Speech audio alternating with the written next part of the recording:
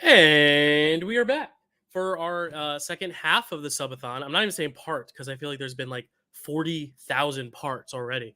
This is more of just a second half just because of YouTube rules. YouTube only keeps 11 hours and 55 minutes. I'll keep saying it till they change their ways. I'm going to wait for a few more people to get in here because the surprise video is about to go down. And y'all, I am so proud of not just the video itself is nothing necessarily extraordinary in terms of the quality, but I'm proud of myself for accomplishing something I've been wanting to accomplish for a bit.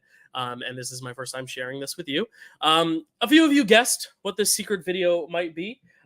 So it has been also fun to see everyone guess what it could possibly be, what it could potentially be.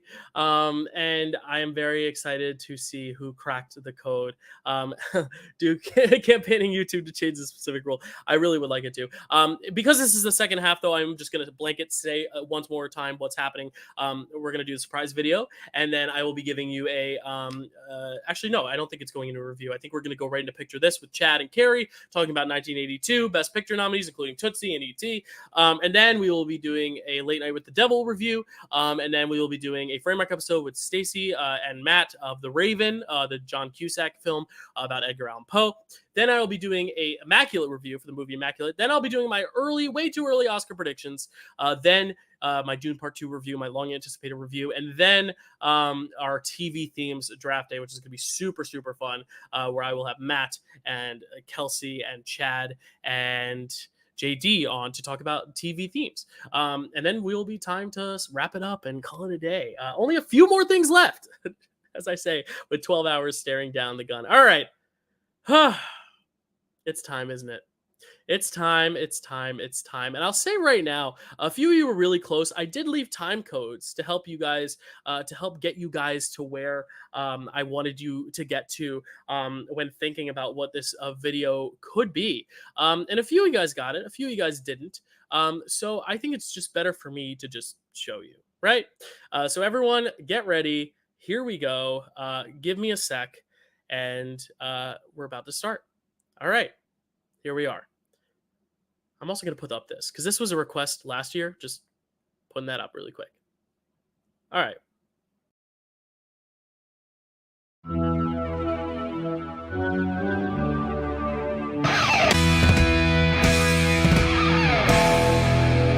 Welcome to the Hellmouth, everyone. I am Dylan Randazzo. If you're watching as part of our subathon spectacular, please continue to comment along. I'm sure I'm getting a lot of comments right now as this airs. This is the only big pre-taped, edited portion of the subathon because I wanted to make this as perfect and as well eloquated as I can because this is a video that has been quite literally years in the making, and I am so excited. A few of you picked up on the hints. A few of you picked up on the clues.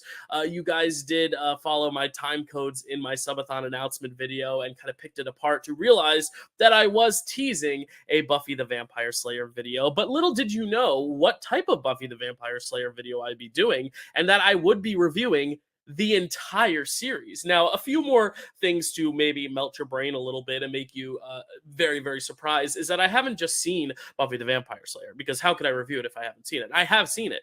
But not only that, I've seen it 3 times. I know there are a lot of people listening who are like, wait a sec, Dill's watched this 3 times because a lot of you were in a watch-along group with me watching along Buffy from season 1. We made it about halfway through season 2. And the watch-alongs were really fun. I did it with a small group of people. I'll shout you out right now. Chad and Carrie and Stacy and Matt and JD and Carly. It was a really fun time watching Buffy the Vampire Slayer. The only problem is that I feel like as we got further into the show and things started developing further and further and bigger moments were happening and bigger moments were coming, I felt like the chat atmosphere for a first watch of a show that is so detail oriented and also so meaningful to so many different people is probably not the best way to watch it. And I know that's really sad to hear from fans that do love it and did want to see my reactions in real authentic time. But the truth of the matter was a big moment would happen. We'd take it to the chat, and then 5 minutes later, I'd look up and I'd missed 5 minutes of stuff because I was engaging with the chat. And there's something to be said about chatting along and talking about these shows with your people and getting to really share all your coherent thoughts as much as you can. But there's also a detriment in the fact that you can't just be with the show and sit with the show, and you can't really go into the show blind because you have people saying, oh my God, a big episode's coming up next, or oh my God, just wait for the next scene, and you know something big is going to happen. And that's not to fault my friends. I love my friends dearly. You've seen a lot of them on this subathon so far. You're going to see a lot of them later. But for this show, especially because it is so meaningful to my friends, I wanted to take the time on my own and watch it. So after we got halfway through season 2, I kind of called it off. I said, guys, I need to finish this on my own. And for a year, almost a year, I watched very slowly until the end of like season 3. And then just things got very busy, very hectic. And then I got the call that I was in a movie, Band on the Run, which I'm also very, very proud of right here. Band on the Run, with a co-star, Larry Bagby, who actually played Larry in Buffy the Vampire Slayer, and it inspired me to want to go back and continue, because I was like, I'm going to be working with a co-star of Buffy. I don't want to look like an idiot and not know what I'm talking about when discussing the show with him. And he was someone that I shared a lot of scenes with, so he was someone I got very close with on the set, became a good friend with, and wanted to talk Buffy, wanted to talk about his relationships to the actors, his friendship with Seth Green. It was very interesting to watch the show with the absence of opinion, because there were certain moments that I was discovering that I didn't see coming at all, and I was very astounded by. And I think that's why Buffy has continued to become such a cult favorite, is because a lot of people have grasped onto certain moments that are so meaningful to them, whether it be about sexuality or loss of a parent, or just the female empowerment aspect of Buffy in general. And it's really great to see these surprising moments that in the moment I was like, wow, this must have meant so much at the time when it aired, but also I am watching it decades removed, and I'm feeling affected by it, which shows its power. And I think the biggest thing about Buffy that I think is very admirable is that fan base, is the love that came from that cast, from that crew, and from the people who watch it. And I know stuff has come out about the creator. I'm not even going to name him by name. I don't think it's worth giving him that spotlight. But also, I think it's important to note that a lot of people worked on the show. A lot of people had their hands in the pot. It wasn't just one little portion of soup made by one person. It was a team effort. And I think a lot of the times, because the number one kind of overseer of it all ends up being someone problematic, we see this with the Harry Potter franchise and books and series as well, it sometimes taints the whole thing. And there are elements of the show, I think, that even watching it with all that in your mind are tainted in a way. But I do think overall, there's so much merit to so many other aspects of Buffy that aren't just the creators doing. A lot of the story is based on the creator, and it is his vision, and it's what he was able to accomplish. And there's no taking away what he was able to accomplish, but I don't think this needs to be an hour of praising him, more so praising the work of everyone else who helped this vision come to life. Because I think after like season 2 or 3, there are so many other writers and directors brought on that just take the story in so many interesting directions. I mean, Spike wasn't even a character that the creator wanted as a long-term character, so much so that he had a little animosity towards the character of Spike because of it, as I read in interviews. And I think it's really interesting to see how the fans kind of reclaimed the show, and the fans said, you know what, no, we love Spike. We love this. We love that.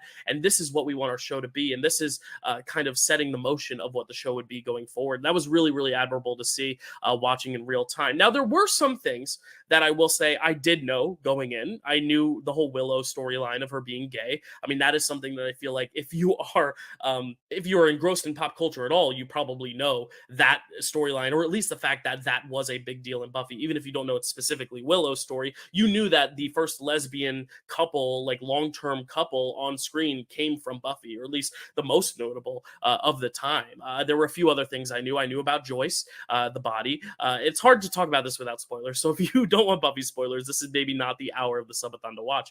But I knew about Joyce because that's another thing that I feel like if you just watch videos on YouTube and compilations of different things, like even articles about the saddest TV deaths, you don't even have to click on the articles. Joyce is always going to be on the thumbnail.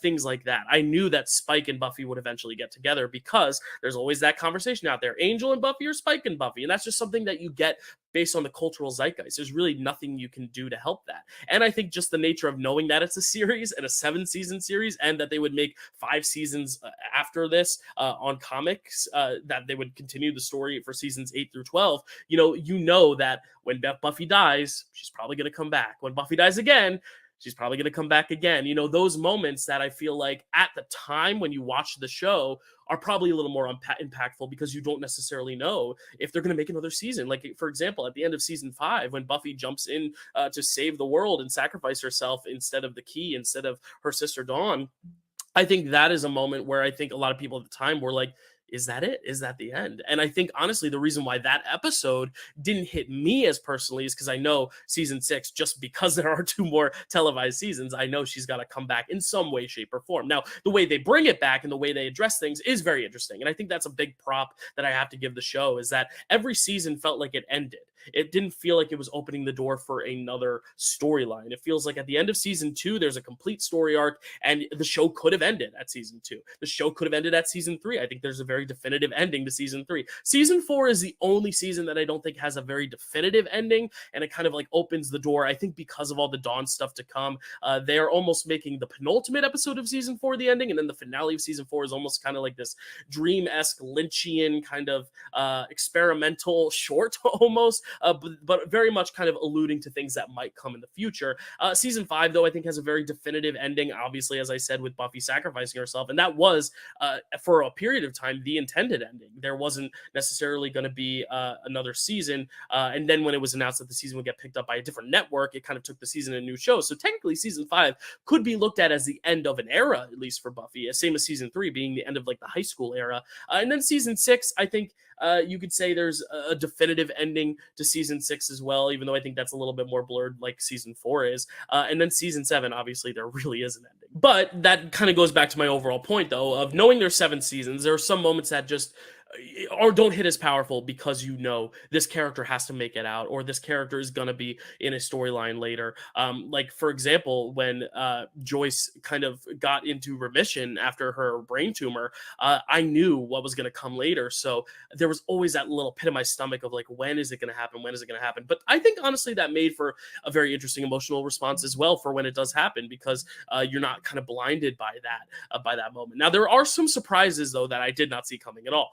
For example, Tara's death, I think, is something that took me completely by surprise. I knew they got together, but I had no idea that Tara's death was a part of the show, and let alone in that moment, in that scene, and at that sequence after all that had been happening, going into the Dark Willow stuff. So there are moments, Jenny Calendar being one as well. I remember when I was chatting along with my friends, watching the show for the first time, I said, "Oh, Giles and Jenny, they're my endgame couple. They're my favorite couple." And I know a lot of people, having now looked back at a Discord that they started, where I was technically not supposed to look. I looked after I watched that season, and I saw after Jenny died, everyone was saying, "Oh, Dylan's going to be so upset." It's true. There were moments that I did not see coming. So it was very interesting watching the show for a first time, because there were some things I knew were going to happen, some things I didn't. But really, a good show. The reason why so many shows have endured the test of time is because it doesn't matter what the big moments are. It doesn't matter what the spoilers are, what the big deaths are, because it's all about the journey. It's all about your investment with these characters. And there's a reason people rewatch the show over and over again. There's a reason I watched it 3 times before this very review, because I also wanted to feel like I could talk about it as a fan, as someone who kind of watched it the first way through for plot and for just kind of comprehension and just kind of understanding what happens. And then the second time to kind of look for the foreshadowing, look for the moments where Willow's doppelganger comes in and is flirting with women, and she says, "Well, in that universe I'm gay, and here I'm not gay." And then the other Willow's like, "Well, I mean, that foreshadowing that now when you know is very obvious foreshadowing, but at the time might be something that have gone over your head." Same as a lot of like the foreshadowing of Joyce and the foreshadowing of Buffy at the end of season 5, their deaths. There's a lot of foreshadowing in that season and even beyond. I mean, there's a comment made about a tumor or a brain aneurysm, like I think seasons before, or maybe it's the beginning of season 4 when they're in the library or something.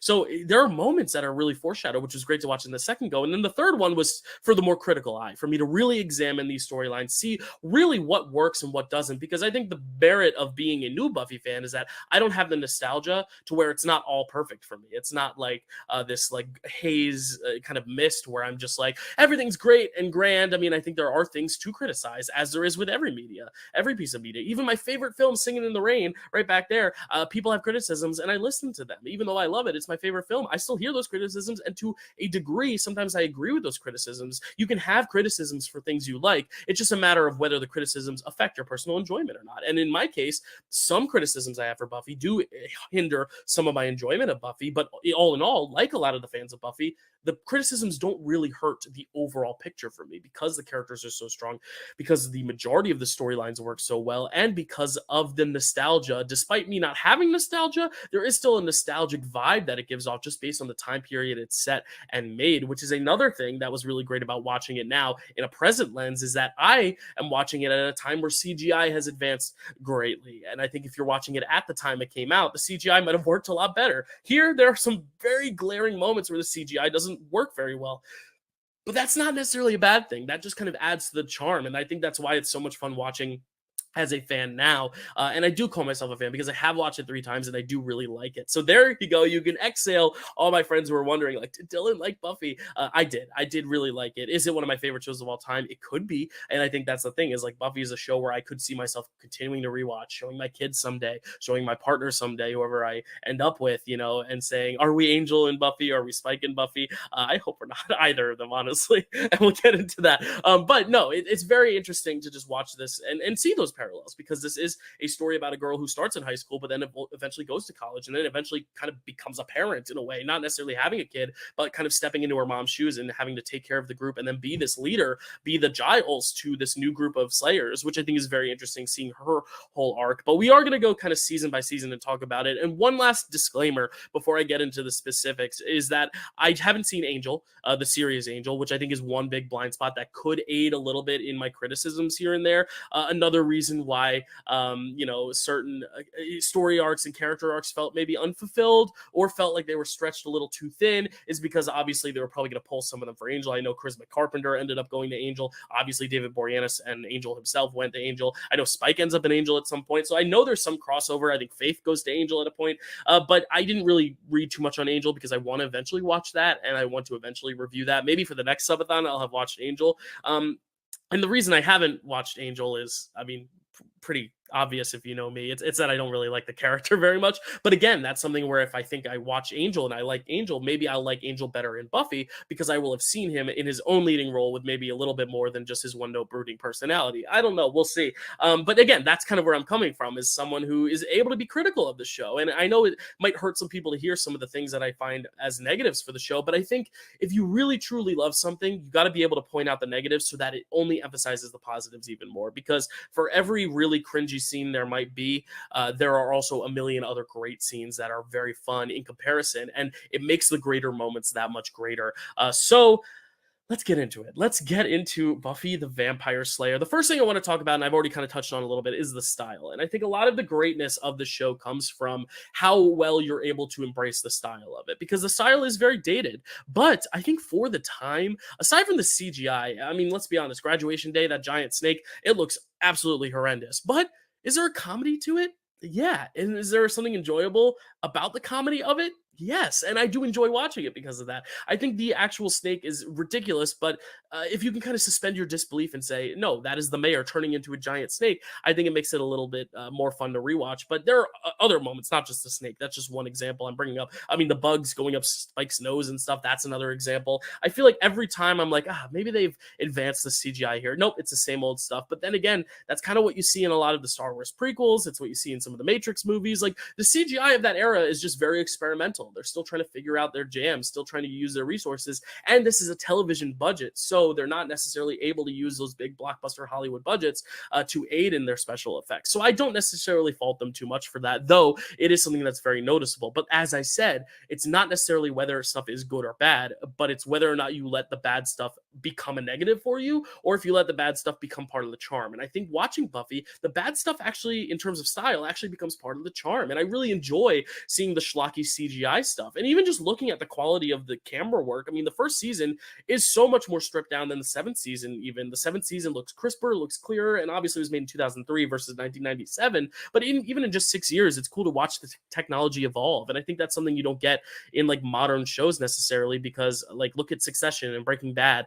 Season 1 doesn't look much different than season 5, and I think for this show it very clearly does. But that aids to the charm of it, and it also aids in the development of Buffy. Like I said, being a character who kind of comes from a scrappier beginning. She's struggling with being a child of a single parent household. She's struggling because she doesn't really fit in at her school, because she is different. She's struggling with the idea of having the burden of being the only one, the chosen one. And I love how at the end, if you look at season 7 as a direct comparison point, at the end, she is the leader of so many slayers, and her whole thing becomes about how she's able to spread the wealth and not be the only one and not have that burden, while also being kind of a parent to Dawn in a way after her mother leaves, and she's able to kind of come into her own. And I think it's a really great parallel that you also see stylistically, seeing how this show, as it gained more popularity, as more people felt inspired by the show, just like as the characters felt more inspired by Buffy, things became a lot clearer. It became a lot grander. It became more professional product in terms of cinematically. And I know it's not a cinema, it's not a film, but it is cinematic in a way that is very, very endearing to see and very fun to see. I mean, the first season is only 12 episodes, and the last season is 22. Like, they double the amount of episodes because I really think the more characters you add, the more the audience loves them, the more you're able to do with these characters. And I also think that comes from figuring out the formula and figuring out what worked. And very much season one is all about kind of figuring out what is the direction we're going to go with the show. Is it going to be this monster of the week thing where every week's a different monster, she fights at the end, and that kind of becomes its own little serial? Or is it going to be an overarching story? Or is there going to be a mix of both? And I love how they kind of find that mix, where at the start, you're kind of getting all these episodes where it's like Buffy conquers this monster at the end, moving on to the next. But then I think around episode 5, when we get to Never Kill a Boy on the First Date, that's kind of where you see, oh, this girl also has a social life. This girl's also into boys. And that's kind of the extra layer. And then by the time you get to Angel in episode 7, that's like, oh, now she's in a relationship, or she has this like weird connection with a vampire. How does that complicate things? Because it then becomes the Romeo and Juliet story, which I think dominates a lot of season 1 and season 2, and especially season 2, which we'll get to in a sec. But I think season 1 is all about trying to figure out what works better than others, because in season 2 is where I think they really embrace the idea of having a longer, more overarching storyline, where season 1 is still a little bit more sporadic. I think season 1 is a low point, especially on rewatch because of this, but I do think there is a merit to that, because it's really cool to watch the creators kind of figure out what they have and the gold they have as they mine it. It's almost like you're at a mine and you're chipping away and you're like, is that gold? I can't tell. Let's chip from this end. Oh, is that gold? Let's chip from this end. And then finally, a big piece of gold comes out of this mine and you're like, wow, yeah, that's it. That's our show. That definitely goes to the style as well. The idea that they're just kind of finding their groove, finding their vibe, and just really discovering what it is about Buffy that is going to be so appealing. And I want to get to the whole main crux of the show itself being this story of female empowerment, which I think is a little bit soured knowing the real life circumstances involving the creator. But I think just in a very general scope, and because of the stuff that Sarah Michelle Gellar brings to this character, and that Allison Hannigan brings to hers, and Emma Caulfield brings to hers, like all these amazing female characters, I think it's really, really exciting to see a genre like horror, where the pretty blonde is usually the first one killed off in a horror movie, and see her not only be the lead of a show, but kick so much ass and almost be invincible. The things that bring Buffy down and the weaknesses are never the vampires, really. It's more so the emotional stuff, the connection she has with other people. I mean, the lowest we see Buffy is when her mom passes, and that is because it is a real life circumstance. It has nothing to do with the mythology and the myth and the legends of the show. And I really like that, how like Buffy is just one of the strongest characters, both physically and emotionally, for a lot of the series, at least these first few seasons. And it's really amazing to see a role model that at the time I'm sure meant so much to young girls and just young kids in general, because I think young boys and girls and kids alike just could really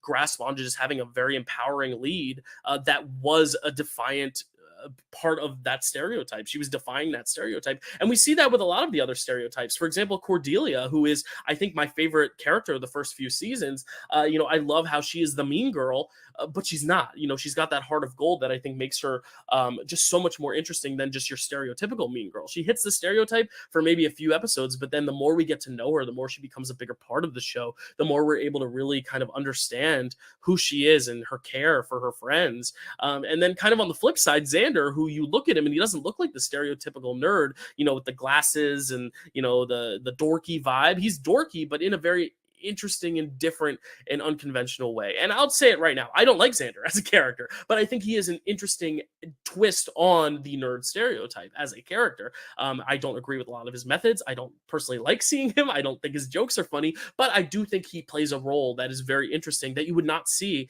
in a show like this at the time. We would see it replicated a little bit later, something like Ron from Harry Potter, for example. But like, I do think And I do like Ron a lot better than Xander, by the way. But I do think it's a very interesting play on the stereotype. And then Willow as well, kind of being the shy girl, but then being able to become that witch and essentially become the most powerful person in the franchise, even more powerful than Buffy in a way. And I think that is what's so interesting about the show is that it took so many stereotypes and kind of flipped them on their heads. I mean, look at Oz too.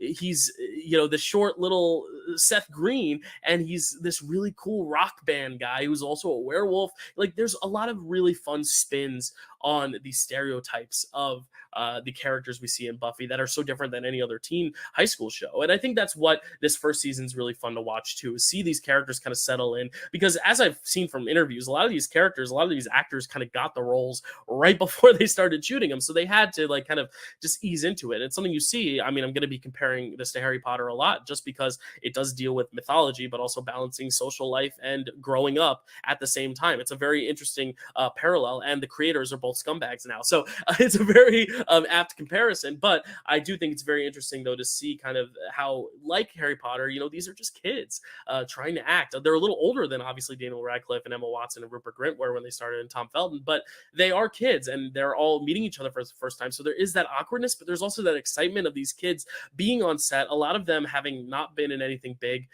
for the first time. I mean, that first scene I think of when Buffy meets Willow is just so exciting because the light and the star in her eyes and Allison Hannigan's eyes is so precious. And she's one of those characters that immediately I took to because she reminded me of me in school, just a little bit awkward, but so caring for her friends. And Willow goes on a very interesting arc and a very interesting journey, but I love how she's just the kind of Paddington of the group, for a while until she's not. And we'll talk about that in a little bit. But I really just like how the basic characteristics come into play. And then, of course, kind of the key to this puzzle, bringing it all together. And I'm not talking about Dawn yet. I know she is the key, but the key to this first season, I think, is Giles. And I think he's a character that I at first kind of took for granted. I was like, they need an adult there just because, balances things out. But the more I watch the show, and especially on rewatch, the more I realize just how integral Giles is to this overall story, being this father figure and being someone that is not only an advisor in the myth, but also a parent to Buffy in a way, because he also understands her power. And that's something when I rewatch, Joyce doesn't find out about Buffy till deep into the first few seasons. Like, I really think, I forget if it's season 2 or 3 off the top of my head, but there's a large period of time where she doesn't talk about her powers with Joyce. And, when you get to the part where Joyce unfortunately leaves the show, her and Buffy have grown so tight. But in those first few seasons, their relationship is very fractured. So Giles is such a fundamental part of this story because he is that father figure for Buffy. And I love how the show eventually kind of accepts it and makes it abundantly clear. And he actually does things that her father would do if he were in that circumstance. Like, I think of the episode, which I don't think is a very good episode, but where Buffy has to like pay bills for the first time. And Giles helps her because, that's what a father would do. And I really like how Giles takes on that role, but also is really cool and really badass. I mean, Giles has some of the best moments ever. I mean, he's the one who takes down Glory and Ben, and that is one of the most stone cold moments of this entire franchise. But I think season 1 has its charms. I really think it has kind of the foundations that we would see become greater things. But I think it's just only going to get better from here. But that's exciting as we move into season 2. I think this is where we see a lot of those more side characters start to shine a little bit more. And I really do like seeing this cast, now that they've got a season under their belt, really click into things. And this does kind of have a very split type of personality this season, where I think the first half is still kind of in that monster of the week mode, where they're trying to just kind of talk about these very one-off kind of adventures. And then around the halfway point, though, I think it really takes a twist. And that is because they introduce Spike to the series, who is one of my favorite characters, a very interesting and complex and very layered character that we will talk about later, because he does have his downfalls as well. But it's really interesting to see the introduction of Spike, but then also this big change with Angel, which is in episode 13 and 14 of season 2, surprise, and Innocence, which I think is one of the most interesting elements of this story. Because like I said earlier, Angel's not necessarily my favorite character, and I think it's because he is just kind of one note. He's very brooding. He's kind of just very mysterious. He doesn't feel like he wants to be there. But then the more I rewatch the show, the more I realize, he is an old man still. Like, you kind of remember, you kind of forget in a lot of vampire stories that these guys have seen it. They've been through it. And in Spike's case, he's a little bit more overtly extroverted about it. He's just kind of very willy-nilly about a lot of it. But I think Angel kind of reserves it all and suppresses it, because also, as we see, there's something unleashed when he does eventually open up. And the first time I watched Surprise and Innocence, it was on that watch along, so some of the surprise wasn't very surprising because I did see things coming. And again, not your fault, my friends, but I do think on the second rewatch I watched it and I was like, is this basically trying to be like, oh, don't have sex or bad things will happen type storyline? But then the third time I watched it, it really clicked for me, where it is really just about how he deals with so much of his this darker side of him, and how when he finally does decide to become vulnerable, it ends up being his undoing. I don't think it's really as much of a criticism of just like sexual activity as much as it is a criticism of the pattern and gender norms of the guy's just trying to sleep with the girl and then he's just going to ditch her type deal. And I know Angel, it's tough because Angel's someone we will eventually want to root for, we want to redeem, we want to save. I mean, he has his own series, but I think there's a very interesting parallel, and the creator and other people have spoken on that as well, about how it is kind of that dark truth. And that scene where Angel is finally Angelus and very bad and goes up to Buffy and is just like, I know you couldn't handle me. All this really just heartbreaking stuff. It's really evil stuff, but that's real life in a way, because I've seen so many relationships with my own eyes where the guy's just using the girl and then whoop, he gets her in bed and then he's on to the next. Or, in modern culture, it's the equivalent of ghosting in a way, which would have been really interesting to see in modern day lens, because ghosts is something you could have used quite literally in the show because it's about myths and devils and demons and stuff. But yeah, it's one of those things that is just a very heartbreaking scene to happen. But I also think it adds a much more interesting storyline than just Angel and Buffy. Because Angel and Buffy, there's that forbidden romance because he is a vampire, but it's very clear they love each other and that not a lot is going to get in the way. But with Angelus, it's very interesting because she has that love for Angel, but now he's something completely different. He's changed, but she knows there's goodness somewhere deep inside him. And I think this is kind of what I think, master even more with the Spike relationship later. This kind of good versus evil. Like, who am I really looking at? Am I looking at the real Spike or the evil Spike? And I think that's similar to a case with the Angel thing, except I think he's very much not a 50-50. He's either 100% good or 100% evil. And I think once he makes the switch to evil, it just becomes a more interesting show, because you have the acting from David Boreanaz, who I think this is probably his best acting work in the show, just committing to the bit and being ruthless and not giving Angel any redemption, any redeeming qualities as a character in this moment, to where we, the audience, want to see Angelus die, but we don't want Angel to die. And I think that's very, very important, and kind of gets to the crux of what makes the show so special, is the fact that you can have these Monster of the Week episodes and they're fun, but really these larger storylines about Buffy's growth and her relationships are so much more important. This could be just a show about relationships that has no mythology attached. The mythology is so amazing and it makes it as special as it is, but really we're just invested in these characters and their relationships. And if this were just a regular high school romance, I think a story like this with Angel, except instead of becoming a vampire, he just becomes a bad person and ghosts her, I think it would be just as effective. And I think that's the merit of season 2. And that kind of takes us through the second half of the season, also with Jenny and Giles, who are a happy couple. There's no turn really to be had there, and she tries to fix Angel and then she dies. And that scene where Giles, goes upstairs and all the roses are laid out and he thinks he's going to come into a romantic evening with Jenny only to see her dead, is just one of the saddest moments in any shows. It's really, really terrifying to watch as a viewer every time I watch it. There's certain scenes where I just have a lot of trouble rewatching. I will never skip over scenes just because I think that goes against the integrity of the artist to skip over anything. But it does make it very difficult to rewatch. Like that, The Body is an episode that's very difficult to rewatch. We'll get to there in a bit. But season 2 ends obviously with her killing Angelus and thus Angel. And this is another thing where, knowing Angel, the series, was happening, I knew they would bring him back in some way. But for a little bit of time on my first watch, I was like, you know what? Maybe Angel takes place before Buffy, and maybe that's what Angel's about. And then season 3 happens, and Angel comes back. And that's the one thing about some of these season finales, is they're so complete, as I said. There's such a great finality to these seasons, but then at the immediate start of the next season, it's like, oh, never mind, this character's back. Which is what I really appreciate, actually, about the season 1 finale, because Buffy dies and is brought back back all within an episode. You don't get this big cliffhanger for the next season. And I think the cliffhangers are effective. I mean, I really do like how there is a little bit of season 3 that is just settling into Buffy, settling back into her life. And honestly, as hard as it is to watch the Scooby Gang fight, I actually think this show is maybe at its strongest when that clash is happening. I mean, the Dead Man's Party, a lot of people hate that episode from what I've read, but I find it really interesting because Xander and Willow, they don't really know what Buffy's been through. They really don't know the depth of Buffy's trauma. And I think it's very interesting when you're kids, you don't necessarily comprehend, you don't think about all the different kind of angles to a story. And I think it's kind of heartbreaking to see Buffy go through what she's going through, because I don't think anyone has her back in this sense. Everyone has her back. They all love her, but they also feel resentment toward her because you left us. You left town, and how dare you, Buffy? But then we're the audience watching, like, how dare they? Like, Buffy, there's a reason Buffy's hurting, guys.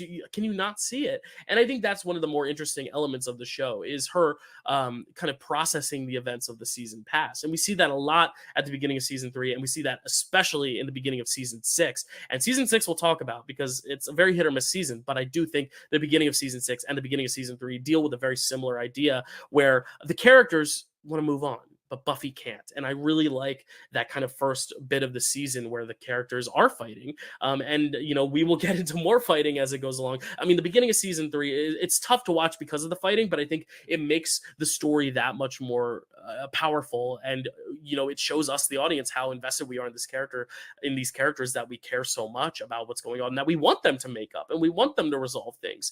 And same with Giles and Joyce as well. And, this gets us into the whole plot line where of course, Willow and Xander start cheating on Oz and Cordelia with one another, which at the time when I first watched it, I was like, you gotta be kidding me. And I think that's the reason why I really don't like Xander, is because every time I start to warm up to him, which is usually when he gets into a healthy relationship, or a relationship that's maybe not healthy, but at least he's in a relationship, and that causes him to grow some with Cordelia and then later with Anya, and then he finds a way to fuck it up. He finds a way to ruin it, and I know that's what kids do. But I also think it's because they make Cordelia a much more likable character as season 2 and 3 go on. I mean, Homecoming is such a great episode because it's really just about Cordelia and Buffy. It's really about letting their bond flourish, and that's what I like about this show as well, is that it's not just about the couples. It's not just about Buffy and Angel. It's not just about Buffy and her friends. It's not just about Xander and Cordelia and Willow and Oz. It's about Xander and Buffy and Cordelia and Oz and Buffy. There's all these like intermingled webs. The characters interact with everyone, and we see it later in the show too with like Tara, for example. The moments between Tara and Buffy where it's like they don't really have a reason to talk, but the fact that they are talking is nice. It shows that like the friends aren't very selective. They are a gang, they are a group, they are a unit. And especially at this point in the season with Oz and Cordelia like as officially part of the group, I think it makes it really, really tough when the cheating happens. But I think it also aids in some of the most interesting storylines, because I think it kind of, first off, it brings Anya into it because it ends up spinning off into Cordelia's revenge and hatred of Xander, which eventually accumulates in The Wish, which I think is a really cool episode. It's like It's a Wonderful Life, but from Cordelia's point of view, where if Buffy hadn't come to Sunnydale or wasn't a Slayer or whatever, what would have happened? And that's where we get Anya for the first time, who grants these wishes. But I really do like the device of the cheating storyline, but I also am so frustrated by it. Also because I never bought Willow and Xander as a couple. I get it that Willow always had a crush on Xander, but it's also like, especially because we know where Willow's character is going very, very soon. It's like, why ruin 2 great relationships? But then, are they good relationships? Who's to say? But I think that's a very interesting part of the season. And this is also when we're introduced to Faith and we're introduced to the mayor. I mean, season 3 is just so good. Season 3 might be my favorite season. I just love how everything layers into one another. Monster of the Week in this season. And I feel like when it does get into like the Monster of the Week, it's more of like just like the circumstances of the week, but it's still in the context of the main story. Like, for example, Homecoming, it's about this Slayer hunter thing where like these hunters are trying to hunt down the Slayers. Like, that's, I guess, the monster of the week. But really, it's about Cordelia and Buffy's relationship. Just like Band Candy, it's all about the adults taking this candy and turning into little kids, and you get Giles and Joyce hooking up, and Principal Snyder's doing something funny. But really, it's, again, to aid in the storyline with Xander and Willow. I think the good thing about season 3 is that it really finds the balance very well in kind of balancing the weekly episodicness of it while also having these overarching storylines work. Because on top of that, you do have Faith, which I mentioned, who I want to talk about real quick, is just such a great character, such an interesting character. Again, she does something that is very, very, very unforgivable.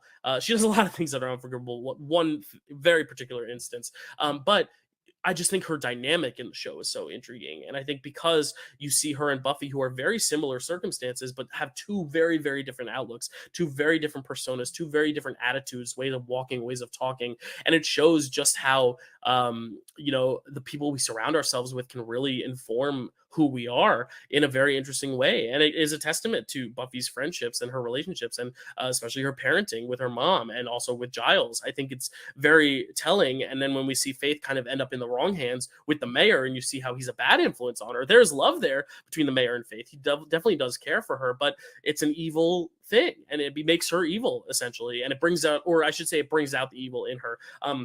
But all the stuff with Faith is so interesting. And I think, that whole moment when she kills someone and her and Buffy are trying to like hide from it, and then eventually Faith tries to put the blame on Buffy, but I think it shows the realness of this world. And I think there's a lot of great moments in this series that really do that really bring us the awareness of like, wait, this is like the real world. This is stuff that's happening that is universal.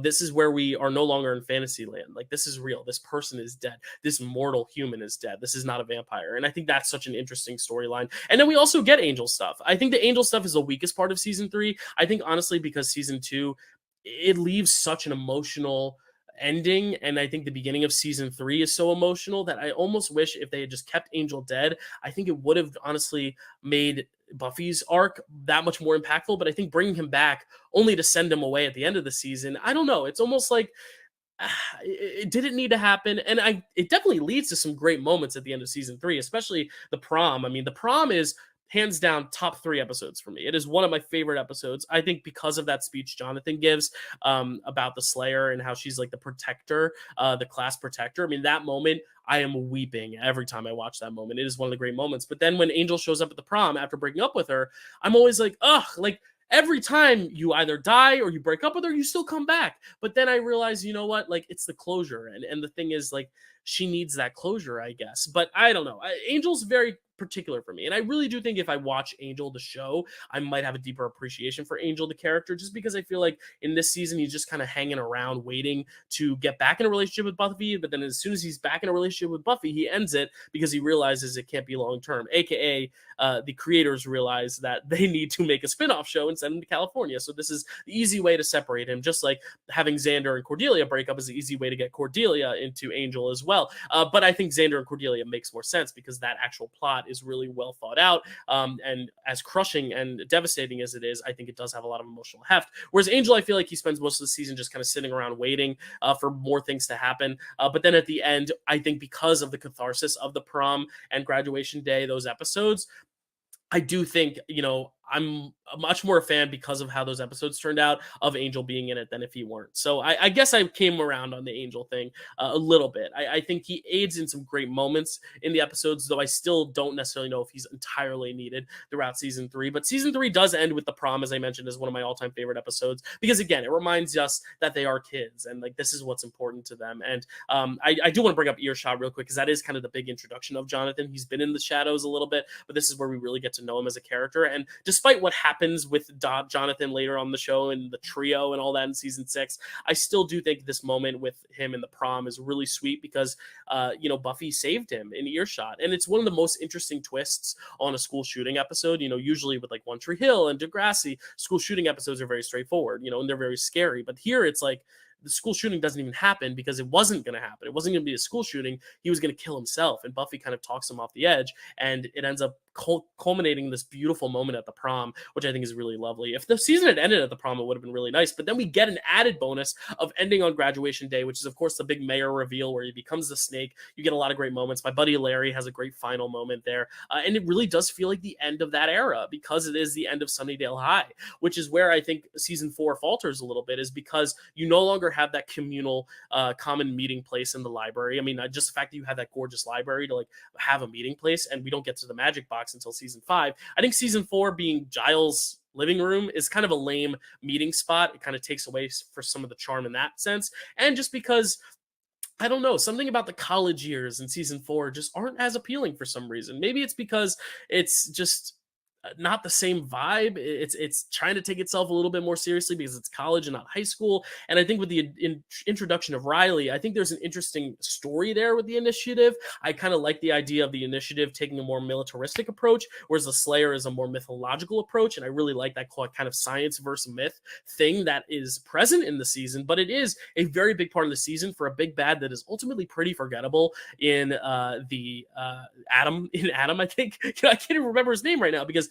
he's a very forgettable big bad. But I do think the relationship between Riley is very interesting because he is the only human she dates. He is not a vampire, and I think there's something to be said about her having a normal relationship and her struggling because of the normal relationship. The idea that she has to hide the fact that she's a Slayer because she doesn't want to make him feel inferior, and I really think that's a very interesting dynamic, and that kind of culminates in the mid-season around Hush, which is, spoiler alert, my favorite episode of the series. I think season 4 as a whole is pretty weak. I don't think it's a very good season, but I think Hush is such a good episode because it's the idea that these characters are finally having these revelations and ready to talk about them, and then they're stripped of their voices. And I think it's a really cool parallel to what we'll have with Once More with Feeling in season 6, where the characters don't want to reveal what they really think inside because they don't want to hurt the other people, but then they are forced to by song. I think it's a really great parallel in 180 when you watch those episodes back to back, which I have done. I watched Hush and then I watched Once More with Feeling, which we'll talk about in a little bit. But Hush is really great because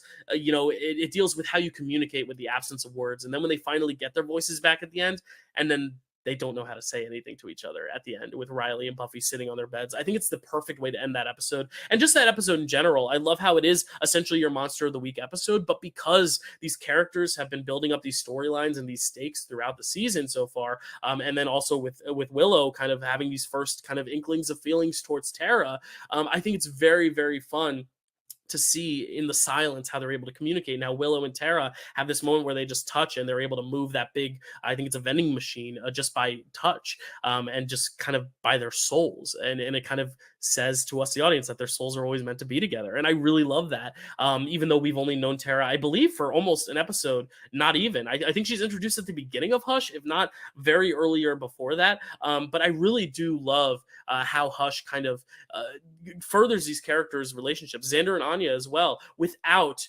saying anything. It's all visual storytelling, and it's a testament to the actors how they're able to pantomime the whole thing. And the villains are just outright terrifying. I think they're absolutely terrifying. The reason I think season 4 struggles, all in all, really, is just because I think with the absence of Cordelia, who was one of my favorite characters, the stuff that they do with Oz, which I know Seth Green wanted out of the show, so like, how do you write him out of the show? And I hate when stories kind of make it a bad, farewell. Like, why can't you just make the character go off in a nice, peaceful way?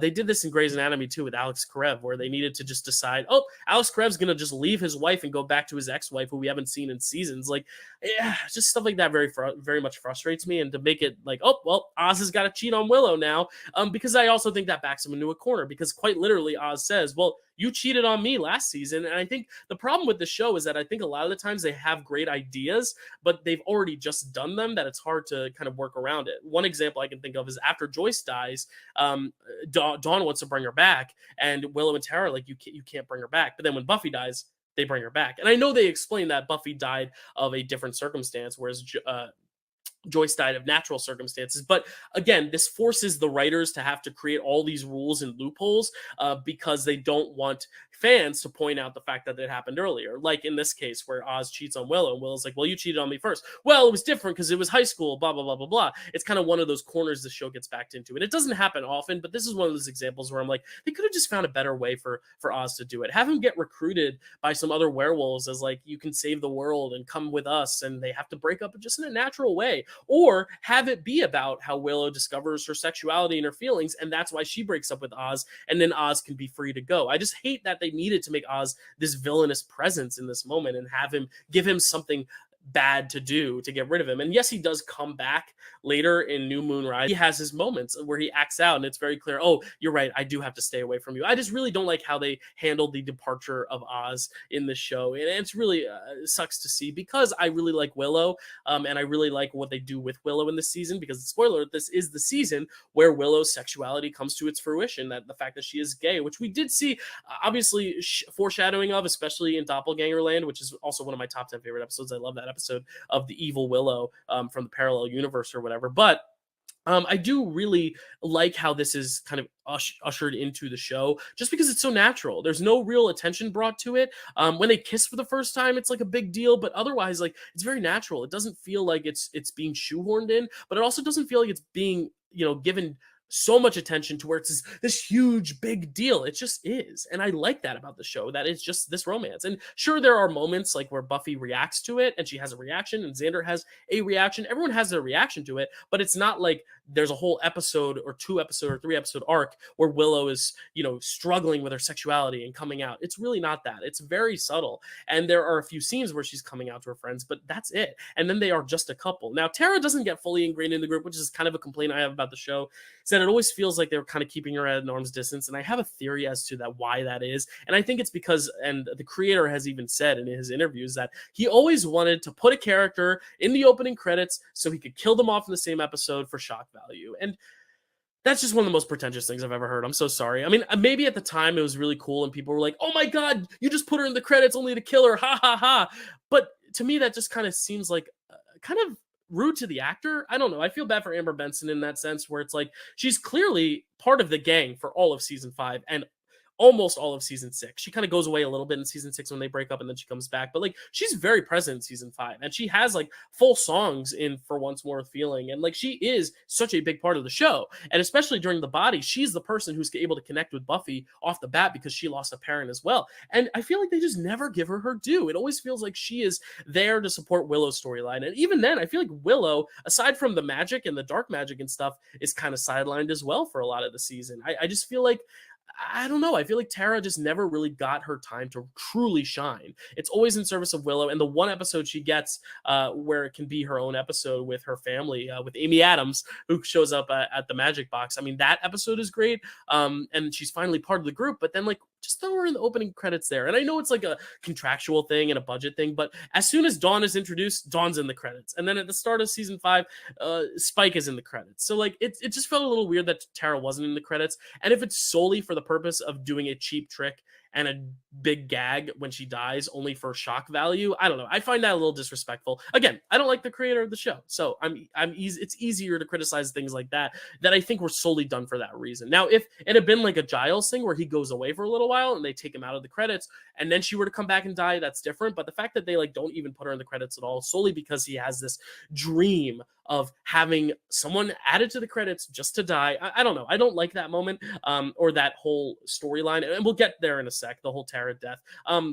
But yeah, the end of season 4, obviously they stopped the initiative. I think the initiative itself is kind of a weak, big bad with Adam. So there's really not a lot about the initiative that really stands out about season 4. It really is just Hush being this kind of show-stopping, series episode, which I absolutely love. And then the 2 Faith episodes are really great as well. When Faith kind of like finally gets out of her coma and they have that body swap moment for Who Are You? That is such a good episode. And I love seeing Sarah Michelle Gellar and Eliza Dushku playing each other's roles. I think it's really fun, even though Eliza Dushku does stuff that Buffy would never do, and vice versa. But that's just part of the fun of the acting of it. I love that so much. And then she's kind of sent off. She kind of, is no longer in the show until the very, very end, which was a little bit sad to see, even though she does have that one moment. And this is something that happens in season 3, but I kind of glossed over. When she rapes Xander, I don't like it. And that's coming from someone who doesn't like Xander. I don't like that moment. And I really feel for Xander in that moment. And that's just really, really hard to watch. And I think it happens later in season 6 as well with another character where there's a moment of sexual assault, but at least, and I'm not excusing any of it, but at least that example of sexual assault actually has to do with the character and the idea that there's still a monster inside them. Whereas here, I think it's just to emphasize the fact that Faith is bad, but it's kind of portrayed in a sexy way that I feel like sexual assault should never be portrayed. I don't know. I have a real problem with that. That makes it hard for me to like truly embrace Faith as like one of my favorite characters. But it is, regardless, nevertheless, great to see Faith back for season 4 for a little bit of time, only to go away again. Who I believe is in Angel at some point, so maybe I'll have to watch Angel to see Faith there. But we get into season 5, which is another great season. I think this and 3 are the most complete seasons because they're able to balance the everyday life and the everyday hardships of just being a kid or being a young adult in this sense, because they're no longer kids, and of course the mythology and the horror and all the stuff we love about it. And I think that's also because we're getting this great Spike storyline, because he is quite literally this hybrid of man and evil. And I think that's where it's a little different than Angel, like I said. Whereas Angel, he's 100% good Angel, and then he becomes 100% bad. There's no nuance in between. There's no slipping in and out of Angel, Angelus, Angel, Angelus, where Spike is as if Angel and Angelus had kind of coexisted in one body. And I really like how they kind of drop the hints that he likes her throughout the season. They don't jump right in, which I appreciate. They kind of take the time to really build it up and really make it hit when it finally hits that he loves her. And then when it finally hits, when she finally takes him and they finally hook up. And then when it hits, when they hit the down part, which is the part I was alluding to, which is not fun to watch. But season 5 is really great, especially also what it deals with Buffy's family, with Joyce. Obviously, knowing what happens at the end of season 5 with Joyce, it makes the beginning of the season even harder when she finally goes in remission and everyone's happy. And it's like that, like I said, that gut feeling of knowing that something bad is still going to happen to her. But I think the introduction of Dawn is really interesting. The first time I watched it, I was so confused. I thought I had missed something. I rewound it. I was like, what is going on? Who is this sister? Has she been mentioned in previous seasons? And maybe I just forgot. Has she been living with the dad? But then they do such a good job explaining it. And that's the kind of luxury with a fantasy series, is that you're able to kind of play with it. You're kind of able to introduce characters and make it make sense because it's a mythological universe. They were able to say, well, she was kind of created as a figment to become this key, this thing, this key point, and that everyone else's minds were kind of the opposite of Eternal Sunshine, where instead of being wiped, their minds were almost added memories of this Dawn figure. And I really like how each of the characters kind of eventually catches on. How Buffy and Giles are the first to know, and then eventually Joyce, in her moment of sickness, because of the sickness, is able to tell. And that's kind of the mother instinct thing of just being able to know, like, Dawn's not mine. And I really like that. I think Dawn is a great character too. They don't make her annoying, and they could have easily made her annoying. I think if she were any younger, it would have been annoying, or any older, it wouldn't have been as believable. But I think Michelle Trachtenberg was the perfect age to really bring this really interesting character to light. And I think you get a lot of great stuff from a lot of the side characters as well. Like Anya gets a bigger presence in this season, which is really great. Again, I don't like Xander, but I like Anya and Xander as a couple because I think it brings a lot of interesting moments to Anya's story, because Xander is the person who isn't mythological. He has no powers. He has nothing. And I think through that, Anya is able to realize the things about being human that she likes, and the idea of being a human and what that entails. Now, I have problems with their relationship. I don't like the fact that Xander always seems to be embarrassed by her when she speaks. Like, I don't know. I find the way she speaks very endearing, and I feel like everyone knows how she speaks. So I feel like every time she opens her mouth and they all kind of look at her and say, like, Anya, wow, how can you say that? It's like, do you not know that, like, this is just how Anya talks? She's very blunt. I mean, she was a demon. She doesn't necessarily get it 100% of the time. And I feel like occasionally the writers and I guess the characters sometimes forget that. And then especially Xander always kind of looks embarrassed about Anya. And it's like one of those things where if you love someone, sure, there might be a time or two where you get embarrassed by them. But like, I don't know. I don't know. Maybe I'm a different type of romantic than Xander is, but I don't think it's something to be ashamed of, Xander, and I don't think you should really take out all your frustration on Anya as you do in this season. But regardless, I really love Anya in this season. I love this season. It gets obviously very tough to watch when we hit the body, that episode, but that episode is quite literally, I think, a masterpiece in storytelling. If Hush weren't just so cool, I would probably put the body at number 1 in my favorite episodes, but it is also an episode I don't rewatch. So it's one of those episodes where like I said, I don't skip, but it's not one that I like go out of my way to watch again. Whereas like Hush is something I'll just put on the TV without having to watch the binge. Like I'll never skip over the body during the binge when I watched it all the way through, but I'll never just go out of my way to be like, I feel like watching the body, because it's just its own thing. It's almost like a little art film. in the context of this grand scheme and this grand show. And there's just so many amazing moments in it. Honestly, my favorite moment of of that episode is Anya's monologue, because she's probably the person who's least connected to Joyce. But I think because of that, she is also able to have the most authentic reaction to it. Because Willow doesn't know how to react. Xander barely knows how to react. He punches a hole through the wall. Buffy surely doesn't know how to react in all this. Like, you barely see her shed a tear at first. Dawn obviously has just such a crushing reaction, but Anya is the one who's, because she's so blunt, is able to just kind of say her piece and speak her mind, and she kind of speaks for everyone, and how unfair it is. And I really love this kind of idea of the person who got to live forever now being a human, and how she has to kind of face the realities of what being a human is, and the unfairness that comes with being a human and natural death. And I think the whole thing about Joyce's death that makes it so impactful in this series is that it feels like everything in the series can be done or fixed with magic, whether by Willow, or whether by Buffy and the Slayer, or with the mythology and with Giles and his research.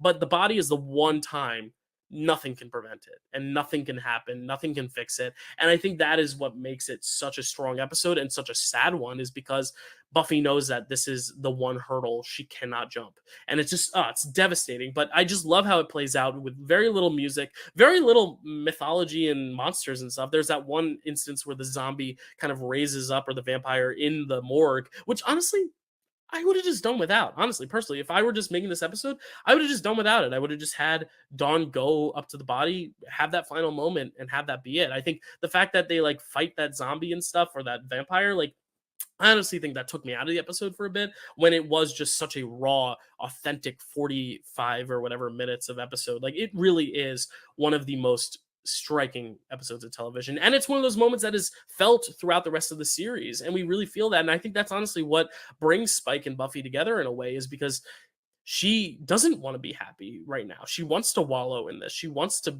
feel this darkness. And Spike is that darkness that she can kind of take comfort in.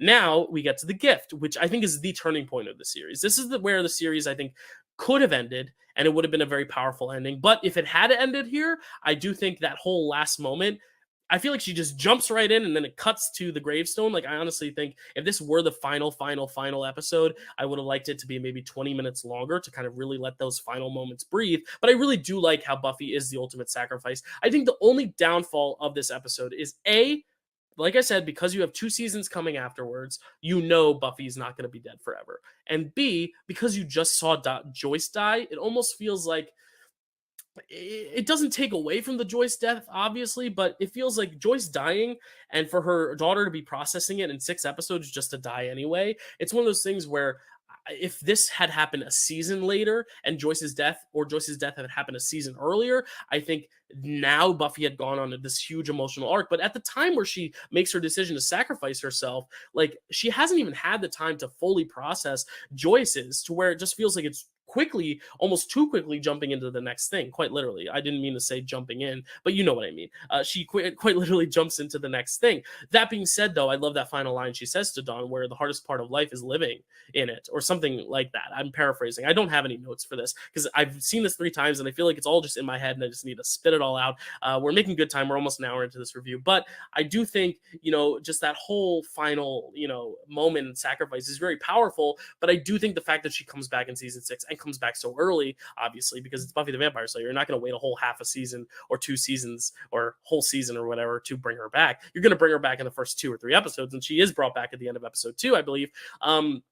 It does take a little bit of weight off of that moment. It does make that moment a little less impactful. But I do like what it does for the beginning of season 6, which we'll get into right now, which I think is one of the strongest beginnings to a season. It's very dark, and this is where they transition to a different network, so it's already got a darker tone and feeling and style to it. I think the deaths are a little bloodier than usual. I think the subject matter is just a little darker. Even in season 5, that deals with Joyce Summers' death, there's still levity to the darkness. They are still having moments where they're able to kind of make these really more fun storylines in tandem with the darker stuff. And I think season 5, because of that balance, is able to balance everything so well. I didn't even talk about Glory. I mean, Glory is such a great villain, because she's very, very devilish and dastardly and scary, but also very funny and very kind of over the top and a little bit insane and manic. And she's got that extra element of being Ben, which I love. I love how at first you're not sure if Ben is working with her, and then when you reveal that Ben is her, but then you find out that Ben really isn't her. They just kind of transition back and forth. So Ben and Glory aren't necessarily in cahoots, which makes the moment where Giles kills them very difficult because Ben really did do nothing wrong. But it is Glory who is kind of commanding that, where you have to get rid of Ben to get rid of Glory. But yeah, one of the best big bads, if not the best big bad, next to Angel. But I do think season 6 takes it in a very dark direction that has a little less levity. Obviously, there's the musical episode, which we'll get to in a sec, but like I do feel like in general, especially also because of how it ends with seeing red and with the whole Dark Willow stuff, I feel like the levity is a little less successful here. And they do try, like I said, the trio is meant to try to add levity too, but still, I just don't think it ever gets that levity that it really should, because there's just so much darkness that comes with the beginning of season 6 with this whole premise of Buffy, going to heaven and not wanting to be brought back, which is a little bit, I don't want to say problematic because it really adds a lot of interesting thematic depth, but I do also see how it could spread the wrong messages if you're watching it for the first time, where Buffy's like, I wish I had just stayed dead. And I think it could give the impression that like, maybe death is better than life, and I hope that's not the impression it gives off, but I could see people taking that impression from the beginning of season 6. And eventually though, when we do get to other episodes in the series, we do see, though, that Buffy does decide that she does want to live. And not just because she wants to live, she wants to show Dawn the world, she says, which I think is a beautiful way to kind of bring this story full circle. But for a while of season 6, it's a lot of wallowing. And again, this brings Spike and Buffy together, which I think is a beautiful relationship because it is so complex and so nuanced. And it is kind of like that kind of hybrid of if Angel and Angelus were the same. And, had she been dating someone who was very dark, but also understood her and what the power of that is. And it's also very interesting because, Tara and Willow, the whole thing is that, it shouldn't matter who you love who you love. Yet when it comes to Spike and Buffy, it's not that everyone judges it. And that's another theme that we see, kind of like with the stuff with season 3 when Buffy leaves Sunnydale. It's that idea that the friends don't necessarily understand what Buffy's going through. And when she does finally reveal that she is with a Spike, and people find out she's with Spike, a lot of them take their anger out on her. A lot of them judge her. And the only person who doesn't is Tara. And there's something to be said about that Tara's like, I get it, and I think that's because of the sexuality of Willow and Tara. It almost feels like that is essentially what they're almost saying with Buffy and Spike, where it's like, I'm going to get judged for this relationship, but I love who I love type deal. And Buffy herself can't even admit that she loves him. Does she even love him? I don't know. I always like to believe she does, but she just doesn't want to admit it. And then when she finally does admit it at the very end of the show and Spike says, no, I know you don't, I actually think she does. But I don't know, maybe I'm reading into it too much, but I really do like how this does bring Spike and Buffy together because it just adds so much complexity to it. But it is a very tough season to watch because it is kind of in the wake of that big sacrifice, and I feel like that does dwell on a lot of the drama of the season. It definitely is a harder watch when you watch it once more. Speaking of once more, though, once more feeling is that kind of big breath of levity, which is funny because this is kind of where all the drama comes out. This is where Giles makes the decision to leave, and this is where Anya starts to pick up on the fact that Xander might not be in it for the best interest, which again foreshadows how their relationship goes. This is also kind of setting up Tara and Willow when Tara is going to leave Willow because Willow put that forgetful spell on Tara. It's like all these different things that are very, very interesting.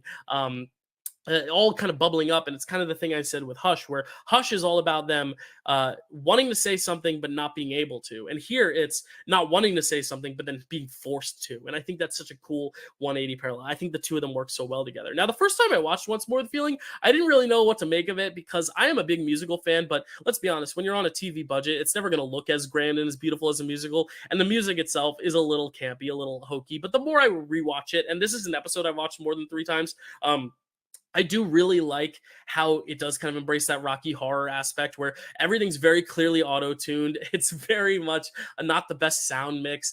Some of the images are a little hokey, the songs are a little hokey, but that again adds to the charm. Like I was talking about at the very beginning with the style, is that there's a charm to it being imperfect.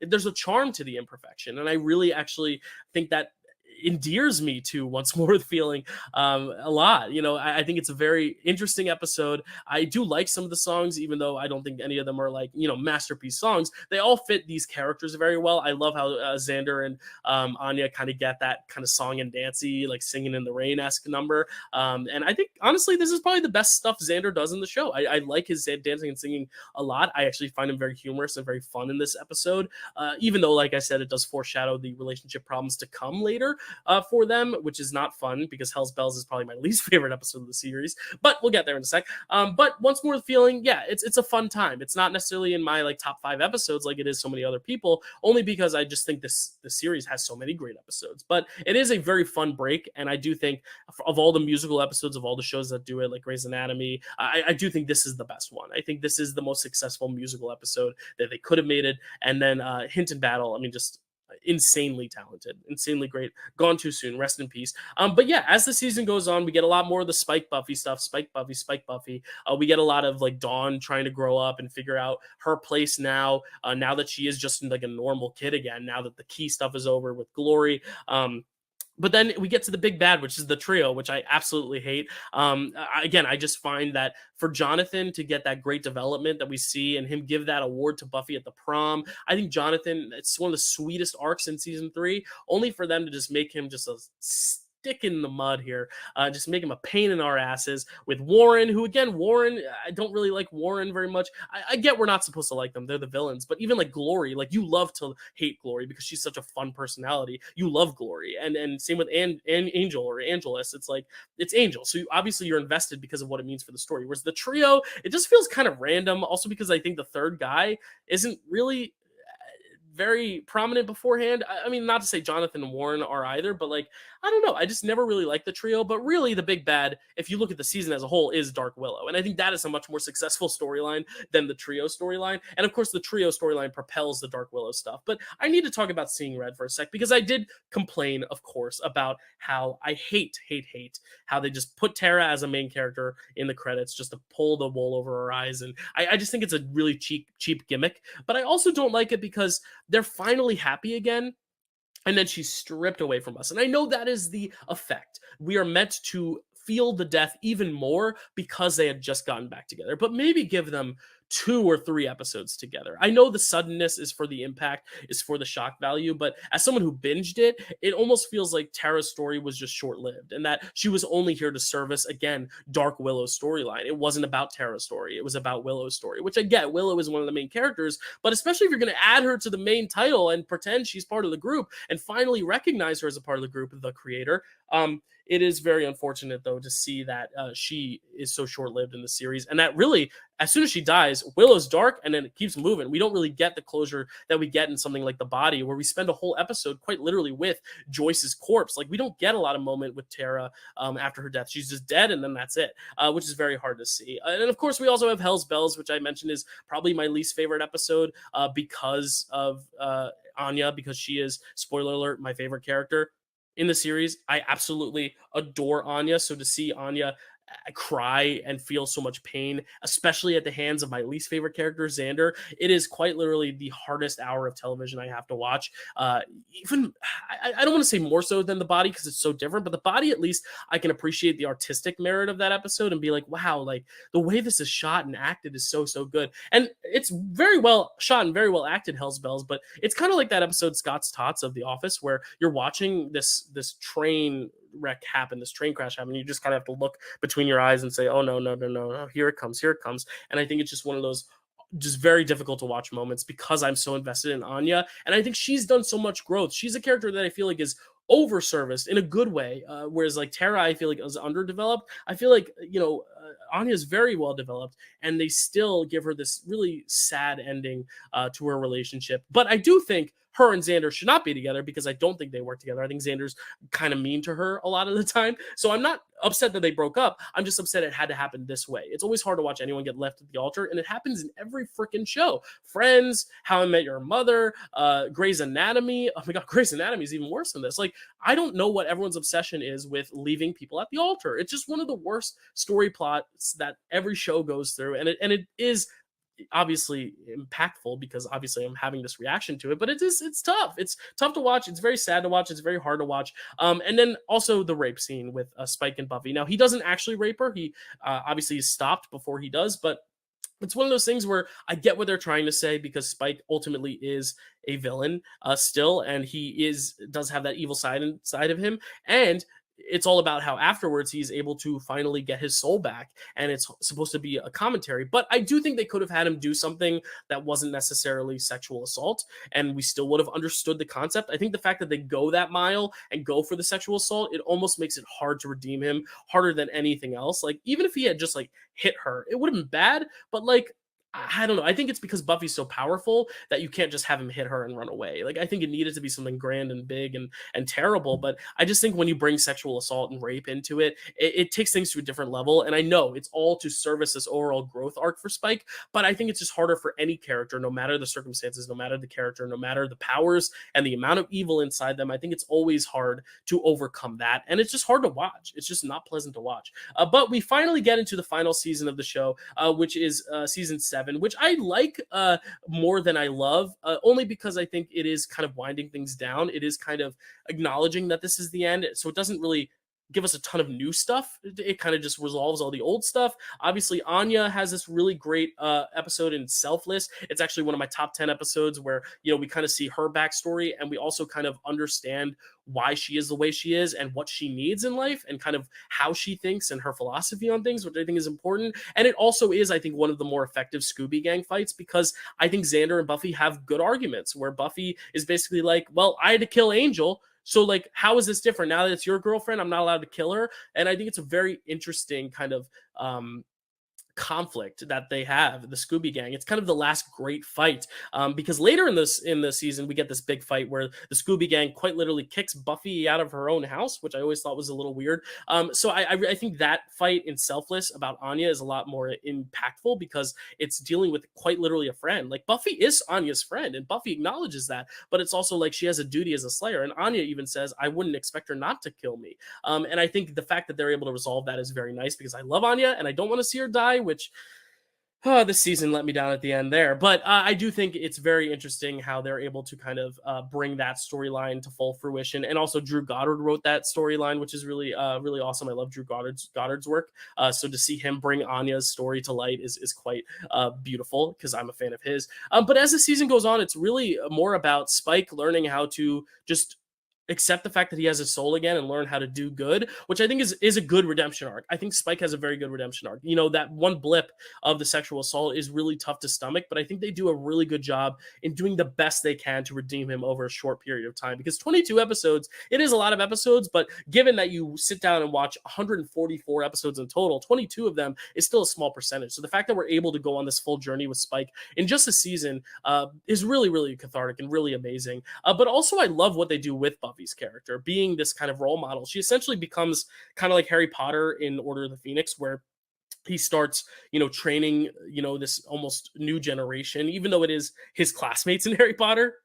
In this sense, it's her literally training this new generation of Slayers and wholeheartedly believing that a Slayer doesn't have to just be one, because that's a whole dictated by man. It's a rule written by man about women, and why should we let men dictate women's stories, which is a little hypocritical given the amount of male writers on the show. But I get the overall sentiment. I think it's a beautiful sentiment, the idea that like we can write our own history. And I love how the story resolves with her having a bunch of Slayers, and also for Buffy's sake, the fact that she can finally rest now, having been through all this, and now being able to finally rest and let these other Slayers kind of fill her shoes and fill that void, while she can still also be a guider, a person, a leader for her. I just think it's a really, really beautiful way to end this series. Now, do we lose some people I love in the finale? Yes, we do. Anya's death, I think, is a little unceremonious, and it's very tough. And I do feel for Xander in that moment where he asks, and he hears that she was amazing in her final moments. I would have liked to see that. I feel like her moment just kind of comes and goes. I like how Faith comes back, and her relationship to Mr. Wood, who reminded me, as I saw Mr. Wood, I was like, why is this cast so white? And it's one of those things where I think if they were to make this series nowadays, they would not let this slide. But like the fact that Mr. Wood is the first main black character in the series and he doesn't come until season 7, it's a bit of a problem. But I also really like the Spike sacrifice. It's hard to watch. It's sad to watch, and I know he comes back in Angel, so like maybe it's not final, and it's kind of the MCU problem of like, well, is anyone truly dead? But I really do like that final sacrifice and that final "I love you" moment. What I don't like though is the Angel return. I think it's a little unnecessary. I think it was for Buffy fans to have that closure with Angel, but I think when his show is still going on, just let him be in his own show. I just feel like him coming back to kiss her only to aid Spike's storyline. Like I feel like it could have ended the same way without that closure. But maybe Buffy needed that closure. Maybe she needed the closure with Angel to realize she did love Spike. But if Spike's going to die anyway, I mean, who's to say she might not just go back to Angel? I don't know. But I really just could have done without Angel in the finale there, also because I'm just not the biggest fan. But overall, I think they ended it in a very good way. I think they showed how Willow could use her powers for good. Again, at the beginning of season 7 kind of deals with the fallout of the previous season and how Willow's able to kind of control her magic, and then eventually decides to abandon it altogether, only to be able to kind of use it for good at the end. It's all about how these people use their strengths for good. Willow uses her magic in a positive way. Anya finally, deals with this whole idea of not living forever and being human and being mortal in actually sacrificing her life for the cause. Buffy, who has always been about being the one, and that alienating her from her friends, is able to instead make the Slayer a communal thing and make it that anyone could be a Slayer. It's very Last Jedi, but you all aren't ready to have that conversation. But that's exactly what Rian Johnson was getting at with The Last Jedi, and so many people hated it. But guess what? They do the same thing in Buffy, and it rules here in Buffy, and it rules in The Last Jedi. I've said my piece, but I really just think they really wrap it up in a very nice way. Xander becomes a great babysitter to Dawn, only for Dawn to one-up him, which is very fun to see. I feel bad for his eye, but again, that felt a little unnecessary. But I think it's a very satisfying ending. I think it really is kind of where the season should have gone. I didn't necessarily know where it was going to go. Like I said, I knew certain moments were going to happen when they were happening. I knew Willow was going to be gay, and I knew that Joyce was going to die, but I didn't necessarily know. I knew Dawn was coming into it, but I didn't know how they were going to introduce her to the story. And I really liked discovering that for myself. I knew that Willow was gay, but I didn't know that Tara's death would result in this darker Willow storyline. I didn't even know Buffy would die a second time after season 1. So there were a lot of things that were surprising or really exciting for me to see. And I think even having known what was happening and then rewatching it again for a second and third time, I was able to just find so many more intricacies, find all the intricate parts of it, and just being able to enjoy all the little details, and then also be critical about it, because I think, again, like I said, the reason why this show is so beloved is because it hits so many highs. But in order to truly appreciate the highs, you have to also acknowledge the lows. So if I offended anyone, I am sorry. This was just my honest opinion on Buffy, but I can say wholeheartedly that I really did love it. It really is such a great show. I think it is mostly due to the strength of the characters. I think because you care about the characters so much and you are invested in their relationships, that is really the strength that the show is built on. The mythology is fun, but you see mythology in a bunch of shows like this. It is the marriage of the mythology with the real life stuff that makes it as special as it is. And the schlocky style of it does make it a product of its time, but makes it the product of its time. And I really just think this is one of those shows that I can definitely see why it got a cult classic following. I can definitely see why people love it, and why it's so enjoyed, and why it has become so enjoyed for decades to come by so many people since. There's a reason they made seasons 8 through 12 after this, because they just needed more Buffy, because it really is such a great show. And eventually, when I get around to seasons 8 through 12, I will review that. I've never reviewed a comic book on this channel, but I want to review that, and I want to watch Angel, and I want to review Angel. Like, this has made me become a Buffy fan and become invested in it. And now I'm excited to talk to my friends about it. And I know I kind of, played a little trick on them, and, they didn't know I was watching it this whole time, because I finished watching this a long time ago as well. Because like I said, I watched this in preparation to go work with Larry Bagby on set. In Band on the Run. So I kind of completed most of the series by then. So I've been watching the series now and rewatching it for almost a whole year now. And it has been so lovely to just kind of immerse myself in it and feel like I've become one with these characters. It feels like Harry Potter in that way, where I feel like I grew up with them, even though I watched it all between the ages of 25 and 26. But I really do feel like I got to see the growth, because it's great in television and in movie series like Harry Potter that you're able to see them at their youngest and their oldest. And then when you finish that last episode in season 7, going back to season 1 and seeing them at their youngest, it's something I love to do in Glee as well, where the last episode of Glee ends and then you put on the first one just to see the juxtaposition. And it is really great to see how far Buffy came from that little show that was just this fun kind of series spinoff of a movie, which I also haven't seen. Maybe I'll watch the movie and review the movie on here. But like this really great, spinoff that was going to be kind of fun and for all the kids and some adults, and then ended up becoming so much bigger and so much grander and so much more spectacular. And because I have so many great friends that I know love the show and love talking about the show, I figured I'm going to make it all Buffy all year long. Next month in June, I am going to be doing a Buffy draft day. And because there are 7 seasons, heck, I'm having 7 panelists. Myself, Matt, Stacy, Chad, Carrie, JD, Carly, all 7 of us are going to be drafting Buffy stuff. That's right. We'll be drafting a main character, a recurring character, a big bad, a couple, and a episode. It's going to be a great time, and I'm very excited. They don't know this because they're watching this live, but that will be happening in June, because I just have Buffy on the brain, and I can't wait to talk about it some more with some experts who can probably better articulate what I have been saying for the past hour and a half. But also, I have been waiting to start my Sopranos podcast on my podcast, Ranked Up This Morning. But as soon as Ranked Up This Morning ends, where I'll be ranking every single episode of The Sopranos, I am going to watch Buffy a 4th time and do Buffy the Ranking Slayer or Buffy the Vampire Ranker. I'm not sure which one. Vote in the live chat if you like Buffy the Vampire Ranker or Buffy the Ranking Slayer better. But I will be doing that as my second rendition of episode rankings on the channel as well, or on the podcast, I should say. So it's going to be a big Buffy year and a big Buffy lifetime, because I'm going to be watching the show more and more. I do love the show. And again, disclaimer, I don't love the creator, but look how much I was able to talk about how many amazing things I loved about the show in an hour and a half, and not even have to bring up his name once. It's just such a beautiful thing that we can still have the art, because so many other artists worked on it and made it as great as it could be. I mean, just so many great episodes that aren't even written by the creator, but just also brought to life by so many great actors. And I just want to give a shout out to all of them one more time, just because they are so amazing. I mean, Sarah Michelle Gellar, Nicholas Brendan, Emma Caulfield, Michelle Trachtenberg, James Marsters, Allison Hannigan, Anthony Stewart Head, Charisma Carpenter, David Boreanaz. I mean, all of them have brought so much. Christine Sutherland have brought so much to these roles and these characters, and I think the characters are the one and first and foremost reason why the show works so much. And Eliza Dushku, oh my god, she's so good. Nathan Fillion, Joel Grey is in this thing. I mean, there's so many great characters, so many great actors. Hinton Battle, wow, I mean, so many great. Glory, Claire Kramer, the Master, Mark Metcalf, the Master. Remember the Master? So many great characters, so many great actors. This is almost the amount of time I have for this slate, this slot.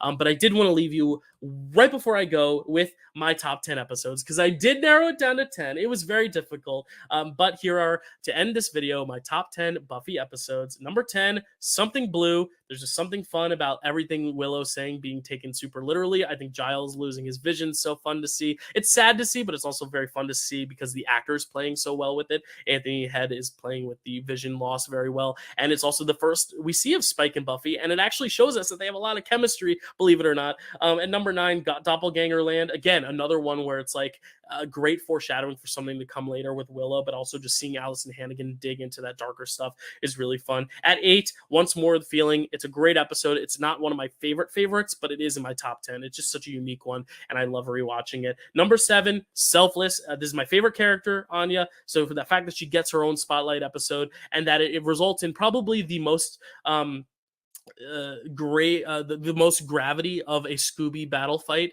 a verbal fight between the Scoobies, with Xander and Buffy kind of discussing the moral dilemmas of whether to kill Anya or not. It really makes for one of the best hours of television. At number 6, Graduation Day, great way to end season 3. It feels like it could have been a finale in and of itself. At number 5, Becoming, which is kind of the first time where I was truly like, this is a great show. Like, that was the first instinct where I was like, you know what, this is where I get the hype, and I think this is why it's so amazing. And I get it. I get the hype. I get the hype. Number 4, Who Are You? Just the body swap is so good. Also, bringing Faith back for one last hurrah before the finale is so good. Before we'd see her again in the finale. And number 3, I said it earlier, The Prom. I just love how it shows the student appreciation for Buffy, because this is also an end of an era in a way, being the end of this high school era. It's so beautiful to see. At number 2, The Body, just one of the best episodes of television ever. And number 1, Hush, my favorite episode of Buffy ever. So there you go. Top 10 episodes. That's all I got for you. I have so much more to say, I'm sure, as I will do on my ranking podcast and as I will do in the draft day with 7 drafters this time, because, hey, we're bending the rules. We're bending it like Beckham. That's all I can say right now. Thank you so much. Up next is an episode of Picture This, 1982 with Chad and Carrie. If you are watching the subathon, please continue to like, subscribe. Please grow those subscriptions more and more and more. I know I pre-taped this Buffy video because I wanted to make it perfect, but I'm sure people have been liking and subscribing and chatting away. So please continue to do so as we head into the very late night hours. If you're watching this separate from the subathon, thank you for watching, and stay tuned for more reviews on the channel. And that's it, guys. We're leaving the Hellmouth. Thanks so much. Yay, we watched Buffy. Woo!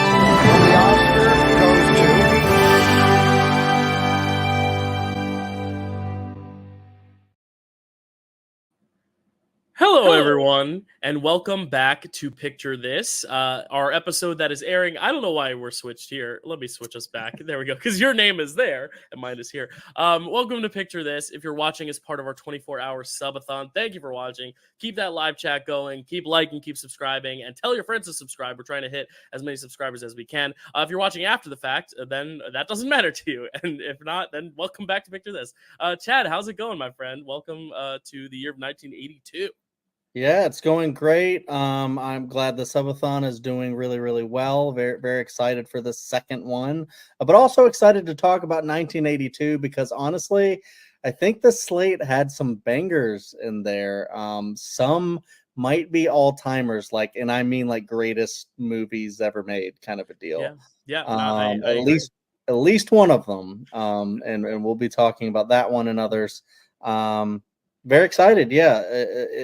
1982 was good.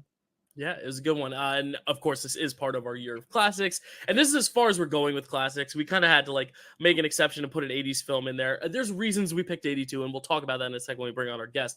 But, this is still a classic year of cinema at this point, because now how many years removed are we from it where the 80s are now becoming classic films? But it is a year of classic films. If we look at some of the films of the slate, they are classics in a way, even if they're modern classics. So it fits in our year of classics. Next month, we'll go back to black and whites, we promise. But to kick off this year of classics, 1982, we couldn't do it alone, Chad. It's a subathon. We need to fill some time. We need a little extra discussion here. And we only have 5 films, but that means we can bring on a guest. Chad, why don't you introduce this guest? All right. Yeah, absolutely. We had her on before. She came on during our 1999 episode, and she was such a great guest.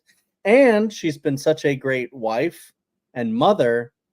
Why not have her on to talk about some great 1982 films? That is my wife, Carrie Webb. Yes, Carrie. I'll put you up there with your husband. How's it going, Carrie? Going great.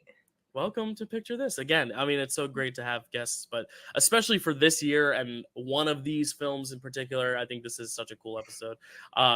Do we want to share now why this is the year we picked for Carrie and for this point in 2024, Chad, or do we want to wait till we get to that film? I mean, it's going to be the first film we talk about anyway, so we might as well tell everyone why this is the year we picked with Carrie as our guest and why this is happening now, a year later than some event that happened a year ago.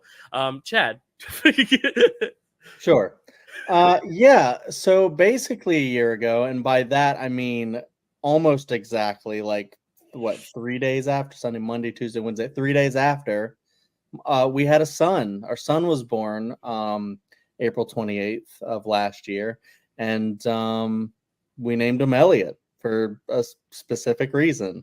We can talk about that more when we get to the movie that has a character named Elliot, but basically we had a very magical theater experience. Carrie and I bond over films a lot of the times, you know, especially one that we hold very dear. And yeah, I mean, I think that's kind of it as far as like that goes. Carrie, do you have anything to add? I'm trying to think if you wanted to wait to discuss more or not, but yeah, we saw the film E.T. in the theater right around the time, right before I think we did our embryo transfer for Elliot, and he resulted in a little baby who is now 1 year old. That's crazy. Not the story. I mean, the story's crazy cool, but like also just crazy that a year has flown. I mean, I remember, and a year and 9 months, because I remember like the whole time I was the anticipation, and then now he's a year old. It's so exciting. But it's cool to watch, you know, this show and like just this channel in general, and like go back, because it's kind of documenting all our lives in a way. It's interesting because like we were on Picture This talking about Chad announcing he was gonna be a dad, then announcing the birth, and now a year later, like it's gonna be cool to watch back once we're done with this whole journey and done with every iteration of Picture This we can come up with until we're done doing this thing, until we retire, and then, you know, we can show Elliot and be like, yo, this is the point when like you were about to come, and then this is a year after you came, and everyone stayed up till 1 a.m. to watch you to watch us talk about your birth inspiration name.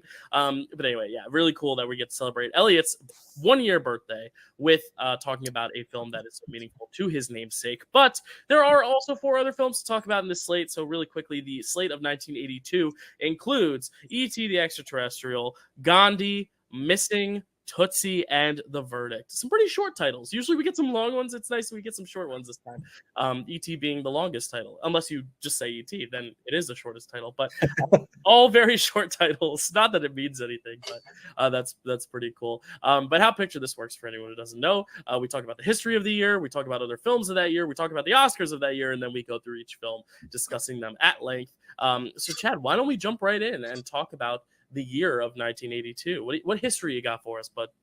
Absolutely. It's not that long. I just threw together a few facts. None of us were alive this year, but the first computer virus is found. Wow, cool. E.T. becomes the biggest blockbuster hit for the next 11 years.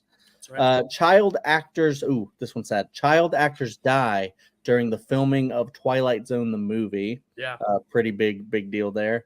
The first emoticons are posted. Those were before emojis. The Chicago Tylenol murders occur when a killer laces Tylenol with potassium cyanide. It's pretty devious there. Sony launches the first consumer CD player. Thriller is released and becomes the best selling album of all time. I think that might still be true. The first U.S. execution by lethal injection is carried out in Texas. Time Magazine's Man of the Year award was given to the computer.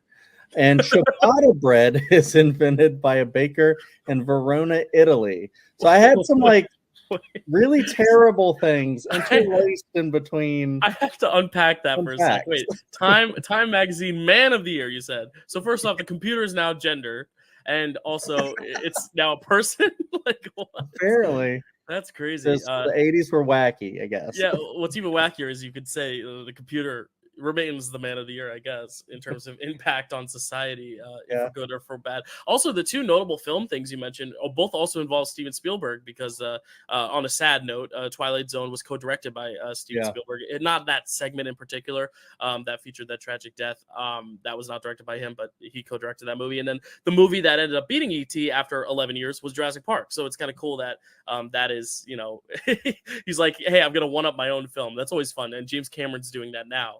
One-upping his films. He one-up Titanic by Avatar and then Avatar by Avatar too. I mean, we see directors just continue to try to compete with themselves. That's what they say. Your own worst enemy is yourself, but you also can be your greatest competitor. I don't know what they say.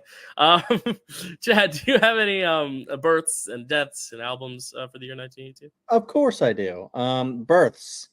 A lot of famous people. Nicki Minaj, Lil Wayne, Anne Hathaway, Sebastian Stan, Kate Middleton, Kelly Clarkson, William, Prince of Wales, Jared Padalecki, Jodie Sweetin, Kirsten Dunst, Seth Rogen, Natalie Dormer, Matt Smith, David Diggs, Jamie Dornan, Eddie Redmayne, Leanne Rimes, and Haley Atwell.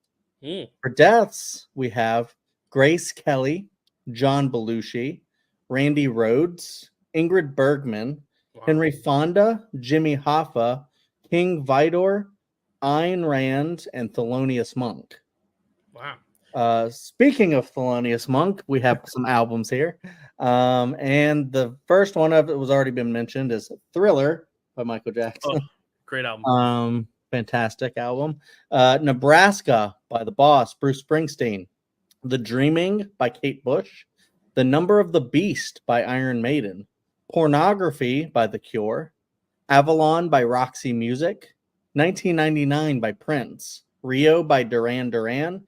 The Night Fly by Donald Fagen. And Love Over Gold by Dire Straits. Nice. So there you go. That's the history of 1982. And with that also comes some film history. So, as we always like to do on Picture This, we think about nomination morning and we think, why didn't they nominate blank? And this year in particular, this summer in particular, summer of 82 in particular, specifically like the 1 week between like E.T. and another film, this summer and this year is very stacked with very influential pop culture films, not necessarily what people consider Oscar films, but very, very stacked year. So Carrie, you are our guest, so why don't you rattle off if you have any notable 1982 films you'd like to bring up? Okay. A lot of these probably would not be traditionally considered Oscar worthy, but I love horror films, and there are some fantastic horror films. There are. Some amazing classics. We have, I think one of the most notable is Poltergeist and The Thing. I think two of the greatest horror movies that have ever been made. Yeah. We also have some less prestigious ones, Friday the 13th Part 3 and Halloween 3. And then I'll let you guys cover all the non-horror movies. Yeah. Just to speak on the horror ones, though, I'm of the very hot take. I don't know if it's a hot take, but I think Friday the 13th Part 3 is my favorite of that first three. I've only seen the first three, but it is my favorite. I think the 3D hokiness adds to the charm of like the eyeball popping out the screen, stuff like that. And I haven't seen Halloween 3, but I know that's kind of like an underrated gem as well that people really love, even though it's not connected to Michael Myers or whatever. But yeah, I mean, The Thing and Poltergeist, two of the greatest horror movies, two of the greatest movies ever made, if in my opinion, and I'm sure in yours as well. So really, really notable for sure.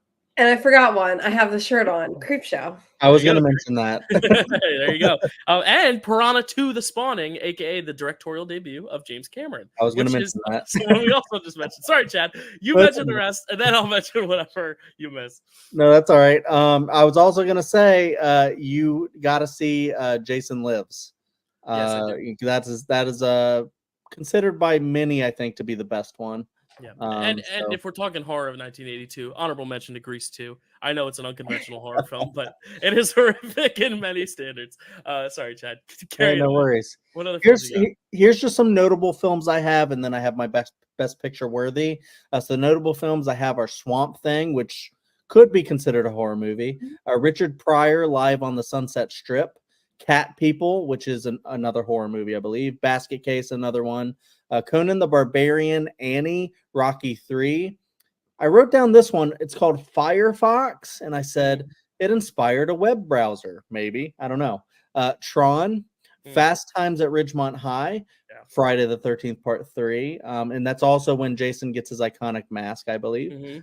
Pink Floyd's The Wall, First Blood, and Halloween 3 Season of the Witch. And then I also wrote down Piranha 2 The Spawning, James Cameron's debut. Creep Show, 48 Hours, Airplane 2 the sequel, Sophie's Choice, The Toy, The Dark Crystal, and then Best Picture worthy, Poltergeist, Blade Runner, The Thing, and The Secret of Nim.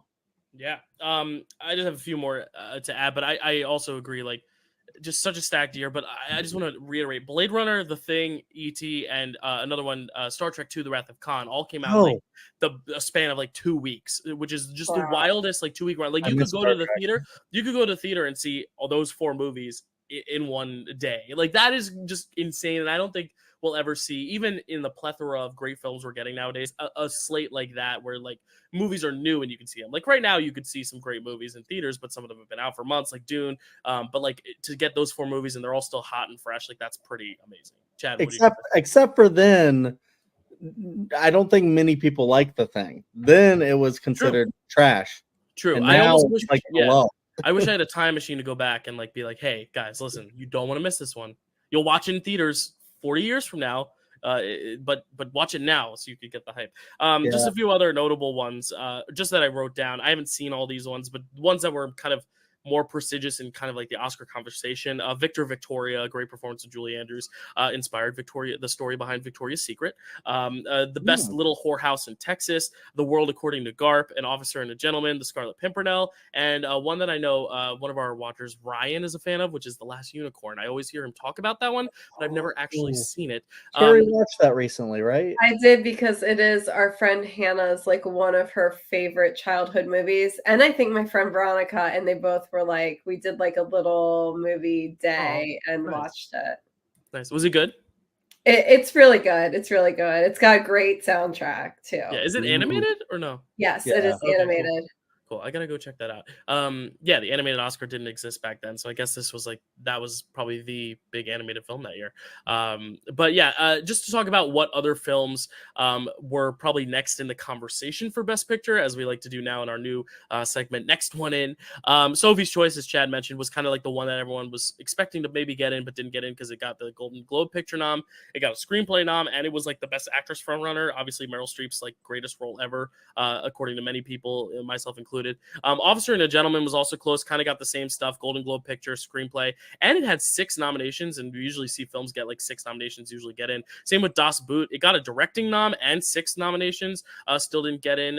Victor Victoria, as I mentioned, 7 nominations, but still no picture. And then Diner, which was up for Golden Globe Picture, I couldn't tell you what that's about. Probably a diner, if I had to guess, but I've never heard of it until now. And then the Best Little Whorehouse in Texas also got a Golden Globe Picture nom, but couldn't get into the race. But the 5 that did are the 5 we're going to cover. And based on this chart, the only 2 things we can go off of are the Golden Globe and the BAFTA. The BAFTA only snubbed the verdict. Tootsie was nominated the next year, but Gandhi won the BAFTA. But then at Golden Globe, Gandhi didn't even get nominated. So people didn't necessarily think Gandhi was going to win because it wasn't even nominated for the Golden Globe. People probably thought it was going to be either Tootsie or E.T. since they won the Golden Globe. And Missing was nominated everywhere. So a very weird year where I don't necessarily know if people thought Gandhi was going to win going in, or if they thought it was going to be E.T., or if they thought it was going to be Tootsie. One of those weird years where it was probably hard to predict because of that, which is always fun. We always love an unpredictable Oscar. But now, especially in retrospect, I think a lot of people would be surprised to find out that Gandhi beat E.T., because E.T. is kind of the one that has kind of stood the test of time in the conversation, which brings us to the conversation of E.T., the extraterrestrial. So let's get into it. Strap in, folks. This is probably going to be the longest of the 5 conversations we're going to have, just because I know we have a lot to say about it, all of us. Chad, what's that you got hanging out next to you? I saw a little face peek into the screen. Chad, no? Chad, tell us about E.T. E.T. Ah! Whoa, there it is.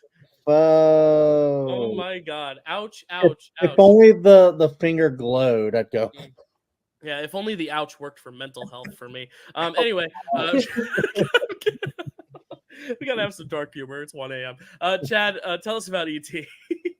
All right, that's right. E.T., the Extraterrestrial, directed by Steven Spielberg, written by Melissa Matheson, cinematography by Alan Deviau, music by John Williams, starring Henry Thomas, Pat Welsh, Steven Spielberg, Caden Green. Those three all voiced E.T. apparently. Dee Wallace, Peter Coyote. Robert McNaughton and Drew Barrymore. Synopsis. A boy befriends an extraterrestrial who is left behind on Earth and helps him find his way home. Oh, Yeah. and then the little note I wrote was we watched this with Elliot on his birthday. Oh, that's so Yeah. cool. Obviously he's only a year old, but did he have any reaction to it? Like any? No. He barely noticed it was on. Hey. But I like to think that in his subconscious he Yeah. That music will play in like a year or two, and it'll be like, how do I know that? I tried during the flight sequences. I tried to go like, Elliot, experience the magic, and he was playing with the toy or something. Yeah. Hey, that's fine.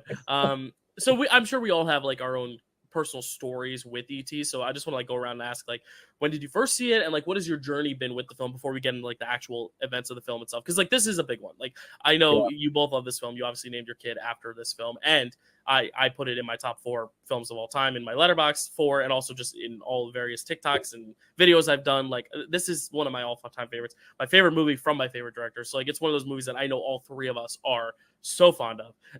So whoever wants to start, please, I'd love to hear your journey with this. Sure. Yeah. I'm just I want to get my popcorn. I want to listen to this because I know it's a meaningful film. So whoever wants to start. I mean, Carrie and I have a similar experience recently. But of course, this is just one that I've always watched as a kid, and I can remember like specific times. Like I remember I used to hang out with like my cousin and watch this a lot. Like when I would get babysat, I would watch it, things like that. And I remember specifically like, this is so random, but I remember going to in Virginia where I grew up at one point when I was really young. They had like dollar stores, and you could go in there and they would have like these little bags for like, one would be for girls and one would be for boys, and they were like little mystery bags of like toys. I remember getting one of those, having a bunch of toys, and then going to play and watch ET. And hey, now my son's playing with toys and sort of having ET on, and then hopefully he'll grow up playing with toys and watching ET as well. So yeah, it's one that you experience as a kid from the perspective of that, just like much of the film is shot early on, and then as you get older, you get to experience it from a different perspective. You get to understand more of the single mom's, like what is going on in her mind. Whereas a kid, you don't really think about that. You don't, you just get scared of the adults, and then you kind of get to think more about the themes and all that stuff. But as I grew up, I kind of just like, tabled that. I didn't like really watch ET all the time or anything like that as I grew up. But then recently, Carrie and I had an experience where they were re-releasing it at so I mean, I'd seen it still a few times before this, but they re-released it at AMC theater, or I think all AMC theaters. And in IMAX too, right? Yes. Yes. And I got Carrie and I got my mom, and this was obviously pre-Elliot. And we went to the theater and we saw it, and it was one of the most magical experiences I've ever had, because I never got to see it in the theater before then, because I was born in 1990. So I don't know. We just like, we were in the right state of mind. Some people in the theater almost ruined it, but then they didn't. I think they actually left, but they were being kind of noisy. But then, and I was sitting there like, guys, this is like the most magical movie of all time. Shut up. And then it finally, leveled out, and then we were just able to just experience the magic. And at the very end, tears and just like wow and awe. And it doesn't matter that some of the flying sequences look a little dated, the magic is still there. It doesn't matter. The effects are kind of weird now, but we just loved it so much. And then when we were thinking about names for Elliot, we were just like, we love E.T. We had such a magical moment in the theater, and it's such a beautiful movie, one of the greatest movies ever, I think. And we were like, Elliot is such a cute little kid in the movie, and we love Mr. Robot. And we were watching Mr. Robot at the time. We were like, is there a character named Elliot? The main character is named okay, Elliot, gotcha. Rami Malek, yeah. Cool. We love just the name, and so just kind of stuck as a name that, you know, as we were workshopping names, we were like, one of us would like one, and then the other would like another, and Elliot was just the one that was like, we're like, yeah, I think that's it. I don't know. It was kind of cool. For a boy specifically, I think we could sit there and come up with like 10 different girl names that we both really liked. But, you know, we were thinking, we didn't know, you know, gender at the time. So we were trying to think through, you know, both. And Elliot, I think, was the only boy's name we ever really considered. It just really stuck though. Like, you both were like locked in on. Yeah, we were like locked in on it at some point, and then we just like stopped workshopping names. We were like, I think that's it. I don't know. So like, if you had seen like Gandhi in theaters on a re-release, do you think you would have named him Mohandas or? Probably, yeah. Maybe. I think I made that joke last month, but I just wanted to say it again because I think it's a funny joke. Like, because there are some movies where you don't luck out like that. But that's an amazing coincidence. Carrie, was this like a film you grew up watching a lot, or was this kind of one you came around to as well more in recent years, or how was that? I would say more in recent years. The first time I saw E.T. was actually, it must have been the 20-year re-release. Yep. Is that 20 or 25, but I think it was 20 because I think I was still. It was 20. I was still younger. Okay. You know, I have a story. Okay. I want to hear the very heartwarming ones first, and then come to mine. That was bad.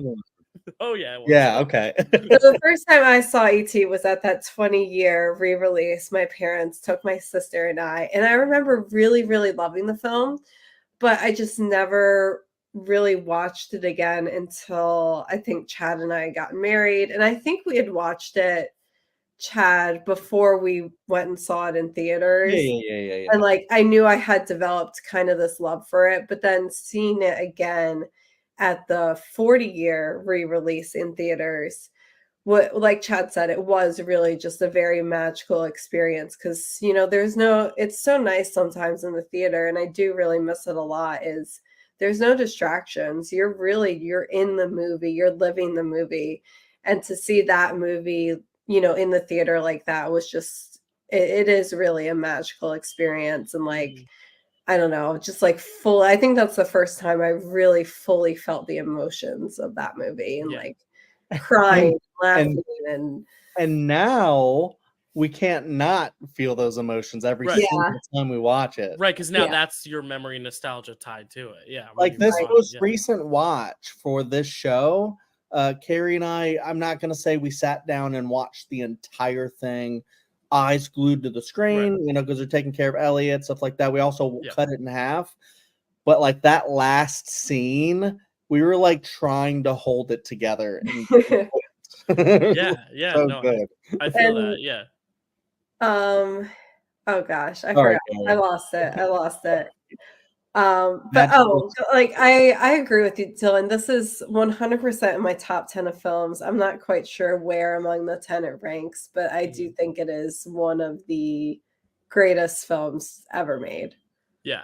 And for those listening, like, we do rank these at the end, but I think it's kind of one of those things where it's like, I'm just going to be candid when talking about it. Like, if it's in my top 4 films of all time, unless numbers 1 through 3 are a tie between Gandhi, The Verdict, Tootsie, and Missing, then you could probably guess where my vote's going. But it's one of those things where, like, I think because, like, I have that kind of stance that this is one of my favorite films of all time, it's easier for me to, like, not be, you know, a little secretive about it and like a little, like, you know, suspenseful in talking about it, like I am sometimes on some years where I'm like, well, maybe it's Cabaret, maybe it's The Godfather, you know. But here it's like, and even then, it was not even a contest, but more like Chinatown and Godfather 2. That was one actually in the Oh, last yeah. Subathon, Chad, where I was kind of like teasing. I was like, I don't know, and then I ended up picking Chinatown. But the thing is with ET, kind of what you touched on, Chad. I think the reason it's so magical on the biggest screen you can see is because it is filmed from that child's point of view. Yeah. But the thing is, the world, they still make the world look so big, but you're just standing so low. So everything feels even bigger because it's that child perspective. I mean, I think of that first scene in the Redwoods, like the way those trees look so big when ET is standing there is like immediately just brings you into it. And I think that's kind of the thing with the IMAX that really enhances it. Like the moon is huge. Normally the moon doesn't look that big to us looking at it in the sky, no matter how full it is, but because of the scale and the point of view, they always want to make everything else feel so big. And like those shots of him looking over the city and the glowing of the lights, like all of it is just so big, and purposely so. So I think it works really just on the biggest screen possible, in evoking that emotion. But my first go, in 2001, I saw Monsters Inc. in theaters. And before the movie played, there was a trailer for this movie. And I was terrified. I see this monster, this little alien thing, and I'm petrified.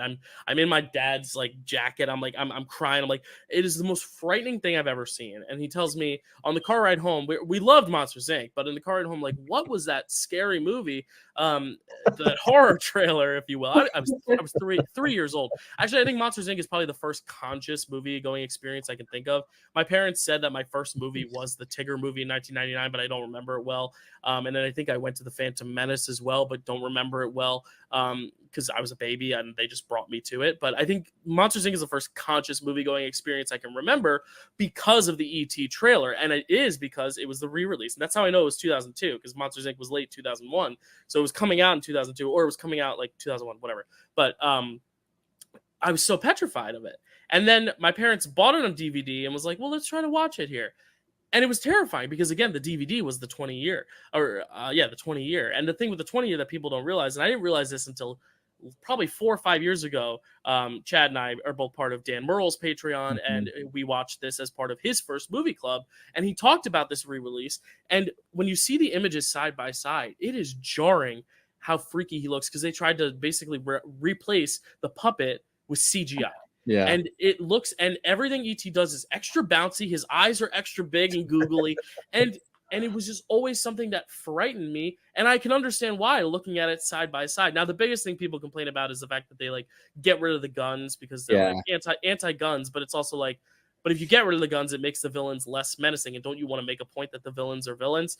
So it's one of those things Spielberg has backtracked and be like, that was not a good idea. But I think they give them walkie-talkies instead. Right. Yeah. So they're like walking around marching with like walkie-talkies next to them. It looks ridiculous. But the thing is that Spielberg, I think, and all these directors in the wake of the Star Wars prequels were all just experimenting with CG. That was what the early 2000s was. And that's why so many films, I mean, like look at the Scorpion King and look at those Star Wars prequels. Some of the CGI is absolutely atrocious because it's still experimental. And I think that's the thing, is he just wanted to be part of the experimentation, similarly to how everyone in the 2010s were doing 3D movies, you know, like Scorsese did Hugo and Cuarón did Gravity. Like, it's the same thing. When there's trends, the director's got to hop on them. And instead of making something new, Spielberg said, let me just take my old movie and ruin it with CGI. And I think he is very quickly after that realized it was a mistake. And there's like this extra added scene in that version that extra traumatized me, because it's a scene where they're in the bathroom and ET like decides they're like running water, and Elliot looks around. He's like, ET, and he looks, and ET's like sitting under the water. Like, he's not drowning, but he's just like sitting under the water. And drowning as a kid was always like my biggest fear until ET. And then to see ET drowning, it was like, oh my God, like God's trying to torture me. And it was one of those things where I was just so terrified of it. And then when I finally had the courage to go back to it during the pandemic, like it was that long. Wow. And it wasn't one of those things where I was like afraid of him still, but it was one of those things where if I was watching like a Watch Mojo compilation or something, or like a video where like it flashed to an ET clip, I always got a little jumpy, just because it was one of those things where I was like, I don't want to look at it. And then I watched it for real, and I was like, this is not as scary as I remember. And I was like, I've grown. But then when I saw the side by side, I was like, no, like that version is still freaky. And if I watch that in a dark room, I get nightmares. Like it's one of those things that it's just like every nightmare I had as a kid that I remember, E.T. was in it. And it's really unfortunate as someone who grew up as a film fan having that perspective, because I liked Indiana Jones, I liked Jaws, I liked all his other movies. So when I came around to it in the pandemic, and I watched the real version, the way it's supposed to be seen with the puppet, and there are moments still where I'm like, he's a little freaky sometimes, like when he's in the closet and he's got those big eyes. Like it can get a little creepy. That's adorable, Chad. But it is one of those things where there are moments, like especially when he like elongates his neck. Like he's cute, but he does have those weird moments, where he is a little freaky looking, but it's definitely not as severe as that CGI version. I'm glad I've finally come around to it. And now since coming around to it, I've seen it probably at least 4 or 5 more times, and one of them being in that IMAX re-release in the theater. So I'm so glad I came around to this, because I think what it is as a film is just so special and so amazing that I'm so glad I got over that fear and just that overall dislike for it. Because even if I had just gotten over the fear, I'm glad I've like gone the full extra mile and actually embracing it and calling it one of the best films ever. It's like one of those films that I just feel like I've gone on such a great journey with. It's like almost like that person that you fight with in high school and then you end up marrying them later in life, like that kind of like relationship you see in movies and TV. I feel like that's me and E.T. Like we hated each other. E.T. was my school bully and now I'm marrying E.T. If that metaphor makes sense. So that was my journey, and it's interesting how different of a journey it is, because this was my childhood fear. This was my only fear, really. This and drowning, and it happened to be that there's a scene of him drowning.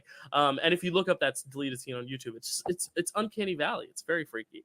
But I'm so glad I've come around to it, and I like it for what it is, and can have a positive memory of it. But yeah, like let's talk about the film. I guess we're half hour in. Yeah, there's just so much to say. Anyone want to start the ball rolling, Chad? Well, I was just gonna say, like when you talked about like him in the bathroom, I thought you meant like when he was like dying on the ground. Yeah, and that probably looked freaky too. I probably didn't get that far, honestly. As a kid, I probably like pieced out probably around the Halloween stuff, like when they're just getting ready to go. Like I probably didn't make it that far. To where like I don't even think I made it to like all the bike ride stuff, like all the magical stuff, because I just like I pieced out. I was like, I'm done. I don't need this. I think it was all the drunk stuff, because he just looks so crazy. In the CGI. So I really think it was one of those things where I never finished the movie as a kid, because also I was terrified. I wouldn't let my parents play it. Like I didn't want the DVD on the shelf. I organized all my DVDs alphabetically as a kid, and I did that as a hobby. Too. I would purposely have my mom and dad shuffle them, and so I could sit down and re-alphabetize, because I was bored, and that was what I found enjoyment I in did doing stuff as like a kid. that too. Chad, there's a reason we're friends. but I do think it's one of those things like E.T. I was always, because E.T. the spine of the 20th anniversary edition didn't have the words on it, so I said, all right, that's just going in the back, because I didn't want to even see it. I didn't even want it to be in the alphabetization. It went from D to F. Like I could not look at it. It was a real terrible fear of mine. Even the music would like make me like, I'd skip it on. I had a John Williams compilation CD, and I would skip right over it. It would be like Superman, Indiana Jones, skip, Jaws. Like it was really quite traumatic. But I'm so glad I've like gone on this journey now. I know it's crazy to say. I mean, this is rated G, sweet little film about an alien and a boy bonding, and we're definitely glad that you have since done a complete 180 on this film. Yes. And now we're talking about it in a very positive, like loving fashion, and in fact it's like in your top 10, so that's top 4. Like honestly, after doing my top 10 TikTok, I think I might put it in number 3 right now. Like it's nice. Inching up every time I watch it. It's one of those films I can't look away from now. It's crazy how much of it does everything that you need. I mean, like you said, it does have scary moments. It does have, stakes. Like you're worried about him because you care about him so much, and it's just because they put you in Elliot's shoes. They put you in that kid's perspective, and it is a great coming of age movie. And then if you want to look at the the stuff about a little boy kind of missing his dad and just like not having like that influence, and a single moms rule, and they can do great things, but like there's 3 kids there, and like he had just left, so it's like this whole the weight that's like on this family. And then you have ET coming in, and it's just like this magical thing that probably would never happen in real life, but you get to live in that world for a little bit, experience it as Elliot is, and he's like the most kind of like susceptible one to actually believing in something like that, because when he notices something's wrong, he's the one that goes out with the sorry M&Ms, but with the Reese's Pieces, and meets ET, and then the way he talks to him, just like how a little kid is, like teaching him about Pez dispensers.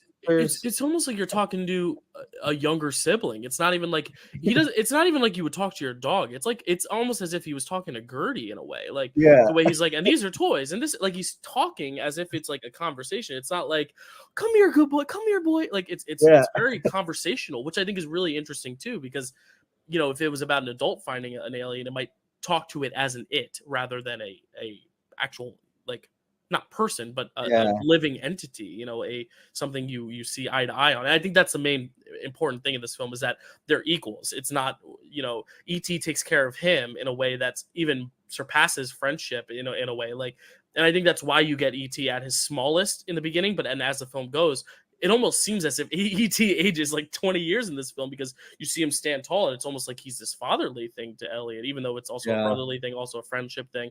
And I really like how they play with E.T.'s levels in general to make him bigger and smaller than Elliot at certain times in the movie, and I think that adds to the emotional stuff and the stuff we were talking about with the point of view of the child, Yeah, because he does fill that role. He is that presence in Elliot's life, because he's the friend that Elliot doesn't have, but then he is also kind of like the father figure in a way, at the end when he's I'll always be here, I've you've been changed because I've been here, and because all of Elliot's friends are Michael's friends. They all suck, like Greg.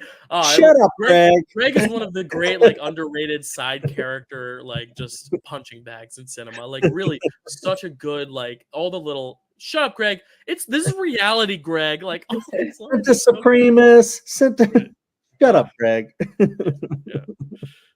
Harry, do you like this movie? Yes. I'm trying to think what else to say. There's so much here. It's hard to unpack it all. It's like a really, really fun movie. There's a lot of really fun sequences in it, like how E.T.'s just like walking around a lot of the times, and the mom's there, and then she just never. She doesn't want to believe. She doesn't believe. She's like the Scully of the family that she will always miss him, even though she's right behind her. And which is I think important, because it's like she's very clearly a good mom, but as a single parent and what she's going through, there is also this element of neglect, and not in a negative sense, but in a way that she just having so much on her plate, she's not able to see everything. And that's kind of also something you see in the visual parallels. It's played for humor when she opens the door and Gertie's like, look, and then he's gets slammed by the refrigerator door and falls to the floor. But it's one of those things where, he can talk. Of course he can talk. Like those things that are played off as little laughs, but it's true. It's one of those things where it's also about these kids learning to manage on their own without their mother, because she's going through so much stuff on her own and on her own journey. And I think that's an important talking point that we can also segue to, is the concept of divorce in the film and just how that's portrayed, because it's very unconventional. It's not about the mother. It's all through Elliot's eyes, but it's still a story about divorce, but it's not about divorce in the way Kramer versus Kramer is, where it's that's the plot. It's more about this relationship between this kid and this alien, but it's all set within this whole family of divorce. But it still is a story about divorce, if that makes sense. You know what I mean? Yeah. I mean, it's such a big influence on Elliot's life, and it's why he's in the state that he's in, to where E.T. is such a big, if Elliot was just complete already, where he's got the two parents, and he's kind of a different kind of kid where he's got a bunch of friends, he probably wouldn't give a shit about E.T., but he needs him in this moment. So yeah. And I also really like how they keep reminding you without necessarily making it so overt. Like the scene where they're in the garage and the government's spying on what they're listening to, and they're talking about the shirt and how the shirt smelled, and like little things that it's like it's a Yeah. reminder of like this is still a family that's going through a lot. And I like how they don't, like, there's no prologue, you don't see it happen, you don't see the divorce, and I think that's so important, and that's something Spielberg in general just does so well in his films. And I think ever since seeing The Fablemans, I've gone back and seen so many extra layers of all these films, because you can see how much of his own personal life is tied into this, and this idea of escapism, to escape those fears and those anxieties of divorce. And you see it in, like, I watched Catch Me If You Can for the first time, a movie we sadly won't cover on this, but like that's all about divorce, and you don't remember that if you haven't seen that movie in a long time, but it's about, the reason he starts running is because of divorce, and the whole movie is about him running. That's the thing. It's like divorce is a theme of almost every film of his, but he does it in such a subtle and interesting way that it doesn't feel like all his films are the same. They all have a very sweet, sentimental vibe in terms of the tone, but they're all such completely different movies. Like Jaws is not the same as E.T., is not the same as Jurassic Park, is not the same as Schindler's List, but they all have similar themes if you look at it in a grand scheme. Like it's an auteurism without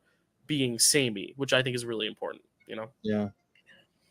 And you can see, like, just I love how, like, with Spielberg, Stephen King does this a lot too, where they just love to make movies about children. And I think it's because, like, there's something like so pure, but like, you can really get, like, I don't know, like as you age and you become more of an adult, I guess you get cynical and you just don't, there's like so much more baggage there that I feel like with, Elliot, like he's at the prime age to actually like believe that this could happen and, want to befriend an alien like that. And, there's just something about making a film from a kid's perspective that, these Spielberg and like Stephen King, like can't stop making movies about, or movies or books or, whatever it is. And, I think it's such a perfect thing. Like, because I'll just piggybacking off of that, but because every film, it's like not everyone goes through similar experiences, but everyone's been a kid.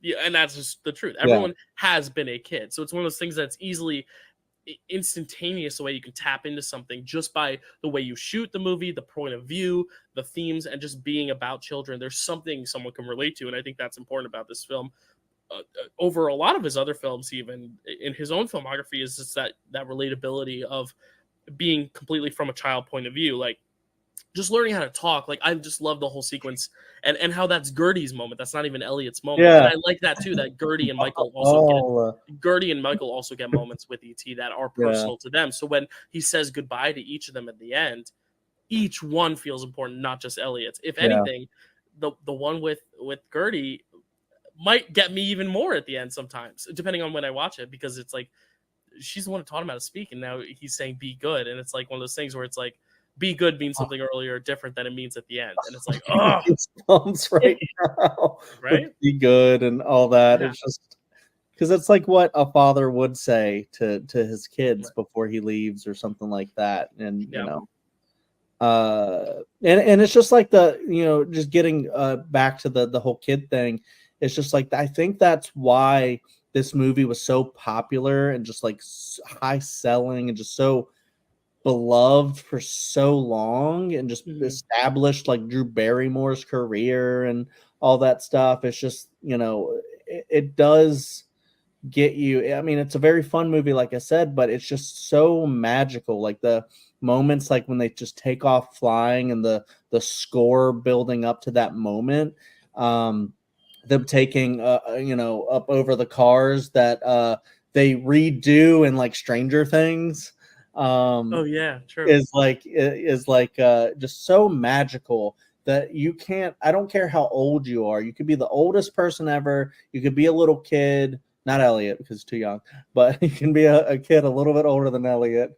And you just experience that magic. And no matter who you are, unless you're the most cynical person ever, and even then I think it probably can break through, you're just like flying with them. And either you might be like that one kid that like closes his eyes.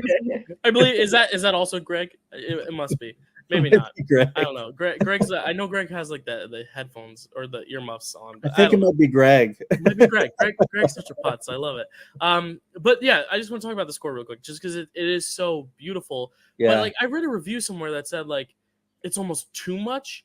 But like, imagine that movie without the score, though. And I feel like the score is essentially E.T.'s way of communicating before we can hear him speak.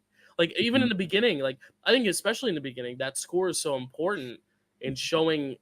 Like it almost tells us that he's alone and kind of trying to wander through this world by himself. Like there's almost this lonely feeling of the sweet little like flute, like the doo doo doo doo doo doo. That stuff is so good. And then of course the flying music is great. But like I couldn't imagine this film without the score, and I want to see what a version of this would, because I really don't think it would work as well without it. No, not at all. I mean, that score's doing so much work in this movie. Mhm. Like the scary scenes are extra scary because Yeah. of the score, and there's a lot of like Star Wars influences. I mean, Star Wars had just come out, Yeah. and then the Empire had already just come out too, and this was before Jedi. But there, like, you could hear so much like of the same kind of things, and Yeah. I just think it like increases like the like how epic the movie feels because of that too. Mm-hmm. Yeah, I'm trying to think of other things to talk about, if like there's anything, because I want to like get so comprehensive about it. But, like, Oh, I mean, we can really just like I mean, talk. do you have more? Like I just Yeah, I there's mean, so much more to talk about. there's a lot. I mean, there's mainly like I feel like the final scene. There's just like one of the most powerful scenes of all Mhm. time. Like him saying bye. Yeah. Is just like I can't even. Carrie, can you even?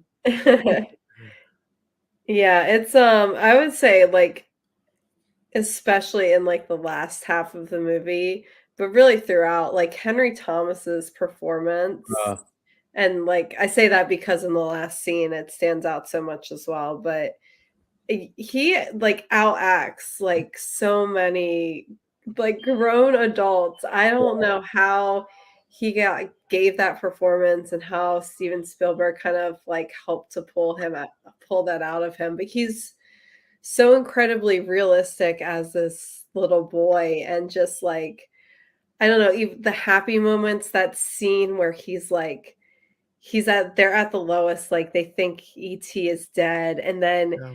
he he discovers that he's still alive, and he's like, he's doing the fake crying, and he well, sees he's like Yeah. at first he's like yeah.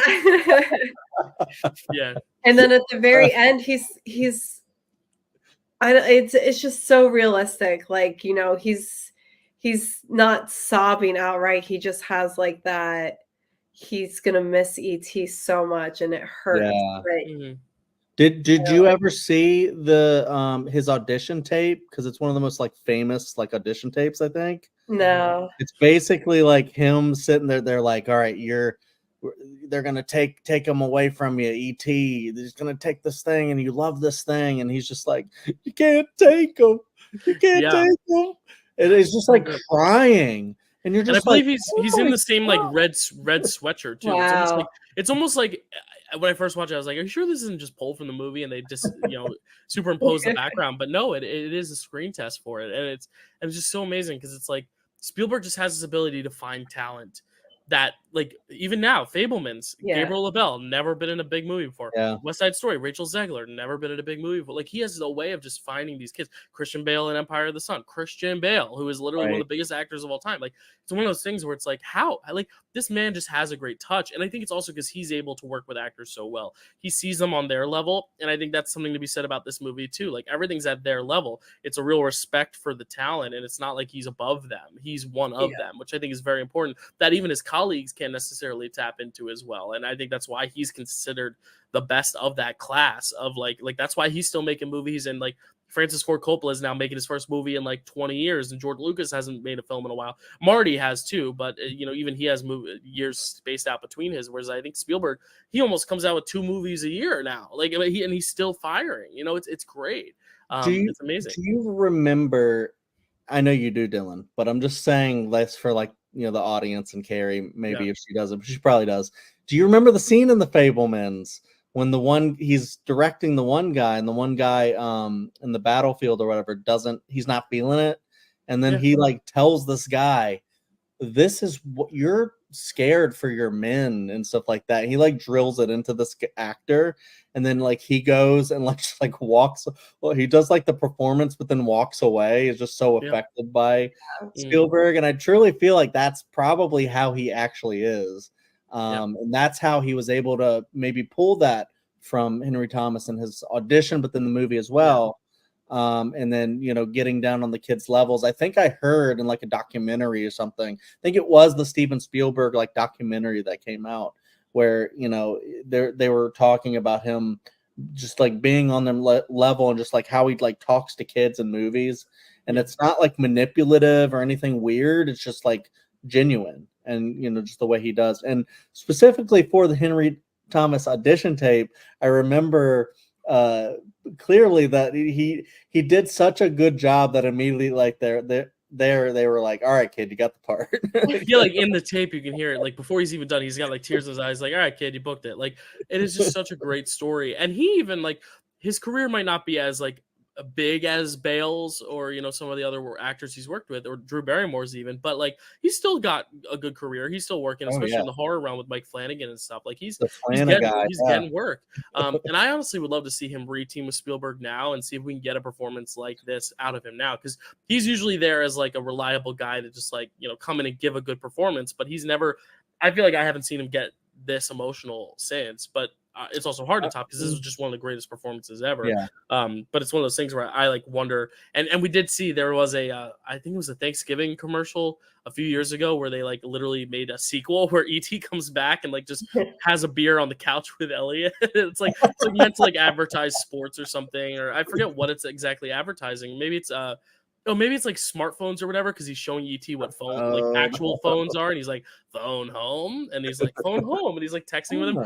It's not really good, but like it's one of those things where you watch and you're just like, what would a sequel to E.T. be like? But like I like how they're that's like the end of the story though, because it does end in a perfect way, because the whole time he's like, E.T. stay, and at the end E.T. asks him to come with him, and it's really interesting how Elliot then can say no, because also I think he realizes what he has to be for his family, because that family is such an important dynamic in that film that he almost is Steven Spielberg in this moment, who has to be there for his family, for his mom, more than his mom is there for him. And I think that's something we see, especially after seeing The Fabelmans. That's a big thing that I took away this time watching it, was that idea of like his maturity in just a few days. Because this takes place over like 3 days. And I think that's something people don't remember, because you feel like you've gone on this long journey with him. But really, like, he sees E.T. that night. The next day, Gertie and Michael and all them meet him because he stays home from school. And then the next day is Halloween. And that's when E.T. dies. And then I guess overnight, the next day, it's like 4 days. And that's crazy to me. It feels like E.T. ages 100 years in a few weeks. Like it's crazy. Yeah. Cool. Yeah, like I just had a loss for words. It's so good. It's one of those movies, like we've gone through so many movies now, like E.T., maybe not like E.T., but close to it, that we're like, these are kind of perfect movies, or as close to it as can. And we try to cover everything, and you never can, but then you're just like, you hit the big points. And I feel like, and you always feel like you could say more. You're like, I want to respect this one. I really want to respect this one and really give it its due. And I feel like, we have, because it's been like 30 minutes talking about it, but it's just one of those, like, because like Star Wars, I remember we were like, gotta give it its due. It's Star Wars. Right. This is E.T. It's almost like harder to talk about the best ones of all time because so many people have talked about it. But I feel like even with E.T., it's like one of those things where you could psychoanalyze everything. It's not just as easy as this is the greatest film ever. It's more like you can really look at each frame and each individual moment. And like, we didn't even talk about the weird like connection with the frogs. Like, do we like, because that scene the first time I ever rewatched, I was like, what is this? And now the more I watch it, I'm like, you know what? I don't care. It's great. Like, E.T.'s watching a television episode that's the same as the frog, like the parallel of him getting the girl and kissing the girl. Like, that whole sequence has always been bizarre to me, but I've just learned to kind of just love it and appreciate it. I don't know. Yeah, I like that the special connection that they have, that they could have just had be like, just the relationship that they have. but they make it like a for real like connection where it's like a Almost supernatural, yeah. supernatural, like, you know, E.T. he can make things fly. You know, it's definitely a supernatural movie where the aliens in this world have powers like this, and so this is E.T. coming. If you've seen Us, becoming like tethered with Elliot, and it's just like they're so connected that, you know, they affect each other. But I feel like that's also kind of like a plot convenient. Like this is how Elliot knows, like, you know, he's sick, you know, because he's starting to feel sick and stuff. And I don't know, I think it makes it more special because they have that connection, and it also kind of makes it fun where you're, you know, he's watching TV and going and laughing, and then, you know, Elliot will act weird in class, and then people are like, you know, that's kind of funny. The So, burp and then the sliding through the chair. so he's like drunk. He's just sitting there drinking class because like E.T. was drinking beer. Yeah, which I know people have like gone on the internet and been like, it's showing child getting drunk. That's not okay. But I'm like, come on. It's I mean, like, talk about four things again, and you know how they right. But like, I mean, the scene where he gets drunk is so like E.T. getting drunk too is just so funny. Just and the way he gulps, and I love the just kind of design it. And I think the puppet design is amazing. As much as I said it freaked me out as a kid, I love the puppet design because like when he's drinking, you kind of see his neck kind of like move a little, like as he's gulping and he's kind of drinking the thing. But just like the way he waddles and the way he moves, and you did kind of mention it that there's three people. Like I think Pat Welsh was the voice, and then Steven Spielberg did a lot of like the actual puppetry on set. But like there's also probably a lot of puppets they used for this thing because like I'm sure there are scenes where he looks a little different than he did in another scene because like you got the small ET, then the big ET, and you know the one in the bike, and like but it never like the illusion is never lost, you know. And I think that's what you said with like the datedness of the bike sequences. Like the illusion's still not lost. It still has that magic because of all the elements story wise that are going on, and just the way Spielberg still knows how to frame stuff. You're in awe of other stuff than just like, oh, that's crappy green screen. You're in awe of the fact that this is happening at all, you know, which I think is important. Yeah, it all comes together to make the sequence magical, even though it's just like when you watch The Wizard of Oz and you're like, she's walking towards a wall right now. That's not really a yellow brick road. That's a road to a wall. Yeah. But you don't care because you're like, the sets don't matter. Like you're in the world now. So you don't really, you know, if you want to say it's not perfect because it's on sets and you can actually see the sets or you can see the green screen. I mean, sure, you can say that, you know, but it's also perfect. I've always felt that way though. Like where I think seeing the seams makes it more important. It makes it more special to me. Like I'd rather it like that's why I think honestly, and I know we've talked about it on this channel, but I don't think Gravity works for me as well as other people because it's almost too perfect. Whereas I think like something like this and something like even Avatar, where it's like there are elements that are dated though. That's like the history for me, and that's what I love so much about these movies is that you can see the little seams that aren't necessarily as crisp, as perfected, which make it more important to me because it's like it is an 80s film and it still needs to feel that way when you watch it because there's a nostalgic sense to it. It is a very nostalgic film. The last thing I'll say, those sound effects are so good too. This won an Oscar for sound. But I remember one of the earliest film fun facts I heard was how they actually got the ET walking noise is they would put Jello in little Ziploc bags and step on them, and it would make these like squishy sounds. And I've always loved that because now when I watch it, I'm like, haha, it's called Jello. And apparently the Pat Welsh was a big smoker too, so like you can hear that in E.T.'s voice. Like instead of putting on a voice, they were just like that was her natural voice. She had that voice, you know. So it's like, hey, you know, it's all like those behind the scenes things. But again, it never ruins it for me because I'm just so immersed in it. But yeah, that sound had me turning the sound down a little bit because I was like, so good. It's like you know. Some things I have to turn up because maybe the mixing's not so great or something. But this one I was like, it's the real deal. Yeah. So E.T. Any last thoughts on E.T. before we move on? I mean, we might talk about it later because we do have superlatives to get out. But any last thoughts, Carrie, on E.T.? No. Chad? Not at the moment. E.T. He's good. All right, cool. Yeah, he found home. Okay. He's staring into the blankness. All right. Dylan, be Thank good, you, thank you. Dylan. The Oscars were very good to ET. They gave it 4 wins out of 9 nominations. Could have been 9 wins, but whatever. It won the award obviously for John Williams for best original score. It won the sound effects editing and sound, which is sound mixing, and visual effects. It was also nominated for best picture, best director for Steven Spielberg, best original screenplay, best cinematography, and best film editing.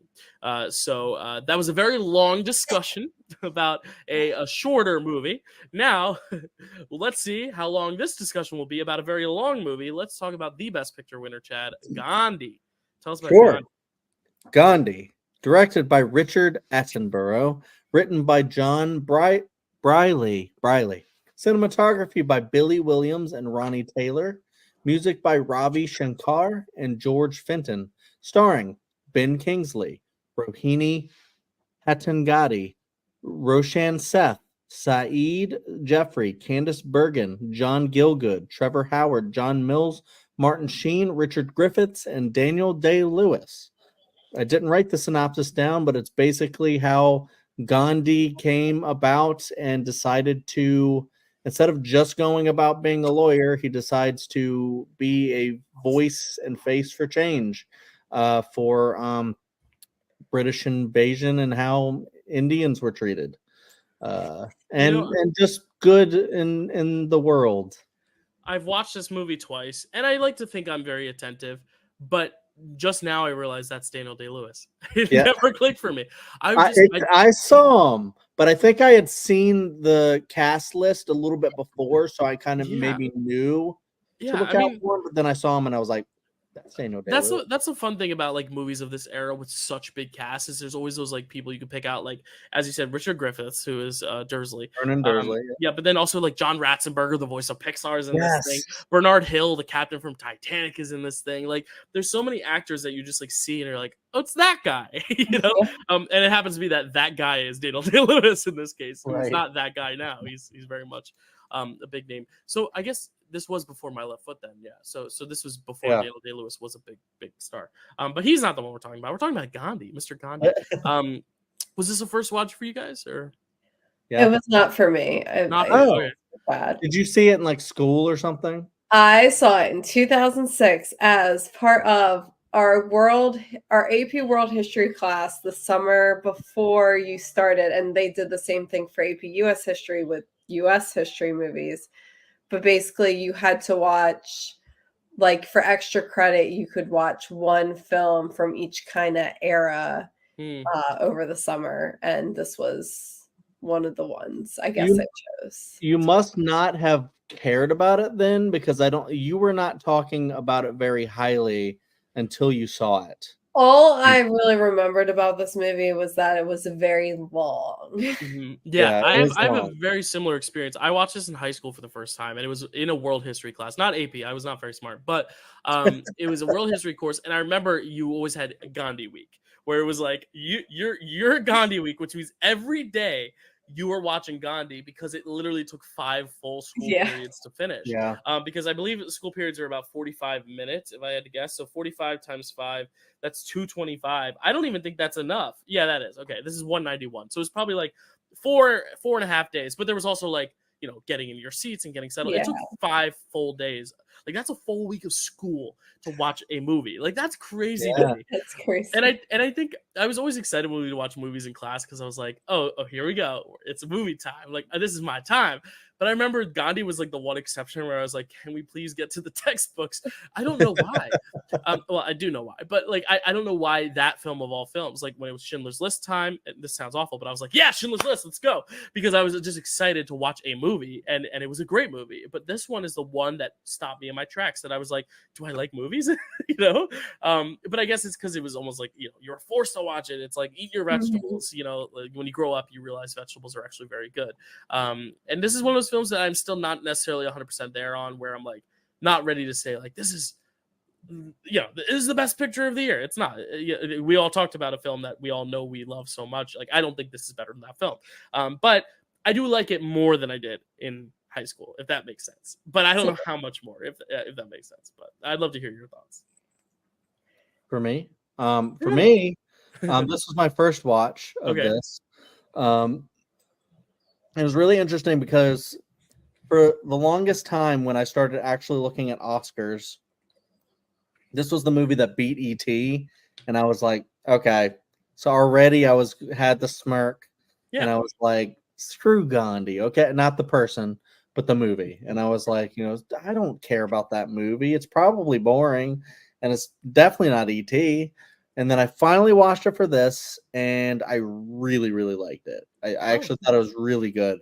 And it's one of those where, because we talked about this last time, where go back and if you haven't seen our 2023 best picture picture this, check that one out. We discussed Maestro Mhm. and how we had like different perspectives on it, and how it's kind of an unconventional biopic. Yeah. And you look at and how that, and for you that was a good thing, and for me I was like, I kind of might have wanted it to be a little bit more conventional. And looking at Gandhi, I'm like, look, Gandhi is conventional. I mean, it kind of has a little bit of a Sunset Boulevard, like shows you Yeah. the ending Starts before. with the end. Yeah. Yeah. But then watching through the movie, it didn't feel that long to me. Because I was really enjoying a lot of what was going on in the movie, but it was very like conventional. It just showed us like what happened with Gandhi, but I felt like it was like still very, very good. I think it was because of the themes it was touching on, what it had to say, the performances, just like what it decided to cover. And really like it just like showed me a lot of stuff that I just didn't really know about. So it informed me a lot, and I was like, holy shit. Like there's this one very powerful scene that Carrie and I were both, I think, very affected by. We're like, oh my God. It's like watching Schindler's List, where you almost have to like stop it at some point and go, holy shit, that happens. Like, I mean, like the Holocaust happened and stuff like Mhm. that. But, you know, when you're faced with it on the screen in front of you and it's not the real thing that's happening, but it's a depiction of it, you're just like, wow, all right. And you have to like live with the reality that happened. Right. And it's hard too. Yeah, no, it's very interesting because, like, yeah, you bring up the fact that it is conventional, but the thing is, conventional is not a bad thing if the Yeah. subject is very interesting. That's the thing is, like, if you have a very interesting subject, you can afford to make it conventional. The worst type of Oscar film is when it's conventional and the subject itself is a little conventional. The Yeah. good thing with Gandhi is that he's just such an extraordinary. Such an extraordinary story. Not to say he's a fully extraordinary man. There are flaws with him that even the movie doesn't always cover, but I do think it's very much a story that, regardless of whether you read it in a book or watch it in a film, is just interesting enough to rope you in. And I agree with you. That's where it doesn't really bore you, but it is still very conventional. And I do think I see the criticisms of people who do say it is kind of, as Oscar baity as it gets. But I also think, like you said, it's the one that beat E.T. So I think it always has that stigma on it. That's something like, we see nowadays with like Crash and Birdman and Coda, like all these films that are now hated because they won Best Picture. But if they hadn't won Best Picture, no one would talk about them in a negative light. And I think that's the thing is Gandhi, if it hadn't won Best Picture, I don't think anyone would ever like say anything as negative as they do. But because it beat E.T. and because it won in general, once it's the same thing we have over and over and over again, where it's like when it wins Best Picture, now it's on a pedestal that either people are going to continue to prop up or they're going to tear down. And I think it's always kind of the curse of winning Best Picture in a way, which is why I'm honestly glad E.T. didn't, in a way, because maybe if E.T. had won, people would be saying like that one won, like, and I can't handle that. I wouldn't be able to handle that if people talk that way about E.T. But Well, it's a it's very really, interesting, conversation. I was Yeah. just going to say it's really interesting to piggyback off of that. It's really interesting because I was one of those people where not having seen it, I was like, Gandhi. Right.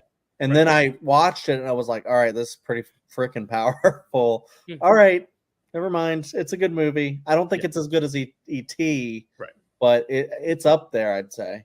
Right. Carrie, what are your thoughts on Gandhi? Yeah, very similar to Chad because I went into it and I really just remembered my prior experience with it a long time ago. And it was at a time where I was watching a lot of historical movies, and they were all kind of long and a little bit boring and blending together. So I Yeah. just didn't have, like, Chad knows, I was like not looking forward really to watching Gandhi. I was like, oh my gosh, this is going to be a 3-hour movie. It's going to be so long. But I actually really, really enjoyed it. I guess as much as you can enjoy a film that there's some tough subjects in it, and some of the scenes are just like that massacre scene is extremely difficult to watch. It's very effectively done. Where they're But just shooting into a crowd where there's children. yeah, and then the aftermath of, the guy, the person who, the general or whoever, just saying like, yeah, I did that, and basically seemed like he would do it again. Yeah. So, It just was like, it was a purely military move for him.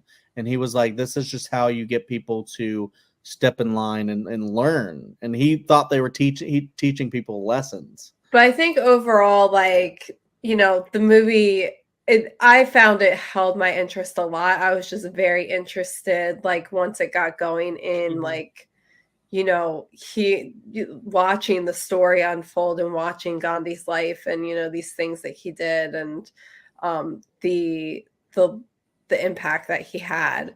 And I think Ben Kingsley does do a fantastic job in this movie. Yeah, I enjoyed it quite a bit more than I thought I would. And I would obviously, E.T. for me, a lot more of a classic. But I think this one, I think you're right. I feel like it shouldn't have this stigma because it, BET for Best Picture. I think it is, like, in its own right, a fantastic movie. Yeah. And I think it's just the historical, like, watching it in school, I always feel like it's more of like a homework movie, which is not fair, but it's one of those things that I'm not ever watching it for enjoyment. It always feels like I'm watching it for the lesson. And once you know the story, it's not as powerful the second time around. But what I really appreciated about this in this watch was what was going on visually and just the way they constructed everything. This is very old school, almost feels like a, like a Lawrence of Arabia type feel, where it's like there are so many extras. Everything's practical. There's not a CG effect in sight, which obviously it's the 80s, so CG is still very new. I believe Tron was one of the first films to use CG, but just special effects in general weren't a thing really. The spaceship in ET, but like this film doesn't use any of that. And nowadays, if a film like this were made, it would be all CG. It would be all, not on location. The fact that this is on location, you can feel the grains of sand. You can, like, see all the different, cloths and textures of the clothing. Like, that to me is the movie magic of this film particularly, because it's one of those things where it's like, I know the story, it's not as intriguing this time around, but what's going on visually and how it's presented is so interesting to me. And I think Richard Attenborough does a great job with it. I do think the pacing could be a little bit better. Like, do I think it needs to be 3 hours? Maybe not. And I think it's also hard just with a biopic when you are telling a full story, because it is pretty much the full story. There's always going to feel like some stuff is either glossed over or, just because it needs to progress the action. It can't be 8 hours long. It can't be 10 hours long. It still has to only be, I can't believe I'm saying only, but it can only be 3 hours. And even then, I feel like you lose some stuff. Whereas something like Lincoln, for example, it focuses very much on a very specific point in someone's life rather than a full career. And that's why I think it's very interesting, because this is very much the entirety of someone's life. But I do think there's a power to that as well, in the fact that, like, you are getting the most full, enriching experience. Like, I think if you want to know about Gandhi's life, this is going to give you everything you need to know, even though I think there are things that could even be honed in on more. I know one of the complaints is obviously the fact that, there were times where he was a little, what's the word, misogynistic in a way, towards some women in his life, and he himself had his own prejudices, which I think they shy over because he is so much about the people, and it is making a comment on race and stuff like that I don't think they want to get into the more, not problematic, but some of the less glorifying sides of him. But like, really, that would be my one complaint, is that they do gloss over some of that, because they do still want to make him look as perfect and as good as they can. He's not as flawed as they could have made him, but also it's because Ben Kingsley does such a good job, as Carrie mentioned, that it's hard not to just love this portrayal and love this character in this movie, because that performance is just so good. I believe this is one of his first, if not his first breakout role, like the movie that kind of like made him as big a name, because he was a stage actor before this, but yeah, like this was kind of his big breakout until like Schindler's List and Sexy Beast and all those movies would come after. But just such a good performance, like really a star making performance. And I texted Chad this, like I was like, this slate has so many good performances, it's going to be impossible to pick later, because they're all so different too. You know, it's a historical one, and then you know the last film, it's a genre film. Like there's just so much difference in these films, which makes it hard. So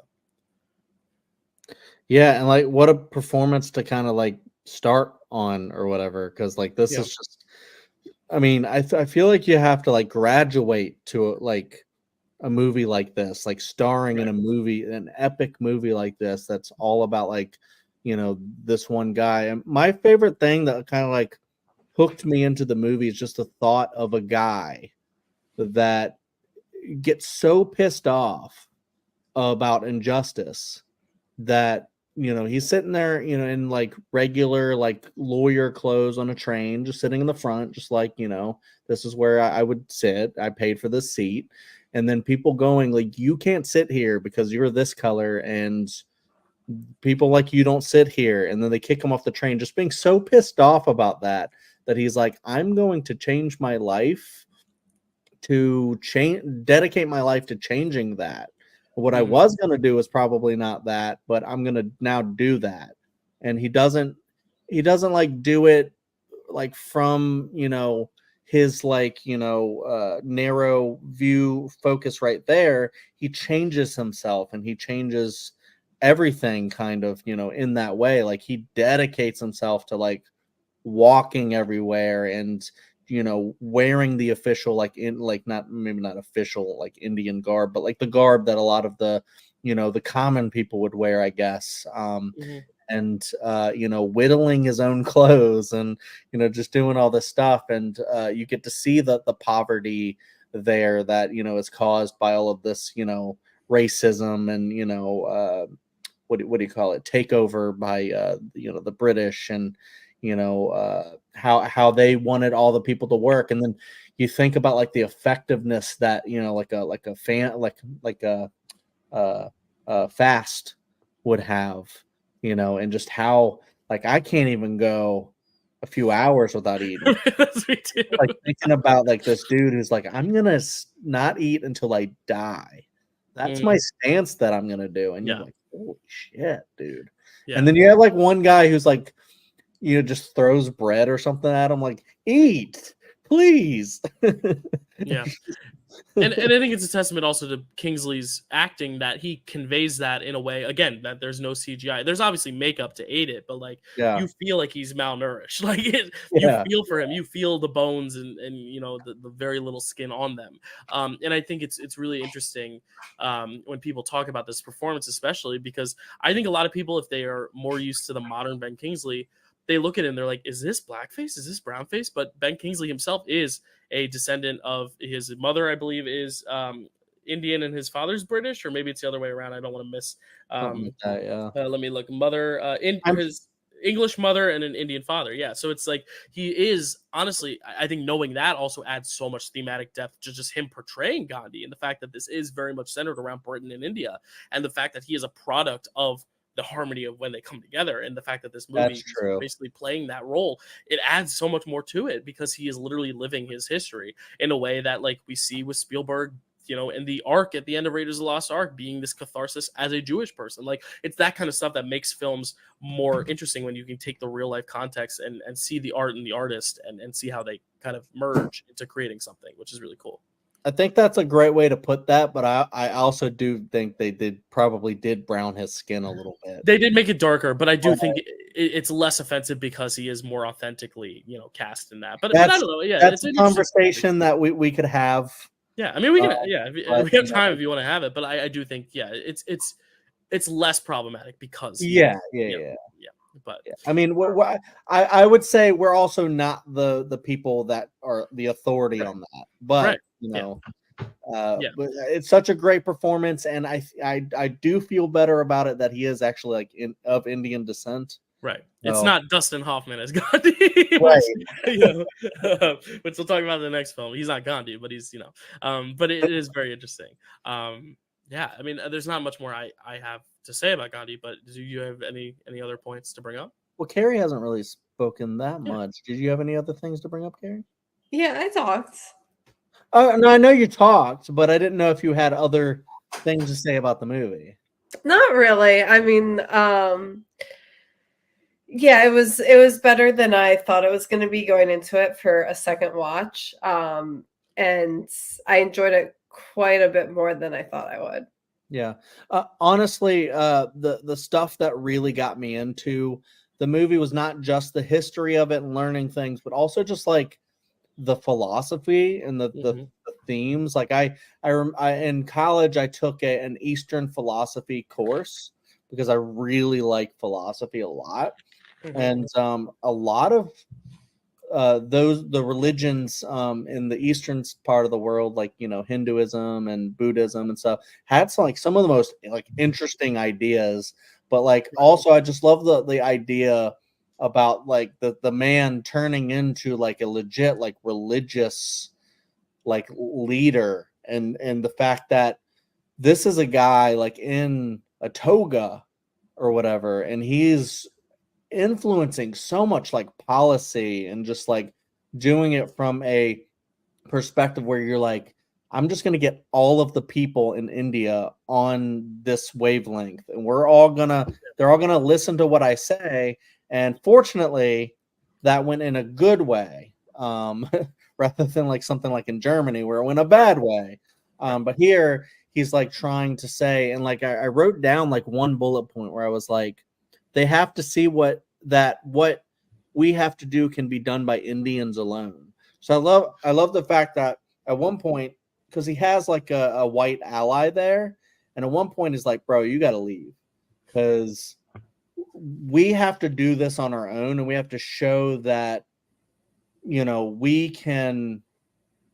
You know what I'm trying to say? It's almost kind of like with like Black Panther and Wakanda. It's like you have to show like a strong civilization that doesn't have to be, it's like anti-white savior, where it's like they're saying we're throwing out the white savior stuff and we're doing this on our own. We're taking it back. Yeah, and this is going to be, a strong thing done by us. I just like a lot of the philosophy and the themes in the movie, and it just made me have like a better appreciation and respect for Gandhi. The maybe misogyny and all that stuff aside, it's probably like an of the time type of thing that's definitely not excusable, but it's something where I grew like a better appreciation. And I love when like a movie or like a documentary or something like that can like inform me so much that I'm just like, whoa, like I want to read. Like it's like when I started reading like Martin Luther King Jr.'s like speeches, like he wrote when he was in prison, and seeing Selma and stuff like that. Right. And I'm like, I'm getting like a much better appreciation for some of these figures, and I love when movies can do that. So. Yeah, which we'll cover very soon.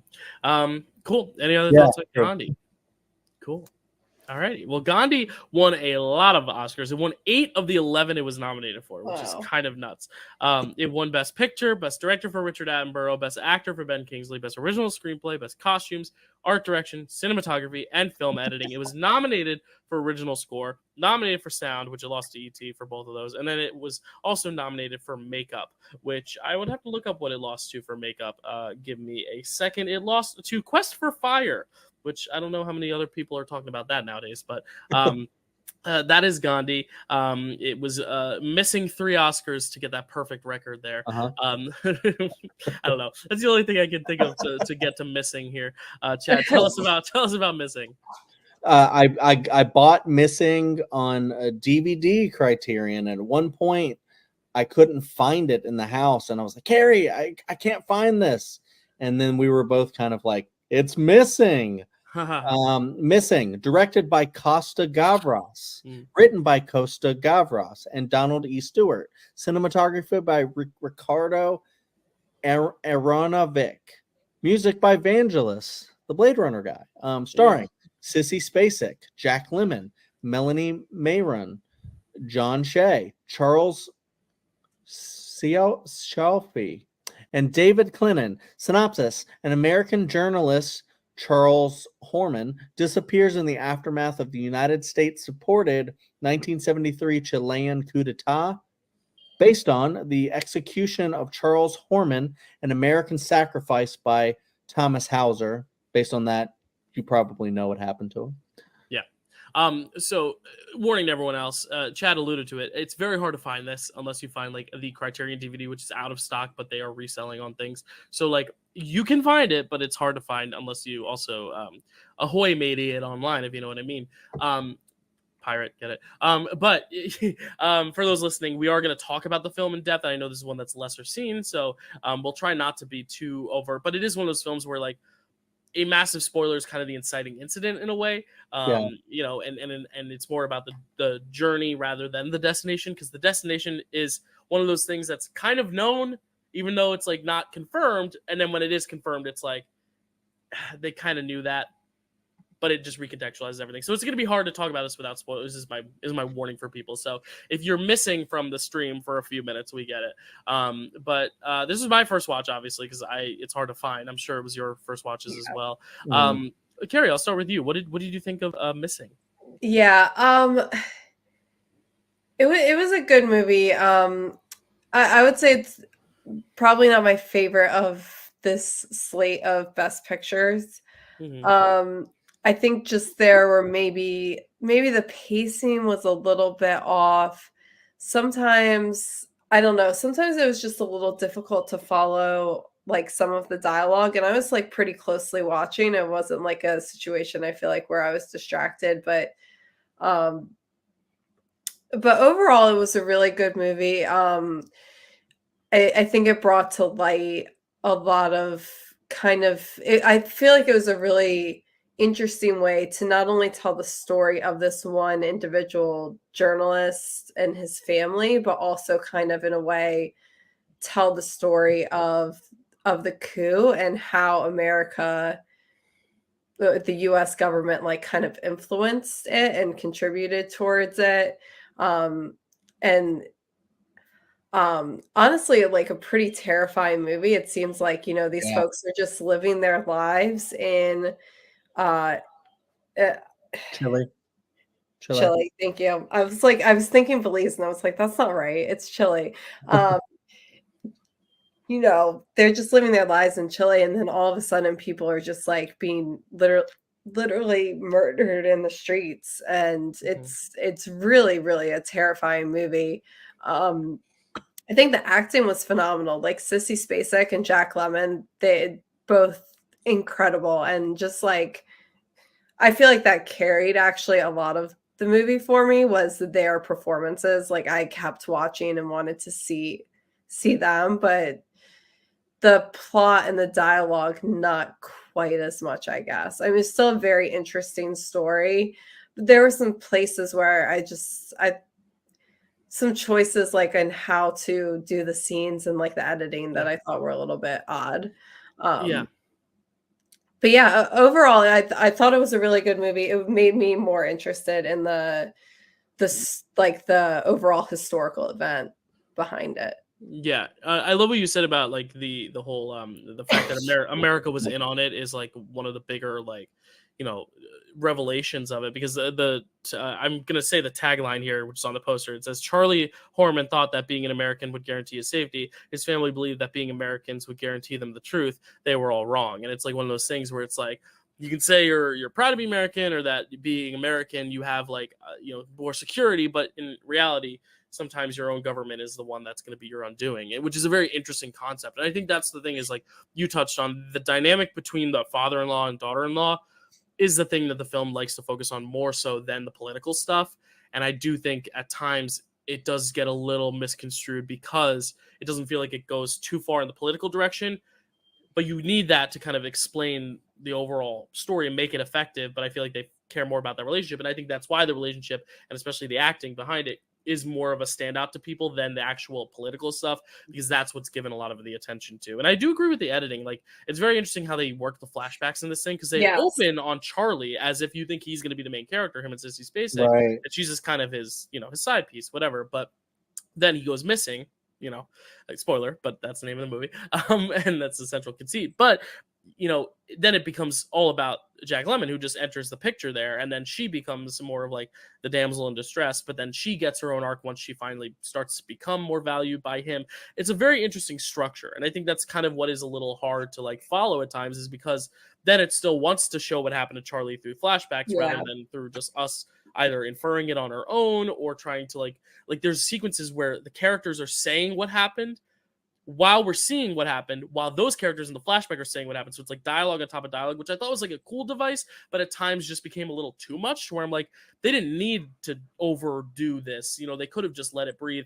There's that scene where they're talking to his Charlie's friend, and she's like recalling, a dinner they had where this guy approached Charlie and talked to him, and it's like she's recalling the words while we're hearing the dialogue from them, which I thought was really cool. But then they do it like 2 or 3 more times. I was like, all right, like it's one of those things where it's almost a shtick at a point once it happens a lot. But I agree with you. It's one of those things. It's not hard to follow because of a lack of attention. It's more just like a little all over the place, but also still doesn't feel as energized to where you don't feel like it's necessarily all over the place because it's kind of speeding to it. It's still slowly paced in a way that's not as engaging. It's very interesting, but I still am intrigued by it. Like, I think it's a very intriguing thing because also I don't know much about the Chilean coup of 1973. Like, it's just something I was never taught, never really knew about. I knew a little bit about Chile and America's relationship, but not this specific incident. So it was interesting to hear just that kind of stuff, and that's kind of why I wish it had gone a little bit more into the history of it, just because I wanted to know more,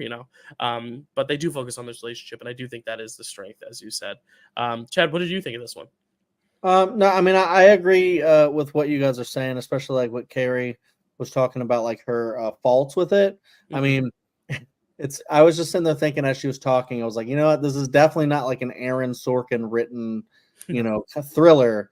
Where I kind of feel like if it were, I think that would be a much more interesting movie, just because we would be, I think, glued to the screen a lot more. And this one kind of felt like it did meander in places, and you're just trying to wonder like what is actually going on in this movie, what's like the central focus, and then when it does kick into the father and the wife or whatever of the missing person, I feel like it does kind of pick up, and then you got to see like the political like discussions, because Jack Lemmon's like a very conservative guy and he doesn't agree with like why they're there, but then he starts to like come around and empathize with them. Like, of course he misses his son and wants him back, and I feel like a lot of that is the good part of the movie, where you're just like, you get to feel for what happens if your kid goes to a different country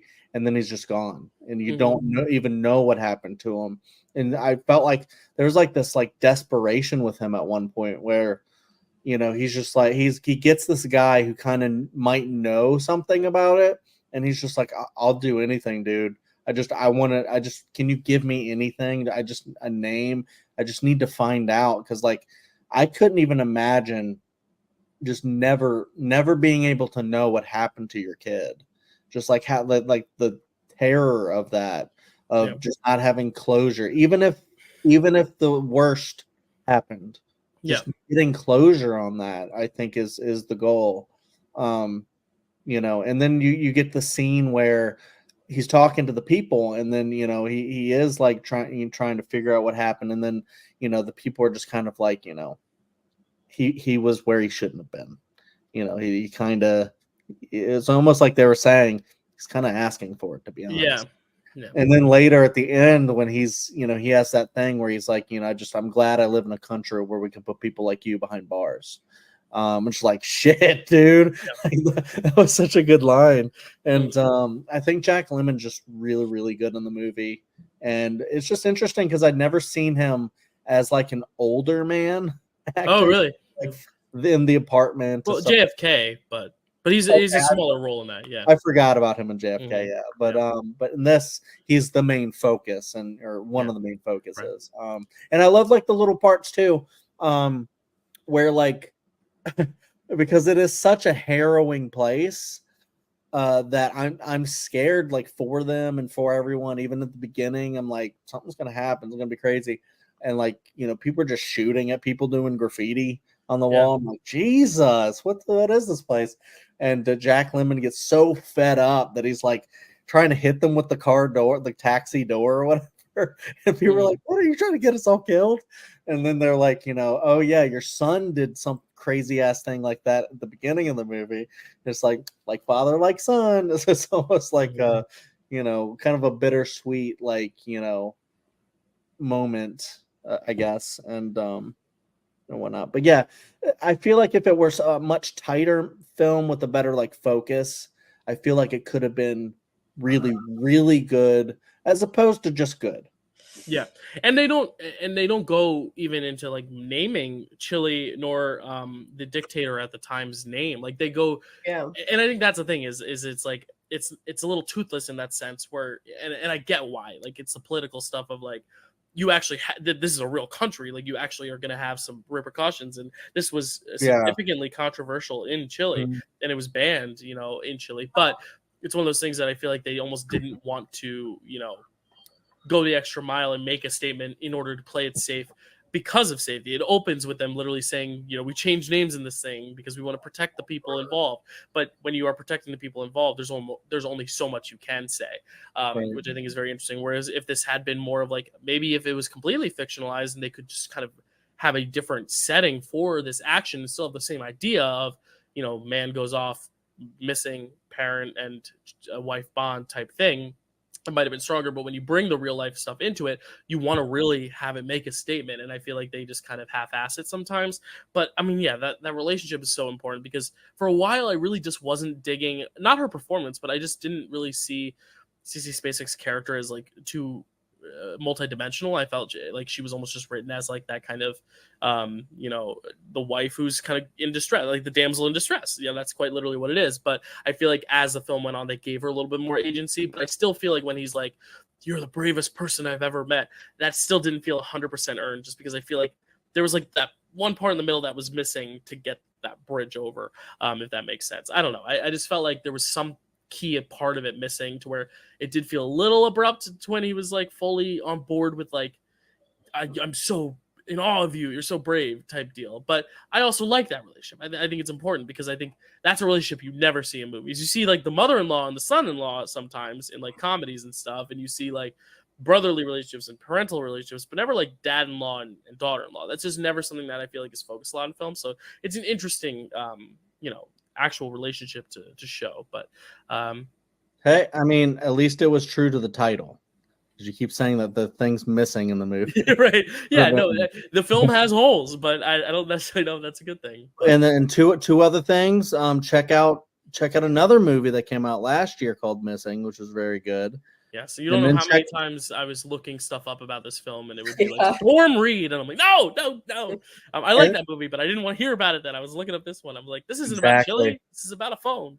And then check out Dylan mentioned that this movie also has holes. Check out Holes. That's another really good movie that I love. You said Dylan, and then you said Holes, and I was like, where are you going with this?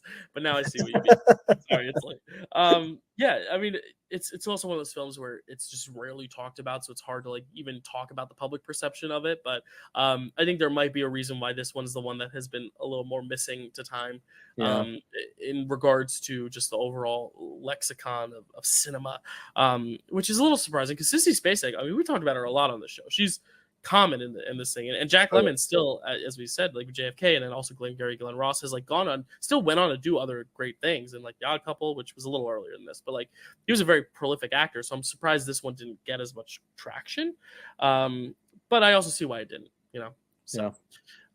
cool. Well, Missing did not miss out on all its Oscar nominations. It got one win out of its 4 nominations. It won Best Adapted Screenplay, so the thing we kind of all took most issue with, it won. That's just how it works. It also was nominated for Picture, and then, of course, Best Actor and Actress for Jack Lemmon and for Sissy Spacek.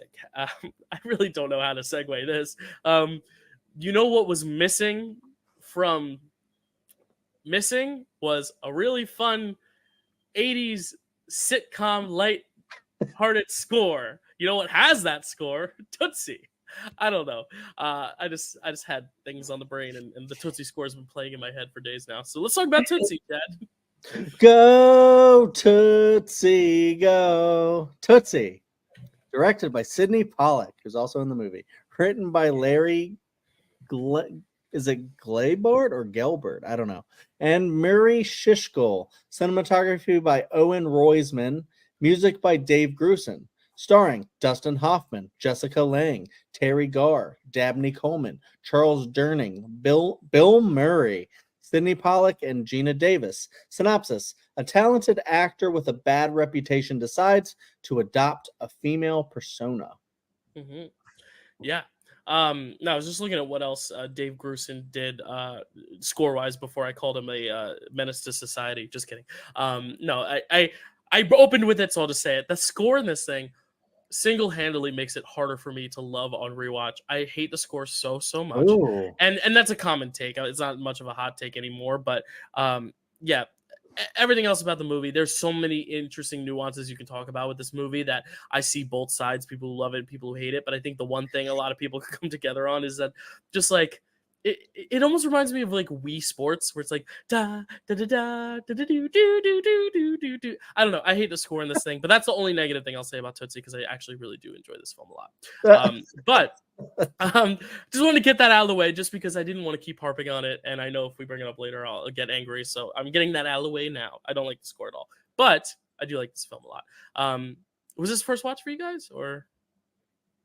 Well, yeah, I've seen it You've twice. seen it twice since. Yeah, I know you rewatched it today. Yeah, it was the first watch. Cool, Chad. So I'll ask you, who's seen it twice now in a few weeks. What do you think of Tootsie? I really like Tootsie a lot. I didn't even think about the score. So like some scores, like I'll go and I'll like really pay attention, like the ET and stuff like that, obviously. And then some will just stand out. I guess maybe like this one didn't stand out that much, where I didn't even think about it. So it's just funny when you like, you know, it's like when I have like a weird, I wouldn't even say it's a weird criticism. Apparently you said it's a common one, but it's like from your perspective, sometimes I might be like, hated this one thing in this movie. And then you just like come up with a score. I'm just like, that's the part I didn't even think about at all. But now I feel bad, because if you ever do rewatch it a third time, you're gonna probably notice it now, and I feel bad because it might not be bad for everyone. I think it's more just the tone of the movie. Like it is a very like 80s sitcom like score that you would hear in like, you know, like all those shows of the time. You know, that makes it almost feel less. Well, I mean, it does take place on a TV set, so maybe that's part of the effect. But I think it's almost overdone to a point where it just didn't fit the tone for me. I don't know. It's almost kind of like, and this is going slightly off topic, but it's almost like when Carrie and I are in the middle of watching Succession. It's like the power of that man. And we're talking about TV intros soon, but it's almost like the power of that intro music, that they just keep playing it over and over, like every episode. They at least play it once, and I'm like, guys, there's no other score. To play something else. Do you have anything else in your repertoire? Yeah. But, I feel like we see that a lot with shows nowadays, like Severance. I don't want to tip picks. That's hours from now. But there's a lot of shows that'll just like, you know, really milk that score. But I don't know. It's just a weird gripe I have. But let's talk about why we like Tootsie though, Chad. Why do you like Tootsie?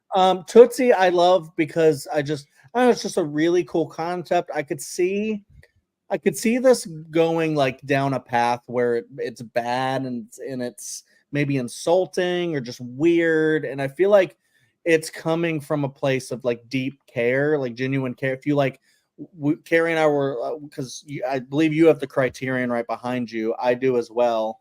And we were watching some of the interviews, and like with Dustin Hoffman just sitting there like talking about like why he wanted to do this, where he's like, you know,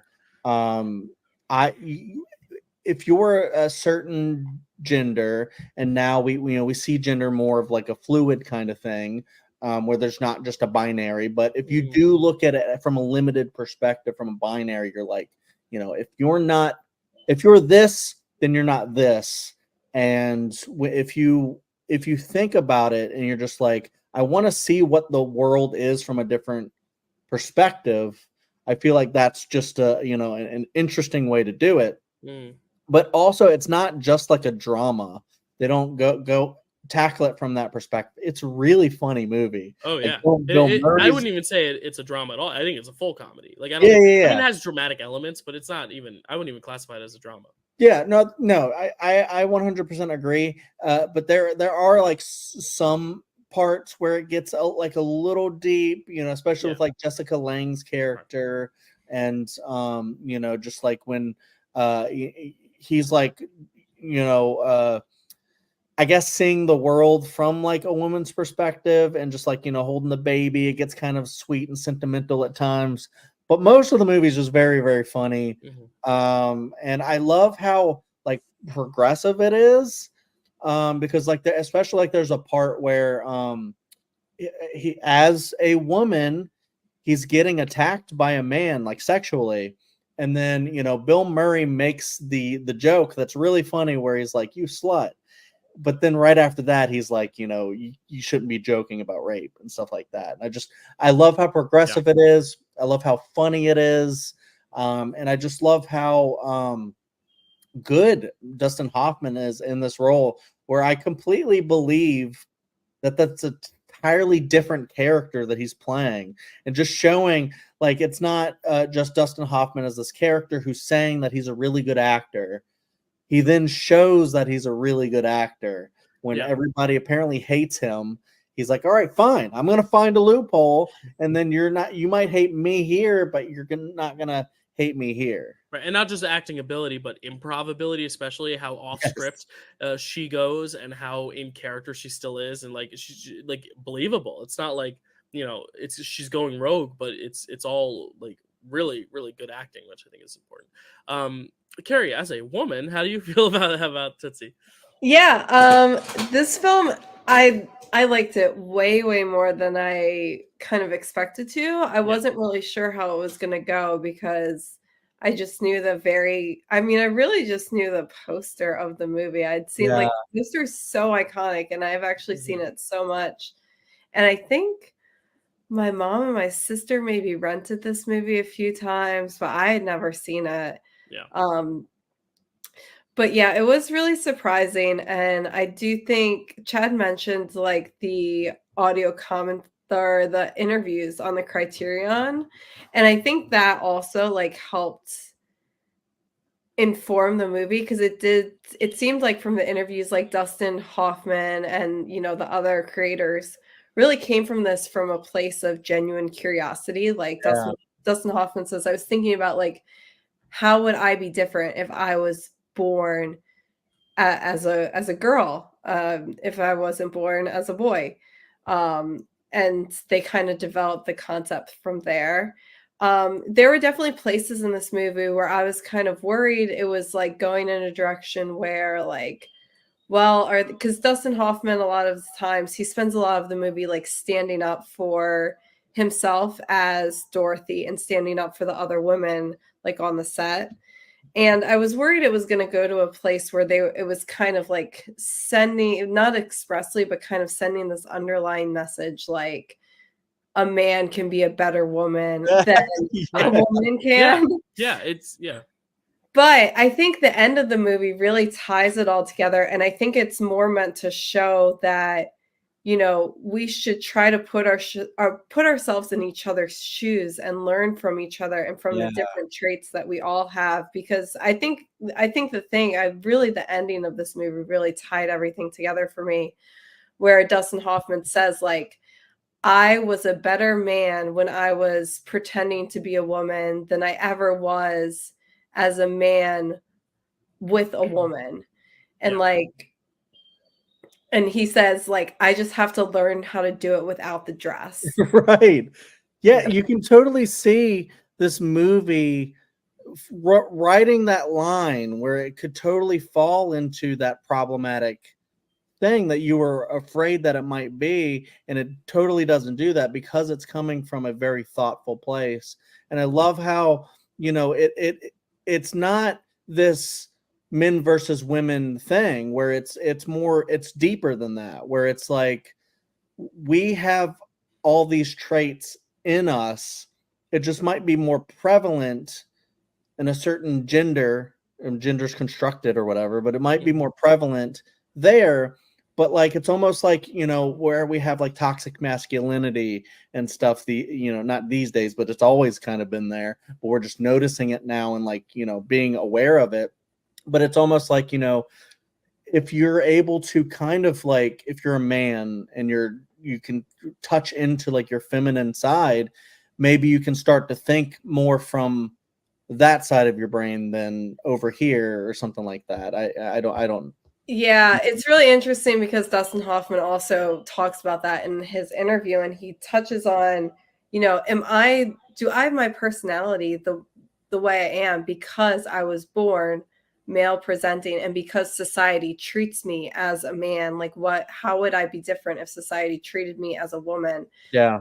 And the film definitely, I feel like, touches on those themes. And yet, Chad, you had pointed out like that scene where Dustin Hoffman is holding the baby and you feel him change. Yeah. He's such an incredible actor. Yeah. And oh shoot, there was one other thing I wanted to say. I can't remember what it was. I think it was something to do with like, I don't know. I felt like the film, maybe I'll remember it in a little bit. I don't know. I Yeah, can't. we can vamp and then Yeah. you know, Yeah, no, I think everything you guys bring up is very valid, and I do agree. I think it's really it almost reminds me of Some Like It Hot in a way where it's like at the time this is as progressive I think a film like this could get in terms of like trying to make men see what women encounter in their everyday life, especially in like the actual film, you know, environment, and the idea that these men kind of dictate this kind of uncomfortable atmosphere for women in film and television sets. And yeah. you know, it's a lot of misconduct. I mean, we're still seeing documentaries made literally months ago about, you know, the guy who ran Nickelodeon and how unprofessional that set was handled with children, but also just in women in general and how they've been kind of treated in media and by Hollywood especially. I feel like it's something that isn't really touched upon in these movies because I think just women directors aren't as prominent in this time, and especially earlier when like Some Like It Hot came out. So it's like one of those things where we're meant to like laugh at it. It's supposed to be silly, like, look, he's a woman, but also it's like very few films have like tackled this type of story, and it's really interesting to see that, like, you know, we're able as like just as a cisgender white straight man to watch this and like just see what it's like for this woman to, well, you know, man playing a woman to encounter what Dorothy encounters on set, and just like look at that and see how it's still a problem we see today. And it was still a problem back in Some Like It Hot when they're being objectified in Marilyn Monroe. And I think an important thing that could be mistaken depending on who's watching it, but the fact that he comes on so strong to women, only for him to realize what it's like when he's the receiving end of it. I think it's the same thing with Some Like It Hot, where Jack Lemmon, who we just talked about and missing,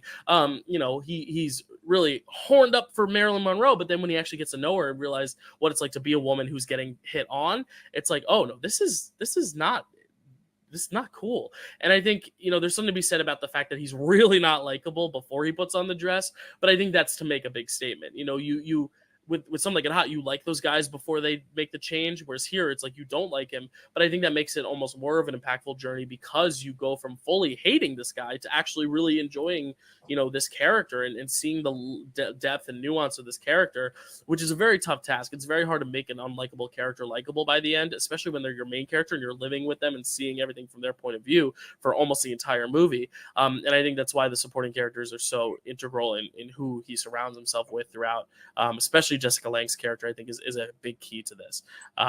Carrie, did you think of your thought yet? I did think of my thought. I saw it go in your head, and I was like, oh, she's got the light bulb. So I'm going to talk to you. One thing I really liked about this movie, because there's, you know, the trope where the one character is the main character is lying to everyone and is leading this double life. It's Cyrano, yeah. Yeah. And often I feel like that trope, it gets to a very silly, ridiculous place where and then it kind of results in the person getting caught. And then that's the reason everything comes out, is they get caught. And what I liked about this movie, it was a little surprising to me because I keep I'm going through the whole movie thinking like, well, he's going to get caught and that's how he's going to get found out. But he actually like it's kind of eating at him, the fact that he's living this lie, and like also that he wants to be with Jessica Lange and she thinks Right. that he's a woman. You know, but he does make the active choice to just completely let it all go and like come clean. So that to me was like a little bit of a unique and surprising way to like resolve everything at the end. Yeah, and it's not like he's putting on the dress to get closer to the women, because there Yeah. are movies like that where it's like, Yeah. well, if I Mhm. dress as a girl, I'll be able to like get the girl, or if I Yeah.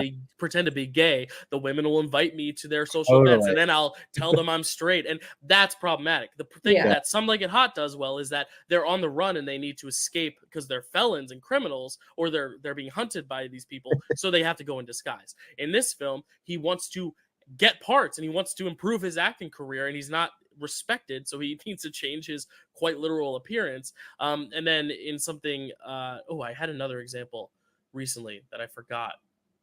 I don't know, it might come back to me, but like it's really interesting to see these inciting incidents not being about picking up chicks, but then later, you know, he forms this bond. And I think that's the one thing that I think I've seen some criticisms tackled, not necessarily of the film, but of a certain audience watching the film, and that is like the turf, you know, anti-trans audience seeing this film.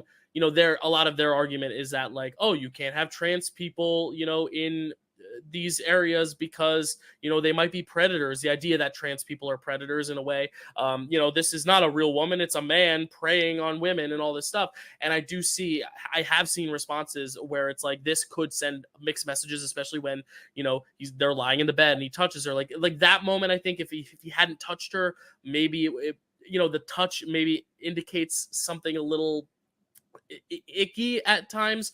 He does genuinely care for her, but it is that kind of that idea that it could spread the wrong message to some people. But I am not obviously of that mind, but I can see how some people could misconstrue this film into being like, well, this is why we have to keep trans people away, because they're manipulative and mischievous. And I hope that this doesn't give that off, this impression. But I also think it's worth noting that this isn't a trans character. It's not cross-dressing, so there is that distinction.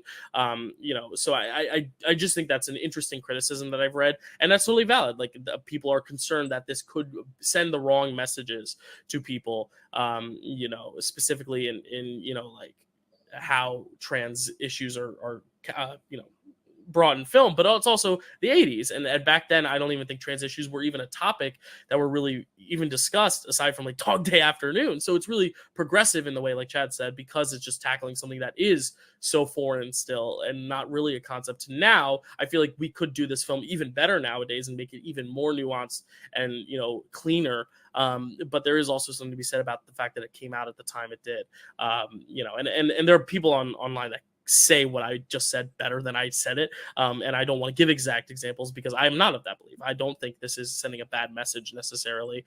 And I'm worried that people might misconstrue this, but I like to hope that those people aren't watching this channel. So there you go. I was just about to say, I'm glad that you tackled, if that needed to be tackled, I'm glad you did it, because Right. mine would have been a lot angrier, because Right.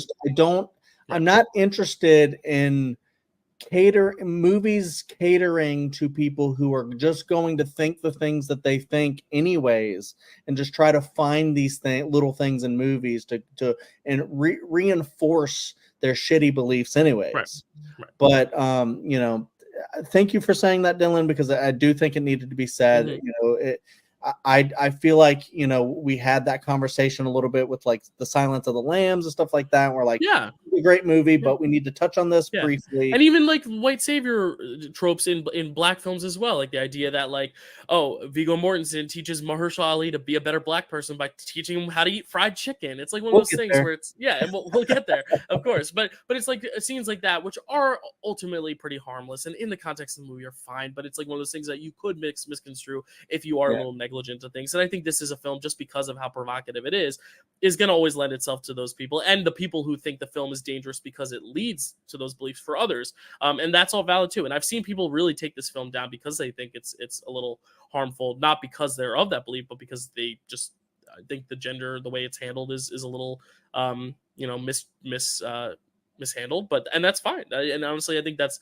the best films do have those really interesting nuanced discussions on all sides, because like Chad said at the very top, this is very ahead of its time and very progressive for its time, and it's dealing with stuff at its time that films hadn't really dealt with, which I think is important. But I think the main thing is you don't necessarily know what a woman goes through unless you've actually seen it firsthand. And this is one of those great examples, especially in media, especially as something that like I can relate to, just having been on film sets that are really amazing, but then also hearing stories from people who have been on film sets that aren't. And luckily I've never seen that, but also I am a man on a film set. I don't know. Maybe it is happening in other places. I don't know.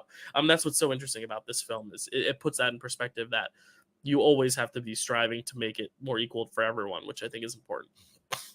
Yeah, I mean, and just talking about the film, where I just love like Dustin Hoffman's performance. Because I saw at the end credits that they credit him twice as two different characters. Because it essentially is, like I really think Michael is. And honestly, I wonder if nowadays, if you were to remake this, if it would be an overtly transgender story, because I really do think there's something to be said about how like he quite literally transforms. Like he literally goes through a whole new identity. He resonates so much with Dorothy, where it's what Carrie said. Like he learns how to be a better man through being a woman than he did before. It's a really interesting story in that way. Yeah, but like I feel like it's still always him playing a part. I feel like it could actually get into problematic territory if he's like playing transgender, where you're just like, oh, well, transgender is something that you can just be and then decide True. not to be. So yeah, I'm just like, yeah, that's a good point. I wouldn't want to tackle that, but Mm-hmm. I do love how it's handled in this movie. So Yeah. obviously I see what you're talking about, where you've seen like criticisms for it, and I agree that a lot of them are, if they're not like completely like anti-trans or something like that, are valid. I just kind of disagree, because I just think this movie handled so well. And because there was like one guy on the commentary for the Criterion where he was like talking about, he was like, the movie's focused on this, so a lot of issues that you might have with it, it's not what the movie's about, so we'll throw it away, kind of a deal. And one of the things that he was talking about was that the movie's called Tootsie, and it's like kind of a derogatory word for women. Yeah. And there is one point where the director's like calling the women toots and all this stuff, and Dustin Hoffman's character Dorothy, she's just like, you don't call me that, kind of a deal, because she's like that character, you shut your mouth right now. I love that persona he builds. But honestly, I feel like it's kind of like owning it a little bit, like you can't hurt me with those words because I'm owning it, like kind of a deal. But I don't know. I just think it's really, really well done, really funny. I love Bill Murray in the movie. No, he's great. I think he's like, because he's like always commenting on when things are weird. He's like, this is very weird. Yeah, and you brought it up earlier. I love Sidney Pollack in this movie. I think he's actually legitimately really great. Probably my favorite supporting performance in this movie, because that one scene where he's talking about him, he's like, well, now she thinks I'm gay and she thinks I'm a lesbian. Wait, are you a lesbian? Or you gay? Like that whole thing. Like, and obviously nowadays it might, it might be handled a little more nuanced, but that scene is so funny as well. And I do think the overall responses to finding out that Dorothy is Michael, some people have interpreted it as a little homophobic, and I think there's an element to it, but also there's an element to it of just genuine surprise more than anything else, of just like, I'm just shocked that you are not Dorothy, more so than like, oh my god, I was gonna kiss that woman, I was gonna marry that woman, thank god I didn't kiss you. And that's the stuff that I think would be handled better now, and I think was handled better a little bit in the musical that came out a few years ago. Like I think that's kind of stuff that I think would be better handled. But I think Jessica Lange's response to it is okay too. The when he tries to kiss her and she backs away, but then she is still not like grossed out. She's just very much like, I'm not gay. And he's like, no, but I'm not. And, it's very interesting. Like I think that relationship, if she were to be like, oh, disgusting, and then never talk to him again, that would be like more homophobic, problematic. But I think because she's still willing to love Dorothy and care for Dorothy, I think makes it, because she's more concerned about her father. It's not the fact that she's gay or she's lesbian in her eyes. It's the fact that she's supposed to be her father's person. So now, like, how is my father going to feel? It's less about the homophobia, more about just the genuine fear of her father getting brokenhearted, which I like how they spin it in that direction rather than, oh my god, a girl trying to kiss me, which I think is very important because it could have easily been that, and that would have been bad. But Yeah, I actually never got those vibes from it at all. Like it was like, like kind of like a homophobic kind of like tint. I never got those vibes at all. I mean, of course, I'm not homosexual myself, so maybe I could have gotten a better read if I were. But it's one of those things to where I just feel like it was all very like above board with that. I feel like they probably were sensitive to that because of how caring a lot of the people seemed to be who were making the film, and just like very in tune with being careful. It just felt like the way it was written. A lot of those relationship stuff I found very, very good. I like how he had that relationship with the dad. And like you said, like the dad didn't, Jessica Lange's dad in the movie didn't just, start like hitting him or something like that and being like, why'd you try to kiss me or anything like that? Could have got like, it could have gone that way or something like that. And even when Michael himself is like, when he has to kiss the guy on set and he's like, oh, I don't want to do that. I don't want to do that. I mean, that is a homophobic thing, but it is also, at that point, we still are not 100% in on Team Michael either. He's still this more like abrasive person. He's still at that point in the story where we're not meant to like him because he is very admittedly hard to get along with. So I think it works in showing the progression of the character, because then by the end, he's not as like, so I think it's important. I don't think not wanting to kiss a man is homophobic. It's just something you don't want to do, and you shouldn't be forced to do like on a set, because that guy was kind of like, oh, he kisses all the women. It's just known, right? And that's where the you touched on in the beginning, the feminism commentary comes from. Like that's what the good stuff is. That it makes a comment about how like the people are just expected to show up to work and kiss each other without intimacy coordinators, which is a really important thing in film that is so important that I want to advocate for, because I had an acting teacher in college who is now an intimacy coordinator on a lot of big projects, and that's so important in film now that they didn't have back then. So I just think there's just such great discussions to have with this film in general. So any other thoughts on Tootsie? Carrie? I could actually probably go on to be honest. There's so much. It's such this movie, I feel like this and E.T. might be the most rewatchable movies, because I just wanted to rewatch Tootsie, and I did, and then I was like, I could probably watch this again very soon. It was interesting when you said you were rewatching it. I was wondering if it was A, you had loved it, seen all the criticisms and wanted to rewatch it with that lens, or B, you didn't like it, wanted to watch it again to give it another try because it's well regarded, or if it was just you wanted to watch it again because you wanted to watch it again, which was the actual reason. I think it was that, and then now like I'm kind of hearing the criticisms from you for like the first time. I didn't even know. I thought this was just a really loved movie. I didn't even know it had criticism. And that's the thing, is it is, and there is but I think the minority who doesn't love it is a little bit more vocal now, especially in the last few years than they ever have been, because gender is becoming so much more of a fluid thing, and trans rights and all that stuff, which is just very interesting. It makes the conversation more interesting, and it makes it less still. So, Tootsie wins only one of the 10 Oscars it's nominated for, but it is a big one. Best Supporting Actress for Jessica Lange, is nominated also for Best Picture, Best Director for Sidney Pollack, Best Actor for Dustin Hoffman, Best Supporting Actress again for Terry Garr, Best Original Screenplay, Best Original Song for It Might Be You. Innocent, that song's great. It's not part of the score. It's not culpable. Best sound, best cinematography, and best film editing. So that is the verdict on Tootsie. Let's move on to the verdict on the verdict. Chat, tell us. There you go. That was my good segue. Sorry, y'all. Sure. We got there finally. The Verdict, directed by Sidney Lumet, written by David Mamet, cinematography by Andrzej Bartkowiak. Music by Johnny Mandel, starring Paul Newman, Charlotte Rampling, Jack Warden, James Mason, Milo O'Shea, Lindsay Krause, and Edward Benz. Synopsis: an alcoholic lawyer accepts a medical malpractice case to improve his situation, but learns to do the right thing. Based on The Verdict by Barry Reed. We're going to get into it in just a second. I love this movie. I can't wait to talk about it, but I forgot to mention Tootsie was ghost written by Elaine May, which I totally forgot to bring up. Kind of how like Poltergeist was ghost directed by Steven Spielberg. Steven Spielberg is not credited as the director, but it's widely believed that he did have at least a hand in directing. Elaine May is known to be like a very big contributor to the script of Tootsie, and she's not credited. So I think that was part of my argument also, is why the feminist themes are so prominent, so well done, is because they did have Elaine May writing. Just want to say that because I forgot to mention it earlier. All right, the verdict. What's your verdict, Carrie, on the verdict? Okay, so this is a very interesting movie. So I'm a lawyer. Oh, true. Yeah, so you got the first-hand experience. Okay.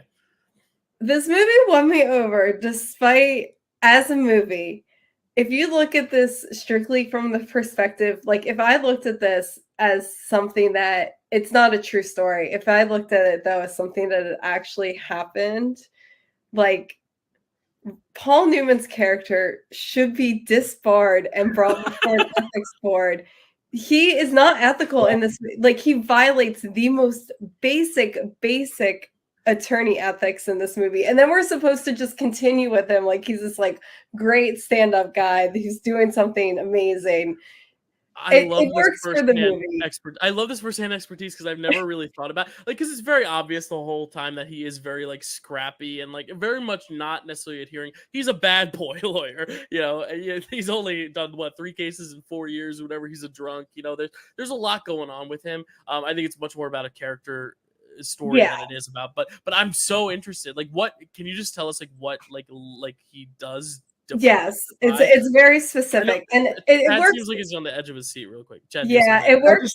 I just wanted to throw in because it's very fun watching this movie with Carrie. Because there's so many times that I'd pause it and go, "Does that make sense? Is that accurate? Like, is that how that actually judges actually do that?"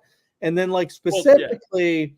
The one thing, there's a lot of things he does wrong, and you reminded me of more stuff. Like, specifically the one part that I'm not a lawyer. I'm married to a lawyer, but then I told to my lawyer wife, I was like, wait, that's kind of messed up, isn't it? He shouldn't have just not told his clients that, you know, there was a deal that they could have accepted, a settlement they could have accepted, and just decided to go to trial anyways. He can't do that, can he?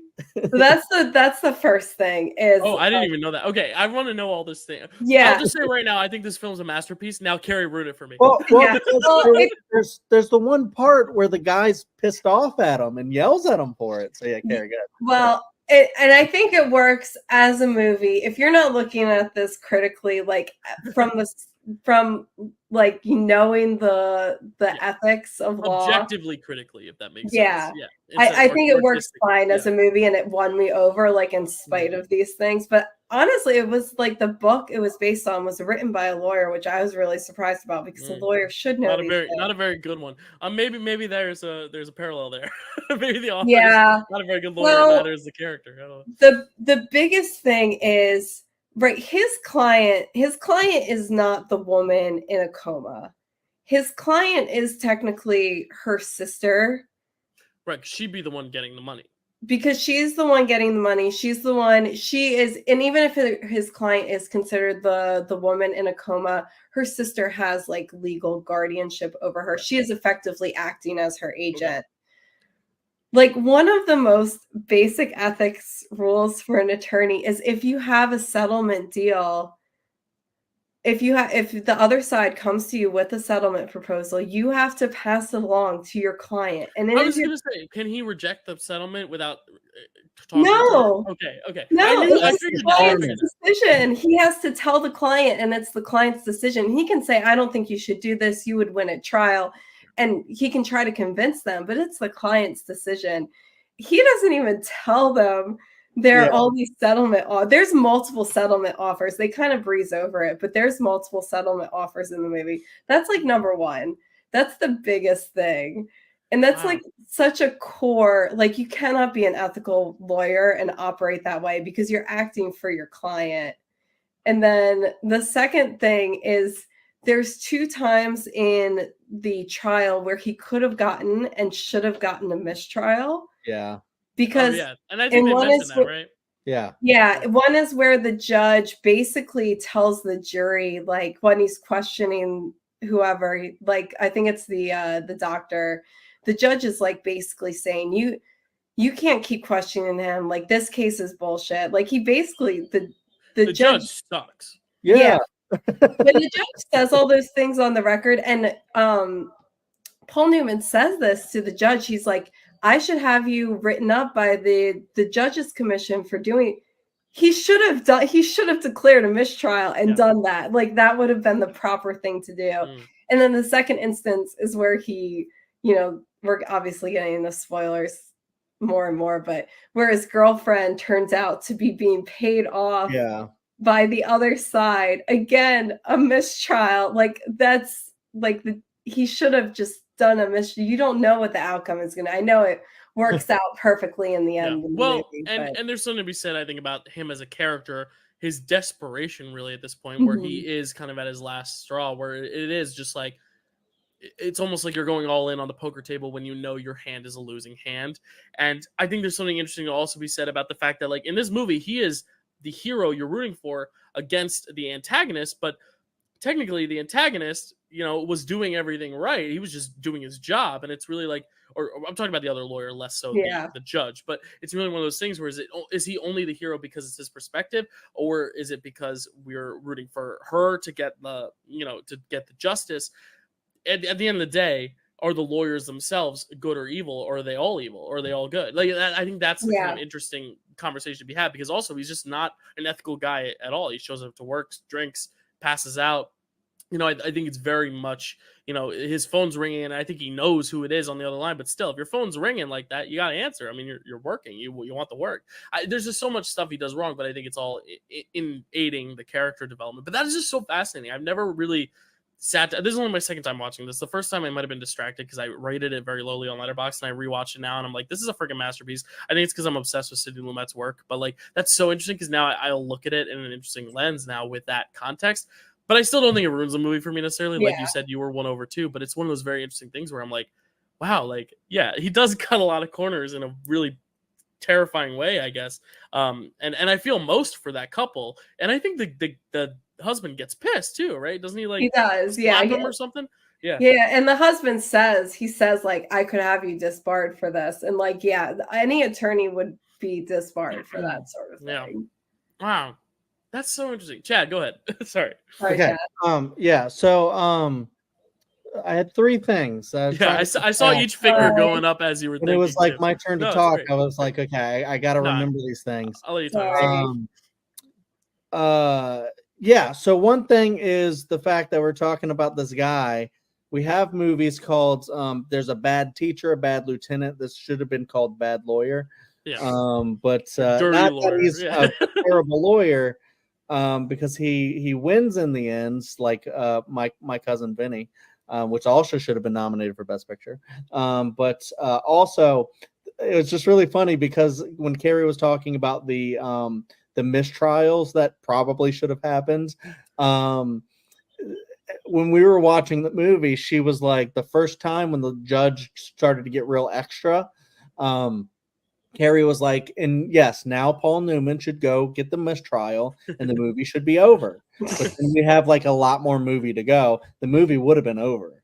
And and then the other thing was, not only does he not do the second mistrial opportunity, he doesn't do the proper thing. Instead, he slaps the shit out of this lady at one point, and Carrie and I both went, damn. It was almost like on Friday when they go, damn. Like, that's what we did. It was really, really funny. Not that hitting people is funny. No, it's not. But in the moment of the movie, we were just so surprised that he went there.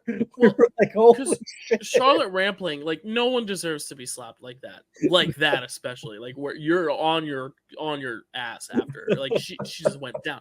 But of all the worst women I've ever seen in film, and not saying like she is a poorly written character or a poorly acted character, right? But just in terms of just stone cold evil, this and Nurse Ratched is up there, like, close to like her character in this thing is so vile and evil. And I think one of the things I was at first like thinking of as a complaint was like, it's so obvious from the top that she is not invested in this man whatsoever, that she's clearly there for something else. And even if it's not necessarily like she's working with the enemy, even if you're not able to pick up that, it's clear that she's disconnected. She's just not, she's not even into the kissing. She's not even into the drinking, whatever. But that revelation at the end, like, it's not surprising, but it still works. And I think Charlotte Rampling does such a good job. She's also so stone cold evil in the Dune movies too. She's just so good. She is so good. That is and her. she's And the she's the also mother. she's in the mother 45 Benny years. Gesserit. Yeah, Yeah. she's in 45 years as well, which is where she got an Oscar nomination as well. She's just so good at playing just stone cold, and she does it so well here. She's kind of like this sociopathic, like serial killer expert therapist in Dexter too. Dexter, yeah. I'm just reading that now. Wow, yeah, like she's so good, and I think she's someone that I never like in movies because her characters are unlikable, but then I realize I'm like, that's a testament to your acting. It's the Umbridge thing where I'm like, the whole time I'm like, oh, you stay away from him. You're an evil, despicable person. I love the stuff with Jack Warden when he finally like looks in her bag and sees that. And I love how that kind of builds up because you know it's going to come. And I just love the layering of the events in this thing. It's very much like every time it's almost like watching a boxing match where every time he gets punched down, he comes back swinging with something, and it gives you the audience a little hope, even if it is totally misguided in terms of like logistic, thinking, as we've heard, which I think is also just such a fantastic lens to it, Carrie. But I do also like, I just love the dramatic roller coaster, especially of that last act of finally finding who the witness is, going to New York. And I love how Boston and New York are so close that Jack Warden just is like, oh shit, I gotta warn him about this girl. Instead of calling him, he literally goes all the way to New York to stop him and says, hey, by the way, this girl you're about to meet at the corner here in a brand new city, New York City, she's working for the enemy. That couldn't have been in an email. I love it. I just think this film is so good. Email them, did they? I don't know. I guess not. Facts? I don't know. But like Sidney Lumet just knows how to like just tell an interesting story at the right pace, not at a fast pace or at a slow pace, the right pace. Because this is a film that moves fast, but the scenes themselves are slow. They take their time in the moment, but the transition of events is fast. It's quick, and I really appreciate that about this. Spoiler alert: we may be talking about another phenomenal Sidney Lumet film. Lumet courtroom drama at that. I was about to say that also has great courtroom stuff in it.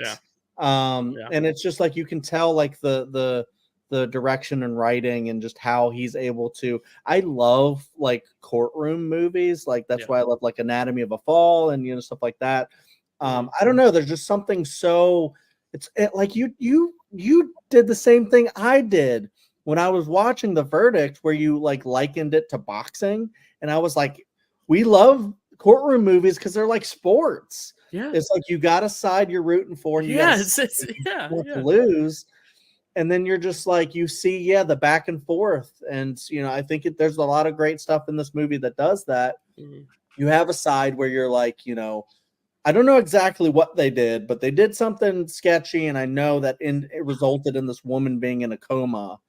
And I love how like at one point they like the lawyers like they put it into perspective for the jury. They're like, they took away everything that made this woman her, and like she's never going to be the same again. And then it's so funny because Carrie and I, when we were watching this, I noticed it first, and then we looked it up, and we're like, yes, okay, because it's Lindsay Krause is the last like witness. And Carrie and I got excited because she is a big character in Buffy the Vampire Slayer, our favorite show.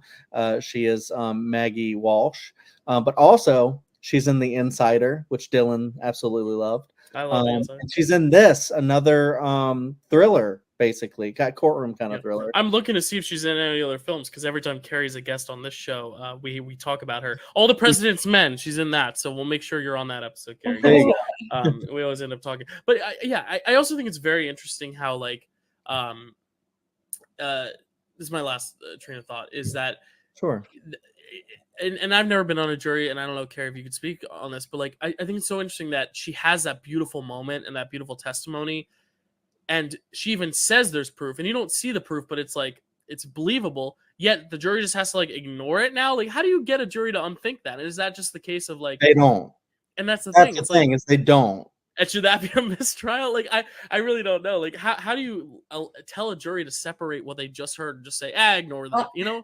it's a big thing in the law actually, because I would say this is like a Hollywood Right. example, right? Like Right. usually it's not like the entire crux of the case is the testimony that's being ignored, but sometimes, you know, it is pretty significant stuff. Or it's stuff that sometimes it's kind of the opposite direction. Like it's stuff that's like not actually true. And the judge is like, you should ignore this. But then, you know, people don't, that's not how people operate. And in this movie, it works to like, it's a really good effect where it's, I know it's like, I think the lawyer for the church is talking to I don't know if he's like a bishop or whatever.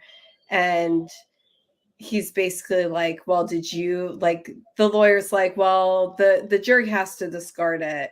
And the bishop is like, well, did you believe it? And the lawyer's just like silent. And you know that the jury is going to believe it, and they're still going to probably can say, you can't just, you know, you're human.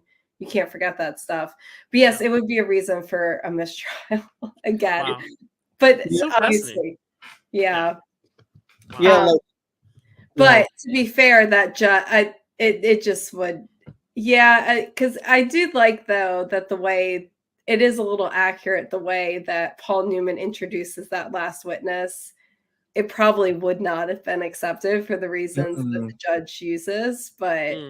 Yeah, it's interesting how quickly the judge. Sorry, Jeff. It's really interesting how quickly the judge just like starts allowing things. Then it's like this whole time he's been shutting him down. Now he's like, oh no, you know, the one. But then he goes back on it, and then he's like, yeah, just forget all of it. The judge sucks. He just sucks.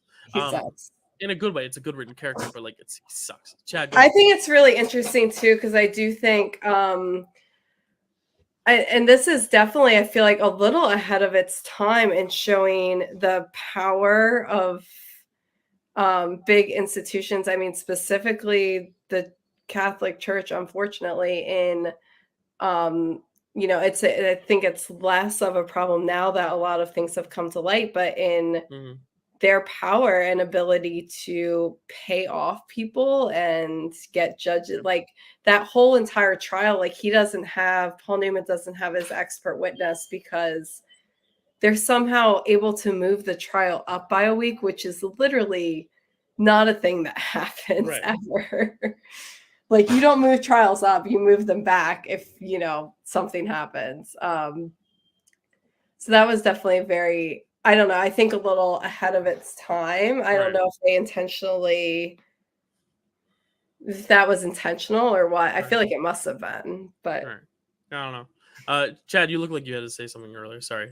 I know we were jumping up. It's just so fun to nerd out with characters. I didn't know any of this stuff. It's very interesting. Yeah, no, I love the it's not the final scene. The final scene is that that lady trying to call him back, and he's like, nah.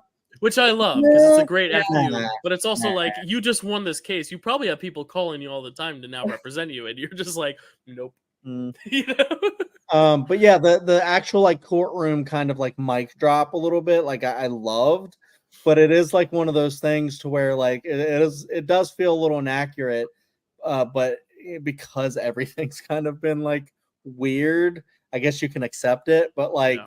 And it's a movie, but like if you have seen like My Cousin Vinny, like they go through and they tell you like, no one's allowed a bombshell. Both sides know all the facts and have all the evidence and stuff like that. But it makes it for a great movie moment when Lindsay Krause comes in and she's so believable, such a great performance in it, and then she's just like, they're just like, how do you know, or whatever, and then she's like, oh, I made a copy. And Carrie and I went like, whoa, she made it. It was just a moment that like I thought was great.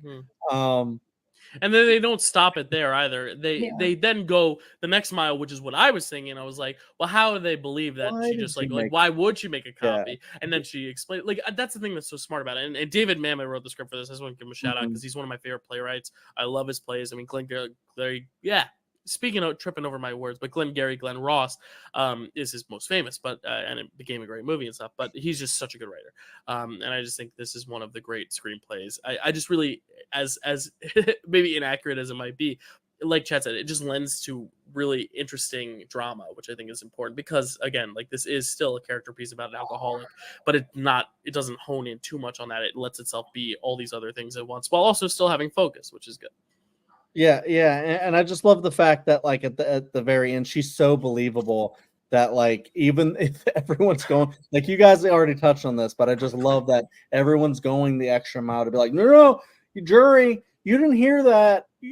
Strike the record. Yeah, how do you stay impartial after that? Yeah, the jury's like, did you just hear that? What they don't show is that after that, the defendants would have a field day appealing that decision by the jury. Yeah.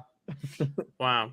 Oh, and then such it also feels kind of like just a big movie moment where they're like, yeah, can we actually award them more money? Yeah, how does that work? That is a thing that can happen for sure. And but do they just pick an amount? Yeah. Wow. You can. Whoa.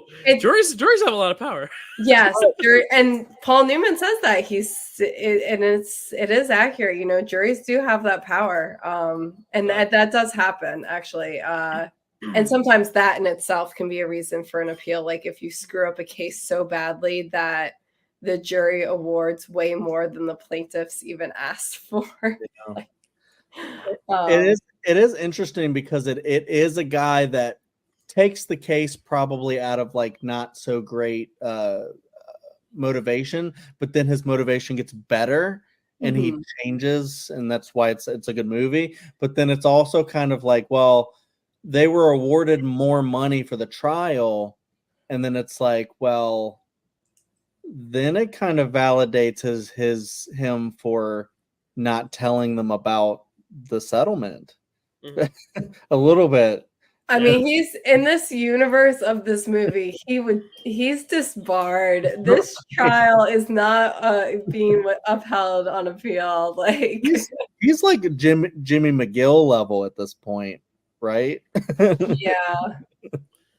I'm just in awe of it. I mean, this is such an interesting. This is not the discussion I expect to have at this movie.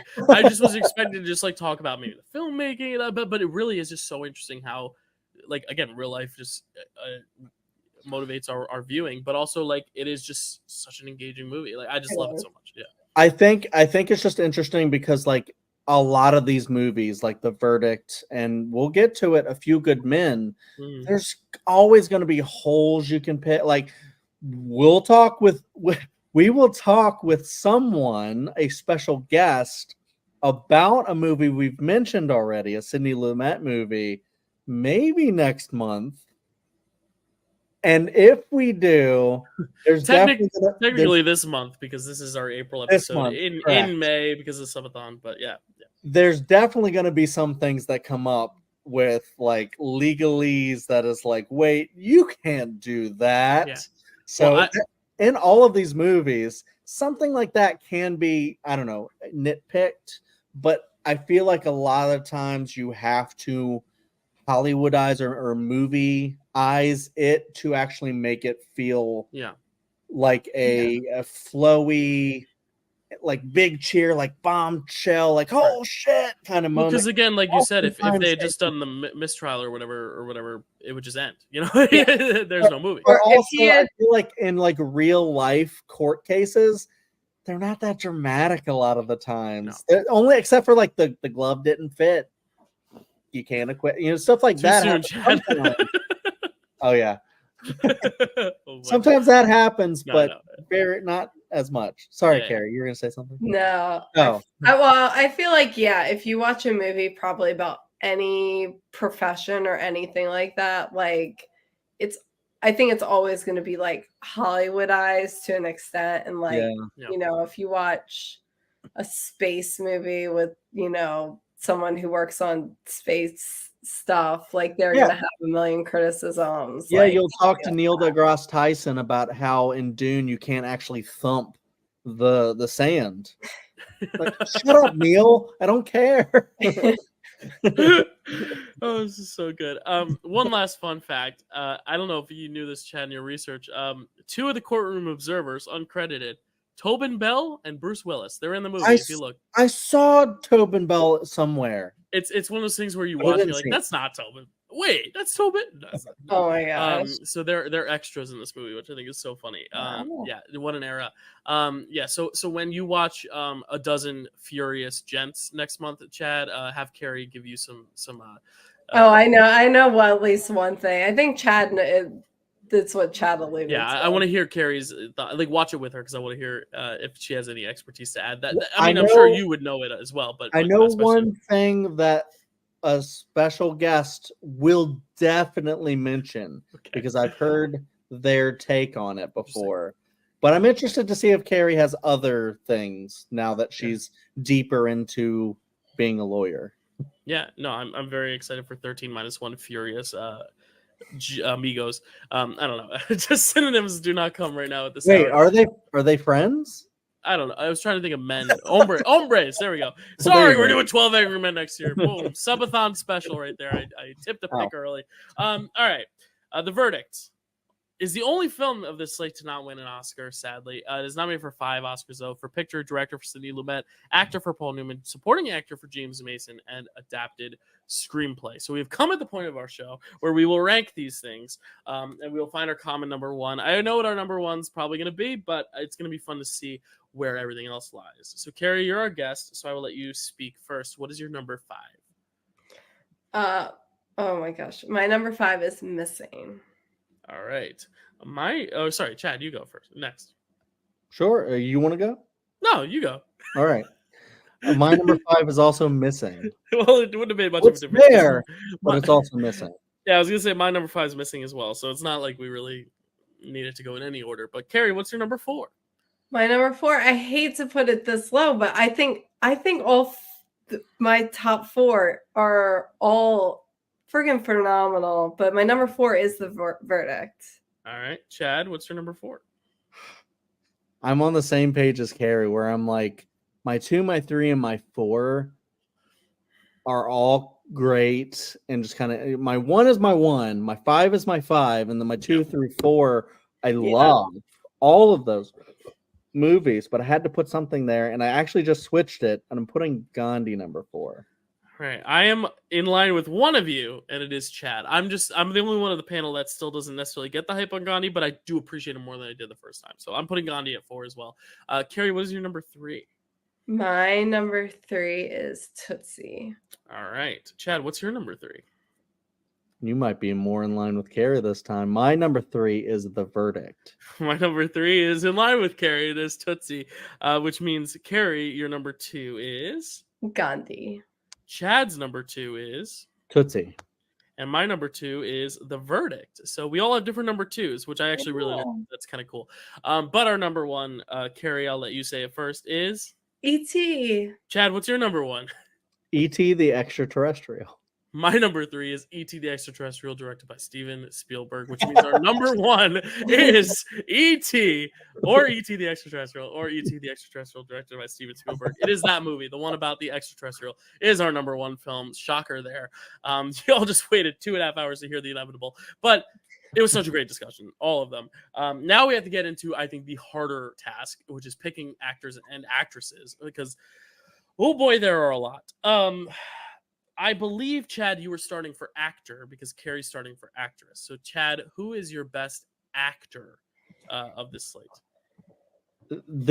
This was harder than you would think because there's so many great actors and actresses. But I think actor was very, very strong here in this slate. There's one huge film that I think could be the best actor easily. And I am kicking myself, but I do think I also have the right choice, and I'm going Henry Thomas from E.T. Yeah. I feel like you have to, but I'm excited that I'm not the only one picking because I do think there's a couple others that deserve to be number 1. There's going to be at least 2 guys that don't make it on the graphic that we're going to be like, man, because it is such a stacked thing. He would have been my pick, though, also, because he is so good, and it's my favorite child performance ever. But I am happy because I get to give this guy his due, which I don't know if we've ever...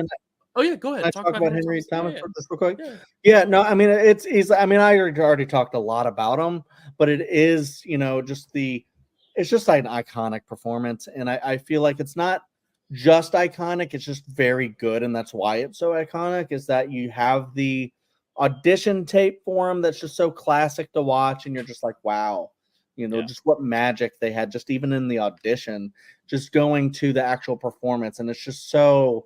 You feel the loss for him, with his dad, and you feel the excitement, curiosity, wonder, fear, anger, all of that when he's like, he loves this thing. It's about to be taken away when they're killing E.T. by, neglecting him and hurting him and stuff. And then you get to the very end when he has to say goodbye. And it's one of the most emotional things you'll ever witness is him saying goodbye to his best friend. Mm-hmm. And then, it's just like when the finger lights up and he reacts to it and he's in tears and it's just like, I'll be right here. It's just like so magical. And I can't get over it. I love it so much. It's a great performance. My pick, I'm glad I get to give this guy an award because we've covered 2 movies that he is the star of, and he never got our prize, which was The Sting and The Hustler. So I'm very happy to give Paul Newman the award here for The Verdict. I just love his performance. I think it's just so... It's got an energy to it, but because of his alcoholism, there is also a laid-back nature to it that is an interesting juxtaposition. But in those courtroom scenes, it doesn't feel like he's showboating. It just feels like he's still authentic in the moment. But he, just by the nature of how successful the writing is, but especially with his performance, it still feels grand and cinematic and all that. So I'm very happy. He's my pick for Best Actor. Carrie, who is your pick for Best Actor? Still some heavy hitters on the board. I know there's 3. I'm like trying. Yeah.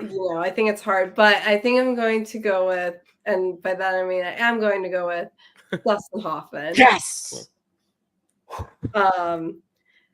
It's tough because I do think Ben Kingsley and Jack Lemmon, I think obviously also gave absolutely outstanding performances, but I think Dustin Hoffman, and we talked about it, he just is able to just completely transform from this guy who is pretty unlikable to to Dorothy, who is extremely likable, and just seeing you can see it in Dustin Hoffman's performance, his journey as both characters, and it is really incredible.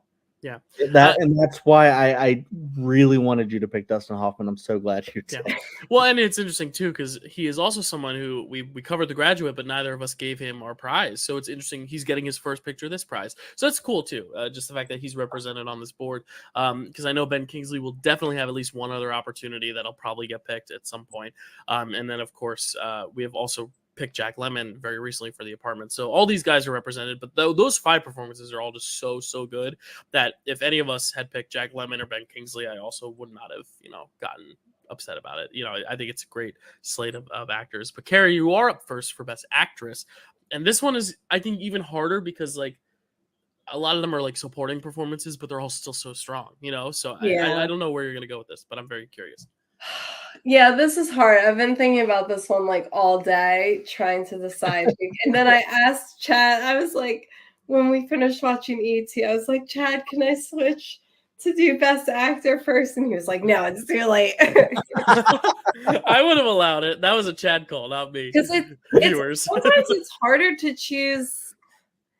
It's harder to choose first sometimes when there's kind of everyone's kind of, I feel like, on the same wavelength and there's not just like a very clear standout. Right. I think I'm going to go with my personal favorite performance out of this slate of movies, I think, was Jessica Lange. That was who I was going to pick. That's who I was going to pick, so yeah. Just that. Oh, okay. I think I don't know, she's able to convey just this woman who's this working single mom. She's just trying to like navigate this world of acting that she is living in. And I think especially like those scenes when they go up to visit her father, and that scene specifically in the bedroom where she's talking about picking out the wallpaper with her mom. Yeah. And then even and towards the end when the reveal happens, like her reaction is not I feel like it's just right. It's she's shocked, but it's not like over the top, and she's angry, and you totally understand why she's angry. And the scene where Dorothy and her almost kiss, and I don't know, just her reaction is just very human, and I think the way she acts it out is just she does such a great, like, subtle performance. It's really, there's no overacting. I think she's just very relatable and really, really portrays like that character is so believable. That's exactly why I was going to pick her, because I agree. I think it's very naturalistic. I'm glad you said it's very subtle, because rewatching Tootsie this time, I was like, wow, she draws me in with just like everything Mhm. she says, and just like her pauses, and just everything she's doing is just really like she becomes that character. And I only knew her really from like American Horror Story, and I didn't really care about Jessica Lange that much. Actually, I think she's also in like Cape Fear, right? Maybe, yeah. So like I knew her from like a couple things, but I'd never seen a performance like that. And then I'm like, Yeah, wow, Cape that's Fear, why you're right. Jessica Lange is like so respected, because of performances like Tootsie. So good. I'm excited to get to 79 for all that jazz for you, Chad, because she's so good in that. I have it in Criterion, so I'm Yep. excited too. My pick, it's interesting because like I think Carrie said it best. There's no obvious pick here because a lot of it is like supporting roles. Because the two obvious picks here were not from Best Picture nominees. It's Meryl Streep for Sophie's Choice and Julie Andrews for Victor Victoria. When you don't have those two to choose from, it's very difficult. So I'm going to go with the one that I think is a little underrated. And I think it's because there is a shining performance in the film that, because of also the circumstances, people are extra amazed by, and I myself amazed by. But then I remember this actor is even younger than that actor and still able to do the work they're able to do and convey the emotion, and they're acting alongside a puppet, and it still feels believable. So I'm picking Drew Barrymore. I think it's an unconventional pick. She's underrated, but I do think, Henry Thomas gets so much credit. Obviously, he's the standout, but it's like she's even younger, and she is working alongside a puppet. That whole scene of the Be Good, like with the TV, she's reacting to stuff that is not happening, and that's really amazing as an actor at that age to grasp. I know we gave Gabby Hoffman the award for Field of Dreams. I think Matt did. It was just really impressive to see kids give quality performances, even if they're not the star. There's a reason it works, and kids a lot of the time aren't good actors. And the fact that she's able to act at that age so well, I mean, there's a reason she has a career right now, and I think a lot of it is due to this film. So it's a sweet performance. I think when there's not a given obvious one, I wanted to give credit for this, because I think when a child performance is good, it deserves that credit. So that's my pick, Drew Barrymore. Dylan, yeah. When I was first thinking about actresses, and I was like, I'm gonna get third pick, I'm gonna pick Drew Barrymore. I was on that way as well. Sorry. And then, I pivoted after seeing Tootsie again, and I was like, Jessica Lange. If it falls to Lange, and we both took it from you. Sorry. Yeah, well, it's okay. I just didn't know like where, because there are a lot of like good female performances in the slate. So I was like, I don't know where people are gonna go. Like I could probably guess in the actors, but not here. But I think I was gonna go one way, and I was gonna go like Dee Wallace. But I think what I'm gonna do is I'm gonna pivot to a movie that we chose an actor from, but not an actress from yet. Because since we already have one from ET, I'm gonna pivot.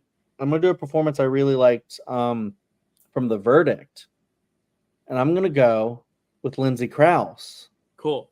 Because, and I talked about that scene, she's only in like 2 scenes or whatever, but like when she comes in like the courtroom, and she basically captivates like the whole jury about what happened to her, and how she's like, I just wanted to be a nurse, right? And just like, I don't know why this is even happening. Like, why did I have to be pressured to change a number to cover people's ass when, I just want to be a nurse and take care of people. That's why I got into it. And now I'm like on trial for this thing or whatever. And I don't know.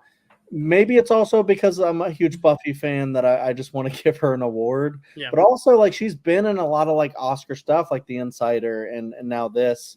And she has the same function in The Insider too. She's like in a few scenes and she steals it and then goes. You know, like that's her thing. That's her MO. Absolutely. Yeah. And exactly like you said. I could have given it to Rampling.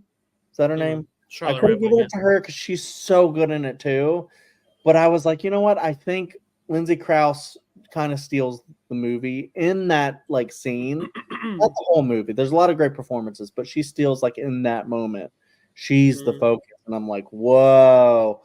I don't know. I just thought she was so great. So yeah, there you go.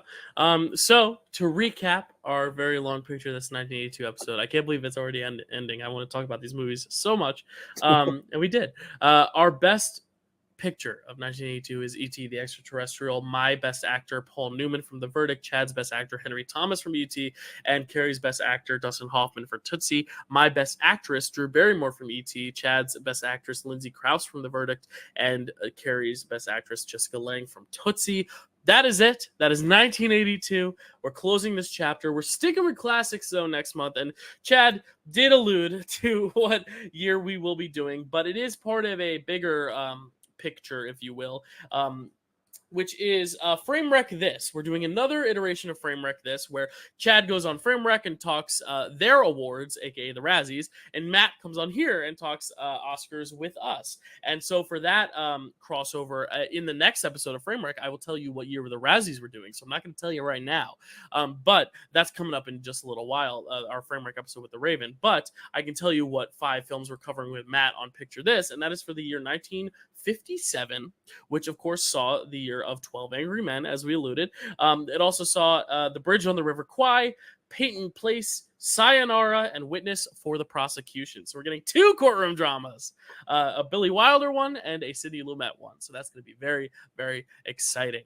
So 1957 is next month for the year, or I guess this month if you're considering this a May episode, even though this was our April episode. But Carrie, thank you for being a guest. It's always a pleasure to have you. I know we're going to see Chad later on the TV draft day, so he'll plug everything then and there. But do you have anything to plug? Any last things to say? It's always a joy having you. Oh, thanks for having me. It was amazing to watch these movies. And as we were, when we watched 4 out of the 5, Chad and I were talking about just how amazing this year was. This set of 5 Best Picture films. They were all really just a complete pleasure to watch. Yeah, no duds, I don't think. The 2 I don't like as much, Gandhi and Missing, I still found things I liked about them, you know? Exactly. You can find me, Chad and I host a horror show called Welcome to Primetime with our friend Hunter Chambliss. And yeah, that's mostly where I am. Yeah. Chad, I mean, we're going to see you later, but if you want to plug anything, because this video will air on its own after the subathon, is there anything quickly you want to plug? Yeah, totally.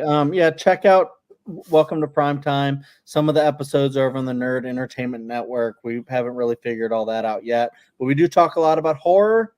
If you love horror movies and stuff, we also talk about Buffy the Vampire Slayer, as I've mentioned. We love that show so much. But then also check out Chadwick Webb is my channel on YouTube. We do a lot of ranking. So it's the show. It's called You Ranking With Me. And we have a lot of fun just ranking directors and franchises and just a lot of stuff like that. And we have a lot of fun. We've done a lot of stuff. So a lot of different types of videos and rankings. So if you like rankings, go check that out and check out all the stuff we have over there. I think that's about it. I normally plug the same stuff. Yeah. So. And I will tell you all watching, thank you for still watching, and please subscribe. That is the point of this thing, is to build up subscriptions. The more subscriptions we get, the more we unlock. But also, if you feel obliged to donate, that's all up to you, but we appreciate your donations as well. But thank you for watching Picture This. Stay tuned for more. You got a late night with the Devil review coming up very shortly for you, and then an episode of Frame Wreck where Stacy will be joining me and Matt to talk about The Raven. Is it a Frame Wreck redemption, or is it just simply a Frame Wreck? We'll find out very soon. Otherwise, thanks for watching. We'll see you soon. Thanks for watching along for Picture This.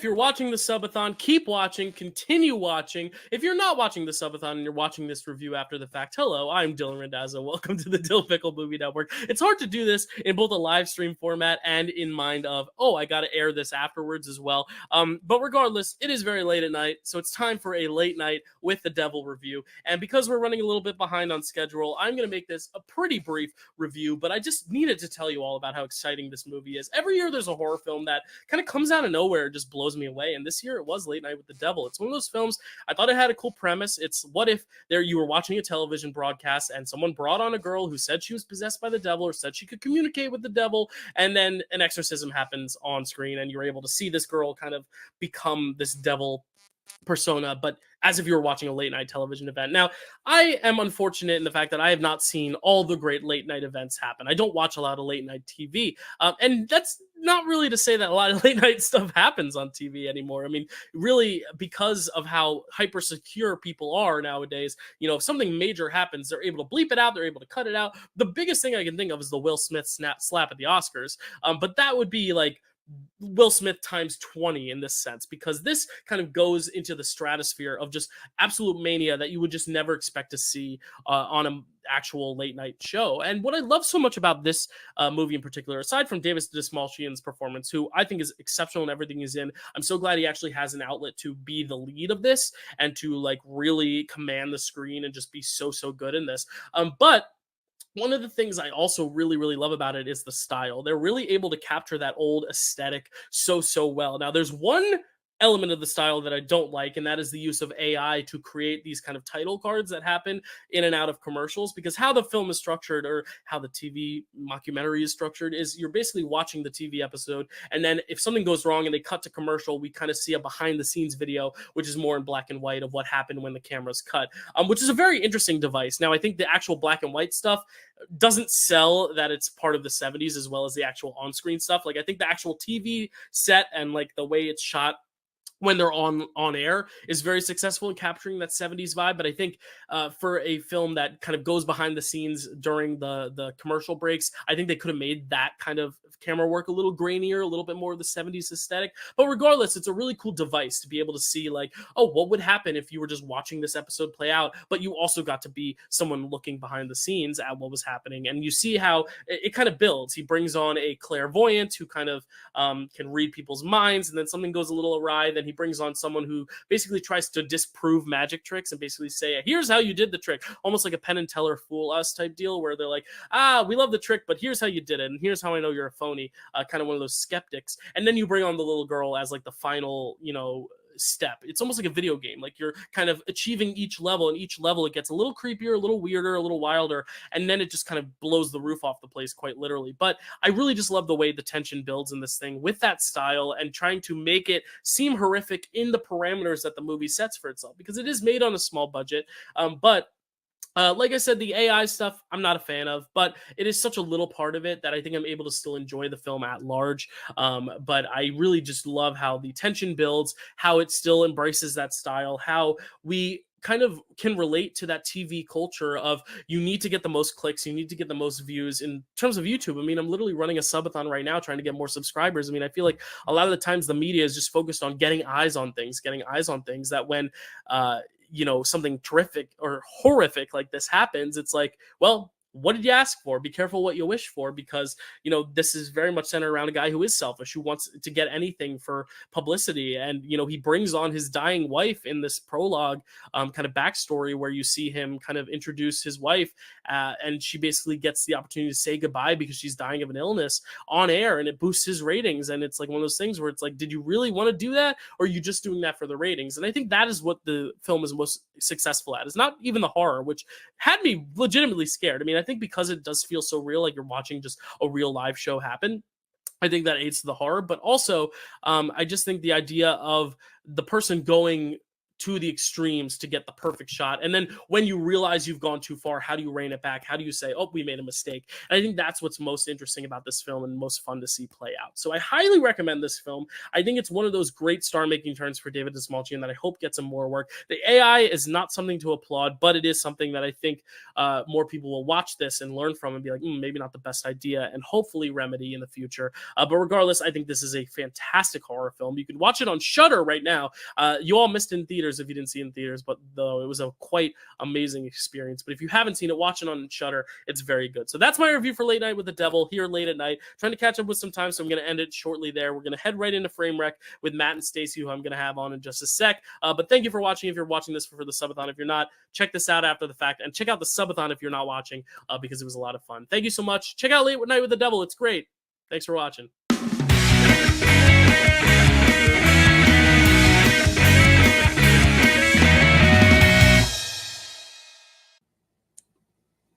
All right, just about time for a Frame Wreck episode. Let's bring on co-host Matt Chapman to get this all started. What's up, Matt? Matt Chapman Poe. How's it going, man? Welcome back. Oh, hey. How are you doing, Dill?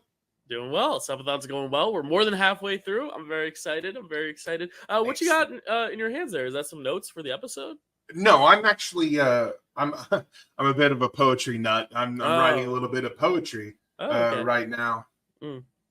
Well, I mean, if you have anything written, I mean, would you like to share anything? I mean, we have a little bit of time. You know, we're making good time on the schedule. I mean, I'm sure people in the live chat would like to hear some of your poems, some of your words. You know, you want to share? Well, it's not done, but I can give you a little sample of what I'm working on right now. Yeah, just a little something, a little tidbit. Don't judge me too hard, because again, it's not completely done, but sure. I'd love to to craft you a fine look, a little bonus gift for you all for subbing to the channel. Look at that. For however many subs we're at, this is exactly the amount to get my poetry. So perfect. Excellent. All right. Once upon a midnight dreary. Wait, Matt. Matt. That's the Raven. No, I want to hear your poetry, Matt. That's the Raven. The Raven, by Edgar Allan Poe. Listen. Good artists borrow, great artists steal. I'm pretty sure that's in the Bible. Is it? I think so. I'm pretty sure. I haven't been to Sunday school in a while, but I'm pretty sure that's in the Bible. Yeah, well. But listen, I may have sampled a few words from. Listen, they don't own words. We all own the words, you know. Like I may have sampled a little bit, but it's mine. Oh, okay. Okay. So if you don't mind, I don't mind. If you don't mind, I'm going to start from the top. Okay. Once upon a midnight dreary, I was like, hey man, you're there and I'm weary. Shall I compare thee to a summer's day? Or shall I simply go away? Oh, captain, my captain, your fearful trip is done. I think you're super swell, like a hot dog on a bun. But I took the road less traveled by, and that has made all the frame wreck. What a story, Mark.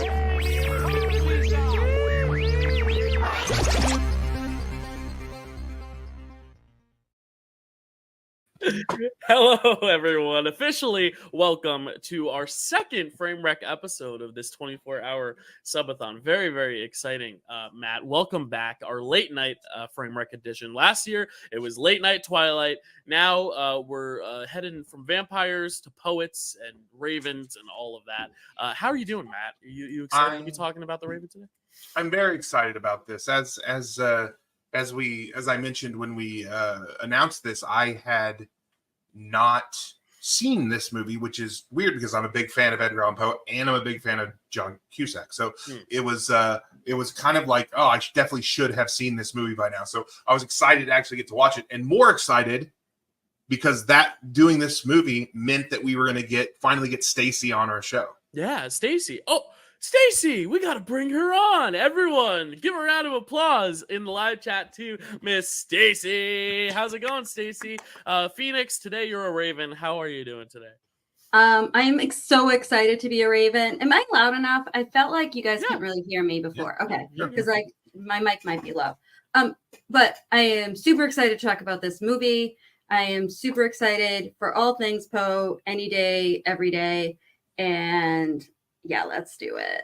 Yeah, it's very exciting because I think, like Matt said, like this is so exciting because he is an Edgar Allan Poe fan, and clearly, unless you just bought those books at the store yesterday when the subathon started, I believe you are also an Edgar Allan Poe fan. am. I'm a fan as far as like I haven't disliked any of his stuff, but I'm not an avid fan of the fact that I haven't like sought it out. I don't know if I'm as well scholarly versed in, I don't know, my terminology is gonna be weird. It's after hours, but I do think, you know, I should be a bigger Poe fan than I am. I feel underread in his stuff. So this is going to be an interesting perspective, just coming from two mega fans, and then just me over here yapping in the top left corner here. But it's going to offer a fun perspective here. Stacy, if you don't mind me asking, if you even remember, how did you get into Poe? I have a specific thing, but I want to hear yours first. 6th grade English class. Okay. Nice. Yeah, they used to teach Poe in school. I don't know. I have a feeling they don't anymore. But they didn't for me. Yeah, it's sad. 6th grade, we learned Poe, and I was like, damn, this guy's creepy. I like this shit. Yeah. And I've been a fan ever since. They don't do Poe at all. Like, not even The Raven or The Telltale Heart? I feel like maybe we read The Telltale Heart, but it was very much like glossed over. It was like a day, like a lesson was given to it. And, you know, usually in like my classes growing up, it was like you would spend a whole week on a book or a short story even, or an author. And I feel like that's just the one thing that like I didn't really necessarily get. And, or maybe I got it and I just was not a good enough student to recall it. But yeah. It was Poe and Langston Hughes was the other poet that I remember a lot from 6th grade English class. So my experience, my first encounter with Edgar Allan Poe is the most 80s 90s thing that's ever happened. Which is that my mom used to buy these books that were, I don't know that they were condensed versions of stories or anything like that. But they were much smaller, so a kid could read them. And she brought some home one day, and one of them for the children was The Murders of the Rue Morgue. And that's the first, and I was like, oh, okay. And so I read it, and it actually had a couple in there where there's just the cover said Murders of the Rue Morgue. There were a couple stories in there. Cast of Amontillado, I think, was in there, and I don't remember. There was another one. But anyway, so I read them. I read those when she brought them, and I was like, oh, this is so awesome. It's crazy to think about how that book was packaged and marketed for children, but not if you consider the 80s and 90s. That's just the way. It's funny you say that, because when my daughter was young, I was never like, I mean, when she was real little, I read her real little kid like books at bedtime. But when she was a bit older, like, you know, 8, 9, 10, I wasn't really into fairy tales, but I did read her some Poe. And then when they got to it in school, she was like, I already know this shit. Yeah. And then in later when I got into like 6th grade or junior high, we did cover The Raven. We covered the Cast of Amontillado. We covered Telltale Heart. Like some of the big ones we did read in class. But yeah, I was the same way. When I got there, I was like, guys, you're gonna love this. And some of them did. Some of them were like, it's fine. But I was like, guys, this is it. This is gonna be awesome.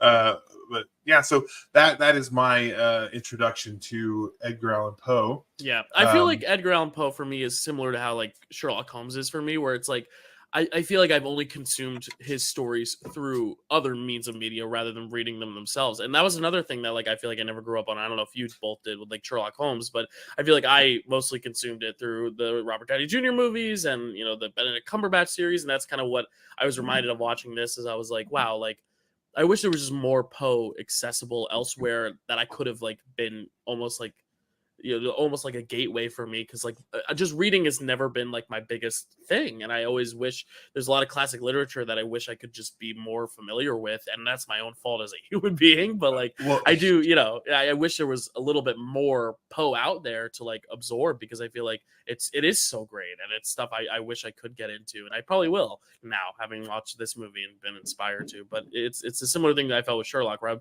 watching this series of Benedict Cumberbatch. I'm like, why have I never read these books? These are awesome stories, I little pro tip for you, that get an Audible account, even for just 1 month. They give you 1 credit for that, and you can usually do that. You can usually get your first month for free. They give you 1 credit for that. On Audible, they have the complete works of no, it's not Poe, but it's the complete Sherlock Holmes. So every story that Sherlock Holmes, every book, every short story, everything like that is in there. It's like 60 hours long, the audio. Yeah. And it's read by Stephen Fry, who is one of my favorite people in the world, and I just love listening to his voice. So if you want to hear Stephen Fry read Sherlock Holmes, it's that, and you get it for 1 credit, and it's yours forever, or at least until they take it off of the platform. So I recommend that. And then I'm sure there's lots of ways to consume Poe that way as well. Right. So I have a slight recommendation for you. When I was in, I don't know, early high school, probably, I used to watch a lot of old movies based on Poe works. And they were like short, because they're based on something short. But you like old movies, that doesn't like scare you. And they're like quick watches. And a lot of his like most famous poems and stories were made into movies at one time. Like not like this, like a movie that was just the story. And that's the thing, is like I know there's so much out there, but it's like until Sherlock Holmes, that Robert Downey Jr. movie came out, like that was I guess kind of a similar example, where it's like you had a lot of older stuff to watch, but I feel like that kind of rejuvenated that character in a way that like I feel like this movie is kind of attempting to do, because this comes out a few years after Sherlock Holmes. Now we can like actually segue to this movie, but like I think a lot of the inspiration behind the style and just the type of storytelling kind of stems from the Guy Ritchie Sherlock Holmes, because I think it was like, oh, classic literature could be kind of like cool and fun and action packed and sexy again, like maybe it's time for this new generation to kind of get this wave of classic literature, which I think this film didn't do as successfully, at least in terms of like critically and box office wise, as like the Sherlock Holmes movies did. And then it didn't help that the Sherlock Holmes had a series as well with Benedict Cumberbatch, and like I mentioned, so it's very interesting. Like, and I do think if they were to like find the right fit, like I think it could work, because his stories, horror works so well, and a lot of his stories have that darker edge to it, from what I gather. So like I feel like it would lend itself well to like some sort of really good like modern adaptation of it. But Fall of the House of Usher is a lot of stories. Like it's called Fall of the House of Usher, but they work the different stories into each episode. Right. And so it really, really good too. I haven't found. I want to wait to find the time to get to watch that, but I really, really want to watch the Fall of the House. So good. I bet it is. I can see what you're saying, Dill, with like with kind of the almost similarities. Although I mean, there's a stark difference, and I think that the big thing is that like Sherlock Holmes is cool, and Edgar Allan Poe is like weird and goth, and I think that you can see that difference in these two in the movies. Like the Guy Ritchie Sherlock Holmes movies are so cool. Like they're slick. They got slow motion and whatever. Yeah. This is just depressing and sad and everything. So they kind of follow that same thing. And this just popped into my head, but House MD is also a Sherlock Holmes story. And that's the thing is like I feel like maybe they do market it that way, but like I didn't even know House of the Fall of Fall of the House of Usher was Edgar Allan Poe. Like it's like stuff like that where I'm like, oh, okay, I didn't know that, which is but it's Netflix, right? So Netflix doesn't market a lot of their new stuff well as is anyway, unless you're like a hardcore audience. And it's Mike Flanagan who I know he adapts Stephen King. So right. That's why I assumed it was just like another Stephen King thing, but Yeah. I like what you said though, Matt, about like the depressing kind of nature of this versus that, because I feel like it's one of those movies where you kind of almost want it to be more energized and fun, but also you want it to stay true to the character and the story. And another big difference is the fact that Sherlock Holmes is a character, whereas Edgar Allan Poe is an author who made stories, and this is both a personification of his stories while also just trying to be a story about him himself, making him a character. But he is still a real person that lived, that Sherlock Holmes, as far as I know, did not. But again, I'm not very well versed in literature. Maybe there's a Sherlock Holmes. Who knows? It's kind of like the William Shakespeare thing, where in Shakespeare in Love, where it's like he's a real person, but it's hard to like tell an authentic biopic story. So you got to fabricate and like fictionalize this myth in a way that where you become a character just based on your stature. You know? Yes, and as far as the myth in this movie, I'm going to get to that in just a second. I would like to just, while we're talking about the tone and everything like that. There's something that they did attempt to do that I thought they did pretty successfully, but maybe not as successfully as they could have. And this may be why it appeals to me and Stacy. And I'm going to mention the decade again.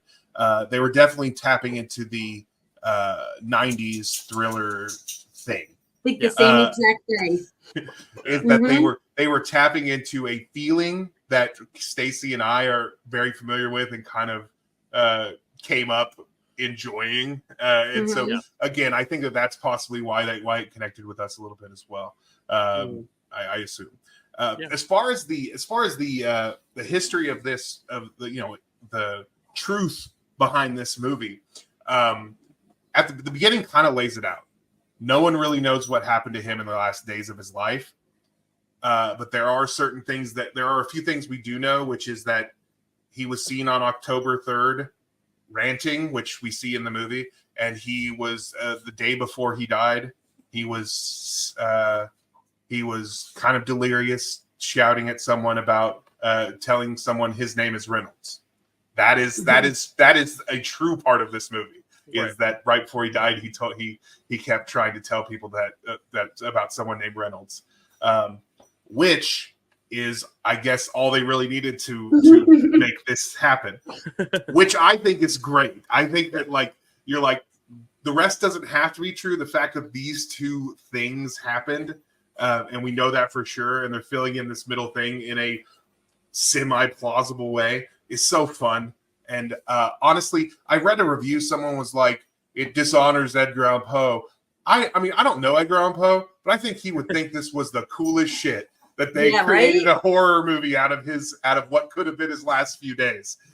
Right. I was like, I'm sorry. I'm like the perfect audience for this because I love Poe's stories, but I really don't know anything about him other than he's a sad alcoholic who loses a lot of women. So I don't know. I mean, obviously I know this isn't what happened, but like, I don't know if he had a pet raccoon, and you know what? I don't want to know because I'm going to believe he did. As far as I'm concerned, he had a pet raccoon. Oh yeah. He had a pet raccoon. and he recognized that raccoon by its voice. Yeah. And I mean, how many times do we watch a biopic and we're like, oh, this is just so boring. I could have read this off a Wikipedia page. I think there's something to be said about when you completely take the mythology and you make it a myth. You try to fill in your own gaps in your own imagination. That's what film should be. It shouldn't necessarily be something you can find anywhere else. It should be its own medium, its own visualization, its own imagination. And I do think the strongest element of this film, and the thing that I think we're all in agreement on, is the premise is just so interesting, and the creativity of that premise and the way they kind of make it about the mythology while not telling a biopic, while also still honoring this like myth of his last day, which is also truth, which is not.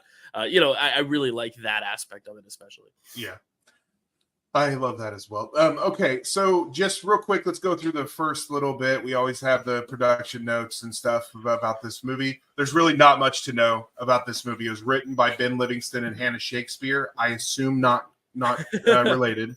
Could be distant relative. We don't know. And it was directed by James McTeague, who did V for Vendetta. And that's pretty much it. There's not any behind the scenes stories. There's not really any production information except for a few people they offered the role to who didn't take it. Like, that's really the only information we have out there. Can I ask, Was Nicolas Cage one of them? Nicolas Cage was not one of them that I I'm saw. shocked. Yeah. It was like Ewan McGregor, Joaquin Phoenix, a bunch of kind of dark, interesting people. Stacy's heart just kind of melted and broke. Okay, Ewan McGregor was not for for that. It was most of the roles that I remember seeing was for Luke Evans. For Luke Evans, Yeah. role, which would have been Ewan McGregor. They didn't say who Joaquin Phoenix was, so I assume he was probably wanted for Poe because he's dark and weird. But yeah, so just there's a few people. No, Nicolas Cage was not on the list I saw. But, because I do think what John Cusack is doing in this film does kind of embody a little Cage. Like I do feel actually Roger Ebert, this is one of the last reviews he ever published, did bring that up. He's like, if you're just gonna do a Nicolas Cage impression, just get Nicolas Cage. But I also think there's something different, a little different than what he's doing in Nicolas Cage. But it is a very Cage-esque performance. It's very big, but then also very quiet, and then very big. It's very funny. Yeah. Yeah, I think that if there is comedy to be had in this, as far as what we expect from a Framework movie, it is in. I'm not going to say his whole performance because I think that it evens out pretty well. Really, about like half an hour in, it evens out pretty well. That first half hour with him though is so unhinged. Right. He is. I don't know exactly what he's doing. Like, I think Stacy even texted us. She was like, "All right, guys, I'm about half an hour in, and I could see how this might be so bad. It's a good movie." Right. And honestly, that first little bit is just like he feels so unhinged, but I feel like he mellows out a lot throughout, where he actually gives a really good, solid performance after that. But before that, he's definitely gone full Cage for a little bit in this movie. He's over the top in a wonderful way.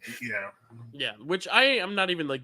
I'm not saying I'm not a big fan, but I'm just not, again, well versed in John Cusack movies as much as I want to be either. I watched Say Anything for the first time a few months ago. Like, I really do think he's an actor I want to explore more of too, because I feel like everything I see him in is just so different from the last. Like, Say Anything, he's so quiet and shy and calm and cool, and in Love and Mercy, he's just giving this amazing biopic performance, but it's so much later in his career. It's like it's just so interesting to see him play so many different roles in different ways. He is one of the best. He is one of the best at commanding the screen in all of film. Yeah. It's so good that he is one of like 3 actors who we let talk directly to the camera in whatever movies he wants. He famously talks to the camera a lot, especially in the 80s and 90s. He talked directly to the audience, and it was awesome, and he was allowed to do that. But he has an incredible screen presence. Commands the screen very, very well, and that's probably the through line you'll see in his movies. But as far as this, let's talk about what makes this movie great. And usually we talk about the worst elements because that's in a lot of these movies that's all we really have. I think that we're gonna have a good mix here because if I haven't given it away by now, I liked this movie. It's not incredible, but it scratched so many itches for me in a good way. Like in the way I was just like, yes, this is exactly what I want from this type of movie. I'm glad they did this. This is the right choice. I understand why some people don't like it, but damn it, I like it. Yeah. And I think a lot of that stems from what we've been talking about is if you love Edgar Allan Poe, I think this could either be like so your cup of tea because it's so fun and what it does with his legacy, or if you're like one of those people who's very like almost too gatekeepy of it, where you're like, I hate, kind of like what you said, like it's a disservice to Edgar Allan Poe. He would not be happy with this. Like I feel like you have a lot of that contingent online that is very anti this movie because they're fans of Edgar Allan Poe and who love this movie because they're fans of Edgar Allan Poe. And then you have like me in the middle who's like not a fan of Edgar Allan Poe, not because I don't like him, but just because I haven't read enough of his stuff. And I think that's kind of why a lot of it was lost on me in a way. But I also don't think it's a bad movie in the Framework way where it's like so bad it's good. I just think it's like, not necessarily one that I was like over the moon about, but also not one that I think is like a total wash either. I think there's good things and bad things, Okay, well, let's hear it. Let's start with a bad thing, Dylan. What is something in it that you thought could have been done differently, or that you thought was poorly executed? Right. Well, I think the biggest thing, and I think we kind of covered this a little bit, because it's staying a little more true to the depressive nature of it, and it's not as action packed. like I kind of said, it almost feels like at times it wants to go even further and in being more energized and more exciting, but then it would lose the heart of it. But then also sometimes I feel like when they're trying to stay true to the heart of it, it ends up making it a little bit more dull, a little bit more bland and boring. And if you don't necessarily know all the references or don't like know them well enough, I feel like some of it's lost to where it can kind of slug and pace. And I also think just in terms of filmmaking, which I know is something we rarely talk about on Framework because it's like mostly about like the dialogue and the performances and the way I guess editing is part of the filmmaking, but like the way things are edited. But we very rarely talk about like just shot composition in general. And I just feel like a lot of the times I was trying to figure out if something was wrong with my TV in the way that like people reacted to that Game of Thrones episode where they're like, it's just so dark, I can't see anything. And also with the sound where it's like, it's so quiet, I can't hear anything. And I felt like an old man watching this at times because of that. Because and again, it might have been my TV, it might have been me, but I feel like if he's not going at a 10 in terms of his energy and level and dialogue, I feel like he's either like whispering all his lines. But again, is that a fault to the movie, or is it a fault of the direction, or is it a fault of my TV? Is it a fault of me? I am also hearing impaired in this ear, so like I really don't know. But like it's more of like the technical elements for me that weren't always working. Like I think the script isn't terrible. I don't think the action, like the actual action and the narrative and the creation of this imaginative storyline is the strength of it. But it is the other elements that for me drag it down a bit, where I'm like, I don't think this is a well-made movie as much as it is a good concept, if that makes sense. But I don't want to keep trashing on it because I know you both love it, so I want to hear what your reasons for loving it are too. But I like that we're starting with me though, because I understand what you're saying. When I watched, so the first time I watched it. First time I watched it on my TV late at night. I was loving it, but there were times where I was like, do I need to turn off more lights so I can see what's happening right now? Like, and turning up the volume like all the way up, and then a loud thing would happen. I'm like, oh, my kids are sleeping. Like, yeah, that's the worst when you turn it up and then something loud happens. It happens with almost every movie. Yeah. So I understand that. The second time I watched it while I was working, so I had it on my phone. The very best way to watch a movie, especially like a Nolan movie. Yeah, I had it on my phone while I was watching it, and I was like, got to turn that brightness up, turn the brightness all the way up. And I was like, okay, now I could see it a little bit better. The audio was fine, but I swear there was a point where I paused it, then forgot I paused it, and looked down and thought, gosh, Luke Evans has been staring for so long. But it didn't feel, it took too long. It took a while for me to realize that was not part of what was happening, because there are moments like that in this movie. But so, I do think a lot of men would love it if Luke Evans stared at them for that long. Like, of all the actors, I mean, it's not the worst one to have, staring and gazing into your face. There are moments like that, quiet, contemplative, staring moments where it took me a few seconds before I realized, oh, that's not the movie. I have paused it. So, yeah, it was. So I definitely understand that aspect where you're coming from with that. Yeah. Stacy, you want me to talk now? So obviously, I'm coming at it a little bit differently because I had seen this movie since 2012. I've probably seen it like 3-ish times before this. So I didn't have any issue with sound or lighting, but also I've seen it multiple times. Did you see it in a theater, Stacy, when it first came out? I did not see it in a theater. I didn't, because it was 2012, which I was very, very, very broke. Gotcha. I saw nothing in a theater unless it was for my children. Gotcha. Yeah. But I totally lost my train of thought. You've seen it a lot before this, so you have a different. Yeah, so I didn't have any technical issues with it, but and there's nothing about it that I really think is all that bad. But I guess, like, I get the criticisms of it being kind of by the numbers thriller, like not, in terms of if you take the Poe aspect out of it, if these were just like random killings and you're not basing it on stories or something, which then again, that's a different movie.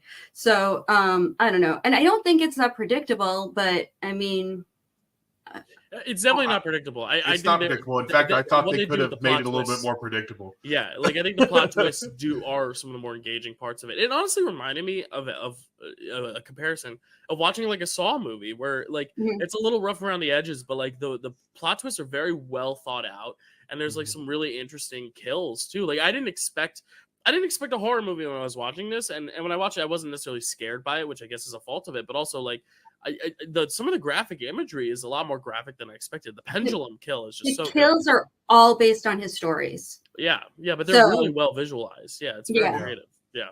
Yeah, I thought that the kills and the atmosphere around the kills and them being related to him are definitely a strength with this. That opening scene when they walk into that room is Mhm. just so creepy, and it feels like a room Poe would write, and I really love that about it. As far as there's this thing that streaming has ruined a little bit, which is the idea that a movie that you happen to channel surf to, a cheap thriller that you happen to channel surf to on a Sunday afternoon, is a perfectly reasonable movie that you can sit and enjoy. That kind of movie has been ruined by streaming, Right. because we don't have that. Oh, I happened upon this movie. Yeah, we pick and I'm watching it, and it's, hey, I had a great time. This is that kind of movie, I think. Yeah. And it's that's why I think that, and because it feels so much like a 90s thriller. I felt the exact same way. That's the kind of thing, like you flip to a movie, it's kind of dark. You're like, hey, I recognize that person. I'm going to finish this movie. And then you watch and you're like, that was great. I wonder what that was called, because we didn't know. Yeah. If we didn't see the beginning, we may not have known. Yeah. It's like I call them the TNT movies. It's not even TBS. It's TNT. It's the second one. I love that. Yeah. And that's something that I love about going back to my parents' house whenever I see them, is that my dad, he's got his Verizon Fios, he's got his remote, and he's clicking. Like I love that. I'm like, never change. He'll watch streaming, but it's like it's very much like throughout the day he's channel surfing. Then at night, whatever they decide to watch on streaming is what they're watching. It's almost like the day, like the lead up is just channel surfing, which I love. Right. I love just like, all right, I've seen that scene in Inglourious Bastards. I love it. I'll go on to the next. Oh, it's Reservoir Dogs. Seen that a million times. Let me watch the scene and move on. Like there's just something to that art of channel surfing that's now gone, which nostalgia. Yeah, exactly. It. Yeah. Okay, so a thing that, and I'm gonna just tip up superlative here, because this is a big thing that I really liked, and it's the actor who elevated the material for me. And listen, this was made in the year of our Lord 2012, right? Yeah. 2 years earlier, in the year of our Lord Jay Baruchel, 2010. Alice Eve was in a movie called She's Out of My League with Jay Baruchel. And number one, fell in love that day. Number two, I thought she is going to be huge. She's going to be so big. And unfortunately, she hasn't been. Like, she hasn't reached that height that I thought when I saw her in She's Out of My League. And the reason I say the year of our Lord Jay Baruchel is because that was She's Out of My League, How to Train Your Dragon, and then The Sorcerer's Apprentice, which were all good movies. Like, they were all fun, movies for that year. And he was in them, and that was his year. We give that year to Jay Baruchel. Yeah, what was her last credit? Was it Star Trek Into Darkness, or has she made she's been after? She's British also. Like, right, so she's John done Cusack stuff, is the only big. Yeah, John Cusack's the only American in this American movie, which was filmed. And he sounds like it, which is one of my few criticisms, is that he sticks out so much that way. But anyway, I'm sorry, continue. So she's been in some stuff. I looked her up. She's been in some stuff over there, and I'm sure some other things. But she didn't blow up like she should have. Watching this movie both times, I was like, I was back to that thing when I saw her and She's Out of My League, where I'm just like, this girl should be so big. She was so good in this movie. She perfectly supported the rest of the cast when she was able to be on the screen. Like she was present, she was there. She didn't make you feel weird about the age difference because that was common back then. Like we should probably feel weird about the age difference, but she didn't ever at any point make it feel uncomfortable at all, which I thought was really great. Sometimes they try that and you still feel that ick from the thing. I didn't feel that from this. So like I thought she was great. Unlike a lot of these type of movies, once the girl is kidnapped, she's useless and you don't really see her anymore until she's rescued at the end. We kept getting to come back to her. She kept getting to do this great like dying sequences over and over again. She also like fought back, which I really love. So there was a lot. She actually had a lot more to do in this movie, and I thought she was really, really good, and I was very excited. To me, she was my, besides the Poe stuff and the atmosphere and all the stuff that I've already mentioned, she was like my favorite part of the movie.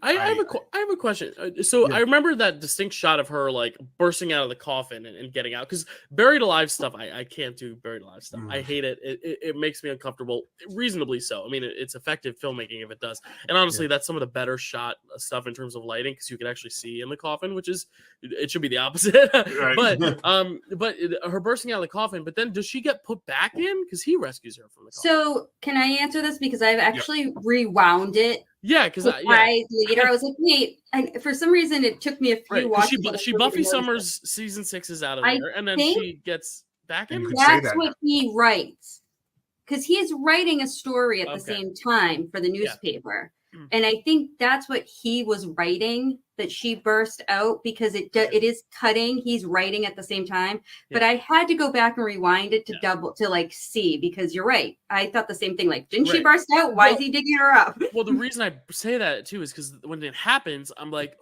fuck yeah, badass girl power. And then it's just like, nope, never mind. She's gonna be saved by the guy, and that's one of the elements that I was frustrated with. But I get it. Like, I know, I know it's a very very particular criticism, but I was so ready for her to like have this big standout moment.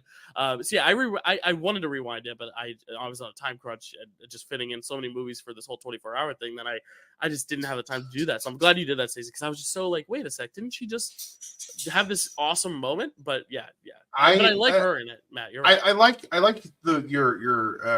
your explanation for it, Stacy. That's not what I got from it, but maybe yours might be correct. I just, to me, because she gets caught again, right after. So it didn't seem that weird to me. I just thought she was just buried in a different coffin. Well, and if that's the case, then that's so fucked up. That's even worse, because it's like, oh my god, you have to, like, not worse in terms of like filmmaking, but just worse for a person. Like, you have to be buried alive and then get back into the coffin and buried again. Like, oh my god, I could never deal. By the time she's dug up, she's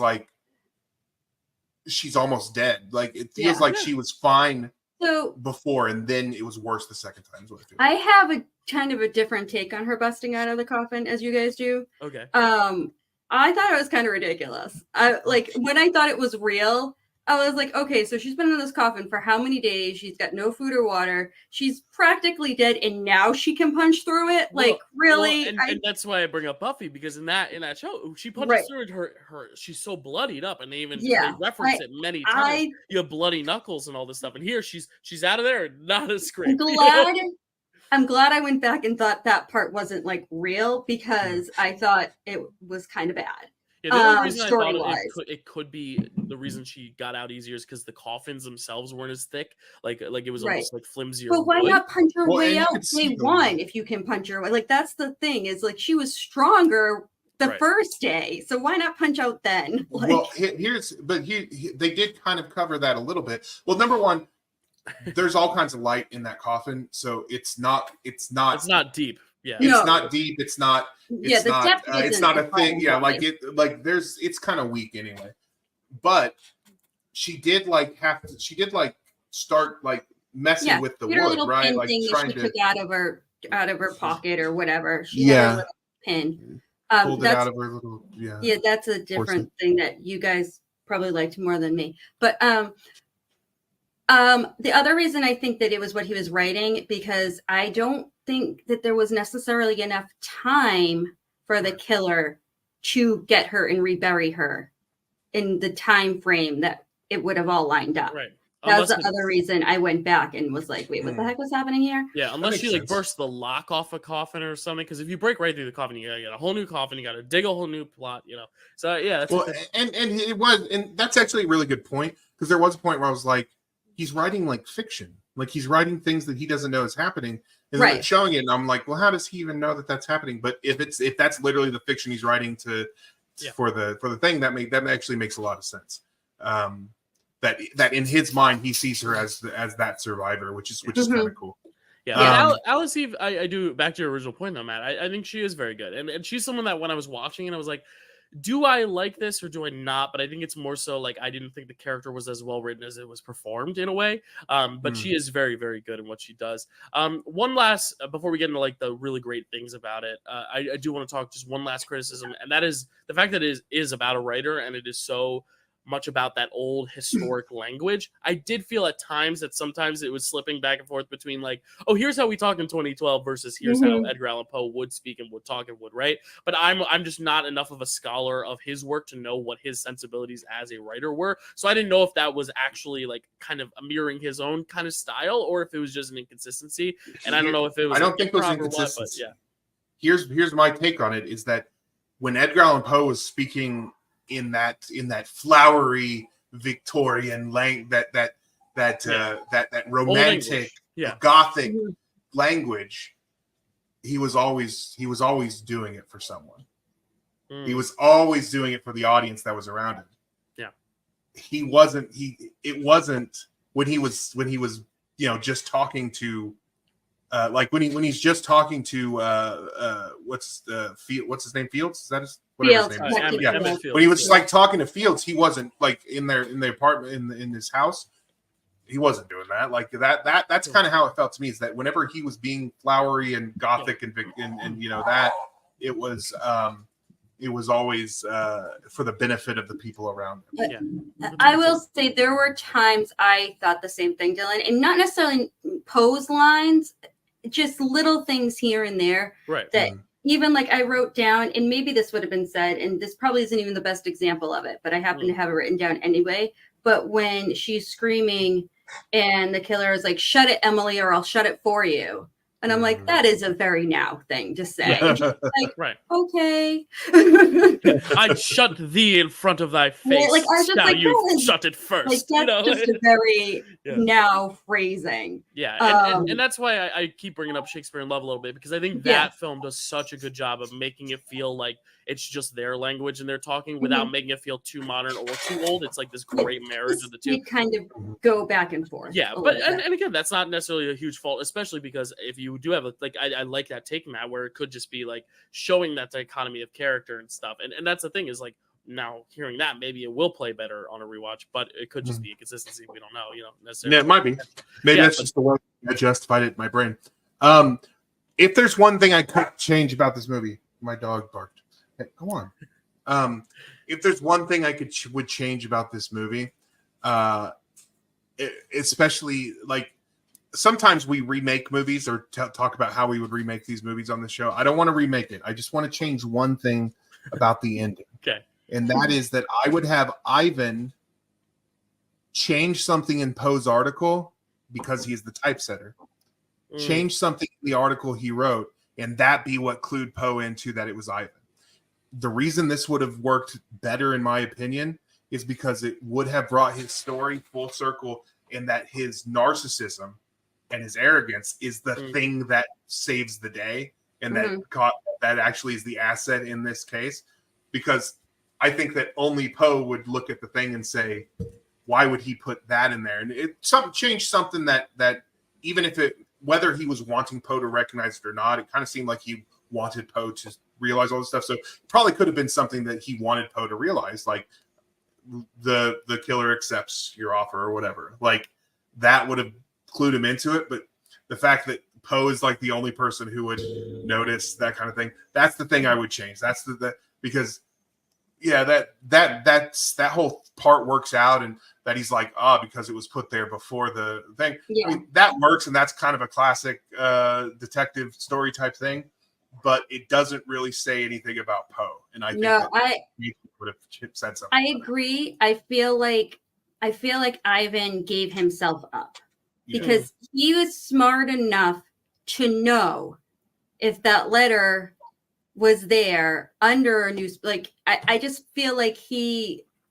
in doing that, definitely was saying, "It's me, here I am." Well, and by the time Poe got there, he had already killed the newspaper guy. I forget his name. Right, because he knew he was going to lead him there. And the carriage was like halfway through their conversation. The carriage showed up to take him away. So like, yeah, he was giving himself up. So I wish it would have been a little bit more blatant. Poe figures it out. Poe figures it out because only Poe would be able to figure this out. Right. That's the thing I wanted. I agree with that. I would have liked that too. I like it. Okay. So let's, since I just gave my my actor related material, let's hear you guys. Who did you guys think was best in this? I mean, mine is a little almost like one of those things where if they're in a movie, they're the best part of it, which is Brendan Gleeson. I just think if Brendan Gleeson's in a movie, you're probably the best part of it, unless for somehow you're acting alongside Colin Farrell in The Banshees of Inisherin, where he's slightly a little bit better. But like even then, like there's a case to be made. But I really just think Brendan Gleeson's the best in everything he does, and I love him just in general. So that's like the main reason. It has nothing to do with his character. It's just like he just is never bad, you know. Mm-hmm. I agree. Yeah, Brendan Gleeson being Brendan Gleeson is always a good answer for that. I wrote that down just because I knew that would come up. Right. It's funny because I think John Cusack is the best and worst actor at the same time in this movie. It's yeah. This is not the first time one person has gotten both superlatives. I believe Face Off, Matt. I think Nick Cage got both. Nick Cage got both. Yeah.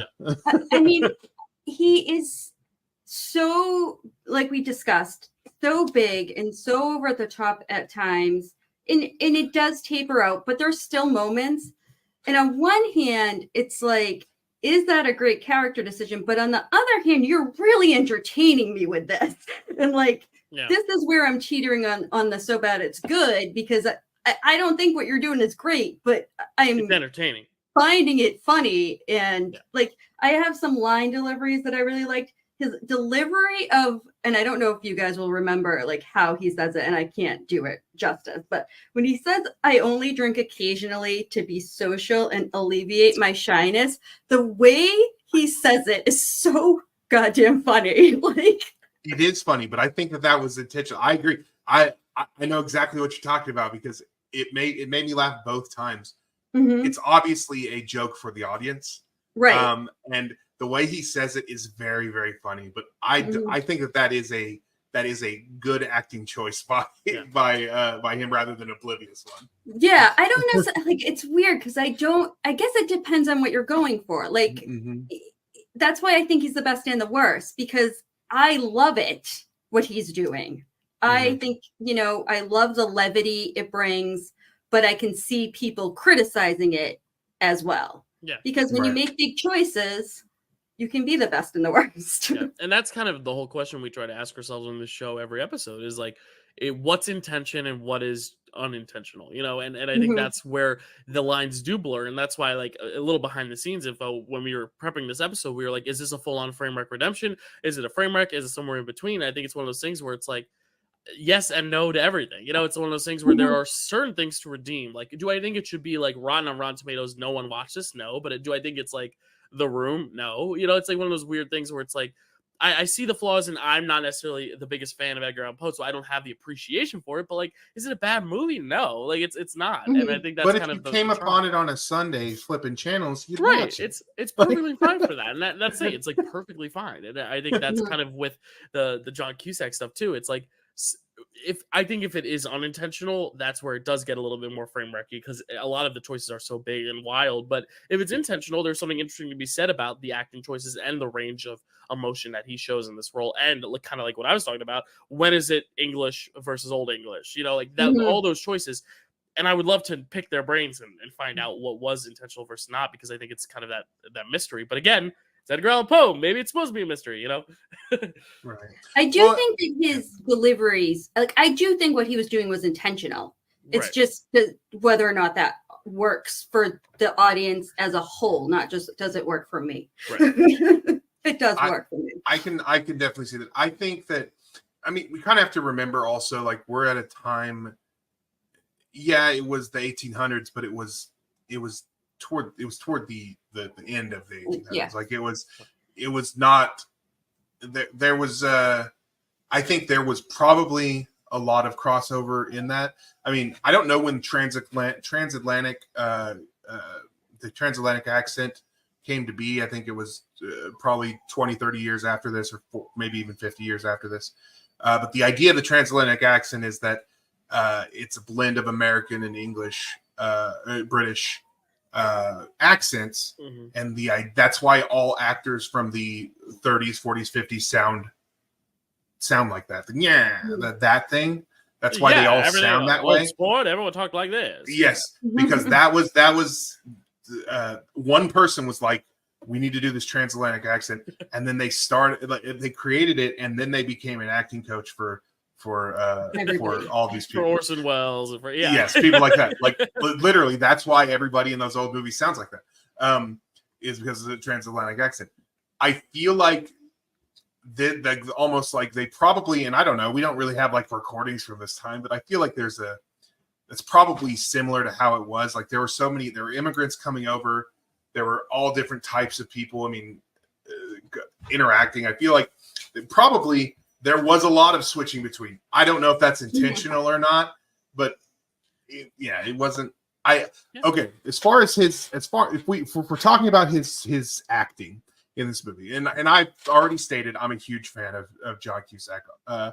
In general, in general, I think that basically up until a certain point, probably around this time in his career, he hadn't made a bad movie, and that's just where I land with him. But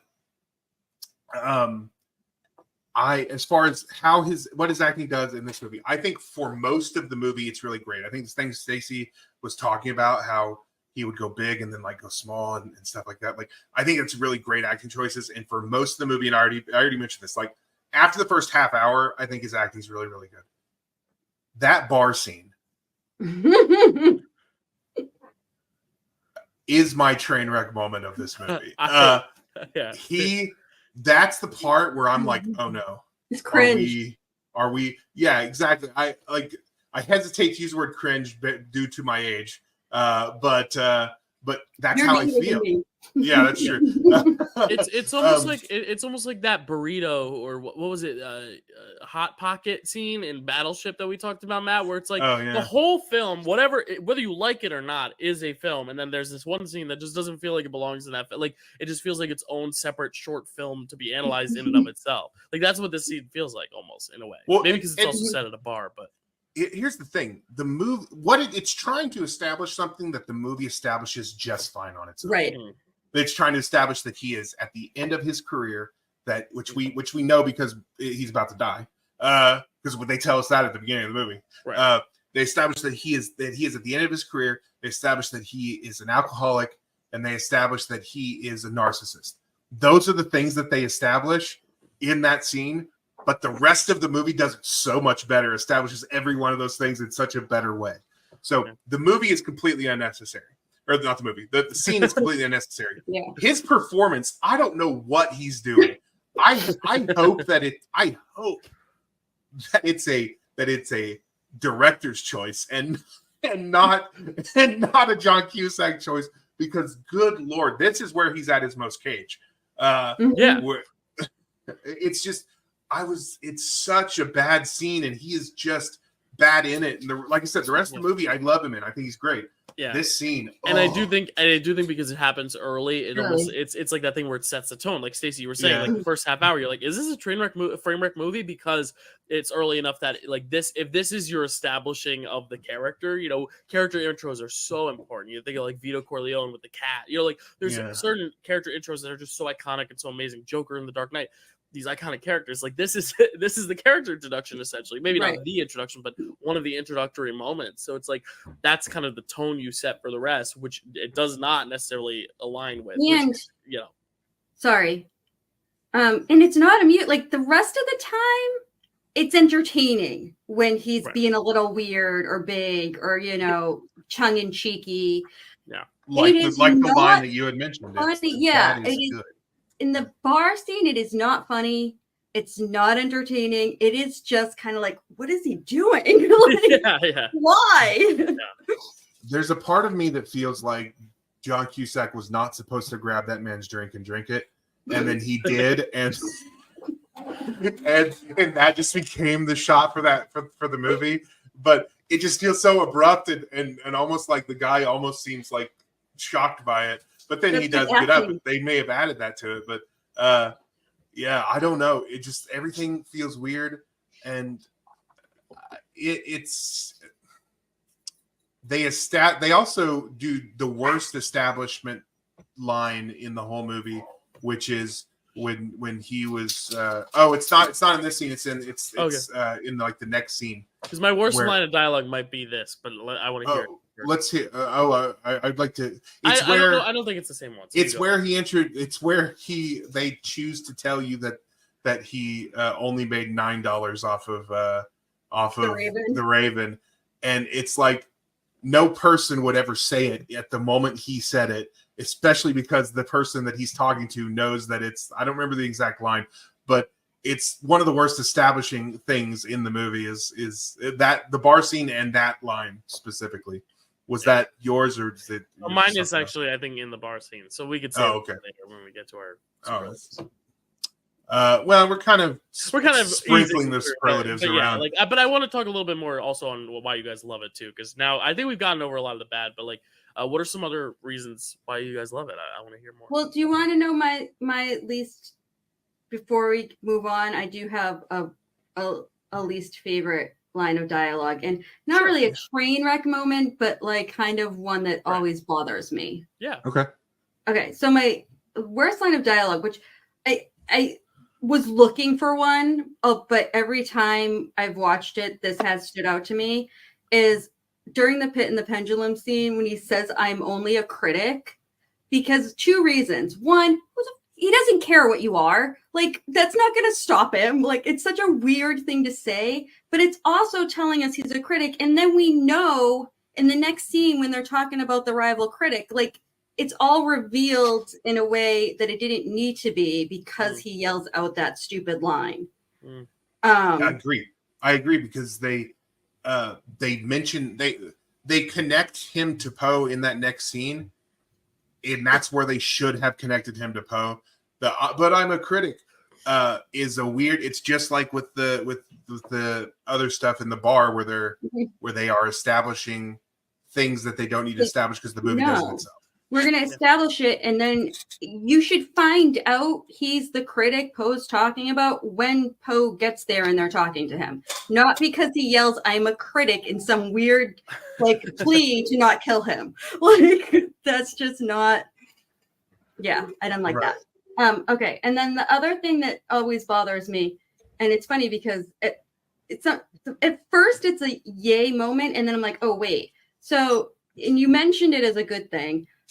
It's when she pokes him in the eye with her pin. And this is the thing. At first, I'm like, yeah, bitch, fight back. Like, go you. And then I'm like, what the hell is that going to do? No one knows where you are. You're buried alive. You poke it. Like, all you're going to do is piss him off. And if you do manage to do more than piss him off, you're still stuck. Like, what good? And there's just no logical reason to do that. And it drives me crazy. So, yeah, that bothers me. It's not really a train wreck moment. It's just something that I'm always like, that is just bad decision making. Yeah. I can see that. I choose to tell that part of my brain to shut up and just, and I enjoy that part, but I definitely understand. In another movie, it probably would have bothered me as well. I also, as a woman, maybe, I don't know if it's a woman thing, but I also often kind of think how I would act in certain situations like that. And so I'm like, oh, that's smart. And then I'm like, no, that's not smart. That's not. Don't do that, Stacy, if you're buried alive and you dig a hole. Don't poke the guy in the eye. It's not going to help. So that could be the other reason it bothers me so much. That's fair. But that's it. For me. Nice. Okay. So who did you guys think? Because we talked about this before. I thought the twists, like the twists and turns, were really good in the movie, but I did think that they could have made it a little bit more obvious by the end, where you could have guessed it. I think that's kind of where it failed a little bit in terms of the mystery. That and on second watch there were a few things, but they didn't. I don't feel like they did enough to do that. So my question to you guys is, who was your number one suspect when you were watching it the first time? Stacy. Stacy wasn't my suspect. I've asked. I should always be your number one suspect because I am devious. Stacy, who was yours? I'm trying to remember, because you got to remember the first time I watched this was like in 2012, maybe 2013. I think at that point I suspected the newspaper guy, but not. I suspected the other newspaper guy. I think. I'm not positive. I do think that in the beginning, especially after they, discovered who the critic was, that Poe should have been a bit more of a suspect for a little while. It's kind of weird that he wasn't, but that's not an answer to your question. So when I rewatched more recently, and I famously forget a lot of movies, what happens in them. I did remember that it was a newspaper guy, but I don't think I remembered which one. So I really don't know who I thought it was originally. Yeah. I have an interesting answer to this, and that is that I am such a bad, I'm a good prepper for videos like this, where I will like write down the cast and the roles they play. And when I wrote down Reynolds, Ivan Reynolds, and I knew the line is his name is Reynolds. I just assumed that was, it wasn't as much of like a reveal to me, because it was like, oh, that's Reynolds, even though they don't ever refer to him as Reynolds until the end. No, like, they just say his name is Reynolds. But the thing is, if you look at the credits, he's Ivan Reynolds. So it was one of those things where I was like, shit, so I can't even answer who I think it would have been. And I think it's one of those things also where if it is about trying to make the audience guess, I wish they would have either given us a little bit meatier roles from all the supporting cast, or cast bigger stars in the supporting cast, kind of like how you see with like the Knives Out movies and like Murder on the Orient Express, Poirot movies, to where like we really as the audience are like not sure at all, because here it's like your mind would go to, well, who's the biggest star, or like who's got the most screen time, or who's like the most prominent. I don't know, but that's kind of the stuff I read into. I don't know if I ever felt like I was supposed to be guessing it either. That's the thing is, sometimes you feel like that, like the mystery, they're giving you clues and teasing it, and like you're trying to guess. I really feel like this was more like a 7 feel to me, where like the killer was the killer. And granted, in 7, the killer was not like a part of their lives. I think that's kind of what I thought was going on for most of this, was it was just like some crazed fan or something separate. But I never felt like. Yeah, in that case, they shouldn't have made the killer reveal, though, such a big reveal is probably the thing. Yeah, they should have established who it was. If it had been made today, every role would have been with a bigger name. I'm certain. Yeah. But I agree with you that I didn't feel like they wanted me to, like they weren't dropping clues. I kind of wanted them to, because I like to be able to try to figure that stuff out. Especially if you're going to reveal it in a way that it makes it seem like you've been. And they did a little bit, here's the thing. On second watch, there were certain things that they did reveal, but they were too subtle. They revealed that the hair that they found at the crime scene was magnetic. And then later but they don't reveal that printer ink is a magnetic until they are about to reveal who the person is. And so that's the thing. Like if they had revealed printer ink was magnetic earlier, that might have helped. Like that would have helped me out with it. But the only thing they really do is establish that Ivan really admires and looks up to him and is kind of a super fan. And like, I think, what does he say? He says something that he would burn the place down or do something to that. I don't know. He says something about basically in post defense, but I That's all I really ever pick up on. Yeah, there's not a whole lot, but for me, I thought it was the boy who was in the Mike Flanagan shows, the one who was in Haunting of Hill House. He's one of the cops. I thought it was him for a little bit, and then he is there when in the tunnels when they confront the guy, and I was like, oh, so it can't be him because he's the one who found this thing, and then he gets his throat slit later in a really cool scene where the killer jumps off the roof. Yeah, I love that. Of the church. That's a really cool scene. But that's who I thought it was at first, and then after that, I was like, I don't even know. So yeah, I like to guess these things, and so I was wishing a little bit that there were a little bit more clues to it, but that's not really a criticism. That's just my preference. Oh, I was wondering where else I had seen this guy. Okay, yeah, Oliver Manson Jackson Cohen. He was the husband in The Invisible Man as well. Yes. Oh, okay. Cool. Yeah, because I remember I was like, he looks so familiar, and I haven't seen Haunting on Hill House. So when you said that, I was like, I need to see what else. There you go. Yeah, I forgot. I those characters are so different that I forget that they're the same actor, and also he's barely in Invisible Man, or at least we can Not barely seen. see him. yeah. But yeah, so that is one thing for me. I've talked about most of the things I love about this movie so far. Did you guys have any other good or bad things you guys wanted to say about the film before we? Other than superlatives, no. Stacy. I mean, we've kind of covered it, but not totally. I just really loved how they used the stories for the murders. Like, it was just in such a satisfying way for me. I would have liked to see somebody in the wall. Like, that was the only thing I was kind of like, I can't believe they didn't put somebody in a wall. But other than that, and this is maybe where being a Poe fan elevates it quite a bit, is those murders are just so satisfying as little nods to all of his stories. Right. It's kind of like Seven, kind of how like each one is the 7 deadly sins. It's something that you can immediately tap into and like, oh, I recognize that one. I recognize that one. And like movies shouldn't necessarily be that, but if you are a Poe fan, which there are so many, like this is a great way to like just get creative with it and not make it as generic. And I wish I was a bigger Poe fan because I think I would have genuinely liked this movie a lot more if I had been like, oh my God, it's that one, It just makes it so fun. I have said many times about, and mostly this applies to like superhero movies and other IP, that I don't understand why everybody hates fan service. I love fan service because I'm a fan and I want to be serviced. I love fan service. So yeah, that stuff was really great. I agree with you. That was my thing about when they mentioned cast of Amonicana, oh my God.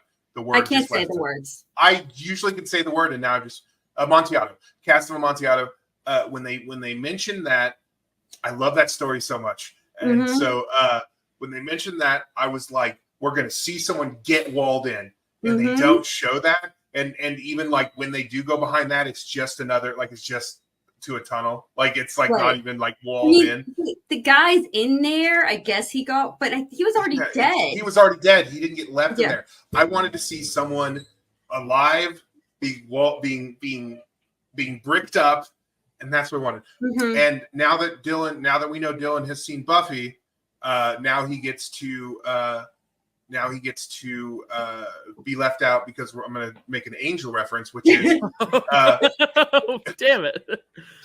Which is that when Dennis is getting walled up in Angel in the flashback, that always harkens back to Cast of Amontillado, and I love that. That's why I love that scene a lot. Everybody getting walled up, I always think is a reference to that. Like, I basically, agree. if you wall somebody up in a brick wall, you got it from Poe.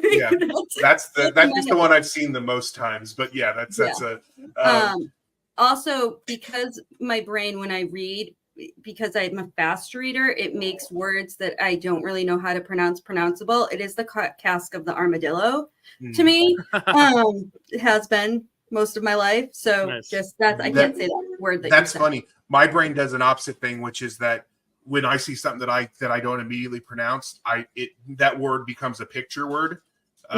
And so I recognize that word every time I see it. But that means that when I'm talking to somebody and now I have to say that word, I'm like, oh God, I've never even considered how that word is pronounced. Because that word is an image in my brain, not a word. I've said 1,000 times. Hermione was Harmony until the movies came out. Just because, like, my brain that's why I can read fast because it doesn't change the story at all to replace that word. Yeah, it's like the Dune, the Harkonnens. I think are Harkonnens in the Lynch version. So yeah, it's stuff like that. Yeah. But yeah, so that's. I think we very succinctly talked about why we love it, and Stacy and I have very similar experiences with this movie. It seems. But let's talk about. Okay, so I already talked about my actor who elevated material. Did you guys mentioned yours as well? Right? Yes. Worst actor. I don't really have one. But if I have to have one, it's John Cusack just for that one scene. Yeah. Yeah, I think he's the biggest strength and biggest weakness to a lot of elements in this movie. Yeah. I think that Luke Evans is really, really great in this movie. I think he has a little bit of an arc of where he starts out familiar with Poe's work, kind of, but not a fan. I don't think he really likes him very much in the beginning. And he never says that, but he has that great line where he says, "I've read your work." He said, "Poe says it's always nice to meet an admirer." I said, "I didn't say I admired it." Right. And I don't think he really likes him that much as a person. Then again, Poe says he won't sit down because it's easier to leave. So it's not like he makes a great first impression. But I think it's kind of he toes the line back and forth between liking him and not liking necessarily his work and stuff. And I just think he shows it really well in an understated performance against everything else going on that grounds it very well. And shout out to Luke Evans. He does a good job. Yeah. I agree. He's really great. Luke Evans is interesting to me because he has a few different types of characters that he plays, and sometimes it works really, really well. Like this, but this is the same kind of character that he plays in that Dracula movie that's really bad. And I think that doesn't work quite as well. And then he's also like the Beast, and I think he's good and he is very hit or miss for me, but I think he's really good in this movie. I think I like his arc. In Beauty and the Beast, yeah. Oh, he gets on. That's what I meant. That's what I meant. Dracula Untold. Huh? Me and my daughter like Dracula Untold. I need to give Dracula Untold another shot because I'm looking it up because I had never heard of Dracula Untold. I didn't pay enough attention to it. And every time I think about Luke Evans as Vlad, as Vlad, for some reason I always think about Dominic Purcell as Dracula in Blade Trinity, and I hate that movie so much that I think I transfer it a little bit. So I need to give Dracula Untold another shot. Because even if it's not great, I bet it's pretty entertaining. That is also a very rotten movie. So if you ever want to do that one, I will come back. Blade Trinity or no, Dracula Untold. Okay. I don't know. Besides me and my daughter, I've never heard anyone else say they like it, to be honest with you. Done and done. You've earned your right. You made it an hour in. That's the threshold. You've passed the test. Okay. And I still have superlatives. Yes, and what we're doing for superlatives is we originally were looking at this as until I watched it, because I know Matt was a big fan of it after he watched it, and Stacy's been a big fan. It was if this was going to be a framework redemption, we would give the superlatives of best line of dialogue and best scene and all these things, but I wasn't quite on that level yet, so we kind of just went with our regular superlatives. But we did. I think Stacy, you did prepare positive superlatives as well. Yes, so we could talk about all of them in a sec. But Matt, do you have anything else? I actually I did my training moment. I did not have a worst actor, and I didn't have a worst line of dialogue either. I thought the dialogue was pretty good, and then we've actually highlighted a few that I really liked. I didn't pick one, but those ones like what Stacy was saying, where he's acting like he doesn't drink, where he's not an alcoholic, and I only drink socially. That is one of the lines I really like, and we talked about a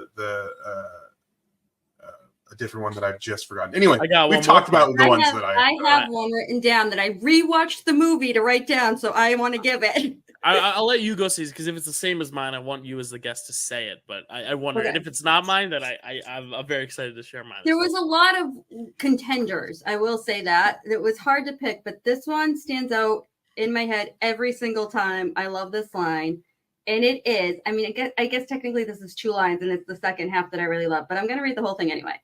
It appears my writing has become the inspiration to an actual killer.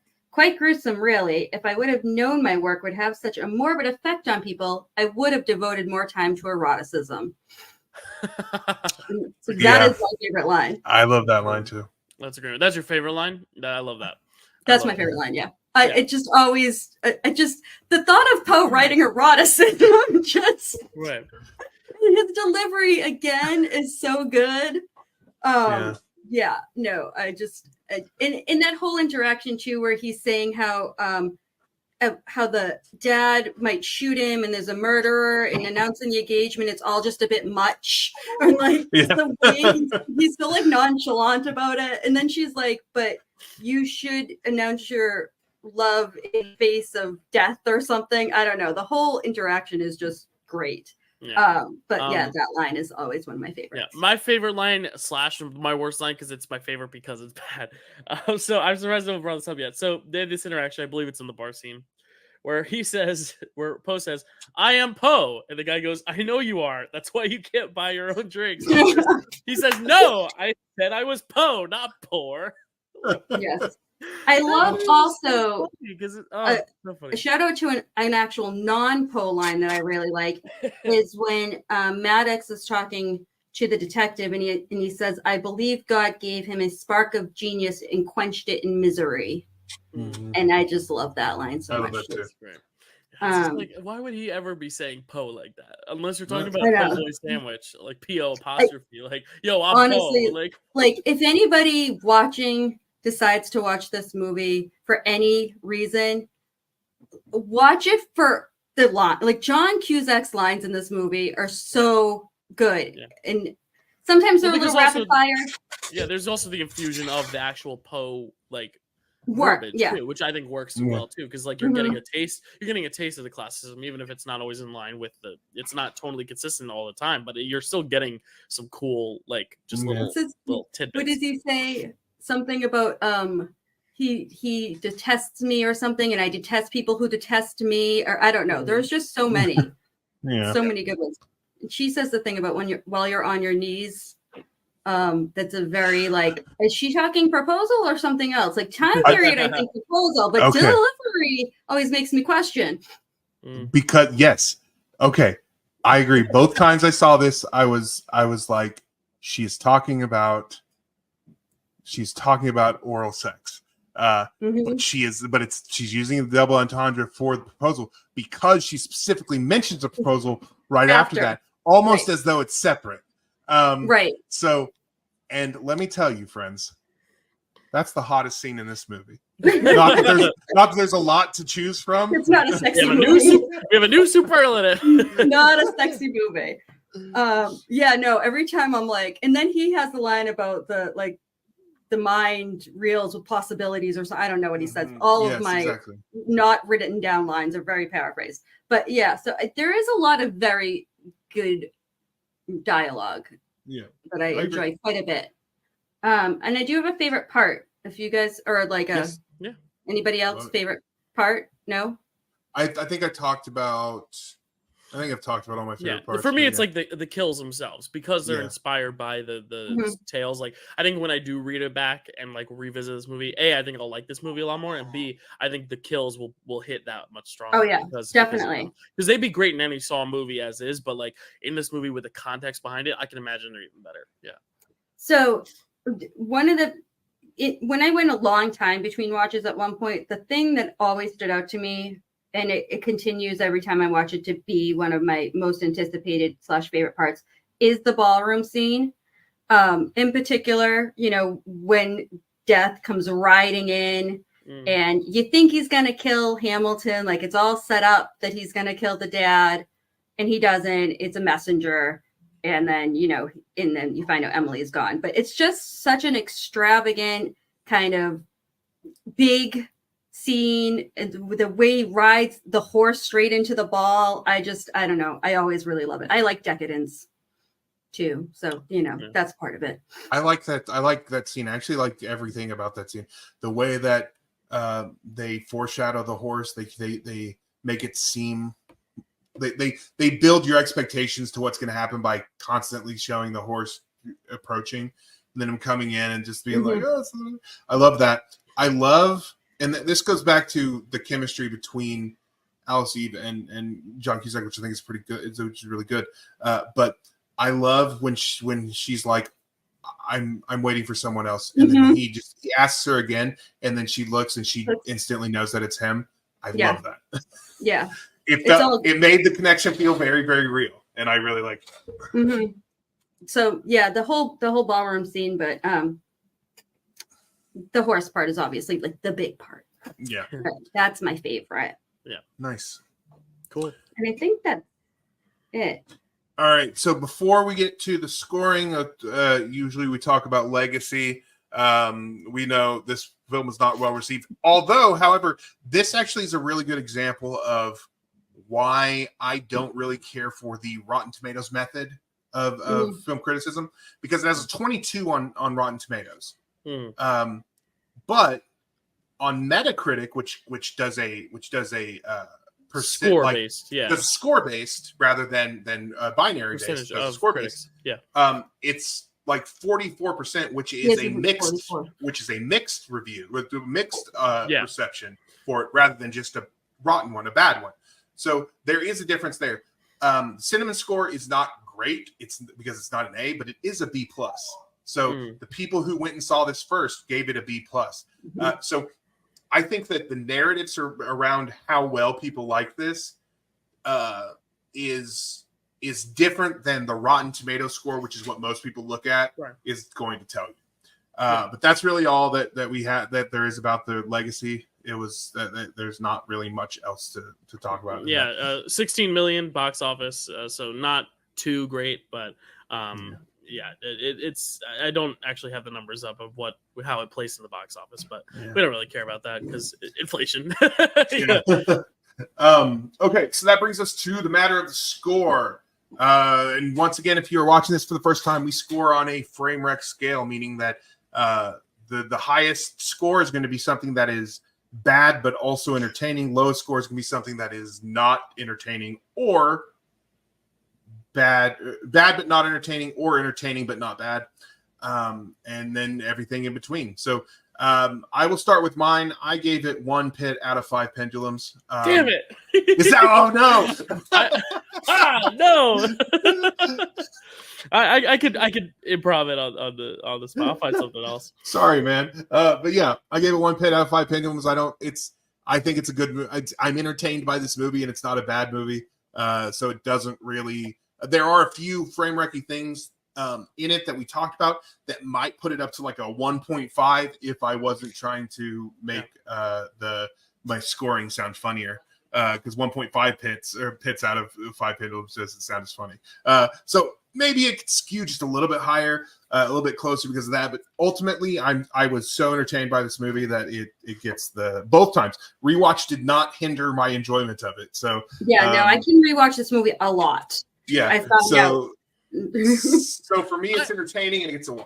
I'm gonna share what I said because I was also thinking like 1.5, and I was like, it just doesn't flow off the tongue. So I wrote down. I'm so happy you picked pit and pendulum though, because it's such a fun alliteration. So I said a pair of pits on the 5-point pendulum. So 2. I went 2. A pair. A pair of pits. It was fun. Stacy, do you have a score for this one? I would say I'd probably give it 2 telltale hearts, because I do think there are some elements that make it a little bit iffy on the so bad it's good scale, but that I enjoy. Right. And overall, I just think it's not a bad movie, though. Right. It's it is very entertaining to me. Right. Yeah. There you go. It's probably more than 1.5, but again, 2 telltale hearts sounds a lot better than 1.5 telltale hearts. So we're all at a 1.5. We just Matt rounded down and Stacy and I rounded up. I love it. So it's a Yeah, 1.5 exactly. people. Yeah, basically it's 1.5. Okay, well, Mount Trashmore. This is our Mount Rushmore of bad movies. This doesn't touch it. I mean, nothing. It's obviously based on our score. It's not going to make it, but it just doesn't belong on the Mount Trashmore, I think. Unless you guys had an argument for it, which I would love to hear. No, I mean we'd have to dethrone The Room, Troll 2, Plan 9 from Outer Space, and Ben and Arthur, which it's not. Dude. Yeah, it's not. I don't. Yeah, because it's not so bad. It's good. I mean, there's elements, as Stacy said. But anything else on The Raven, Matt? Or can we tease next month? Or I guess later this month. But no, nothing else on The Raven. Let's just talk about later this month. Well, I'll tease later next month, and then we'll do some wrap ups and my thank yous and my gushing over you two, because you two are two of my favorite people in the world. So next or later this month, I guess this is our April episode, but in May because of the subathon. But we are doing for the 25th anniversary. I cannot believe that. Of Star Wars: The Phantom Menace being re-released in theaters. We figured we could do that, but I feel like so many people have talked about Star Wars, so let's make it a little bit more fun. And we decided we did this experiment a few months ago, which was really fun, or I guess maybe almost a year now, called Frame Wreck This, where Matt would be on our Picture This show with Chad, and Chad would be on our show Frame Wreck with Matt and I. And basically, Matt would go on that show to cover Oscar movies with Chad and I, and Chad would come on here to talk about Frame Wreck movies with Matt and I. Wait, did I say? I don't remember what it. Yeah, I said that right. And because it's more Oscar structured, we would talk about the Razzies, because that's kind of the pendulum swing the other way. See how I tied that in? So we are going to be talking about the overall 1999 Razzies, because as we know, Star Wars: The Phantom Menace was nominated for Worst Picture. So we did tease just on Picture This just a few hours ago that Matt will be on to talk about 1957 with us, which is 12 Angry Men and Bridge on the River Kwai, Witness of the Prosecution, and two others that I cannot remember off the top of my very exhausted brain. But the 5 films for the Razzies for Frame Wreck This that Chad will be coming on to talk with Matt and I about later this month are, and the reason we picked this slate is because there are quite a few movies here that I think deserve the redemption title. But the 5 film slate is Big Daddy, The Blair Witch Project, The Haunting, Star Wars Episode 1, The Phantom Menace, and Wild Wild West. Now, really? You hear all those titles, some of those movies have you going, that's a Worst Picture nomination? And some of you are probably saying, yep, that sucks. Some of you are saying, it was bad, but it wasn't that bad. So that's what we're going to talk about. Some of the films are legitimate frame wrecks. Some, I think we could consider frame wreck redemptions. But that's what's going to be fun, because not all of them are redemptions, and not all of them are bad either. So I think that's going to be a lot of fun. Matt, any thoughts on that slate? I'm excited to rewatch these, because you were 1, right, when these movies came out? Yeah. Oh my God, I'm so old. Yeah. I was the right age for all of these movies. So I saw some of them in theater, saw some of them on VHS. That's a tape. That's a tape you put in VCR. Letters? And what? I am excited to revisit them, because some of them I'm like, these are great movies, but I was also a lot younger. Some of them, one of them definitely deserves to be, at least as far as I know, one of them definitely deserves its spot. And we should have, we may even do its own episode if we decide to do that, because one of them is just crazy. But I'm really excited to revisit these and see how I feel and see how my opinion has changed since then. And I've only seen 2 of them, so I'm very excited to watch 3 of these for the first time. Which 2 have you seen? Or do you want to not reveal it? I mean, I've seen Star Wars and I've seen I've seen Blair Witch. So okay. The 3 I haven't. I've never seen Big Daddy, The Haunting, or Wild Wild West. I've seen the scene from Big Daddy. Big Daddy. Well, it was on the TV when I was a kid, but I haven't sat down and watched it. My dad loved Big Daddy, so it probably still does. I mean, he's still alive, but he loved putting it on when I was a kid. So I don't know if he still watches it now, but I remember the peeing scene, and that's it. So I'm very excited. And Chad being a guest was important too, because Chad loves Adam Sandler movies, and he loves horror. And there's 2 horror films and an Adam Sandler here. And if you want to call Wild Wild West a horror film for other reasons, but I've seen all those movies. Stacy, because you won't be on that episode, do you have any blanket thoughts though on that slate? What was the first one you said again? Oh, Big Daddy. Big Daddy, Blair Witch. It keeps blowing my mind. I keep taking it out because I just can't believe that was nominated for worst movie. Fun Fun fact. And it won Worst Actor as well for Adam Sandler. I was a very big Adam Sandler fan, starting with his Saturday Night Live stint. And that movie came out like 2 weeks or so after I had my daughter. And I just took her with me to see it. I was that lady with a newborn. But I will say she was a really good sleeper, even that young. And if she did start to make noise, I left the theater. I did not sit there. Listen to this one, people. Theater. Like, Listen to I this sat in the back so I could scoot out real quick. Yeah. So and hey, it could have been worse. You could have brought the baby to Blair Witch. You know, it could have been worse. Yeah, I didn't do that. Or Phantom Menace, which was probably packed. You know. I mean, I think it might have been opening night of Big Daddy. I think it was pretty busy. Gotcha. But hey, well. Blair Witch, I don't love, but it did so much for the genre. I mean, of course, I guess in the year they didn't know that, but they knew it was different. They knew it was new. They knew about the marketing campaign that was mind blowing. I can't understand that being.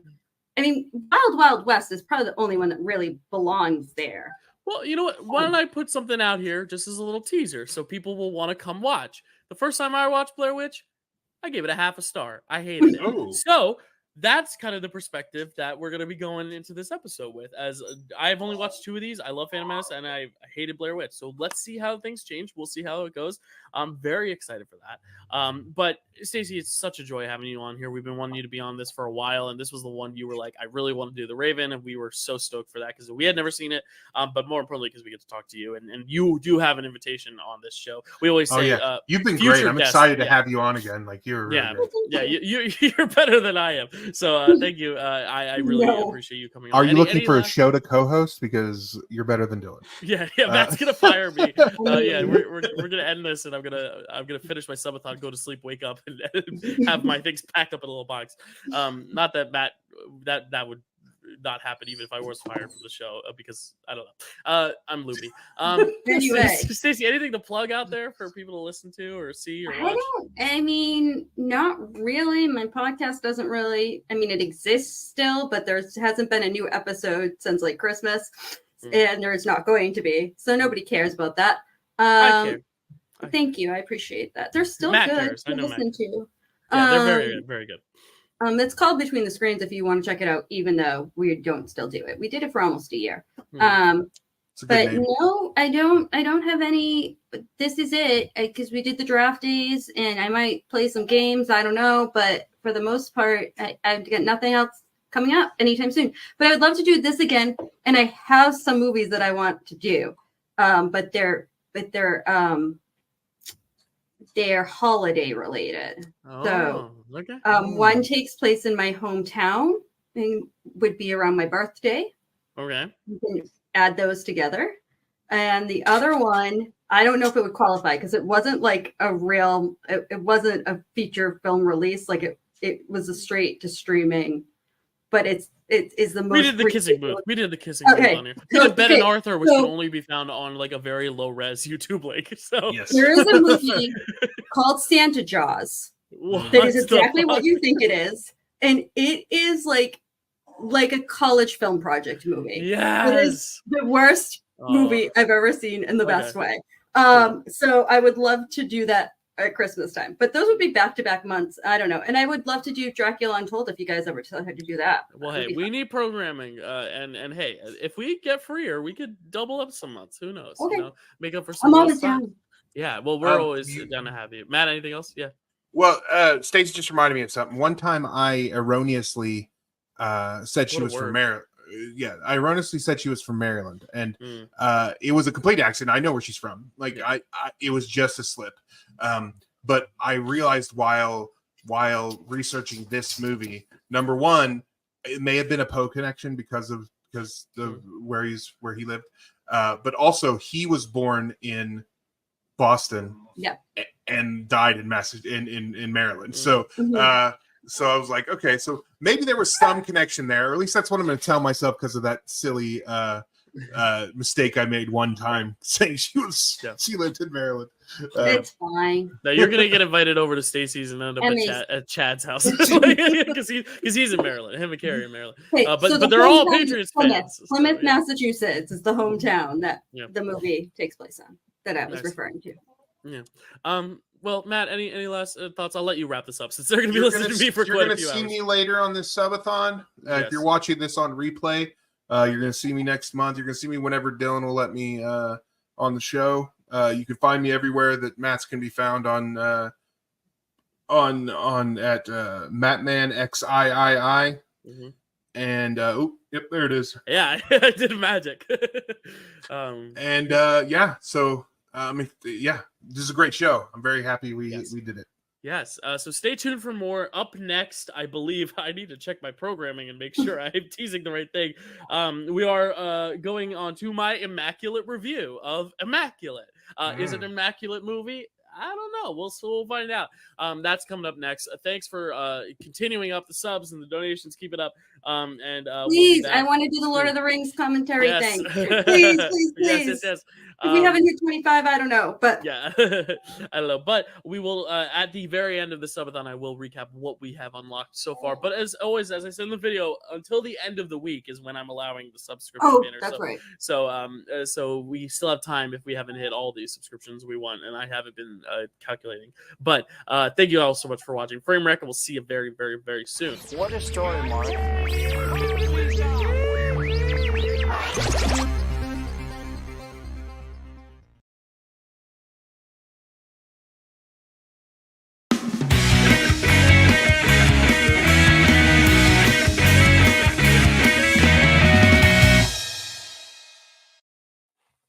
Hey everyone, welcome to the Dill Pickle Movie Network. I am Dylan Randazzo. If you are watching our subathon, keep watching, keep liking, subscribing, keep it going. I know we're in the middle of the night right now.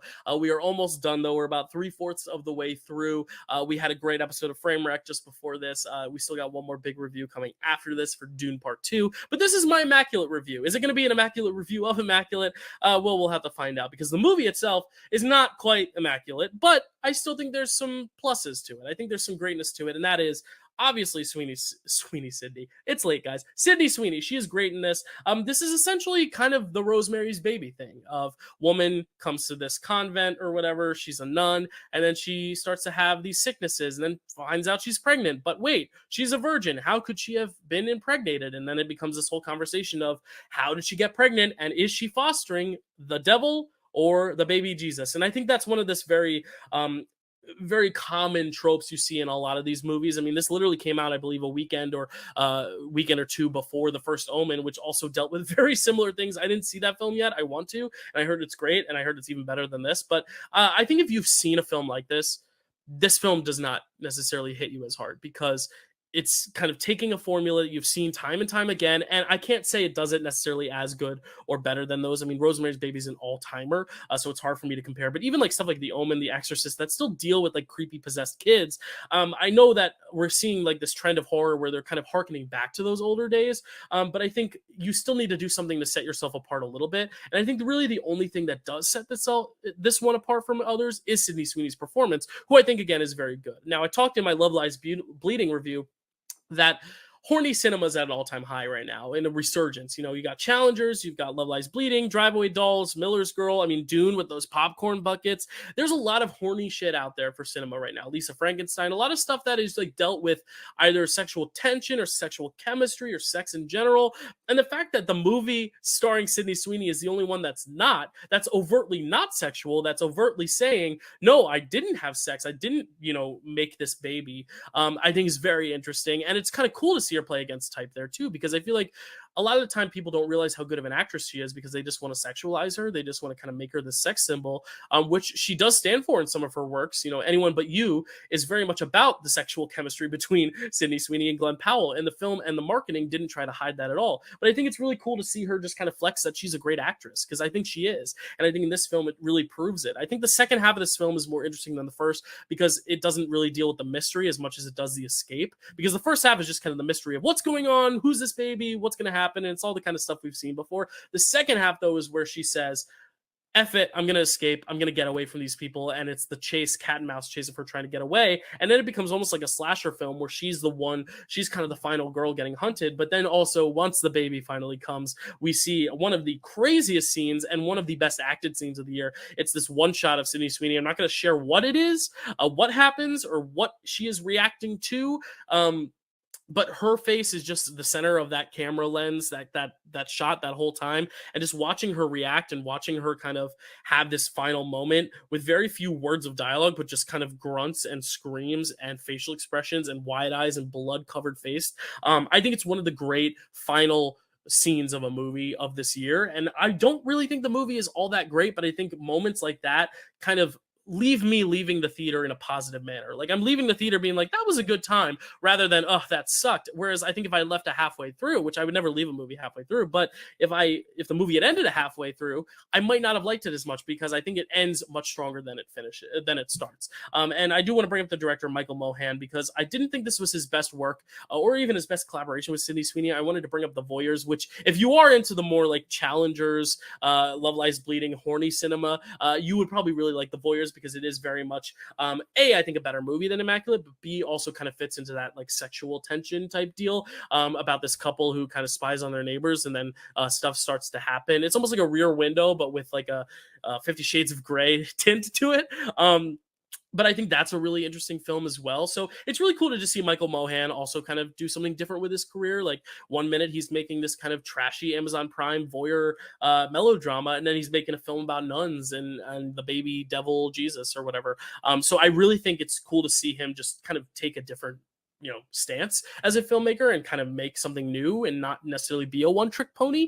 Even though he's worked with the same actress twice, she definitely have done something completely different here. And I think that's what is most exciting about Immaculate, is that it's not necessarily different from things we've seen before, but it's different than things we've seen them do before. And I think that's what's exciting about any filmmaker, is seeing them really stretch themselves and be like, oh, I would not have assumed that the person who made The Voyeurs made Immaculate. And I would not have assumed that the girl who was in The Voyeurs was also the lead of Immaculate, like Sydney Sweeney, and that she could also do with Euphoria and The White Lotus and Anyone But You. I think they just have such versatility and such range that I think Immaculate really shows off. So it is not necessarily a glaring recommendation, but I do think if you're a Sydney Sweeney fan, I think this is some of her best acting she's ever done. And I think if you are a fan of that type of filmmaking, then you might like the first hour more than I did. And if you haven't seen a story like that, you might like this a lot more, because I think it's one of those things where if you're not used to that trope, it actually is a really exciting reveal and a really haunting one as well. So Immaculate might not be an immaculate film, but it is a good film nonetheless,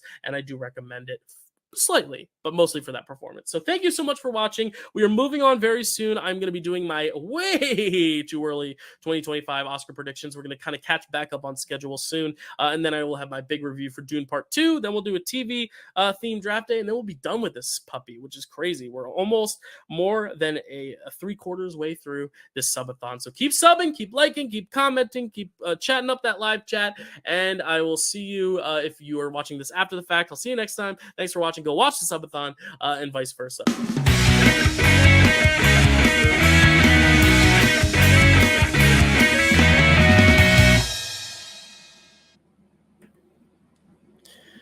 Alrighty, guys, we are trucking along here. We are at the very, very early hours. You are doing great work. Thank you, Daniel. Or a win. Sorry. It's so late. I'm very delirious right now. All right, so we are moving on now to one of the segments that I'm very, very excited for to talk about, which is my way too early Oscar predictions. Now, the good thing about this is that, like, I was going into this like, I'm going to prepare graphics and research, and I was like, you know what? I think more fun of it would be watching me delirious at 6 a.m.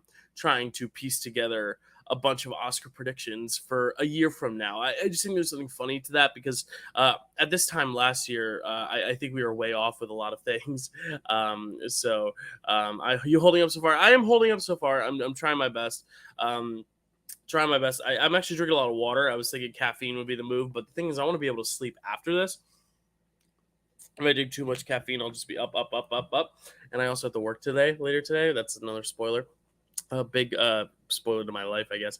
Yeah, I'm delirious. But we are here. We're moving on to some Oscar predictions because everyone loves to hear my early Oscar predictions. I believe last year, Oppenheimer, I was not necessarily with the train. I loved the movie when I saw it, but at this time last year, before Oppenheimer had come out, I didn't think it would be as big of an awards darling as it ended up being. I didn't have Barbie on the radar very much at all as like an awards darling.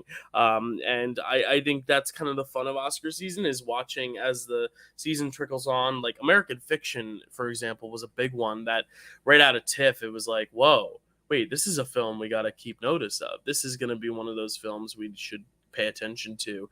And then it ends up getting a Best Picture nomination and a bunch of other nominations. So I think this is going to be fun. Yeah, doing this before work, I know I am a crazy bastard.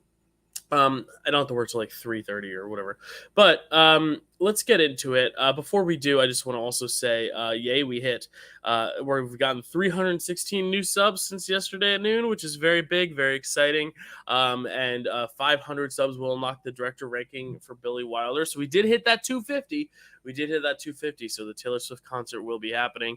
We're now just waiting to get to 500 is the next benchmark for a Billy Wilder ranking. So I'm doing this very informally. I have literally a doc here. We're going to kind of fill in what I believe are the top contenders right now, at least for nominations. As for picking a winner, it's very hard right now. I think there's like kind of a consensus out there right now as to what like the number one most likely winner would be right now, but it's so early that I don't think you can say anything is certain. But I do think it's very likely we will see Sing Sing at least pick up a nomination. Will it win? I don't know if Sing Sing will win. But I do think Sing Sing is one that is already getting very early hype from some festival premieres last year. It focuses around, I believe, an acting troupe. I'm going to read the synopsis here. A small group of prisoners inside Sing Sing Correctional Facility, one of the world's most infamous maximum security prisons, attempts to stage their own original production, Break in the Mummy's Code. So it's supposed to be it's kind of a drama, even though it has a more fantastical kind of funny premise. It is supposed to be a drama. I don't know too much about it, but it's like about these inmates coming together, putting on a show. I think it's going to really speak to artists out there, which is another big one. I mean, Hollywood loves awarding movies about art. It's led by Coleman Domingo, who is at a all-time high right now with his whole career resurgence, or surgeons, I guess, not resurgence, surgeons, which is really exciting. So yeah, I think Sing Sing is just going to be the film that is going to be like the crowd pleaser of the year that people get behind. But right behind it, I'm going to put Blitz. I think it's very safe to say that a Steve McQueen I believe it's World War II or World War I film, directed by a guy who won Best Picture for 12 Years a Slave. He actually didn't win Best Director that year for Gravity, which is also why I think he could be an early frontrunner for Best Director. But he's making a war film. War films usually get awarded a nomination, especially if they're good and especially if they have people that the Oscars clearly like Oscar darlings attached to them. So I think Blitz definitely has a good shot. It's got Saoirse Ronan is in the cast, which I think could also help her get to maybe a nomination. Hopefully, I would love to see it. So yeah, I think Blitz is going to be one that's going to be like a heavy contender as we see this Oscar season go on. I think you're going to hear a lot about Blitz. This is just very difficult, but I think we're going to have to put Dune Part 2 on there. I'm about to do my review in just a bit. Oops, that should be caps locked. Dune Part 2. The thing with Dune Part 2 is that like Dune Part 1 got nominated, but that doesn't really matter for the Oscars. But we have seen a trend where if a Best Picture nominee has a good sequel, like Avatar, for example, or like Lord of the Rings, typically they like to continue awarding them if they like them. Which also brings me to Joker Folie à Deux.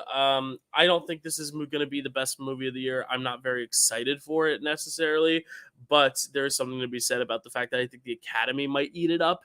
And I think when we look at some of these like higher profile films of the award season, I definitely think this is one of them. I think this is definitely one that I think a lot of people are going to be buzzing about, are going to be talking about, are going to be excited about. I personally am not very excited about it, as I just said, but sorry, I got to reconnect my charger here.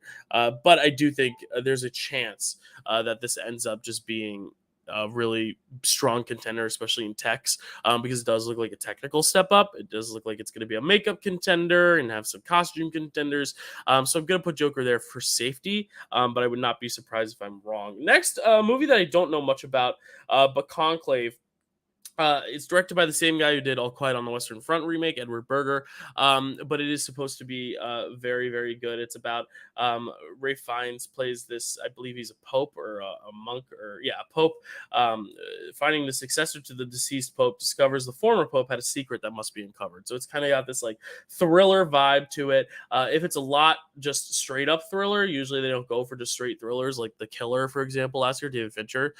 So there's also that risk of like maybe it's going to be just too thrillery and not actually be like what the Oscars normally award. But I do think there's a good chance for Conclave to pick up some nominations there. The next film, I'm just looking at the list of what's coming out and trying to gauge it. I think I'm going to go with The End. This is one that really intrigued me hearing about it. This is directed by Joshua Oppenheimer, which I think would be kind of cool. But this stars Tilda Swinton and George McKay. It's about a wealthy family that lives in an underground bunker 2 decades after the end of the world, which they contributed to. It's an apocalyptic musical film, which I think can be like pretty alienating. It doesn't necessarily sound like a Best Picture nominee on paper. But early buzz and early test screenings have been actually really, really solid. And I also think it's got that like international vibe going for it, even though it's not international. It's produced by a bunch of other countries like Denmark, Germany, Ireland, Italy, Sweden. It is Neon distributed. I think Neon's been doing good about getting their films in. Anatomy of a Fall being one from last year, Triangle of Sadness the year before. I could see The End being that kind of slot for them this year, because I could see this being the one that gets them in there. I really don't have much else to say about The End. I really don't know what else to gauge there for The End, but I am excited for it. I am excited by these movies that I hear are buzzy and good without necessarily knowing all the details of it. Then this is where it gets tough. It's been getting tough, but there's a movie that's coming out that I can't imagine being an awards film, but it really seems to be on a lot of people's predictions, and that is The Apprentice, which is the story of a young Donald Trump, but it's not played in a comedic sense. It's actually a drama, which is going to be super intriguing. It's going to be the most polarizing film of the year, I think, but Vice did get nominated here a few years ago, and I do think people like the idea of these actors taking on these political issues. It seems like it's going to take itself much more seriously even than Vice. Sebastian Stan is playing Donald Trump, which I think is also a very interesting casting choice, just an interesting development in general. But yeah, it's going to be very interesting. I really don't know how that's going to go, whether or not that's going to be a true awards darling or not. But I think because it's also getting a Cannes premiere means they have some faith in it.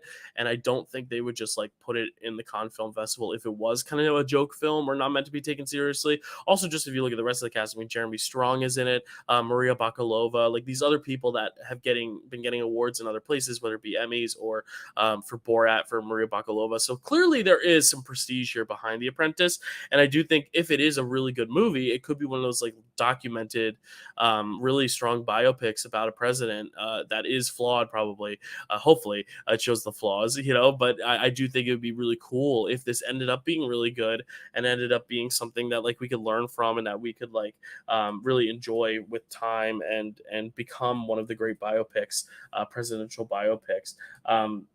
Next up, okay. I've been looking at the Nickel Boys. I'm going to put the Nickel Boys here because the Nickel Boys, every time I read about the premise, sounds really interesting. This is a famous book or a breakout book in 2019 by Colson Whitehead. It takes place for this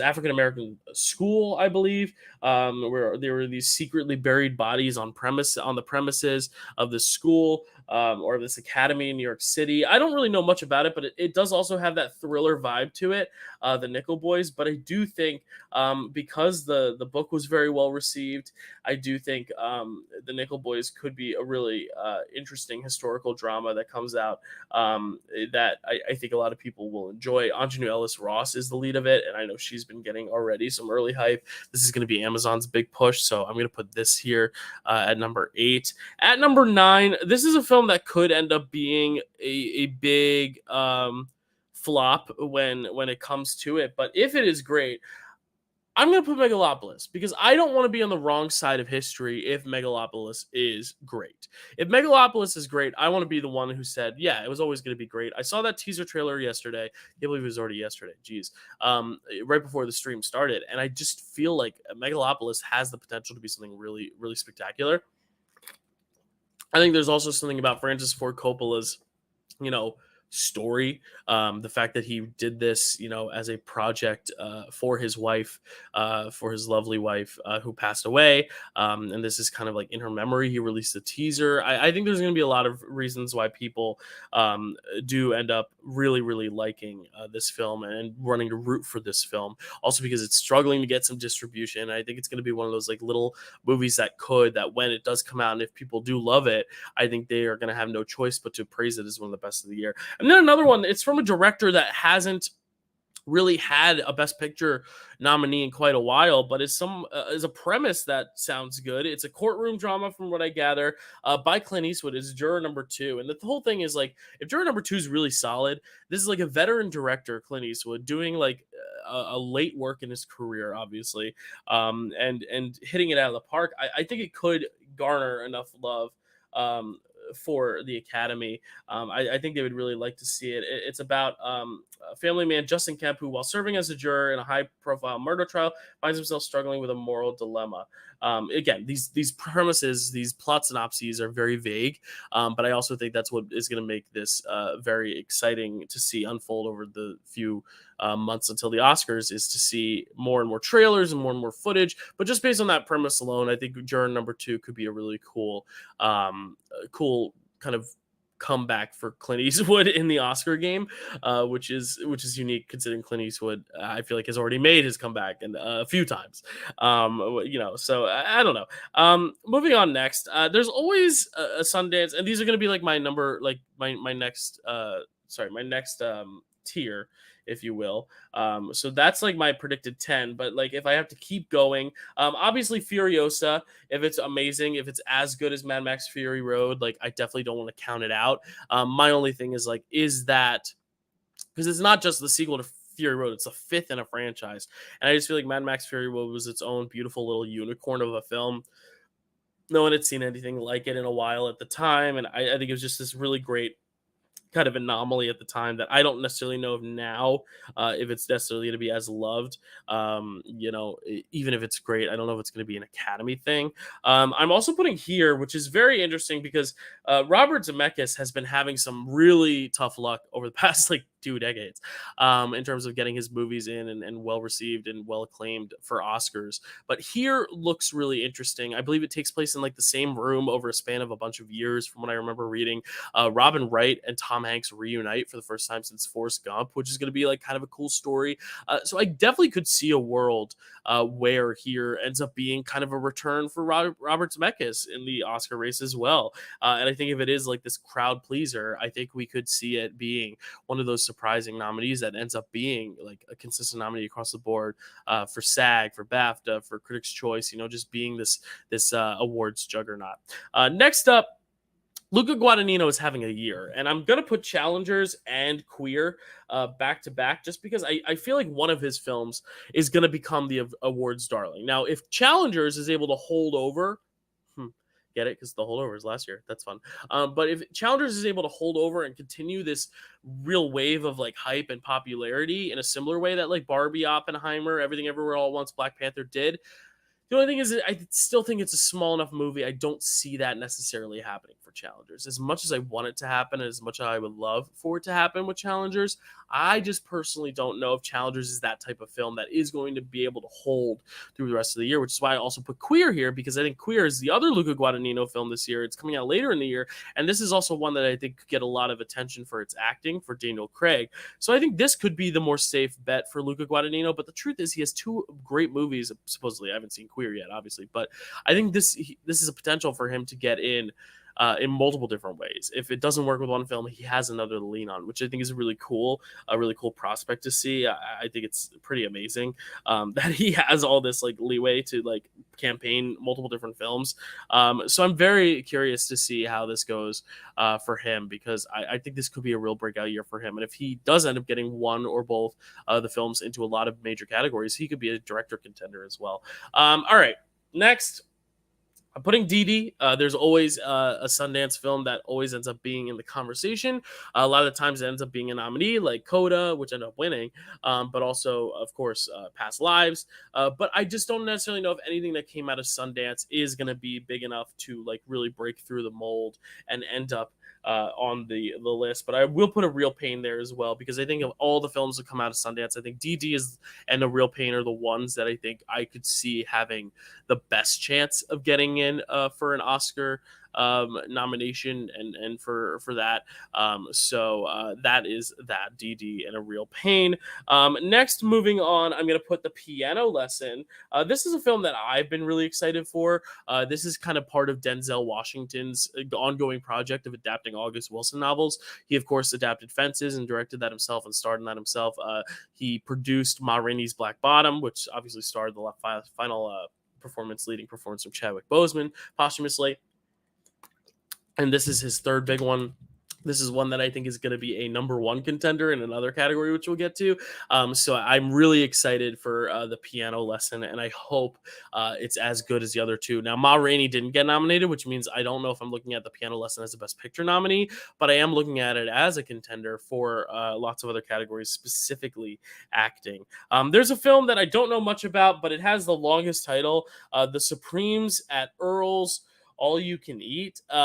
I've heard buzz about this film. I really didn't look up much into what this film is, but it is on a lot of people's lists, so I wanted to like bring it up because I do think there's a chance that this could be an Oscar player, but the title's just so long. I honestly think the biggest reason for holding back me putting it in the top 10 is simply because I don't really know if I personally want to write it out every time it gets nominated for something. So for my own sake, I'm putting it lower. I think that's just a selfish reason, but who knows? Kind of going along the sequel train, we really have no idea how Gladiator 2 is going to be. This could be like a huge like Top Gun Maverick type deal where it's like this long-awaited legacy sequel. I don't even think it's long-awaited. I don't think anyone ever thought we'd get a sequel to Gladiator, but this big sequel all these years later to a film that's beloved, it kind of shocks us all, ends up being amazing. If it is amazing, I mean, it's one of those things where these sequels like Furiosa and Gladiator and even, Joker, it's like if these are amazing films, why not nominate them? Like, I know they're sequels, but just a few years ago, the Critics' Choice nominated Glass Onion, Black Panther, and Top Gun and Avatar. It was like 4 sequels, and that's the thing, is like if they're all good, they're all good. And I could see a world where Gladiator 2 is just really good, and that's why people just want to award it. Number 20, a film that I probably would have put in my top 10. It was originally called Flint Strong. Now it's called The Fire Inside, which is about a boxer, a black female boxer. It's written by Barry Jenkins. Brian Tyree Henry's in it. This is a film that I put in my top 10 when I was devising this list, but no one else seems to be predicting it, and it's coming out in like August. So I am a little worried that maybe it's just not going to be seen by enough people to be a contender there. But I'm going to give a few more. I think there is a possibility, again, if it's great, we could see Hitman be Netflix's big push. I don't necessarily think it will happen just because Richard Linklater hasn't really been too much of an Oscar guy. I feel like a lot of his stuff is more, indie crowd, art house stuff. He obviously broke into the scene with Boyhood, but none of his other films I feel like have been like super huge Oscar-y movies. I am going to put Kinds of Kindness here. I know this is lower than a lot of people have it. I did not spell that right. Kindness. This is not Richard Linklater. That was above. This is Yorgos Lanthimos' new film. He's reteaming with Emma Stone. It's an anthology film, and that's kind of where I go, ooh, it's an anthology. I just don't see the Oscars awarding an anthology film a Best Picture nomination. I just don't think it's their cup of tea. I think they like a full narrative, a full arc. I mean, look at The French Dispatch just a few years ago. Quite literally got dispatched from the Oscars and got 0 nominations. I just think that's one of those films that, as good as it may be, as good as it might be, I just don't think it's going to happen. I don't think it's going to happen, sadly. Next, I'm going to put Maria. This is one that I believe stars Angelina Jolie. This is a Pablo Larraín film, I believe, about a woman what is her deal? Let me just look it up. A biographical drama about Maria Callas's final years in the 1970s when she was living in Paris. She is an opera singer, so it's about an opera singer.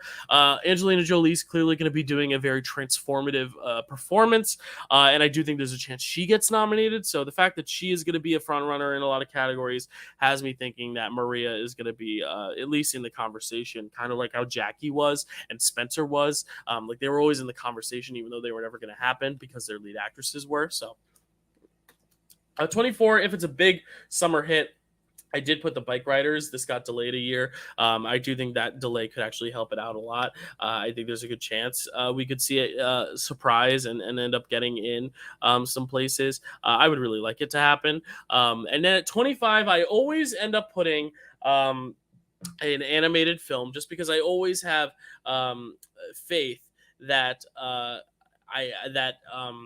an animated film will eventually sneak in soon again someday. But this one is not necessarily going to go where you think it's going to go. I'm picking The Wild Robot from DreamWorks because of all the animated films coming out this year, I don't think Inside Out 2 is going to be the one that everyone's like most excited to see. I think The Wild Robot, based on its marketing, its trailers, its hype, its word of mouth, it's supposed to be this big anniversary project for DreamWorks. It feels like they're so confident in it being like their next big hit. Just the way they're marketing it makes it feel that way. And a lot of people are saying this could be their next like big How to Train Your Dragon-esque franchise for DreamWorks, which hasn't had a big breakout like this since then. I mean, the closest thing was The Bad Guys, and that was not anything too special, really. So that is like my best picture, what I'm looking at right now as a potential for best picture this early right now. But again, it's so early. I really don't know what to think here in terms of who's a contender. And a lot of my best director contenders are going to kind of be like borrowed from that. I am going to put Steve McQueen at 1, though. I think him not winning for 12 Years a Slave means he has a very good shot at winning here for Blitz, especially if the war film is great. Obviously, the Academy loves him. It's just they gave it to Gravity that year. I think Blitz, though, is enough of a flashy technical film that I think it's going to get more direction acclaim than 12 Years a Slave will, which I think he should have won for 12 Years a Slave, personally speaking. But I think the Academy is more likely to award him for something like Blitz than that. Pardon me. I need to take these water swigs or I'm going to fall asleep. I'm going to bet on Denis. I know there's a very likely possibility he gets snubbed again and they just wait to give it to him for Dune Messiah. But I really do think a lot of people, if they were upset about him not getting nominated last time, I think they're not going to let that happen again. I really think there's a chance that he's going to come back with full force and really come back swinging and get that nomination. Is he going to win? I really don't think so. I just don't think Dune Part 2 is going to be your winner this year. And that's not because I don't like the movie. I like the movie. You'll hear my review very soon. It's just I don't think Dune Part 2 is the best picture of the year. I just don't think it's going to have that hold in the similar way that like Lord of the Rings did when that third movie came out, where it was undeniable. It also came out late in the year, whereas Dune came out early in the year. And not that an early release date is going to hurt it. I still think it's going to get nominated a bunch of places, but it's not like Barbie and Oppenheimer where everyone all year's like on, Dune fever. People were on Dune fever when it first came out, but like you don't see Dune everywhere you go in every conversation you have around around these parts nowadays. If anything, people are now talking about challengers, and that's just what happens. The biggest movie kind of then becomes the biggest topic of conversation, and in just a few weeks, it'll probably be something else, like Furiosa or Kingdom of the Planet of the Apes or whatever. Is that the movie? Yeah, I think that's the title. So I worry that Dune is not going to necessarily have the staying power to win, but I think it will get nominated, and I think this is finally going to get Denis his director nomination because I believe he got one for Arrival, but I have to fact check that. I'm not 100% sure. Again, it's late. But at number 3, I'm going to put the director for Sing Sing. His name's Greg Quidar. Again, if this film is going to be as big of a contender as I think it is, then I want to be on the right side of that. And then kind of continuing along, I'm just going to kind of go for the ones that I think are going to be big on the best picture likelihood, which is Edward Berger for Conclave. Now the thing is, Edward Berger didn't get nominated for All Quiet on the Western Front. It was actually the international spot that year, I believe, went to Ruben Östlund for Triangle of Sadness, or maybe they both got in. But either way, Edward Berger, I think he's someone that, like, if he continues to make these films that really appeal to people, that people really, really love, and keep like reappraising, then I think there's a chance he ends up being someone we see a lot in the Oscars in the upcoming years. And then just because there's always like usually one vet, I'm gonna just say, if it is a great movie, I'm gonna put Francis Ford Coppola here for Megalopolis. I know how do you spell it? There we go. I really don't think it's likely that he gets nominated, but if if this movie's great, I want to be on the right side of history, and I want to say that I was there when I predicted Francis Ford Coppola for Megalopolis. And then we're gonna kind of just go for other Best Picture contenders like Joshua Oppenheimer for The End, and of course Ali Abbasi for The Apprentice. The thing with those guys is like they're not big enough names to where like the movies have to be quite literal absolute hits for like Sing Sing, for example, for Greg Quidar to get in. But like for these guys to get in, there are going to have to be like the best movies of the year that are undeniable, that everyone's like, no, we have to give them this award to get in. And I just don't know if that's going to happen for these films. I think they're films that will just get in just without their directors. And then he's having a big year, so I'm going to put Luca Guadagnino. I almost want to put him for challengers / queer, but really, if I have to think about which one is going to get a slightly bigger Oscar push, I'm going to guess it's probably queer. But I really don't know with Luca. I would just like to see Luca get in this year because I think he's going to have a big year. But as to what film it's going to be, I couldn't tell you. And then just because I have to do it, as much as it pains me, I got to put Joker. Just because there is a very likely chance, if people love it, that Todd Phillips will get in again, which would be kind of nuts because we don't really see a lot of sequel directors get in. So I'd be quite shocked. And I already have Denis getting in for a sequel. But yeah, one can hope that that doesn't happen. But I know I'm being tough, but I really just, I don't see that world where that happens. I'm sorry, I just don't. But who knows? Maybe it'll happen. And then, you know what? I want to put a woman on this list just because I think it's time we get another female director in for director this year. I am actually looking through the female directors this year, trying to see who it might be. And you know what? I just think because I've heard this title the most, I'm going to put Tina Mabry for The Supremes. Again, I hate typing it all out. I'm going to copy and paste it here. The Supremes at Earl's All You Can Eat, just because I do think it'd be cool to see a woman nominated this year again. So that seems to be the highest profile film right now in the Best Picture contention right now. Other films I could consider is the director of Night Bitch, the director of Bird, which I heard is probably going to be really good. And then I'm just looking to see if there's any other ones I missed. No, I think that's it. Right now, I think it's very early to call for director and picture. I mean, it's really early to call for all these. So this is just kind of like my first guess as to what might happen in some of these major categories. But let's move on now to Best Actress here. I'm going to try to scroll down. I'm going to start a new page here. So Best Actress. And this one, it's hard to say who the number one is right now, but I'm going to put Angelina Jolie. I just think if you look at Pablo Larraín's track record, he has a really good knack for getting his actresses nominated for like Natalie Portman and Jackie, and then Kristen Stewart and Spencer. Like I think his films are all about the acting, and that's why I'm not necessarily predicting it for a Best Picture nomination, Maria, but I do think it's still going to be in the conversation because of Angelina Jolie's performance. Another one I think you have to just predict her at this point, which is Lady Gaga for Joker Folie à Deux. Again, it's one of those things where if she's great, which she probably will be, and the film is well received, I think she could just come along for the ride. Now, I think this is going to be where I don't think Joaquin Phoenix gets in, because I really don't think they're going to award him twice or nominate him twice, because I don't think they're going to feel the need to. But I think this is the way to kind of nominate her and him in a way, if that makes sense. Like, it's like we love the performance of Joker so much that we gave Joaquin Phoenix the Oscar. Okay, we're gonna now do it for Lady Gaga the next time. So I think that's gonna be their way of kind of like bouncing back without having to give him another nomination and spread the wealth there. Also because I think she's so overdue and she's in a Best Picture frontrunner right now. I'm gonna put Saoirse Ronan for Blitz. She's also in a film called The Outrun, so I will probably put her on the list lower in like the 10 spot for that, just in case she gets in for that instead of this one. But I just I would love to see Saoirse Ronan here get in for that film, just because I think she's so overdue. She needs to finally win her award here, and I hope this is where it comes for her. Next up, let me put Tilda Swinton for The End. This is going to be very interesting to see if The End really is as big of an Oscar hopeful as I have been hearing it is, and thinking it is.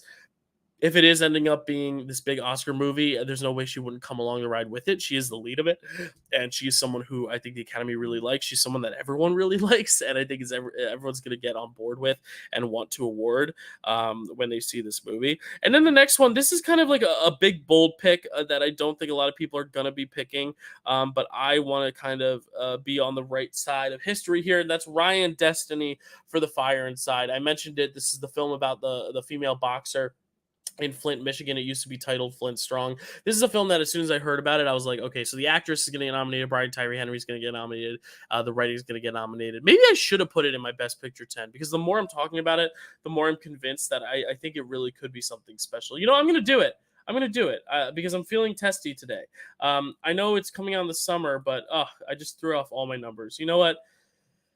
I'm going to put it at the number 10 slot, just because I think there's just something about that film that I have faith in right now, that I'm excited to see if that comes to fruition. So I know I just threw off all my graphics right here. I really royally effed that up. Hold on. There we go. That's the best way to do that, right? Nope. I had it right the first time. Guys, I'm not very tech savvy. Hold on.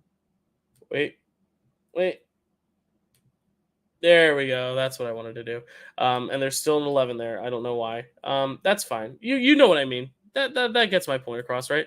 You guys can see that. That's my order right now. Yeah, I'm putting The Fire Inside up here, though. I'm putting The Fire Inside up here because I really do think there's a good chance The Fire Inside does speak well to people and speak well to voters. And because I'm going to predict it in other categories, I want to be, as I said, on the right side of history there if it comes out to happen, to come out to fruition. Another one, again, I keep putting this film in here just because I think the title is so long and absurd that maybe it's just going to be like one of those favorites. It's been getting some good buzz right now. The Supremes Earls All You Can Eat. Uzo Aduba is supposedly the lead of it, and she's a big like Emmy darling, and she's always getting nominated for SAG Awards and stuff. I'm also going to put Robin Wright for Here. I think there's something really cool about her, like kind of having this moment of return and like this being like her big comeback, and working with the same director as Forrest Gump, which kind of really surged her career in a big way. So I would love to see Robin Wright get nominated. I think that'd be really cool. I'm going to put Zendaya for Challengers. I think, again, like, I don't know how well this movie is going to hold over the year. I really think this could be something that film Twitter is just so hype about, but we're kind of looking a little too hard into it being an Oscar contender. And that's someone who's saying it's his favorite movie of the year. It is my favorite movie of the year, undeniably. But there's also no denying that it is probably not going to necessarily be as much the Academy's cup of tea as it is like the public's cup of tea. So I just want to be a little realistic and manage my expectations there. But next, let's see. Who do I want to put next?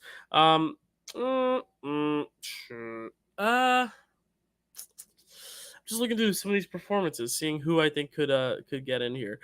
You know what? Okay. You know what? As much as I say I don't think it's going to be a Best Picture contender, you have to look at the last winner. And I'm just looking at Kinds of Kindness as a film that is not necessarily going to be a big Oscar contender. But listen, if it is ending up going to be a weak year because of the post-strike stuff, if this ends up being a little bit of a weaker year and like Emma Stone's great in Kinds of Kindness, I don't know how much of the movie she's in really, but if she is in a lot of the movie, she's really good in the movie, and it's Yorgos Lanthimos and Emma again. Like I could see a world where she goes back-to-back nominations. I'm not sure, but I did say I would save the last spot for Saoirse Ronan in The Outrun, just because again I think she's getting nominated. It's just a matter of which movie she's getting nominated for at this point. So actress is a little tough. I think it's very top heavy. Like I'm very, very confident that Jolie, Gaga, and Ronan will get in. The rest I'm not really sure about. Also just because I think we just need to know a little bit more about these films to really be able to predict them. Whereas actor I think is a little easier actually. I think Coleman Domingo right now is the heavy favorite for Sing Sing. I think because the movie is already a favorite in Best Picture and he's supposed to be really good in it, and he is someone who is just on a high. Like I said, his career is really surging at the right moment. He was almost a double nominee last year. If it wasn't so stacked, he could have been a double nominee for both Rustin and The Color Purple. He was nominated a lot of places for The Color Purple for the ensemble. He was nominated a bunch of places for Rustin, got a nomination for Rustin. I think Coleman Domingo is hitting a great moment of his career that I really am loving to see right now. And then next I'm going to put Ralph Fiennes for Conclave. Again, I have it predicted for Best Picture, for Best Director. And again, if a film gets like Best Picture and Best Director and it has a star like Ralph Fiennes at the center of it, I don't know how he couldn't come along for the ride. Also because he really doesn't have as many Oscar nominations as I think people think he does. He didn't win for any. He hasn't won before. So that could also be a reason for him to win this award. Like I could very well see at the end of this, when all is said and done, we are looking at Ralph Fiennes Academy Award winner, which would be really, really cool. Then I'm going to put Daniel Craig, which I know is a little iffy just because I'm not predicting queer in Best Picture, but the truth of the matter is I don't think it needs to be a Best Picture nominee for him to get in. I think he's going to be playing a role that is very emotional, very dramatic, and I think it's going to be really effective to people who watch it and people who are enjoying it. And as we saw with Challengers, he knows how to get the great performances out of his actors, so I would not be surprised there. And then again, I think this is one that, again, if the movie is taken seriously enough, I think Sebastian Stan playing Donald Trump, if he's really good, I think he could get in. And I think it's going to be one of those interesting nominations. I really don't know what that film is going to be. I really don't know if people are going to embrace it or not, or if they don't embrace it, are they still going to award the artistic merit of it? I truly do not know. I think it's very up in the air. I really don't know. And another slot, this is where it gets a little trickier because I really don't necessarily know who is the definitive number 5 here. I think it could go many which ways. But I'm going to go with someone who I think, if this film does get a Best Picture nomination, I think because they're the titular character, I think he could come along for the ride, and that is Nicholas Hoult for Juror number 2. I think, obviously Clint Eastwood has directed some Oscar-winning performances, and I do think there could be an interesting journey here where Nicholas Hoult gets his first nomination for this one. He's a respected enough actor who's not too seasoned in his career, but is still well respected enough where I think he is now at this point a respected name that could be overdue at a point for an Oscar nomination. So I'd like to see that. I'm gonna have to put Joaquin at number 6, but I really just don't think it's happening. I don't think the Academy is gonna go for a superhero performance twice. Like Angela Bassett got one for the sequel, not for the original. And then I'm trying to think of other examples. I guess there aren't many comic book examples. I mean, obviously Heath Ledger's a rare case because he wasn't able to be in any more Dark Knight movies, but it just doesn't feel, I just don't see them doing that. I don't see them giving him that performance back to back, playing Joker twice. I don't know, because there's that stat where like only a few roles have ever been nominated twice, and it's Joker for Joaquin and Heath Ledger, and then it's Vito Corleone for Marlon Brando and Robert De Niro, and they all won. And then the only person to be nominated, I believe, twice for playing the same role, I think, is Cate Blanchett for Elizabeth, and is Joker. And this take of the Joker that I don't even think is the best Joker performance ever, that is Heath Ledger's, is a Joker performance really going to be next to Cate Blanchett as the only other performance to get nominated for 2 films with the same character? I don't know. It could very well be, but I don't know. I have a deep suspicion that's not going to be the case, but maybe I'm going to be wrong when all is said and done. I am putting John David Washington here at number 7. I think every time a John David Washington movie comes out, he's always overlooked. I feel like in Black Klansman, he was never really talked about as a potential to get an Oscar nominee. I think for Malcolm and Marie, everyone was talking about Zendaya potentially getting a nominee. I think he's always someone who is never really in the conversation, even if his films are. But here, we've seen with Ma Rainey's Black Bottom, and of course with what the Fence is, that they get a lot of acting nominations, so I think there could be a world where he does get in a bunch, and then some that are like kind of just one-offs where I haven't really been predicting their movies anywhere else. But Andre Holland in The Actor, this has been a performance that's been getting buzz for a few years. It's been on my radar. I believe it's about an actor who gets like amnesia, or gets hit in the head and forgets something. I don't know all the plots of these movies very deeply yet, but Andre Holland is so overdue. He's also in a great movie, Exhibiting Forgiveness, that came out in Sundance, so I think there'd be really cool, could be a really cool year for him if he's taken seriously and ends up being, a big heavy hitter in a lot of these categories, in, a lot of these movies that could get him Oscar nominations. Next, I'm gonna put Tom Hanks for here again. Like, if this is ending up gonna be like a crowd pleaser, I'm not gonna compare it to Green Book because I don't think it's gonna be like that at all. But like Green Book, where it's like all these like veteran actors that it just gives you that warm, cozy, holiday, comforting feeling when you watch it. Like, I remember going to my Green Book screening and everyone leaving and just having this grand old smile on their face. I think that could be what Here is this year, where it's just this really crowd pleasing, really heartwarming film. And Tom Hanks and Robin Wright could get in. It's just I don't think anyone's in a rush to give Tom Hanks another nomination, so I have him a little lower. And then rounding this out, what do I want to do? I could just do more than 10, but I'm going to keep it at an even 10. You know what I'm going to do? I'm going to put, and I might regret this, because a lot of people are saying he's going to go in supporting, but I'm putting Kieran Culkin in a real pain. I'm going to put the asterisk because he very well could go supporting. And if he goes supporting, I think he might actually have a better shot than if he were to go lead. But I do think Kieran Culkin is very much a co-lead scenario there with him and Jesse Eisenberg. And I think if they decide to go with the co-lead thing, I think it's going to be a harder place for him to get in.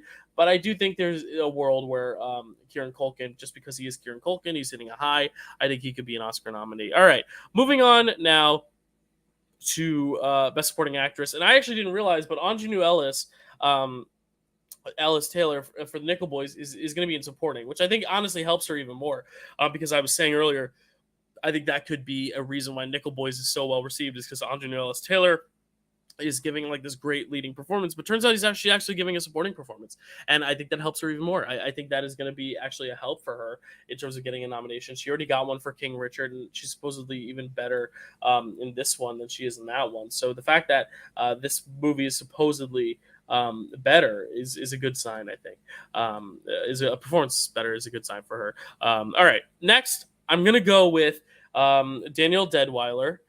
This is kind of like a hope diction. This is something I hope happens. As I said, I think The Piano Lesson is going to pick up some acting nominations, specifically in supporting. And I think she is someone that a few years ago when she didn't get nominated for Till, so many people were upset. So many people were pissed off. And I think this could be the way of like kind of just righting that wrong, if that makes sense for the Academy, and saying, well, yeah, we screwed up. Well, here we go. Here's to fix our problems, So I would really love to see that. And then next, again, if it is good, I think Maria Bakalova playing Ivana Trump in The Apprentice could be a really interesting nomination as well. She's already a nominee. That's the thing, is I think they like kind of this idea of someone having a breakout hit and then having like these good follow-ups as well to nominate.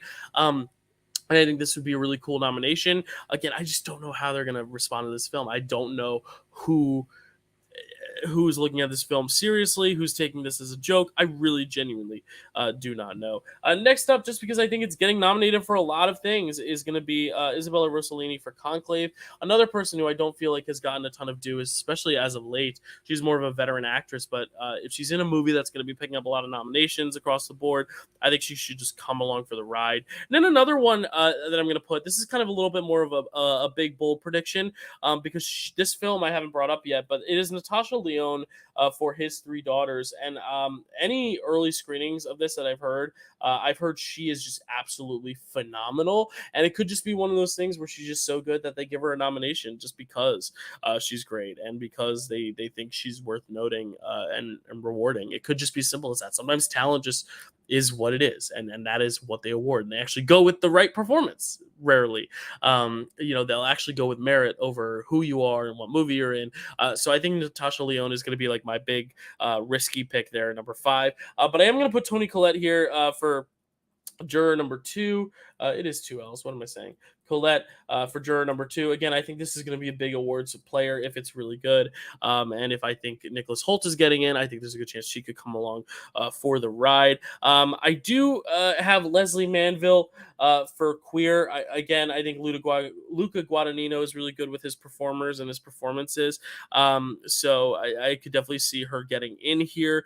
It's very interesting because Ingenue Ellis is in this, in the Nickel Boys, but she's also in Earl's Supremes and Earl's All You Can Eat. So I think if she doesn't get in there, I just think this is going to be a big enough year for Ingenue Ellis that she's going to get in for something. So I might as well put both of her big performances here because I would be shocked if she didn't get in for either of them, if she ends up having like this big breakout year where people are really praising her.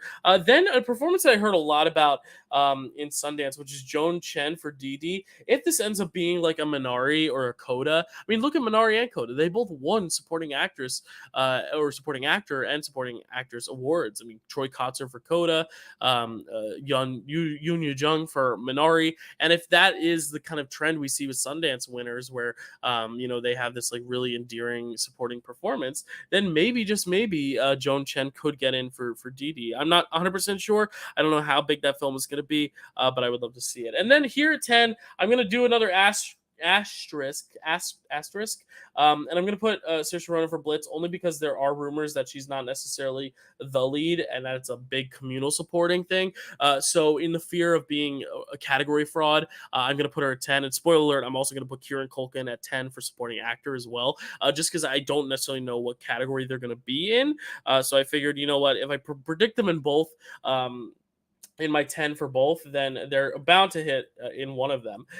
So as I said, I'm putting Kieran Culkin in my 10 here, but I'm not necessarily sure where I'm going to put him yet. At number 1, though, I think this is the one that if I had to bet right now, I think is going to happen.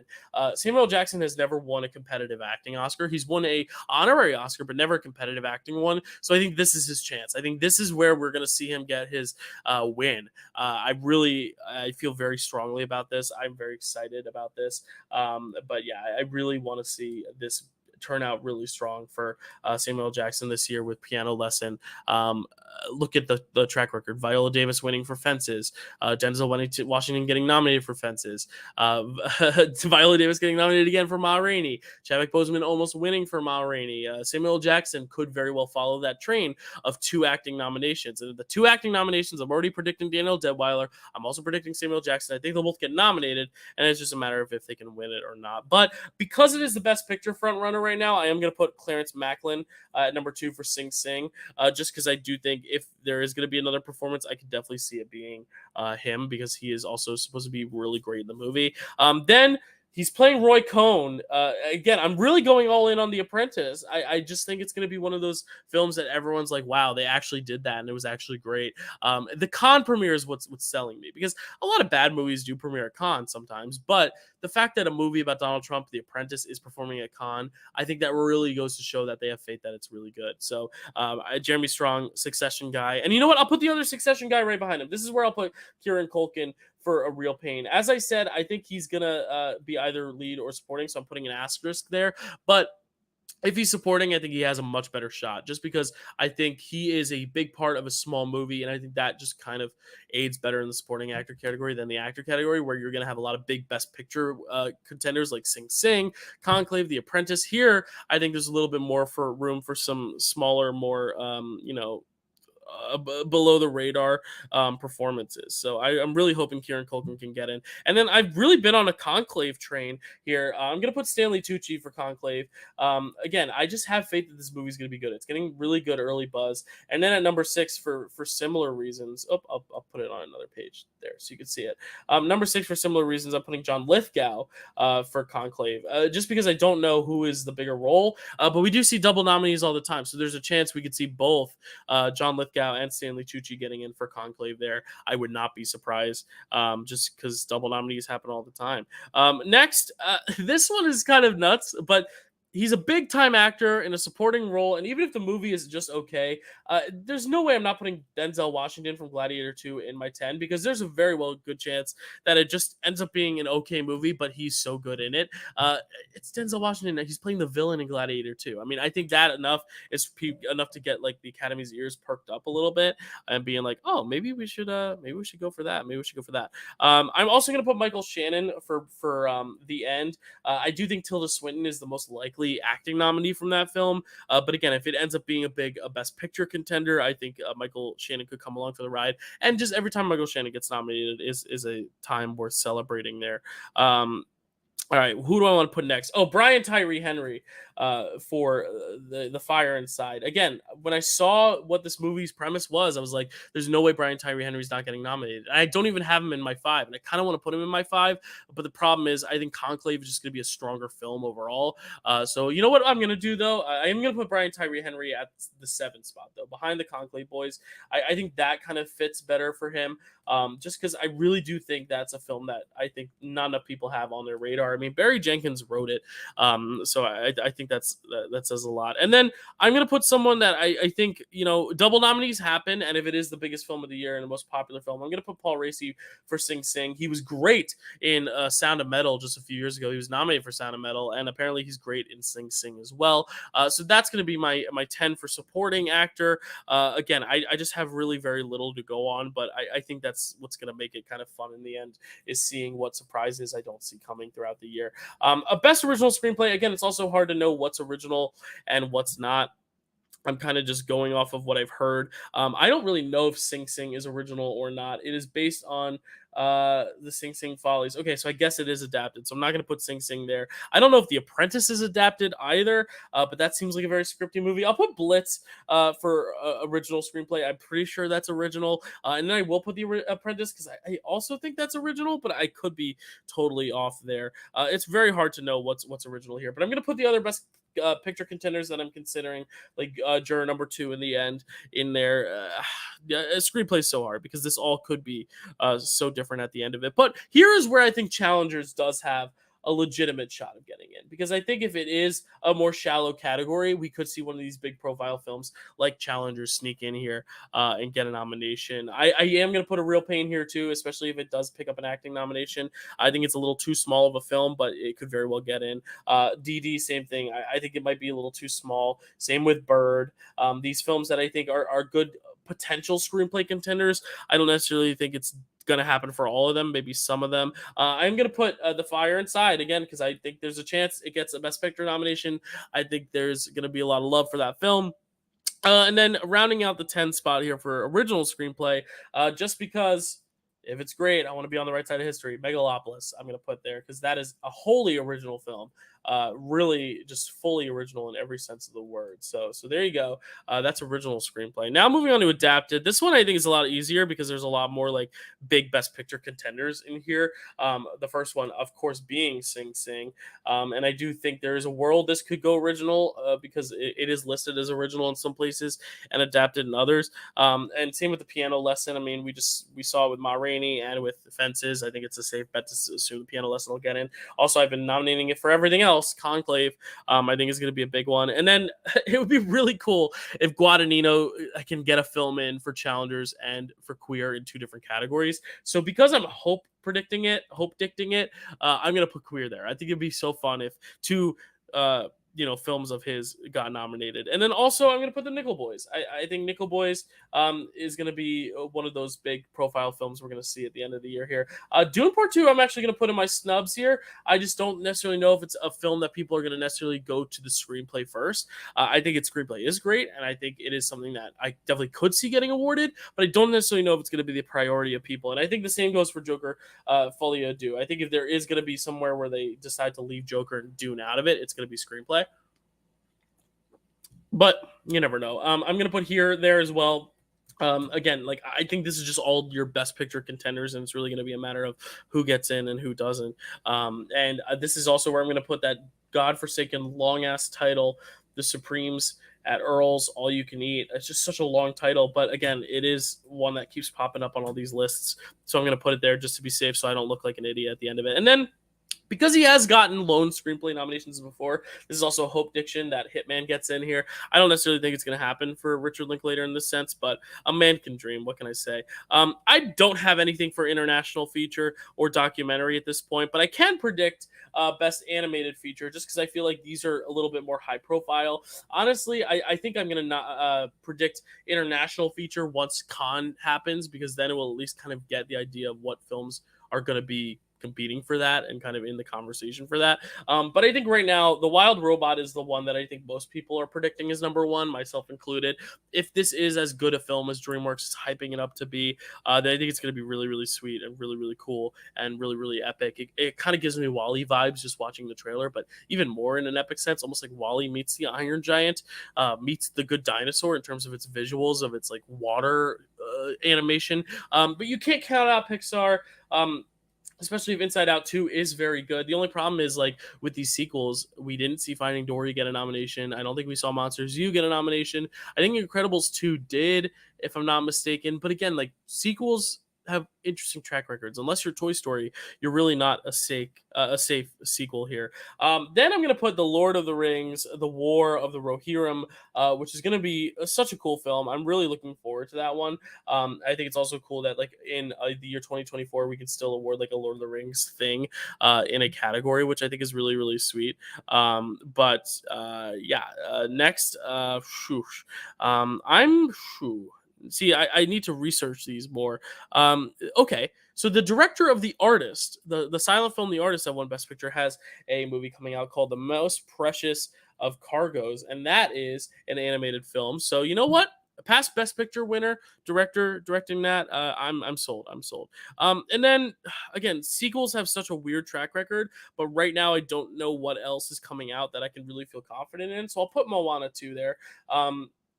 I don't really feel too super confident in that, but there's not a lot right now yet that I'm like 100% sold on. I mean, there's the Garfield movie, there's Despicable Me 4, Transformers 1, but all these films don't really feel like ones that I see getting nominated. There is a Wallace and Gromit film coming out. I think it's untitled, so I'm not going to put it in my 5 just in case it's not coming out this year, but that could happen. There's a movie called Wildwood that is getting some buzz, a Memoir of a Snail, but again, with some of these smaller animated films, really only like usually 1 or 2 of them sneak in. You're not all going to have Marcel the Shells every single year, and even that film was not one that I thought would necessarily get in. It was a very fun surprise, but it was a surprise nonetheless until it became a short thing. Kung Fu Panda 4, of all the sequels, I think has the best shot of getting in here. And then you know what, I'm gonna say, just because I don't necessarily know if they're gonna put it in this or not, but if Barry Jenkins actually pulls it off, I'm putting Mufasa, the Lion King here. I think Disney's not going to let it be an animated film, but the Golden Globes a few years ago, if you don't recall, actually put Lion King in their animated 5. Even though Disney didn't campaign it as an animated movie. So, hey, if the Oscars pull that as well, because I'll be honest, I think Barry Jenkins' Lion King film is going to be better than Favreau's. So, as long as it's better and maybe people like it a little bit more and it's well animated, I don't know. This is going to be a weird category this year if that does enter the race, but I would love to see what happens because of that. I'm going to rattle off some text. We still have some time before the next segment. So, for best cinematography, I'm thinking right now Dune is probably the early front runner for Greg Fraser, and then I also think Joker. Just looking at that trailer, I that's one of the elements that, even though I'm not excited in the very least for Joker 2. I can acknowledge that that trailer looks really, really visually stunning. And same with Megalopolis. That trailer looks very visually stunning. And same with Blitz. I haven't seen a trailer for it, but I'm sure that it's going to be stunning just based on the fact that it's a war film. So now it comes down to what's the final slot. And I think because of the best picture of it all, I'm going to go with, I've been putting it everywhere, but Conclave. I do think there's a world though where you could see like Furiosa get in. I think there's a world you could see even the new Eggers Nosferatu get in if it's a big technical juggernaut. I think The End though is another Best Picture nominee that could sneak in there. I think if he shoots the hell out of it, Gladiator 2 could be a big cinematography contender. And then just because I don't know how the cinematography will be, I'm putting Sing Sing because it could just be one of those things where if it is like an Everything Ever All at Once and it kind of sweeps across the board, then I don't want to be on the wrong side of that. But Best Editing is where I'm going to put Sing Sing. Again, being the Best Picture contenders. I think these three, Sing Sing, Blitz, and Dune Part 2 are going to be the three that kind of show up in most of the texts or most of the nominations. Maybe not Sing Sing because it's not a tech-forward movie, but I just think we're going to see those three films be like the big three, at least right now, in terms of frontrunners. And then editing, I don't want to say Joker again. I really don't. So I'll continue on the Best Picture thing, Conclave, and then I'm going to go The Apprentice because there's always one that kind of surprises us when it comes to its editing nomination. But I will put Furiosa there in case it is as good in editing as the first Mad Max Fury Road was. So I can't count that out. Challengers, I thought, had great editing. So if it holds well throughout the year, I could see that happening. I will put Joker Folie à Deux here because, you know, you can't count it out, even though I don't really want it to get all these tech nominations. Same with Megalopolis. This is the hardest one to say over and over again, to type over and over again. And then, you know, it is editing. So I don't know. Did I put Conclave? I already put Conclave. Conclave is like my default. Like if I have to put something, I'll put Conclave. You know what? Because it's an anthology film and because it's Yorgos Lanthimos, I'll put Kind of Kindness here because I think there is a potential where it could still pick up some text, but we'll have to wait and see. Production design, best production design. Okay, we're gonna have to fly through some of these, but I think this is also one where Dune's there. I think this is one where Joker, Folie à Deux is there. I think this is where Blitz is. Again, those three seem to be kind of everywhere. I think because it takes place in one room, I think here is going to be a really cool production design nominee, similar to how like The Father was a few years ago. I think that was like a really inspired choice. And then because I think it is going to be really, really cool and well designed, I think Nosferatu gets at least a few nominations. And I think this is one where it could pick up a big nomination here because I think the production design, you know, having to create that kind of old-timey vampire scary feel is going to be great. But you can't count out Gladiator 2. Obviously, the Colosseum stuff. You can't count out Furiosa, even though I think a lot of it more is CGI than practical. At least that's what the trailer, the vibes I got. I don't know how technical The End is going to be in terms of its big tech stuff, so that could very well get in.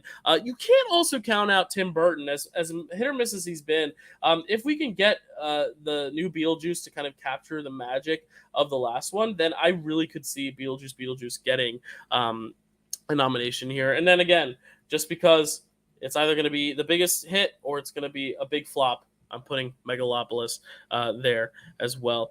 So moving on now to costumes, best costume design. Again, Dune, I feel like a broken record. Joker, I just think it's one of those things where it's just going to get nominated across the board. Here's where I go a little different. I'm going Wicked here. I don't think Wicked's going to get a lot of nominations, but I think Wicked costumes is where I think Wicked could happen. We saw them at the one of the award ceremonies wearing just the pink and green. I think they're really going to hype up the costumes there.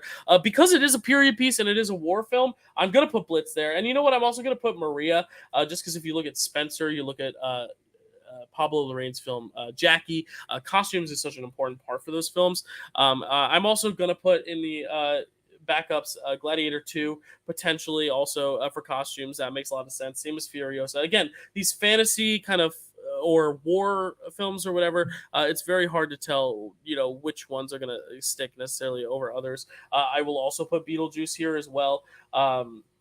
It's hard with the genre films. That was the word I was looking for, genre films. And then, you know what?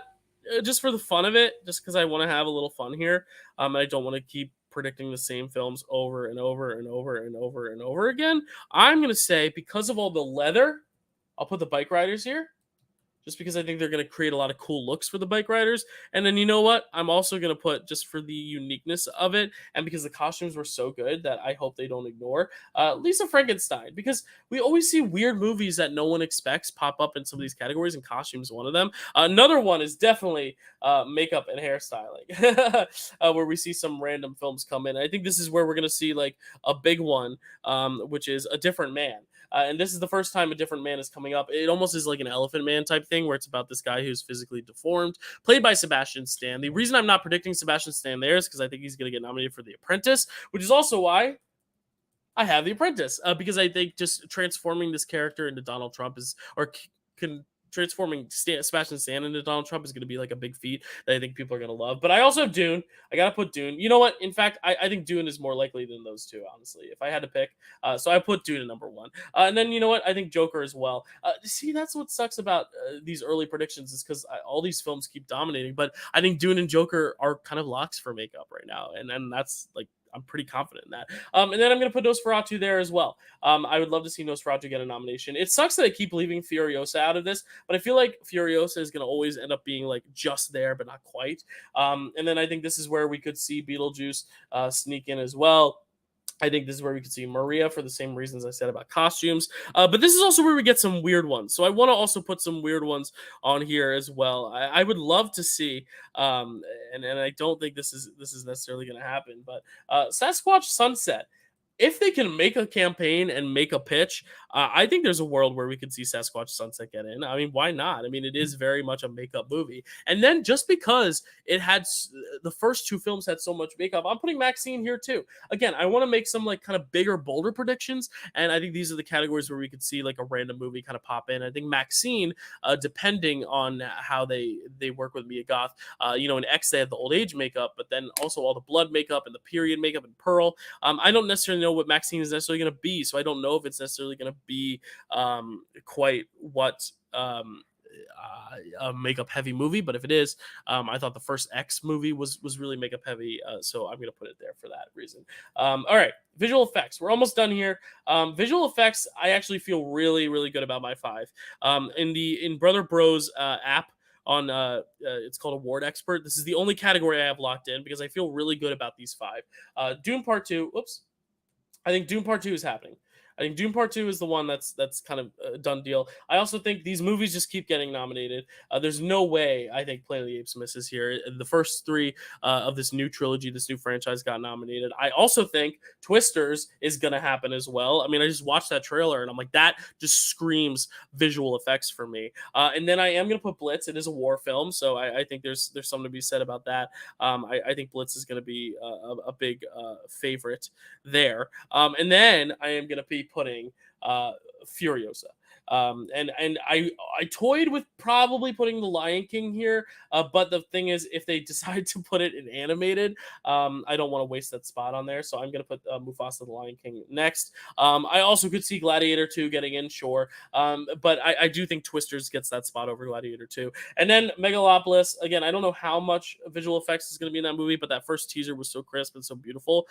And then, what else am I going to put in here? You know what? Let's have some more fun. Let's have some fun and make some unpredictable ones here. Let's go Alien Romulus again, because if these visual effects are good, it could just be one of those things where the visual effects department is like, yeah, it's great. We don't care if you liked it or hated it or whatnot. And then you can't ever count out Godzilla versus Kong. Sorry, it's X Kong now.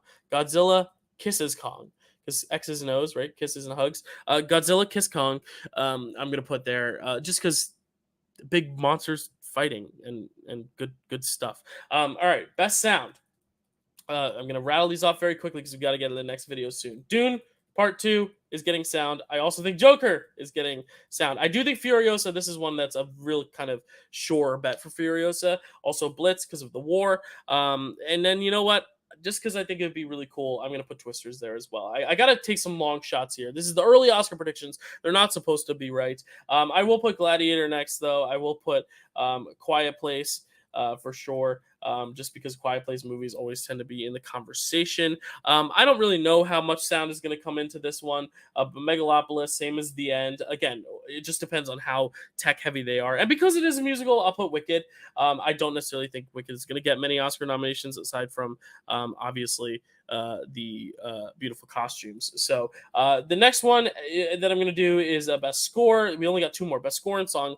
Let's do this. I think Dune Part 2 is the heavy front runner. I don't think it's going to win just because Hans Zimmer won for the last one, but I think right now it's the safest bet. I also think the score for Challengers is one of those undeniable ones. This is one where I feel really good that this one will hold throughout the year, the Challenger score, just because it's so good. Another one, Coppola knows how to pick his music, so I'm going to put Megalopolis here. This could be a bit of a stretch here, but I do feel really good about Megalopolis. And then it's tough for these last slots. I think because it's going to be a big contender, Sing Sing. If it has a good score, I've heard the score is good, then I think it could get in. And then you know what?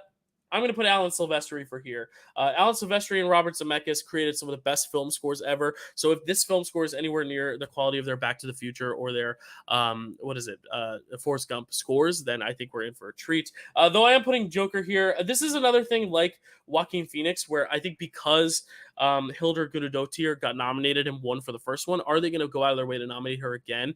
But then again, I put Dune Part 2 on here. So you know what? Instead of Sing Sing, instead of Sing Sing, I'm going to put Joker there. Just because I just made the argument for why Joker should be in there. And you know what? I'll probably put Joker number 2 because I'm boring. And I'm abiding by the social norms, and I shouldn't do that. I should stand alone. I should stand out more because I'm boring. But it's true. I think Dune and Joker are just going to get nominated for a crap ton of stuff. But Conclave, if it has a good score, could definitely get nominated. I think Blitz, just being kind of an across-the-board contender, could get nominated. Furiosa, if it has an epic score like the first one did, then I think it could get in. And then The End, because I heard the score is really good, the Josh Schmidt score. Lastly, our last one here, Best Original Song, which is probably the toughest considering I don't really know the names of many of these songs. A lot of them, if you look at the awards expert app, are just TBD. So I'm just going to write the movies that I think the songs are going to come from. There's obviously going to be an original song from Moana, so I'm going to put that at number 1 just because I feel confident that it'll get in. And you know what? Moana is not being written by Lin-Manuel Miranda. He's writing music for Mufasa, The Lion King. So it's going to kind of just be one of those things where those two are Disney films are going to have original music. I feel safe about that. Again, I have no idea with song. I really don't know. I guess there might be a Joker song, so I'll put Joker there. Maybe a Wicked song. And then you know what, guys? You can't count her out. Diane Warren, Relentless. There's literally a documentary about Diane Warren that I think she wrote an original song for, or it's a movie about her. I don't really know, but if Diane Warren's in the conversation, she's getting nominated. And you know what? The fact that there's a whole movie about Diane Warren coming out, I'm gonna say this is the year she finally wins it. How about that, Subathon? Right here, you heard it first. I think Diane Warren's going to finally win her Oscar for whatever Diane Warren Relentless is, whatever the hell that is. So I'm not even going to put a number 6 through 10 there for song because it's song. It's very hard to predict. But those are my predictions. Go back through them. From start to top, this should say a juror number 2, 11, by the way. I messed that up on the doc. But these are my Oscar predictions, which I literally just came up with on the fly here. I have a list of all these films here that I'm looking at on the Oscar Experts app, the Award Expert app. But I really had no idea how I was going to put these in here. This is just kind of based on first instinct. So I'm very excited to look back later and see how well I did or didn't do. But it is time now for a review that I think is going to be a lot of fun because it is a film I brought up a lot in that video in breaking down my predicted awards nominees, and that is Dune Part 2, which is a film I know everyone's been asking, Dylan, did you like it? Did you like it? Did you like it? I finally reviewed it. So here is my review for Dune 2 coming up.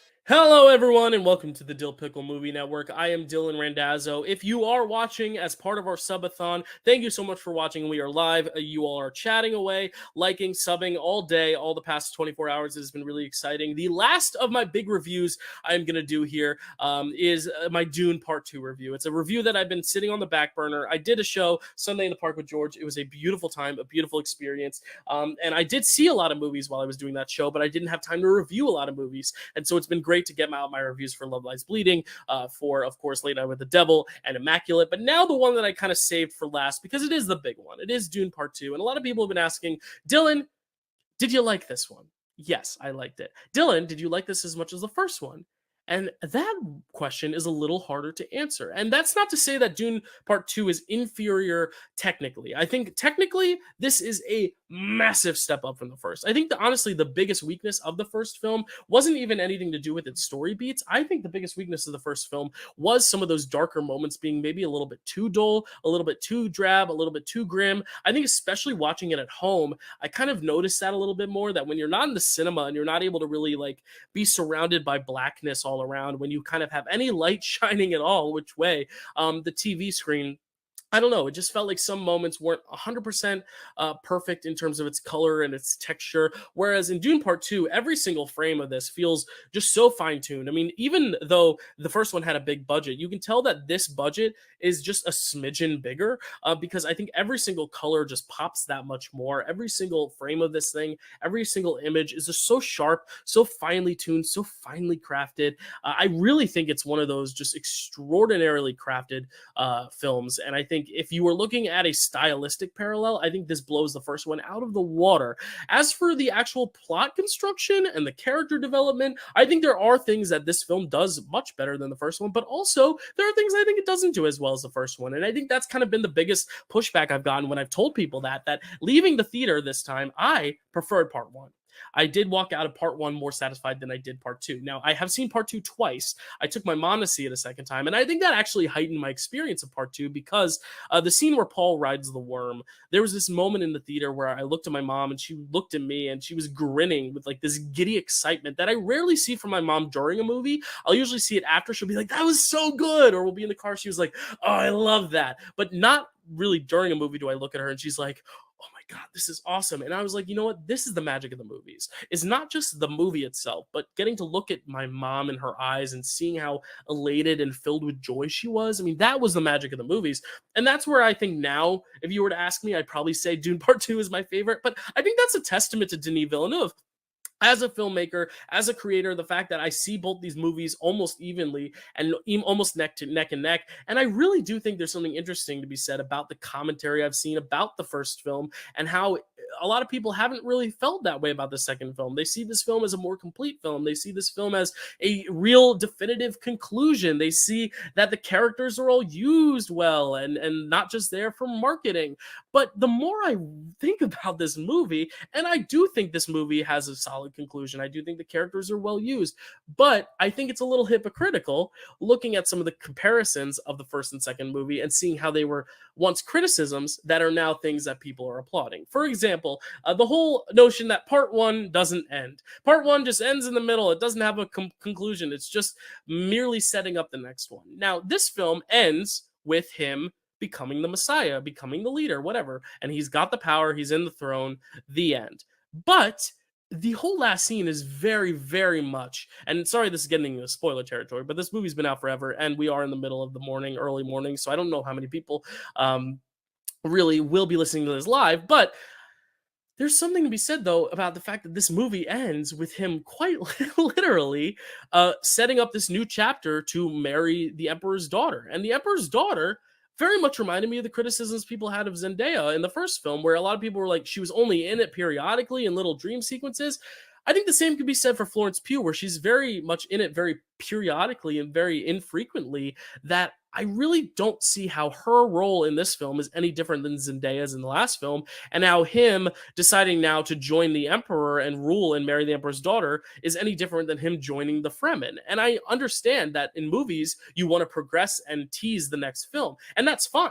But all I'm saying is that if you have that problem with the first film, then why don't you have it with the second film? And if you are fine with it in the second film, then why are you not fine with it in the first film? And I think really it's because the book, people are so used to it ending in a specific spot. But if you were to look at these movies side by side, they technically do share that very similar element where Zendaya and Florence Pugh are very much the people that we will see as love interests in the next film, but in the previous film, very sporadically shown throughout. And then the ending being Paul kind of taking this next step towards something else is still, the same in both movies. Even though it's a different thing, it is the same overall journey, and I think that's very interesting. Now, here in this film, we get a lot more Zendaya because she wasn't as huge a part last time. She gets a big part in this movie, so much so to where I think this is just as much her movie as it is Paul's, and I guess maybe that's why people think it's a little bit more of a final stamp, because she has a very definitive final moment. It honestly reminds me of Across the Spider-Verse, how at that end of that movie, it still left a lot of things open for Miles, but it felt like Gwen's story of finally getting acceptance from her father and being accepted as Gwen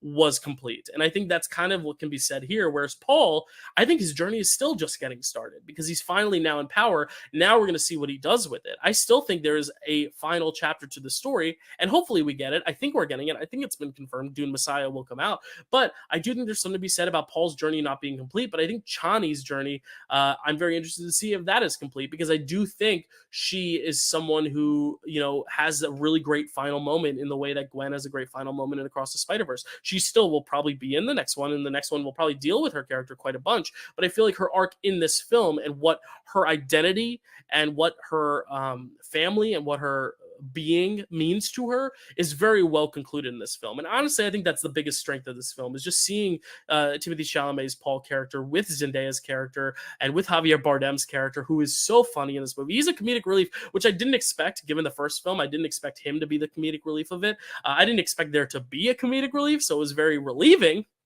I guess that's why they call it that, that there was some sort of comedic relief here. But I did like how, he just kind of found a way to be one with the people. He didn't want to be anything special. And then to see his arc kind of overcome him in this darker way by the end, it's a very dark arc and it's very hard to watch, but it is a very emotional one.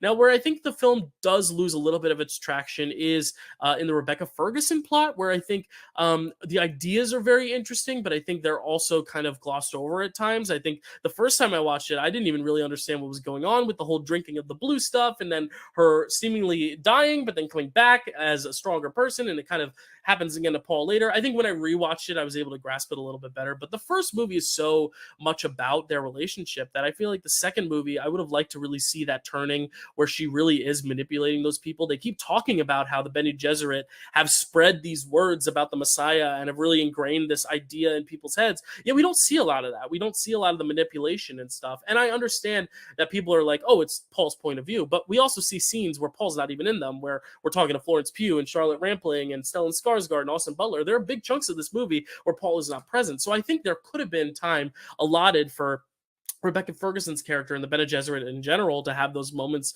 where they're kind of underlying these little, maneuvers and trying to plan around Paul and kind of set this thing in motion, because they are so responsible for his rise or his fall, depending on how you look at it. But I do want to bring up Austin Butler, because I think he is the MVP, who ever since I grew up watching Zoe 101, I've always been not convinced that he can be a serious actor. I've always been like, how is this guy an A-lister, like big screen presence? And I saw him in Once Upon a Time in Hollywood. I was like, damn, he's pretty good. Then I saw him in Elvis. I'm like, damn, he's really good. And then I saw him in this, and I'm like, he's on another level. I really think the way he's able to tap into this like sociopathic, psychopathic, envy and fury and weird, faces. And, he makes these menacing faces and menacing glances by not making many expressions. He's just kind of blank staring at someone, and he'll like cock the head, or he'll put up like a slight eyebrow, or like extend his eye pupil a little bit. Like those subtle motions and those little, very brief little glimmers of things are very interesting. I mean, it is really one of those very, very haunting performances and villain performances. And this is kind of one of my other complaints about the movie, is that I just wish they had introduced his character earlier. I get the whole idea is that they want to like make this Paul in the Fremen thing established to then be like, well, who's going to challenge him? Boom.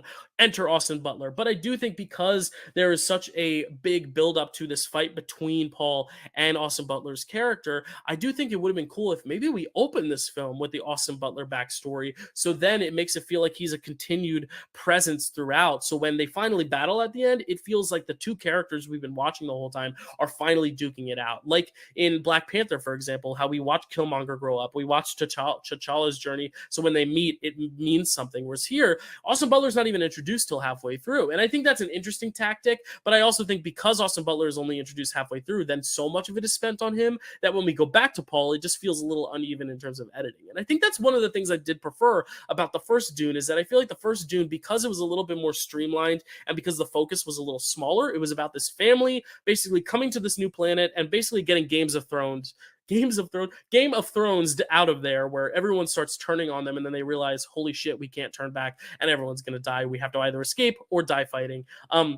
It's a very clear-cut story. It's very clear-cut. Here in this one, though, it's very much more expansive. We're dealing with a lot more elements here. We're dealing with these different rival families and the Emperor. I mean, the fact that Stellan Skarsgård and Christopher Walken are essentially emperors in their own right of different like groups of people, and that Stellan Skarsgård isn't the big bad, that's really Christopher Walken, or is he?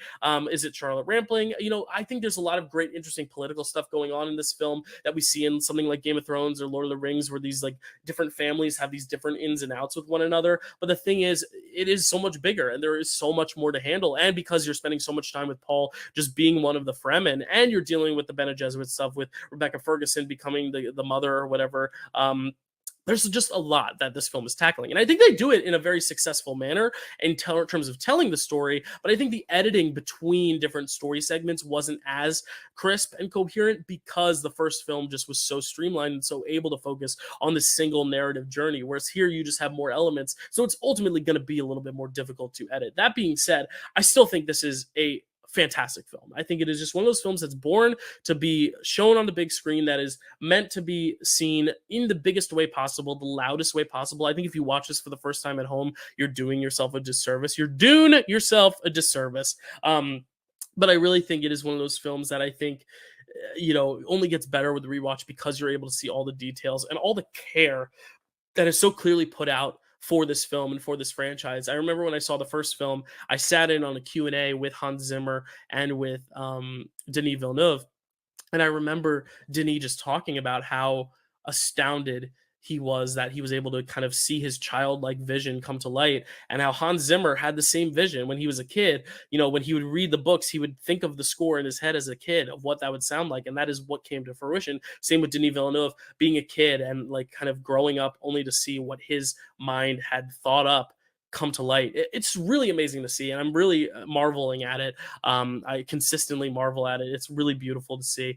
So the fact that it exists, it really is one of those magical movie films that it just encompasses the magic of the movies in the best way. And I'll never get that moment back of looking at my mother and seeing that wide-eyed childlike excitement on her face. Like, that is a moment I will hold dear and near to my heart forever. So that's my Dune Part 2 review. Let me know what you thought of Dune Part 2. And if you liked it a lot more than me, if you liked it more than the first one or less than this first one, I'm about even right now. Still slightly prefer the first one more, I'd say, even though the second one I think is a better step up cinematically.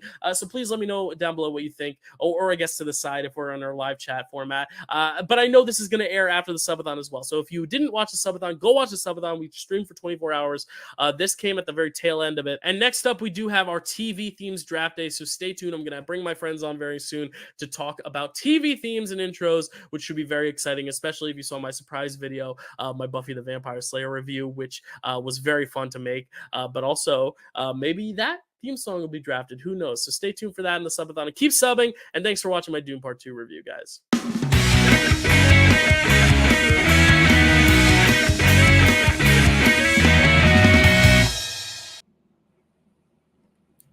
Sweet. We're getting to the end, guys. I actually am getting like this second wind. You know, during the Oscar predictions, I was kind of like letting that be the time where I kind of lulled myself into security and sleep. And then Dune, it was like, boom, I'm back up, baby.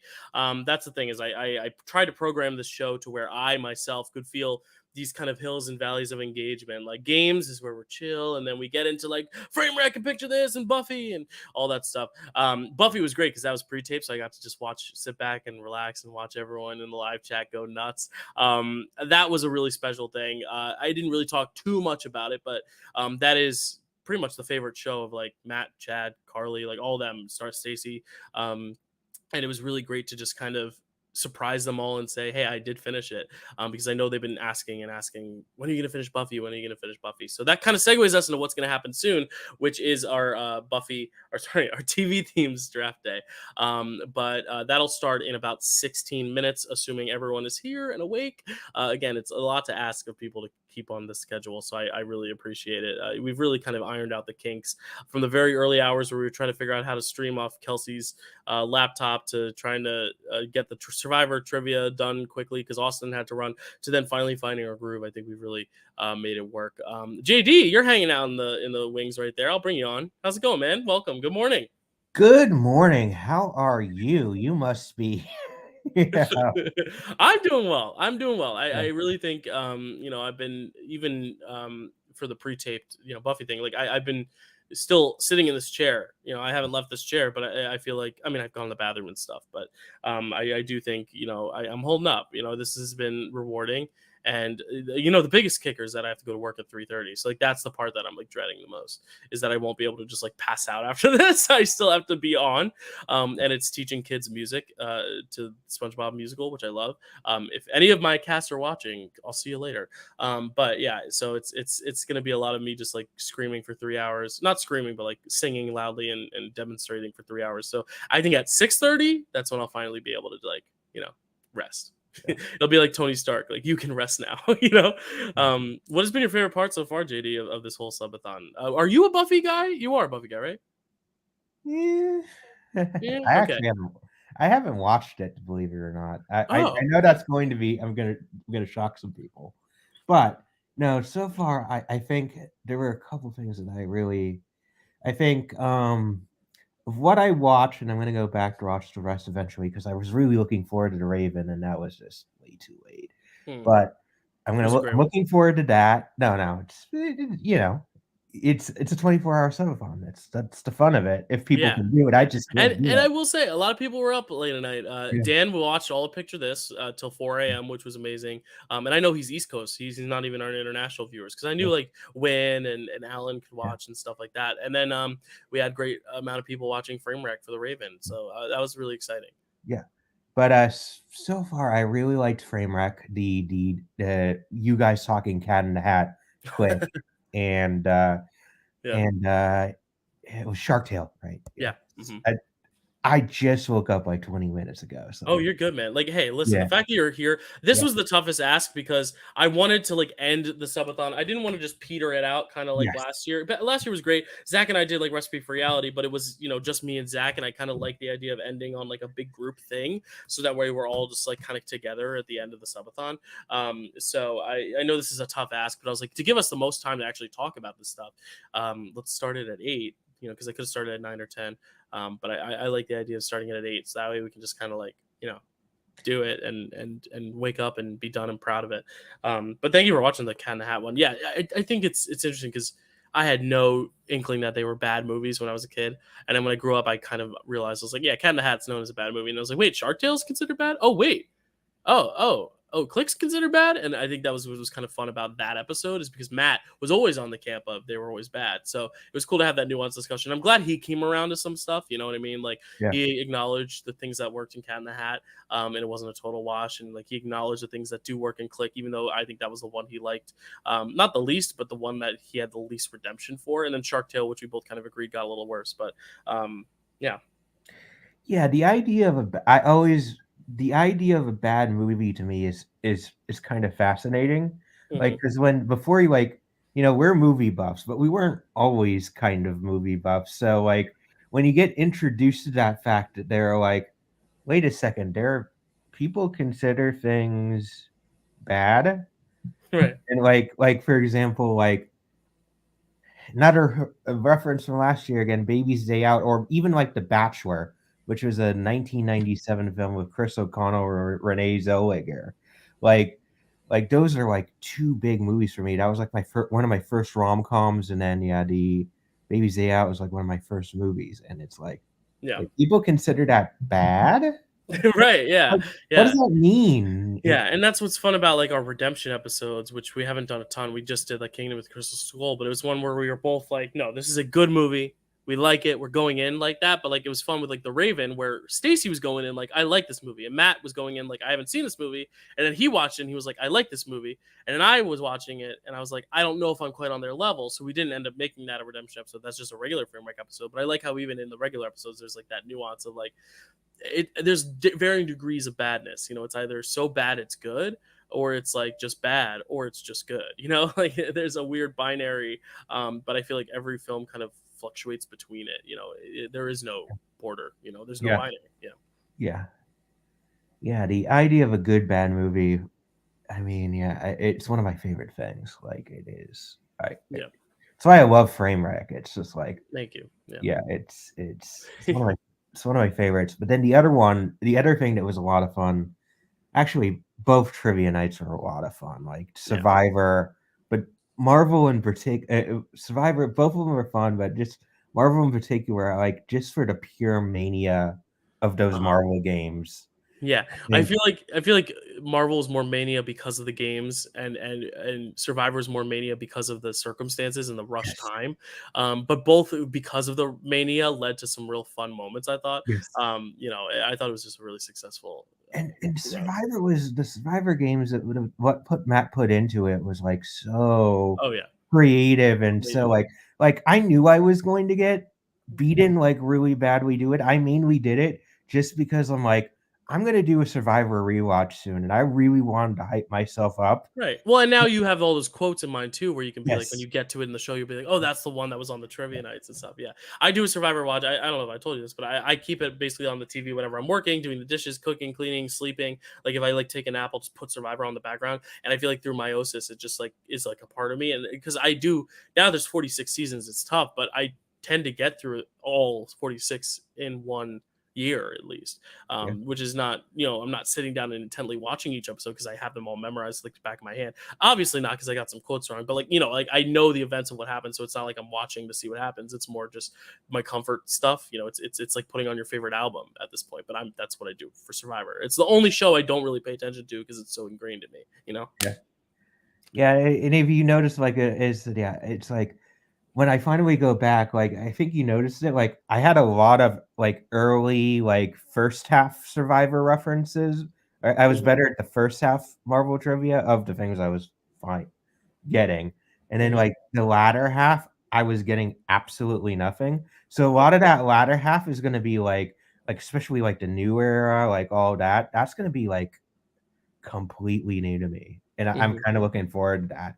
And seeing how like you guys all, because I've the thing that's like gotten me fascinated is because like there was a bit of time where it was getting like, I don't mean to offend people who are really into Survivor, but like there was a period of time where it was like it was getting kind of samey, and then they would try to do like all these twists that weren't really working, but it seems like they've really gone back to like what works. Yeah, now they're doing 90-minute episodes too, which helps so much because it's like now it's more emphasis on the personalities rather than just the game mechanics. Because I think I know exactly what area you're talking about, like the kind of, I guess, 30s of Survivor, where it was like just every episode there were people you didn't even see on your screen. And I'm like, if you're going out there for like a once in a lifetime opportunity, and you're watching yourself back, you're like, oh my God, I remember where I was at this point in this island, this game, and then not see yourself. I mean, that's really shitty, you know, like that's kind of where I like how they're 90 minutes, even if you don't really have a big effect on the overall season story, you get something, you know, you get a moment. Like there's this girl in this most recent season who didn't know how to jump, and there's like a whole 5 minutes about them teaching her how to jump off things for the challenge. Like that to me is like the stuff that would never have made it on the air in the 30s, but now does because of the, you know, strike schedule that has now been adopted through 48. I think they announced that it'll be a mainstay, so that's really exciting. But I agree with you, it did get a little samey. I liked it still because I still like the game, and I think a lot of it is also inserting myself in it and seeing who would I play like is always fun, and it keeps engaging. And every episode being like, well, who's most safe, who's least safe, like who the power rankings essentially, which Zach and I do every week. So that's kind of the fun of it for me. But I agree, like there were some seasons that did feel a little bit too similar, and if you don't like the cast, it can really hurt it. Yes, absolutely. Like, because I think the thing that got me, I know Dan, somebody said it was like a real like Borneo. The first one was a little boring, but like you had Richard Hatch, you had Sue, you had Rudy. Well, and like, and Chad has just started to watch it too, and he even said like the first season's a little boring, and I think it is because it depends on what you're looking for, because he watched the Traitors and then went to watch Survivor. And I think after watching like the Traitors, which is all nonstop gameplay, 100%, 24/7, because it's in a small week, I think if you're expecting the strategy and the gameplay, the earlier seasons aren't necessarily for you. And if you're looking for character stuff, the later seasons aren't necessarily for you, or like the 30s. But I think there's really sweet spots where like all of it kind of comes together well. But the first season I think does have merit because it is the first time. It's like this social experiment. I think it's fun to watch the crew also kind of figure it out. Like, what are we doing here? Like, what is the purpose? And I like how midway through the season, the crew even realizes, oh, this is not about survival. This is not about like physically surviving on this island. This is about backstabbing and betraying alliances. And I think that's what made Richard so legendary, is that like Richard kind of found that crack and was like, no, this is what the game is about. Y'all are Delulu, you know? So I think that's kind of fun. Yeah. And again, I can't wait to get back to that because it's been so long since I watched it. But like, I just remember really liking that season. Like, yeah, I mean, there's a reason it became so popular, because that and Australian Outback, the first two seasons were like mega hits. Like everyone loved that, you know? And Australian Outback too is like that one was like just so brutal.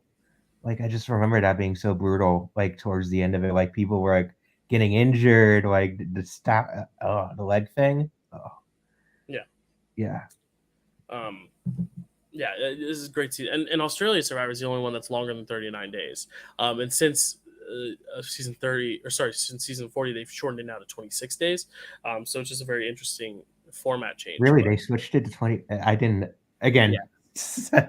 How long I've been away. Well, I think it's the COVID cost of it all was like, yes, we need to shorten our production schedule, but then it became like, oh, this is more challenging, and it's never going to be more challenging because you're not starving longer. You're at least starving for 26 versus 39 days. But hey, Chad, what's up, guys? How's it going? Good morning. Welcome back. Good morning. Yeah, how are you feeling, Dill? Feeling good. Like I told JD, I was like catching my second wind. Like I'm getting that energy back. I've been realizing that I think right now water is more important than coffee for me. Just because I think, for some reason coffee is great when you wake up first thing in the morning, but I haven't woken up yet. I've just been up, so I feel like I don't know. I feel like caffeine will bring me down so low once I get off that high that I'm like, you know what, hydration. There's a reason this is the best beverage ever, and there's a reason it's underrated. Water, Yeah, we should do a water boy watch along, and just love on some water, Water draft, drafting water brands. Coffee kind of sometimes makes you thirsty, and you're like, also depending on what you put in it, because I had a friend in college who, this is gonna sound gross, but it actually makes sense, put a little dash of salt in his coffee, but it was because salt is really a flavor enhancer over anything else. It brings out the flavor of food, so he put like a dash of salt to kind of just enhance the flavor of the coffee. But I was also like, that's just going to make it thirstier, man. So I don't know if that's a popular thing for people to do, to put salt in coffee. I know they put sugar and cream and all that stuff. I've never heard of it, but it doesn't mean that it's not popular somewhere. Right. And it's not necessarily like shake salt. It's more of like, just like a dash of salt just to give it that enhancer. But we're just waiting on Matt and Kelsey. And then we will get it going. I haven't seen Matt yet on the phone activity. I haven't seen him up yet, but I'm hoping he will join us shortly. Kelsey said she's up, so she'll be here soon, I assume. I have to say something. Okay. I'm reacting to the surprise video. Okay. So I know that Dylan was brilliant, and he put like a code out. I didn't bother to try to decipher it. You even asked if that was something, and I honestly, I think the surprise, I knew you would be the most affected by it. So I was like, you know what? I don't even want to tip him off what it could be, because if I had told you like, oh, you're the time codes, I think you would have figured it out. So like I didn't want Probably, to yeah. really go down that rabbit hole, because I was like, you know what? I wanted you to be surprised. Because I guessed, I was like, well, at first I thought maybe it was like Donnie Darko related or Lost related because of like numbers, and you were like, you're on the right track, and I was like, oh, and then it stopped there. I didn't think any more about it. I mean, it was a TV related, which was what I was trying to say, but I Right. also I didn't want to give it away. Yeah.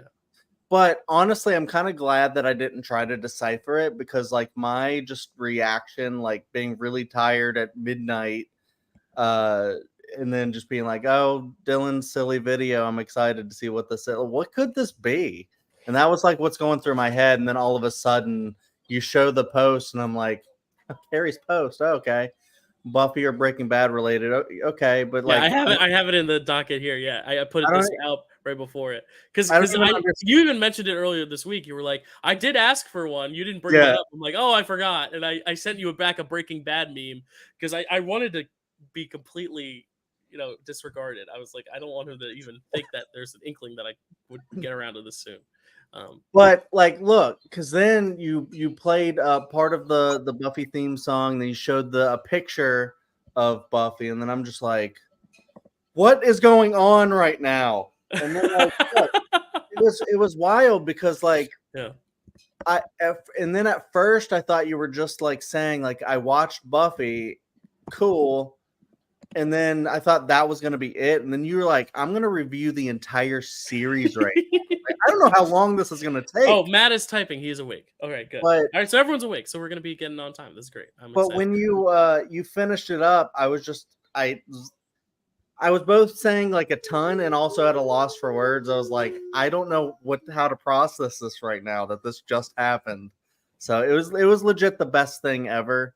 And I feel like my birthday was a couple months ago, but it was like I had a second birthday. Yeah, and honestly, it came into mind a little behind the scenes. I did say I rewatched it because I wanted to watch it for y'all, but I did slack. I only got to like mid season 3, I think, or end of season 3 after I had continued watching on my own, and then it was when I found out I was going to be doing Band on the Run. I was like, I'm going to be working with Larry. I really at least want to finish his stuff because I knew he was done after 3 seasons because he was only in the high school stuff. I didn't know he died, but I know he was in the first 3 seasons. So I was like, you know what? I want to finish up to season 3, and then I just kept going because I loved it. And that was the thing is I finished it around the time where I went to Band on the Run. That's when we sent you that video, Chad. And because me and him, I talked a lot about it with him, especially his friendship with Seth Green is the coolest thing to talk about because they're very close. It was funny because after I watched it, a little more time had passed, and I'm like, I should because I knew I wanted to make a video and like surprise everyone, and I was gonna hopefully get that out, but it was my goal to do that by Christmas. But then I had my own personal tragedy hit at the end of the summer, and that was where I couldn't rewatch the show specifically for season 5 because of that for a while. So I eventually had to give it some time off. And then at the beginning of this year, once Sunday started up, I got back into it again. And then after Sunday ended, I really crammed and then actually started prepping a video while watching because the first 2 times I wasn't really taking notes or anything. Hey, Elliot.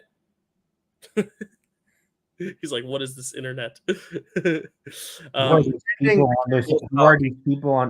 big people with big faces big fat faces on their screen? Is he talking yet, Chad? Does he say things? He says mama. He says dad sometimes. Nice. He says baba. He says na na na na. That's not really words. So he communicates. He has words for things, even if they're not necessarily mostly just mama do something for me kind of a deal, but he just says mama.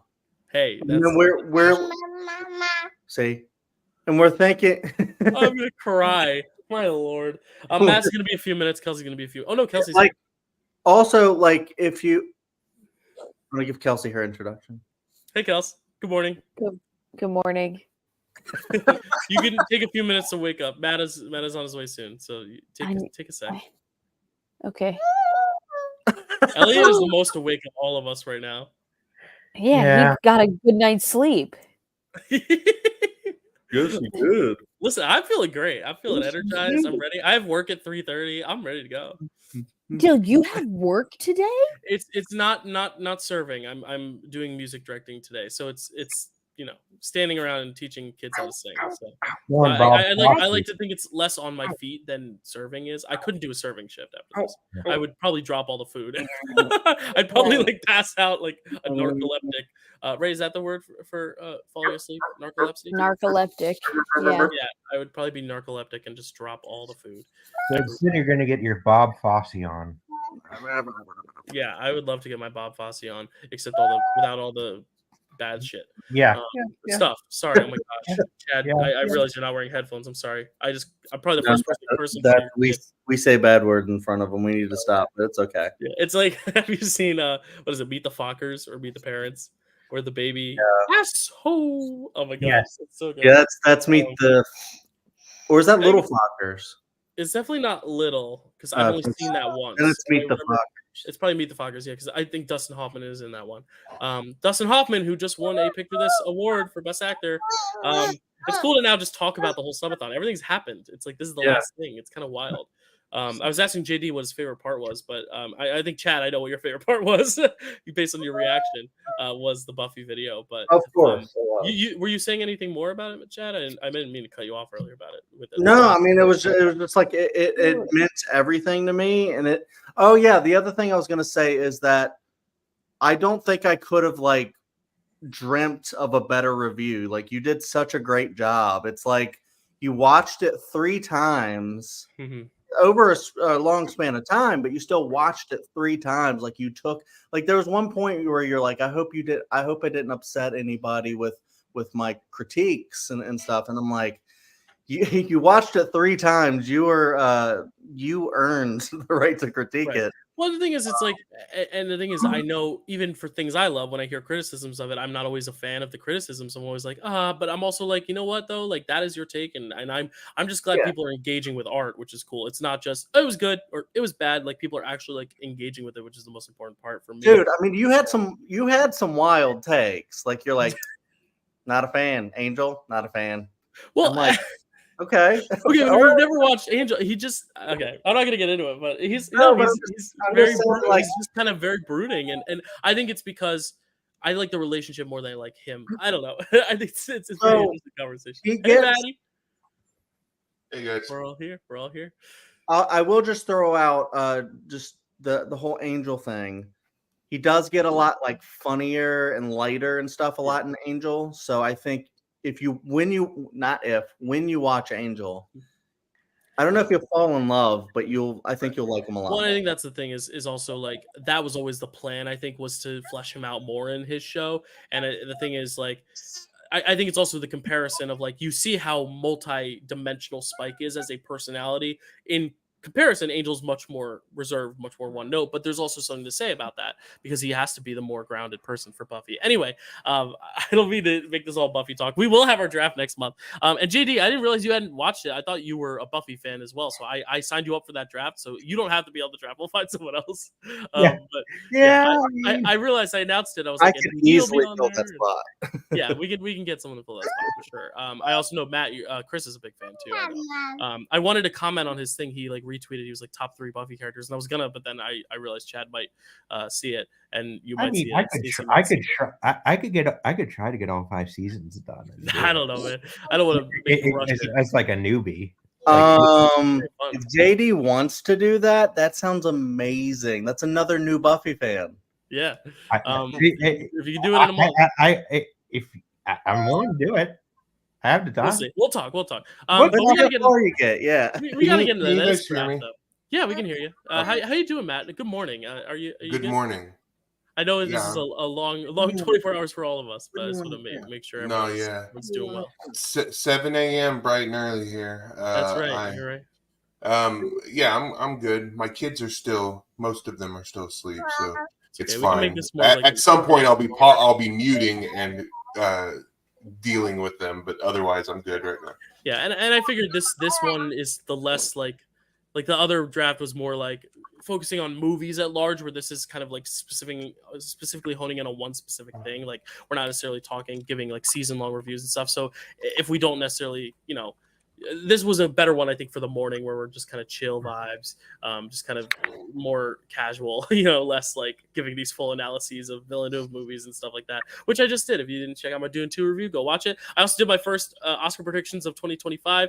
I'm apparently very big on Conclave since I read back the awards. I had it basically in every single category, so we'll see if that pans out. But it's time to get into another episode of Draft Day. Here we go. Green, did you see that? Yeah, you want to do it again for Elliot? Hold on. Ready? Purple. And now. Okay. I love this. I want to be a kid again. All right, let's go. Don't we all do? Don't.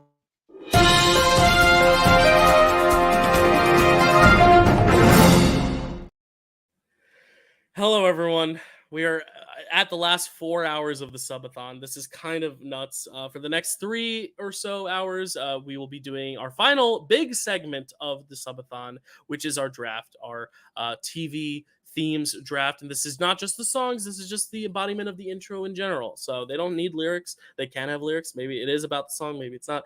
It's going to be great. And we have experts of the telly here to tell us about these TV things. I'm going to bring up Chad and Elliot first because they are having a grand old time. Elliot's bouncing up and down, clapping up and down. Hey, Chad. Hey, Elliot. Hey, yay. Elliot's like, who is this human being? And why is he wearing that enemy hat? It's okay. Welcome to yay, there he goes. Yay. Yay, Elliot. Welcome to the draft, guys. How are you?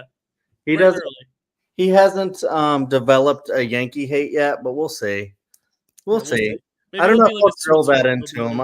I'll probably more so drill the love into him of my team than hatred for others. But the tide's shifting. I'd say maybe we can all find a common enemy in like the Astros and the Orioles and Blue Jays. But we're excited for TV intros draft. I've talked to all you guys about movies all the time, but not as much TV, so I'm interested to see where people are leaning. But also, Elliot asked if I could draft Miss Rachel, but I don't actually think she has an intro, buddy. Miss Rachel, I love that. Well, Chad, I didn't know you were into TV, so this is maybe be the Sesame Street fun show. Another person I had no idea liked TV at all, Mr. Matty Fresh. Just kidding. These are all jokes. I know you all love TV. How you doing, Matt? I'm doing incredible. I'm very, very excited for this. I've mentioned, this, but to the audience, my house has a no skipping intros rule. Nice. We never skip an intro for a TV show because I am a connoisseur of great TV intros. I love them. Yeah. I seriously, it sounds like a joke and it sounds like no one should really be into that, but I love TV intros. So I'm very, very excited for this. What's going to be really fun is like for mine and the next person I'm going to introduce is Generation. We have shows that we grew up with that I hope like you all have like seen at least the intros for, because there's some that are so underrated and so dope. And I think this is going to be really personal too, because like with TV, it's stuff you watch a lot of episodes of, and usually that comes from like nostalgia in a way. That's the kind of intros that are ingrained in me, or the ones that I would watch every week when I was a kid, But speaking of my generation, I need some more 1998 energy. It's Kelsey, Patrick. How's it going, Kelsey? It's going really, really good. Does anyone else have a condition where they like yawn in the morning and they cry? Yeah, my eyes water when I yawn. Oh yeah, I've been wiping away. the. Kelsey, I'm not even in your room. How do I smell that bad that you're crying? I'm kidding. No, I took a shower. Body in my room. I took a power shower during the intermission between videos, so it was very nice. So I do smell very good. I also have a follow-up question. Chad, what team do you root for? Boston Red Sox. Oh, okay. Kelsey, it's okay. We're on an island. Actually, no, Chad's on the island today. It's okay. I'm actually on that island with him. I don't watch baseball anymore. Right, but I forgot I'm also a fan of the Red Sox. Oh, okay. Playing with my heart. You're playing with my heart. Hell yeah. I also think that I also think that civic pride when it comes to big game or sports is dumb. So I so I'll never be in that argument. So it's well, that's really love it. But regardless, we do have our peacekeeper here, the ringer himself, JD. How's it going, man? Hey, how's it going? What is TV? I don't know. It's a box that plays stories. Oh, Yeah. oh, interesting. Yep.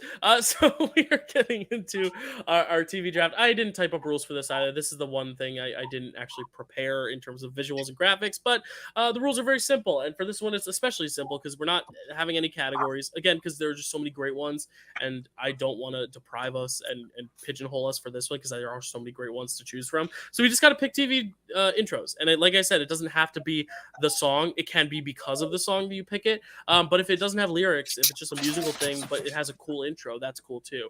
There's one in particular that I think a lot of people are expecting to go pretty early that has no words and is an iconic intro because of it. So I'm very excited to draft. We are going to spin a wheel to determine the order. It will be snaked, meaning whoever is last in the first round will be first in the second round and so forth. We had a really great draft earlier, Director Roulette draft day yesterday. So if you haven't checked that out, go check that out. There will be polls for these. I know Brian was really, really hoping for a poll as soon as that draft ended. And I said, sir, I am on a 24-hour stream. I don't have time to put together a graphic and poll. That will come out when these videos come out individually on their own in the next few weeks. You will see all of them. I'm going to start trickling out videos in the next 2 weeks. So you can expect the polls then. Let's put us in here. Dillian. What am I saying? Dylan, Chad, Matt, Kelsey, JD. All right. Here's the wheel. The spin is in. And it looks like Mr. Rigged. Chad. Mr. TV guru number one. Oh my God. Where are you going to go? 1, 2, 3, 4, or 5? First. I need first. Oh, Oh, I have okay. to. Yes. Sorry. I have to. seems so relieved. No, I get it. And JD, where would you like to go? Well, it's not done. I don't think Favorite we standby third. Stand by third. All right. That's JD JD key Sable. position there. That's what I want. I think this is going to be Matthew. Where are you I'm gonna go fifth. fifth. Okay. Back to back, nice. All right. Yeah, the back-to-back is always a sweet deal. Carrie got a real sweet deal with that because she got to be the last one to pick a director, but the first one to pick any of the other movies there. Let me get second. I'll stay second. Okay. Just because I know there's one I want that I know Kelsey also wants, and I don't want her to get it. That means I get to sit next to my best friend Kelsey. Right. and that means Kelsey, I get know- to sit next to my best friend Matt. So you know what? Kelsey, and I know that if you went before me, you would take this. So I genuinely don't think, because I don't even know what you're talking about, Dill. But okay, anyway, maybe I'm wrong. No, Maybe no. I'm wrong. I'm Matt, and more- I would just like to say to my best friend Kelsey is that despite all of the revelations that have come out during this live stream about how different our tastes are in certain things, I'll always love you, and I'm I hope you don't abandon me because I like Bill Murray and stuff like that. It's okay. I get it. You probably had like a golden age of Bill Murray where I am introduced to him and like I hate him. Okay, Guys, let's not if we talk hit about if we hit 2,000 subs, I'm gonna buy Matt a Shark Tale poster and Kelsey a Bill Murray poster. And Okay. we'll see how that goes. it. Why can't they be nice things? All right, let me pull up. All right, the Everyone, draft- stop subscribing. No, please don't. Yeah. By the way, guys, we unlocked the Taylor Swift concert a little while ago. I haven't Oh, said it nice. to you all yet, but we did unlock it. We are at 1424, which means 324 new subs since we started. So we've gotten I can't do the math of how many subs that is per hour or whatever, but that is so exciting. 324 new people joining us today. And I've been seeing the numbers, the viewer numbers, they'll always like grow a little bit. And every time they grow and shrink, we always end up getting a few more subscribers. So people are coming on, they're watching, they're like, hey, I want to check this guy out. I want to subscribe. I'll come back to this video later. It's hopefully That's they're hooked. So amazing, dude. I'm really excited about that. So the next thing, this is the big one for Matt. If we hit 500, we're getting a Billy Wilder ranking here, which is fun because he's the runner-up for March Madness. And then if we hit 750, I'm going to do all the final four, so Wachowski's and Linklater as well. And again, they might be an option in the future for March Madness, but I will expedite that process faster if we hit 500 subs. They will eventually come, but it'll just make it faster. All right, Chad, you're on the clock. Yeah, no one's surprised about what I'm picking here. It's just a completely personal pick, but honestly, if you asked me any day of the week, this is going to be what I say is the greatest TV intro ever. But I'm completely biased. Although I think I could argue why it's so awesome. But it's from my favorite TV show ever. It's Buffy the Vampire Slayer. There's no way I was not gonna pick this. It's just so nostalgic for me, but just so like I watch it every time. And there have been times I'm not like Matt where I never skip any intros. There's some intros I skip if I don't like it. Sure, I don't like it, or like it's too long, or anything like that. Sometimes I will, although I might regret it or feel bad. But Buffy is one that I can absolutely never skip, just because it psychs you up. It gets you in the mood to watch the show, even if the show is going to be super dramatic that episode or deep or whatever. Like it's rocking, man. I mean, Nerf Herder made this like really awesome song. It doesn't have lyrics, but it starts with the dun-na-na-na, dun-na-na-na-na-na, and then it just goes off, and I just like sit there and I'm like banging on my table and stuff to the beat, and just like so pumped and excited. I was watching this when Elliot was about to be born. My wife and I are together because of this show, because she found out that I liked the show, and then we were like, oh, we both love the show, and we just bonded over it. And I didn't know this. it's one that we can just throw on, and just the intro is, I think, the best one to just get you psyched because it is so rocking. I also love how we're saying the creator, but how the creator and other creators of the show have used the intro to kind of trick people and just make it seem a little weird. I don't know if it was the first to do that, but like how it'll if you look at the episode Superstar, Elliot. Oh, okay, yeah, I see. And how he'll just or they'll just throw in different stuff in the intro and then make you go like, wait, what's going on right now? And I love how that happened. And I've seen other shows do similar things to that. But this is one where they actually legit like change the universe using the intro, and it's so cool. But then also I love the distinctive like different changes of how they've done of the how they show the characters throughout the different seasons. So I love that it changes and evolves throughout the show as well. And there's even been some issues, like you even brought up the whole thing about Amber Benson and stuff, and I do think that's a big thing. You either think that's kind of cool what they did, or you think it's kind of disrespectful and weird, and I think it's a little bit of both, to be honest. But it is interesting where you have like kind of politics about the intro and stuff as well.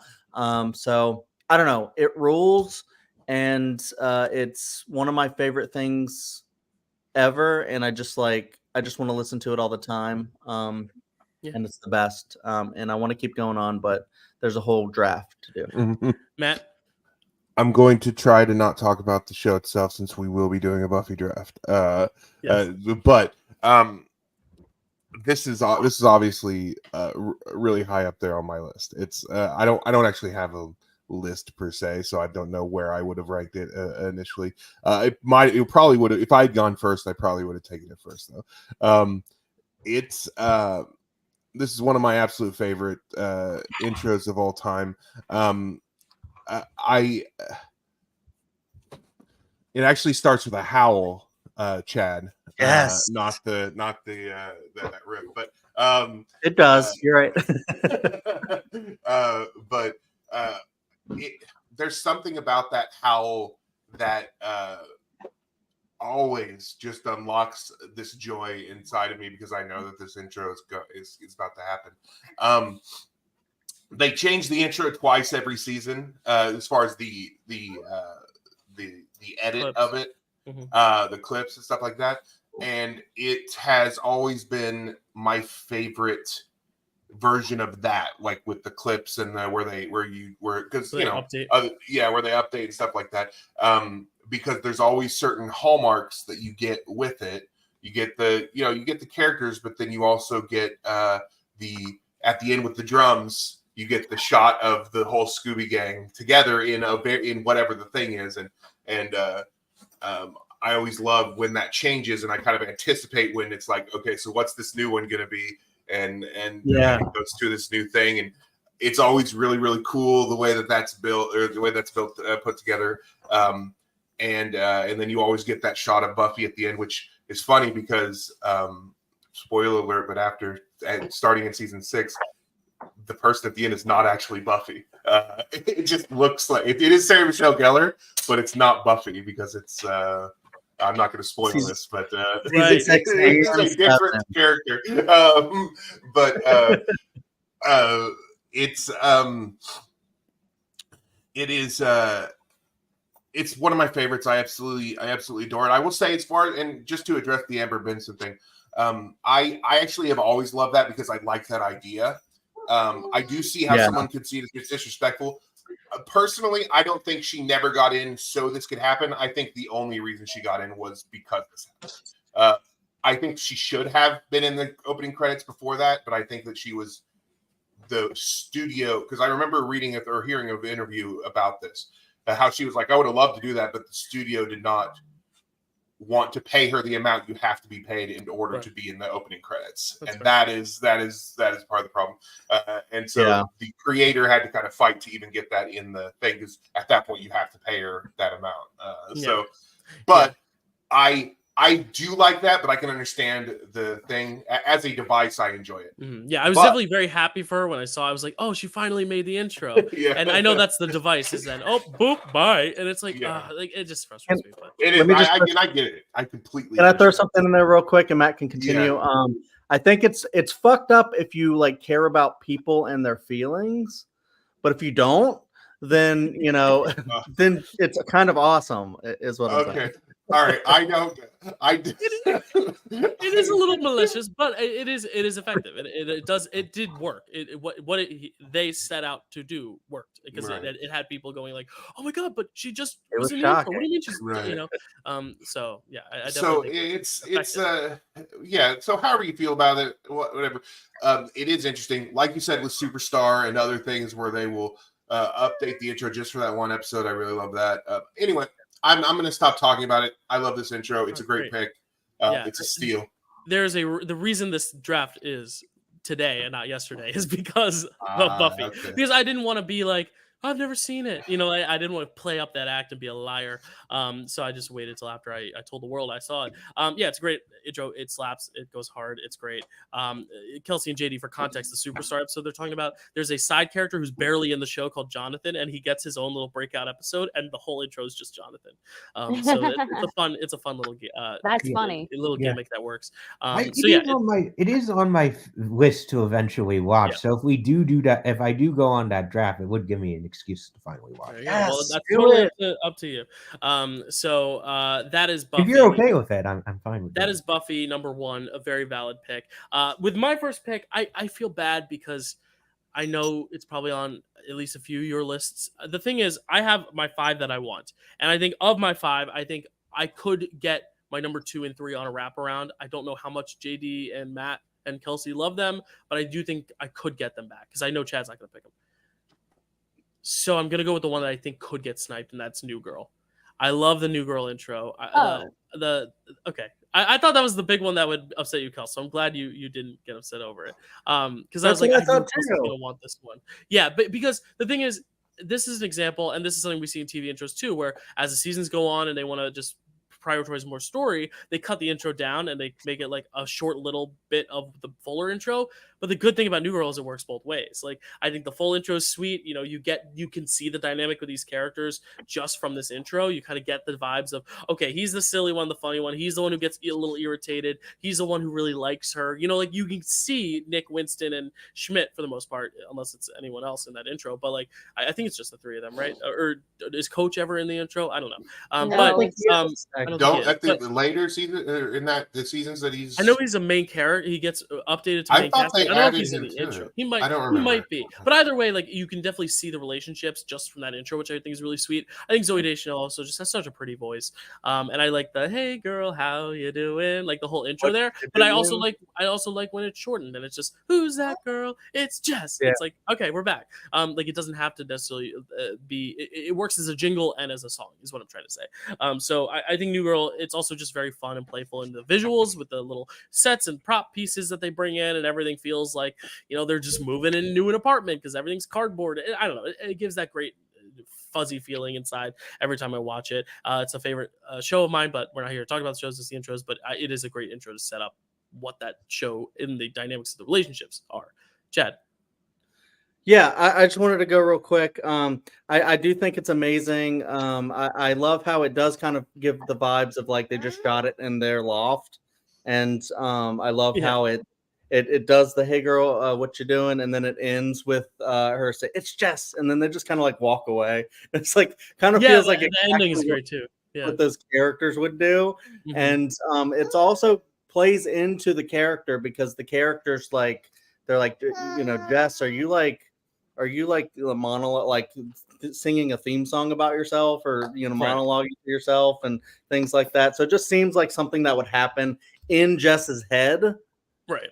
And then you just get to see it. I do think it's really fun. It's really amazing, and like you said, it does speak to the characters very well. That's all. Yeah. I love it.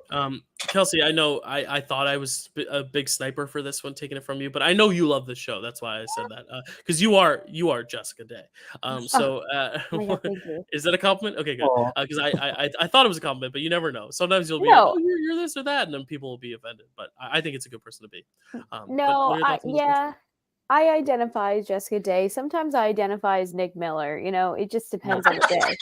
But I will say that this intro did cross my mind, and the reason why I kind of have it further down on my list is only because I think it was like season 4 they changed it. They got rid of the sweet little intro, and then they just made it like instrumental. It's like an electric guitar, and it's like and that's when they have like just the pictures of all the characters. But it's a really good pick. I thought you were gonna take something else. Oh, you might take that. Nice. Well, I don't even know if I want it though. It's so stupid. You know. Then don't take it because maybe it's on my list. Okay, then I won't. You can have it. I think. No, I honestly don't. I really think one of mine. I don't think anyone's gonna pick. One of them, I only think one other person could pick, and then 2 of them are very popular shows, but I don't know how much everyone else here likes them. So I'm very interested to see if I get my 5. Matt, any thoughts on New Girl intro? My list is all bangers, so you're all gonna want mine.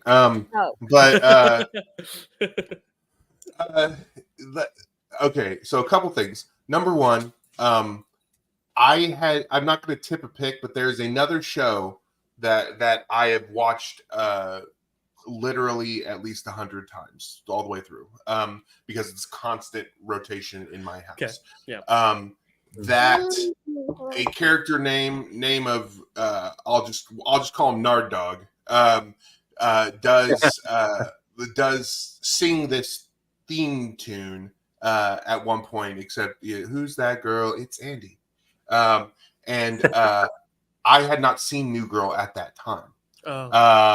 And so when that intro happens, when I finally did go watch New Girl, I was like, "Oh, hey!" I was the Leonardo DiCaprio meme.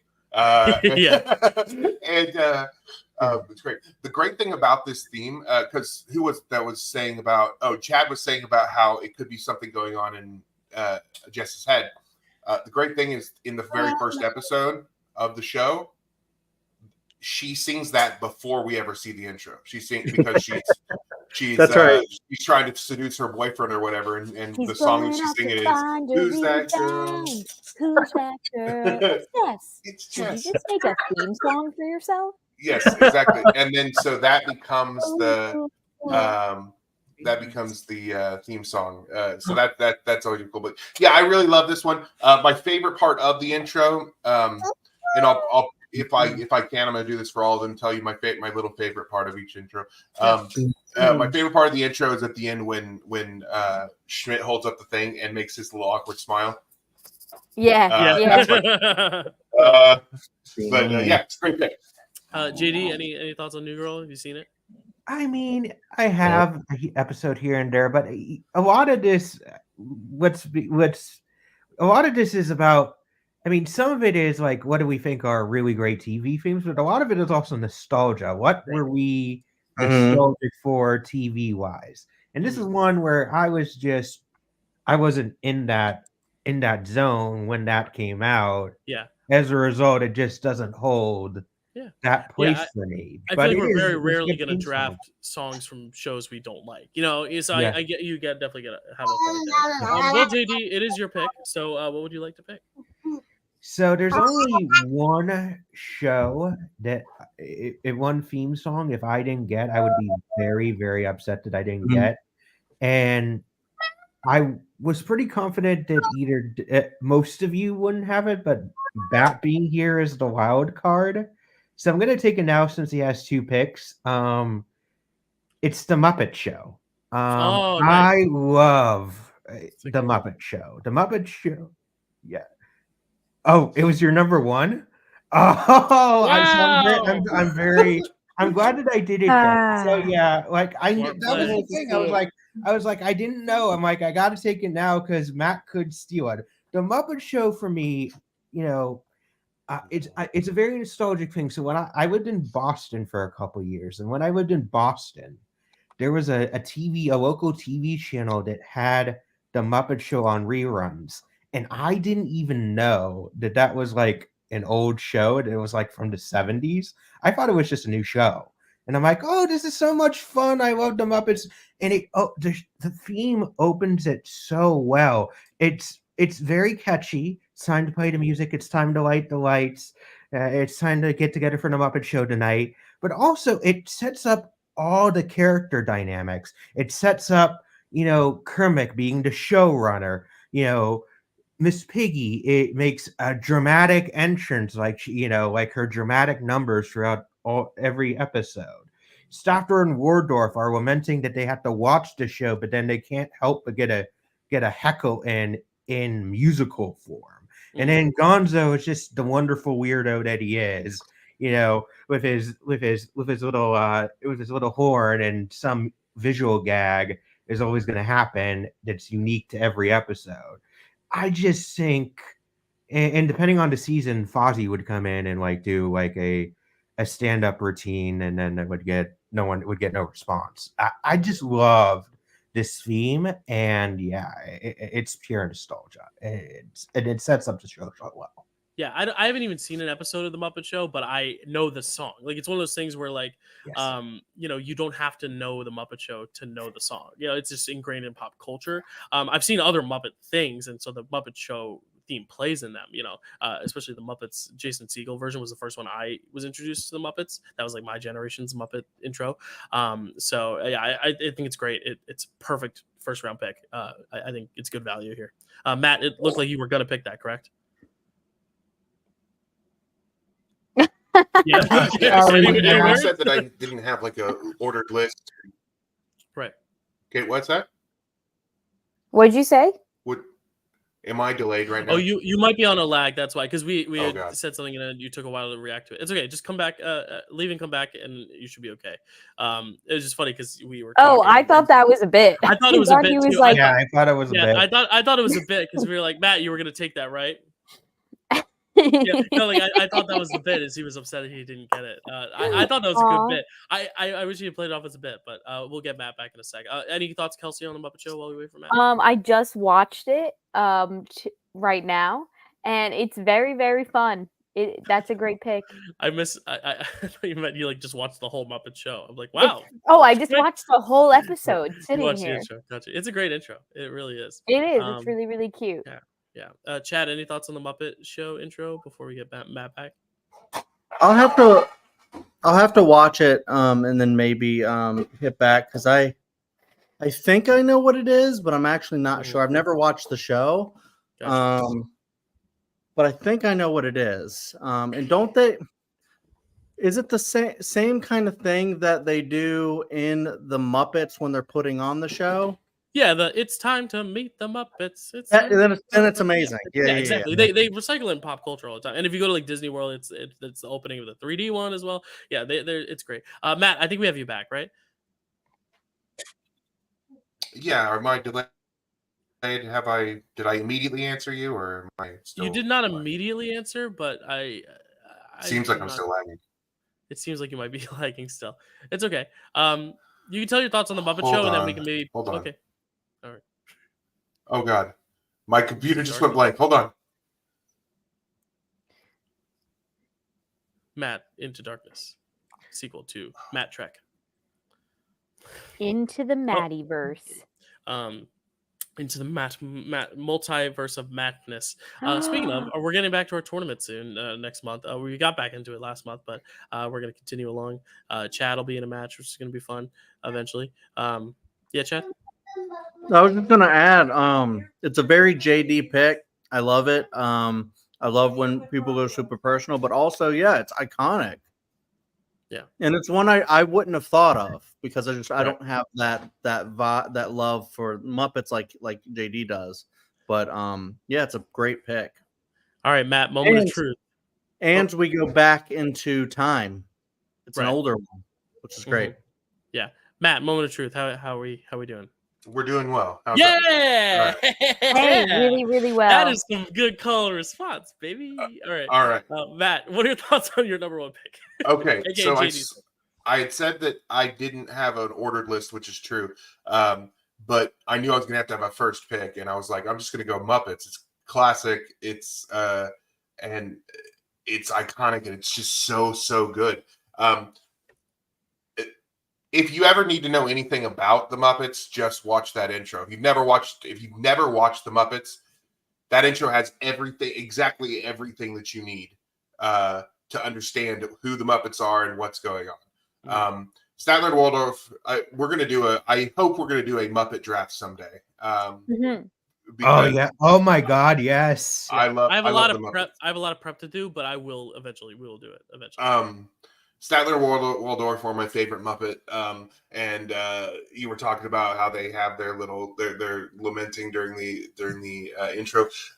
Really, everybody's present. Everybody has their job. You understand who everybody is from this intro, and like you guys said, even if you've never seen the show, you know this intro, and they recreate it beautifully in the Muppets, the Jason Segel Muppets movie, because it's very, very well done and introduces that to a new generation. But because the Muppet Show was a primetime show, not just for kids, it was a variety show just like any other variety show that was on at the time.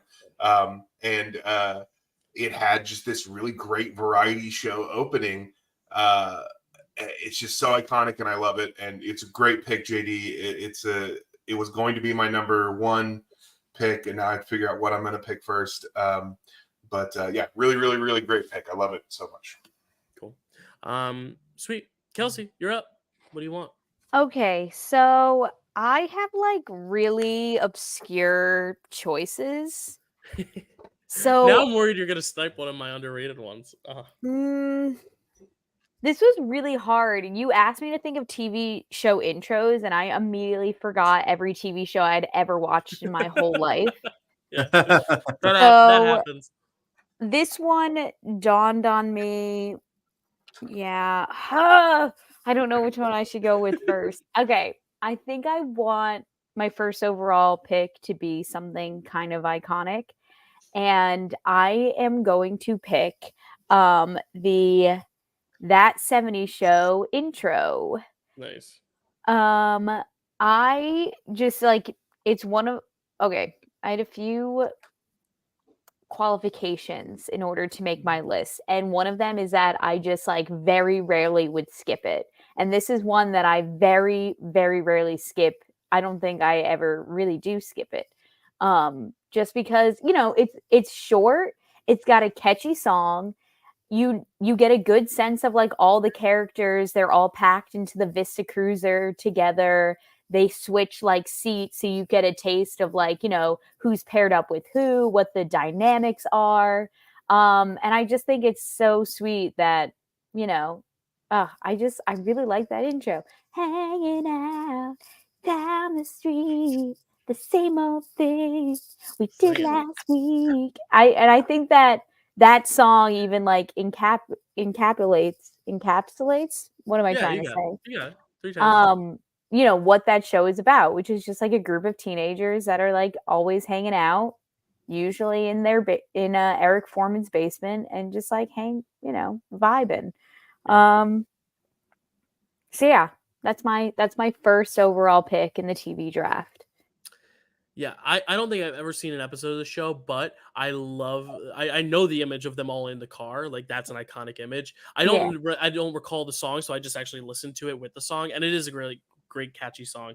The good thing about this draft is that if people haven't seen them, they can very quickly watch them because it's only usually less than a minute long. But yeah, I think it's a great intro, and I love how it's like a personal pick, but also one that, like we said, like kind of informs the characters and the relationships, which is important. Yeah, anyone that 70 show, Chad?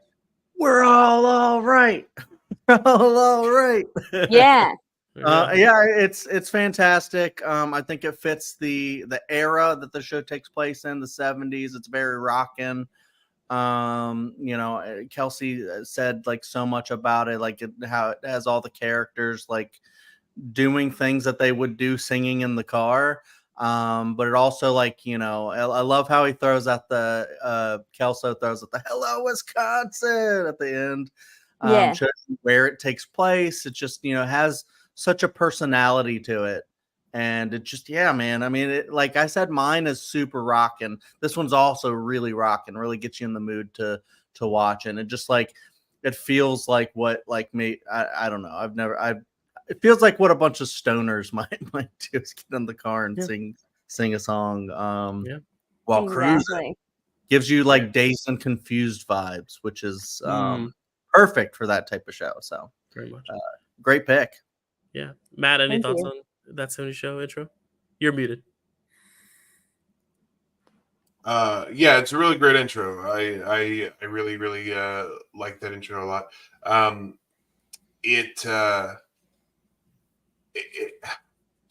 It makes you like it.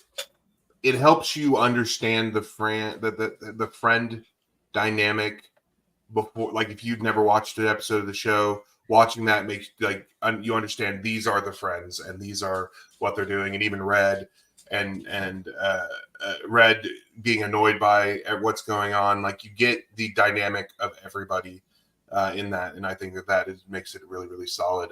The song is great. The "Hello Wisconsin" at the end is my favorite part, and it's a great pick. It's a great pick. It was on my list. So, JD, any thoughts on that 70 show? I'm kind of in a similar vein as you do. Like it was not my thing, but I know that intro. Like I know them in the car. I know them singing. I know them. It's a good choice. Yeah, we could do like just a draft of characters singing in the car. Your Wayne's Worlds. That's like there's a lot of great iconic moments of that. Almost Famous. All right, Matt, you get back-to-back picks here, so I'm very excited, Mr. Connoisseur. What are you gonna pick here as your first pick, and then we'll go to your next one. This is difficult because I like JD. I want to go iconic on my first one. Like I don't necessarily. I want to go with the one that at least to me feels very iconic. And I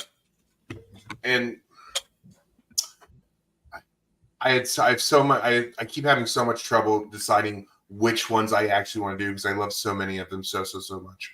But I think I'm actually going to go with one that was from my childhood, from the 90s, that every person who was alive during that time can sing the theme tune to it, and it might be the only rap song they know, and that is the Fresh Prince of Bel-Air. Well done, sir.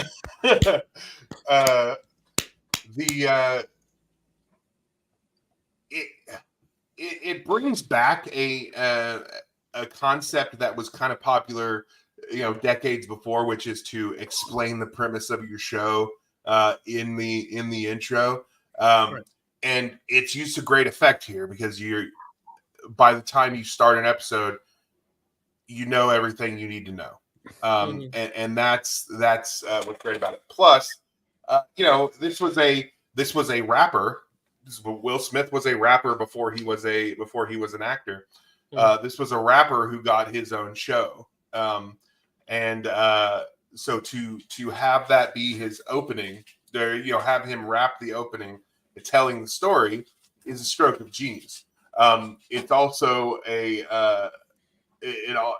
was so catchy. Every person at that time, and probably after, I imagine you guys know this intro as well. If you were not alive yet during the big of this, but every person could sing this theme tune, and it had really, really great over the top visuals. Like the actual visuals of the story that was happening in there was so over the top, and that was by design. They wanted it to stick in your head. They wanted you to understand in as simplest terms possible. This is the story, all about how I did not mean to do that. This is the story of what's happening. This is the story of this show. Yeah. And now that you're going in there, this is why this one kid is being weird and the other ones are being rich. That's the so yeah, it's extremely iconic. My favorite part is when his mother, when you got Uncle Bel-Air, that's my favorite part. I really it will. I feel like one day a future society is going to go back into the archives of the 1990s, and this is going to be right there at the top of our culture, understanding what we were doing back then. So yeah. I really love that. Yeah, to comment just really quickly on the generational thing, because I've never watched an episode of this show, but again, I know this song. Like that's the thing. The ones there you can still name, sing the songs. I'm not DWP on it like Kelsey probably is, Dead Word Perfect on it, but I know most of the words. What? Kelsey? What?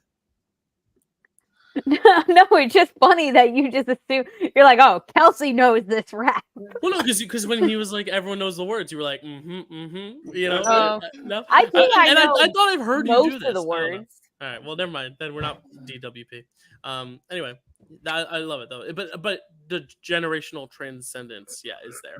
Chad, you look like you're yeah, it's iconic for sure. This was definitely on my list. I was going with a lot of like personal ones at first, just like my favorite shows, and then I was like, Fresh Prince though, like that's iconic. I mean, just like think about like an intro coming up, and it's just like, one time I got in trouble and then I had to move to my aunt and uncle's house. I mean, if you think about like a dry reading like that, it would be terrible. And you'd be like, this intro sucks. But doing it in a really fun rap and just like Matt said, making the visuals like crazy as hell. He's like doing a dance, just like the way like they use body language and everything to, I don't know, just like make it really fun and silly. But also give you everything you need to know what the show's gonna be. It's perfect. And like my favorite part is probably not them spinning him around on the basketball court. That's one of the best parts too. But also like at the very end after he knocks and he just does the little head thing. That's my favorite thing that he does. I don't know why.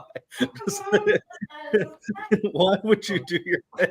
It's the best. Yeah. JD, any thoughts on the Fresh Prince? Oh my God, yeah, such a great choice, Matt. Such a great choice. And speaking about the like being like the transcendency, like you guys all know it, but like me, Chad, and Matt are of a certain age where like we were in the era of channel surfing, like Nick and Knight. Like you were at the tail end of it, but like I remember Nick like Nick at Night and TV Land, like those are huge things for us. Like when we had like days off or like we were sick, like we would just spend all our days like watching like reruns of stuff, and like this is on like repeat for me. And like going back to like the kind of like the insane visuals of it, like my favorite part is always like when he gets out of the taxi and he's just like the walk that he does is insane. Or even the beginning where he's on the chair and it starts it goes in like a circle. This is a story about how my life got twisted upside down, and he's on like a little the set throne design too. It's crazy. Yeah, it's great. Yeah, it's a great choice. Cool. Kelsey, do you have anything else to add except for me calling you out on knowing all the words and you not taking the humble brag? Thank you, Dill. Prove it, Kelsey. Prove should have it. been like, yeah, and I know it in Espanol. Born and raised on the playground is where I spend most of my days. We know it. Chilling and maxing and relaxing, all cool and all shooting some b-ball outside of school. Yeah, you're familiar. I will say, you've seen the show. So you could say it's not. Fun fact about me and Dill is that we went to a musical theater camp together for years, and part of the camp was putting on a themed cabaret, and one of the themes for one of the years was TV shows intros. It was called On Air Live, and this song very well did feature in said cabaret, and someone did very well rap it. Whether or not they did a good job, I can't remember who that's did it. not Kelsey, for me to say. Oh, can you text me? Can I just tell you her first name? Sure. Wait, I'll text you. Yeah, because you said for better or worse. I don't want to allude. Okay, to it wasn't good. sure. Yeah, sure. On Air Live was a formidable memory of mine. Because it was also just an homage to TV in general. Like there was a whole American Bandstand section where we did like songs from the Beatles too. So like there was like other different vignettes and stuff, but it was like just basically a ode to television, which was so fun. I got to play Donny Osmond. Oh yes, yes. All right, just texted Jill the person. Yeah, I remember. If you're listening, you're cool. All right, let's move on. Did you just tip a pick, Dill? What? No, you said Donny Osmond. Never mind. Go ahead. Oh yeah, true. Oh sorry. No, I no. Probably not. Pick another pick because now I'm distracted by a memory. Matt, go ahead. I will say, I'm sorry, real quick. The only episode that I remember of the Fresh Prince of Bel-Air is the one where he like cries to Uncle Phil and he's like, why didn't he want to be my dad? Dude. The line is, why don't he want me, man? I know. It breaks our hearts. Yeah. God, that was tough. That's a crushing episode. Yeah. Okay, go ahead with your next pick, Matt. All right. Okay.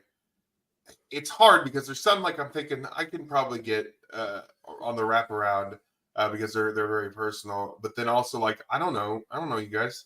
Maybe I mean I do, but I don't know what you're gonna take. This so is I'm a gonna specific topic too. It's like even if like I know Chad doesn't like a certain show, but am I gonna pick the next pick I'm gonna pick because I'm worried he'll get it still, even though he doesn't like that show? Yeah. Does anything I just said make sense? No, but it'll make sense. So I'm gonna go with a heart pick because I went with an iconic pick. So I can just do that back to back. I'm gonna go with Batman the Animated Series. Nice. Which is everybody who knows me knows how much I love Batman. I'm a big Batman stan, and the greatest Batman ever put to film is Batman the Animated Series. Now that opening, perfectly also okay. like Batman. My 4-year-old also likes Batman. That's where it's coming from. You're like, which of you has a small child? Wait, I literally was like, there's no way that's Elliot. Yeah. That was oh my god, imagine if that was thought. Elliot's I was first like, word. wow, Elliot can speak full sentences. That's crazy. Mom. So and you'll learn that this because I keep bringing it up. This is a very good indicator of how much I love an intro is how well it informs the rest of the show. This sets the tone. It sets the tone so perfectly because it's not clips from the show. It's not even in the same style exactly as I mean, it's in a very similar style, but it's very shadowed. The lines are much sharper. in the intro video. But it tells you exactly what you're going to get with this Batman show, which is Batman in the shadows, the bad guys trying to do bad things for some reason in Gotham. I don't know why they keep doing it in Gotham. They know that Batman's there. And then it ends with that unbelievably iconic moment of him standing on top of the building and the lightning flashing behind him as his cape waves in the wind. It is and the music is just incredible in my opinion. It's one of my favorite theme tunes. It's a very personal pick, but it's also one I think that really stands the test of time, and it is also iconic in its own right. So yeah, I just watched it now. It is fucking epic. I love it, and now I kind of want to watch the show. I have it on Blu-ray. I just need to find the time to sit down and like really watch it. But like, wow, that intro fucking bangs. Yeah. When Dill says he's gonna really watch something, it's gonna be 3 times. Yeah, actually, We're there's gonna get a video address. there's another surprise video coming right now. Batman. No. Yeah. You've set the bar too high, Dylan. Well, hey, we're doing another animated, not to tip picks, but we're doing another animated series currently on the Marvel-ous Movie Mondays Network. You know, it's never too late to come around on this animated. If anyone, pick and picks, but that's on my list too. It is on my list as well. It is. That's also yeah. But I guess I did. You were the chosen one. I'll just throw in there real quick. I don't have a lot of personal connection to the show. I've never actually watched the whole thing, but I've seen like parts of episodes before. I've tried to sit down and actually watch through it, and I couldn't get in it. But I have an issue with like animated shows. I just it's hard for me to get into them. The only one that I think I've watched all the way through that wasn't like a sitcom was like Last Airbender. But yeah, I do want to sit down like Dylan and actually watch through the whole thing because that intro slaps. It's the music is it's such a banger and it really gets you in the mood for it. And that animation style, just the way they use the music, the lighting and the shadow and all that to convey so much is just really, really cool. It was a personal pick, but it's also a great one. Yeah, it's a good pick. Yeah, it was on my list. The Batman animated series was on my list. I knew I wasn't going to get it. As a matter of fact, I thought it was going to be Matt's first choice. I was kind of surprised when he said the Muppet Show was his first choice, but they just made a Lego set of it. That's how iconic that intro is. They just released a Lego set where you can make a Muro of the animated intro logo, and I needs it. At 1,500 subscribers, Dylan's gonna buy it for me. I'll buy it for you. When's your birthday? Buy it for both of us. Like the 3,000 subscribers, he'll buy 2, one for me and one for you. Matt's gonna have to do a hand me down. I'm not buying 2. Matt, is your birthday in July? It's in October. Ooh, even more time to save up the money. It's when my wife's birthday is. Why July? Well, because I was trying to guess Matt's zodiac sign, and my first guess was Cancer, but you're a Libra. I'm a Libra. I also just watched it, same as you, Dill, and can I just say that intro was sexy? I'll say it. Oh, that intro. Oh, yeah, hey, absolutely. listen, that intro fucks. That intro was hard, dude. Yeah, and a good intro either fucks or is fun. You either get the Muppet movie or you get or is a fun fuck. Okay. Yeah. I can't wait till we get to the intro that Kelsey's like, that's a fun fuck. I don't know if we've gotten there yet. All right. Let's move on. Kelsey, what do you got? Okay. I'm gonna have to maybe take someone else's pick. I'd be surprised if nobody else had this on their list, but I've just decided right now that I want it, and it's The Office. Nice. Yeah, very. It was on my catchy. short list. I don't know if it was in my top 5, but it was up there. Yeah. Gotcha. Yeah. I mean, everyone knows this. For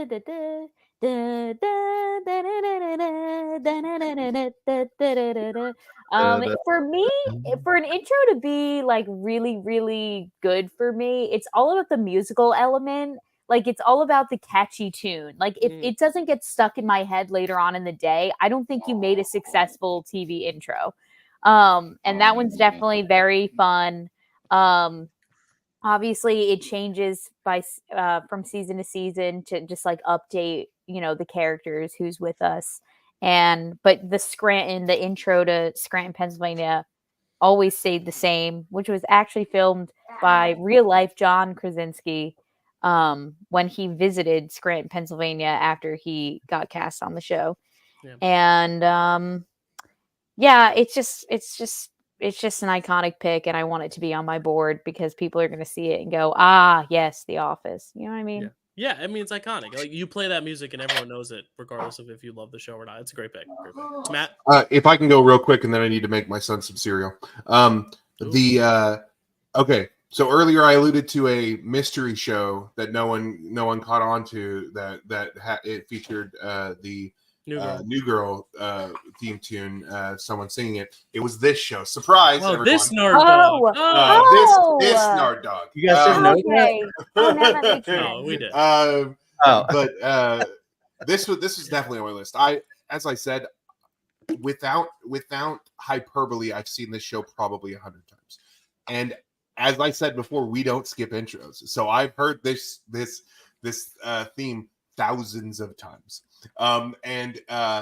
It is it's iconic. It's great. The opening is the video, like it introduces you to the characters. What I love about it is that it's not over the top. It's almost like it's people working. Like, and that's what that is the goal. That's what they're trying to convey. Yeah. Is that it's just people working. It's and the marvelous thing about it is that, like with the Buffy one where it changes twice a year, and I'm always looking for that. I'm not looking for this one to change. I'm pretty sure up until like for the first like 5-6 seasons, the shots are the same, and they've added a few people. It only changes when the manager changes at the end, right? Yeah. So like that, yeah. So the shots kind of change toward the end, but for the first little bit, it's the same. It's season 1 John Krasinski through until probably season 7 or something like that. Yeah. But it's absolutely iconic. As I've said before, it sets that tone. You want it to it tells the audience who's about to watch this exactly what they need to know. These are people working. I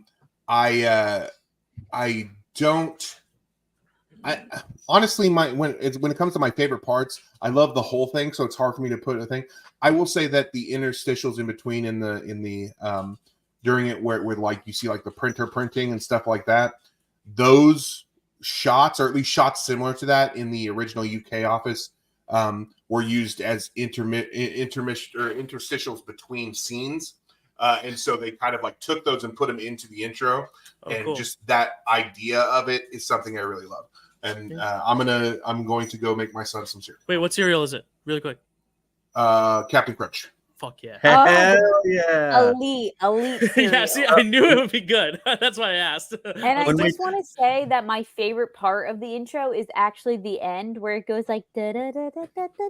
You know what I'm talking about? Yeah, when it like zooms right in on the sign. Yeah, that's my favorite part. I really like that musical moment. It tickles that spot in my brain. I really like. You know and kind of like what I just said, like it changes the manager too. So like you get a different ending with Creed as the manager, with Andy as the manager, with Will Ferrell's character, D'Angelo Vickers as the manager. Like it changes every time, which is fun, because each one is different.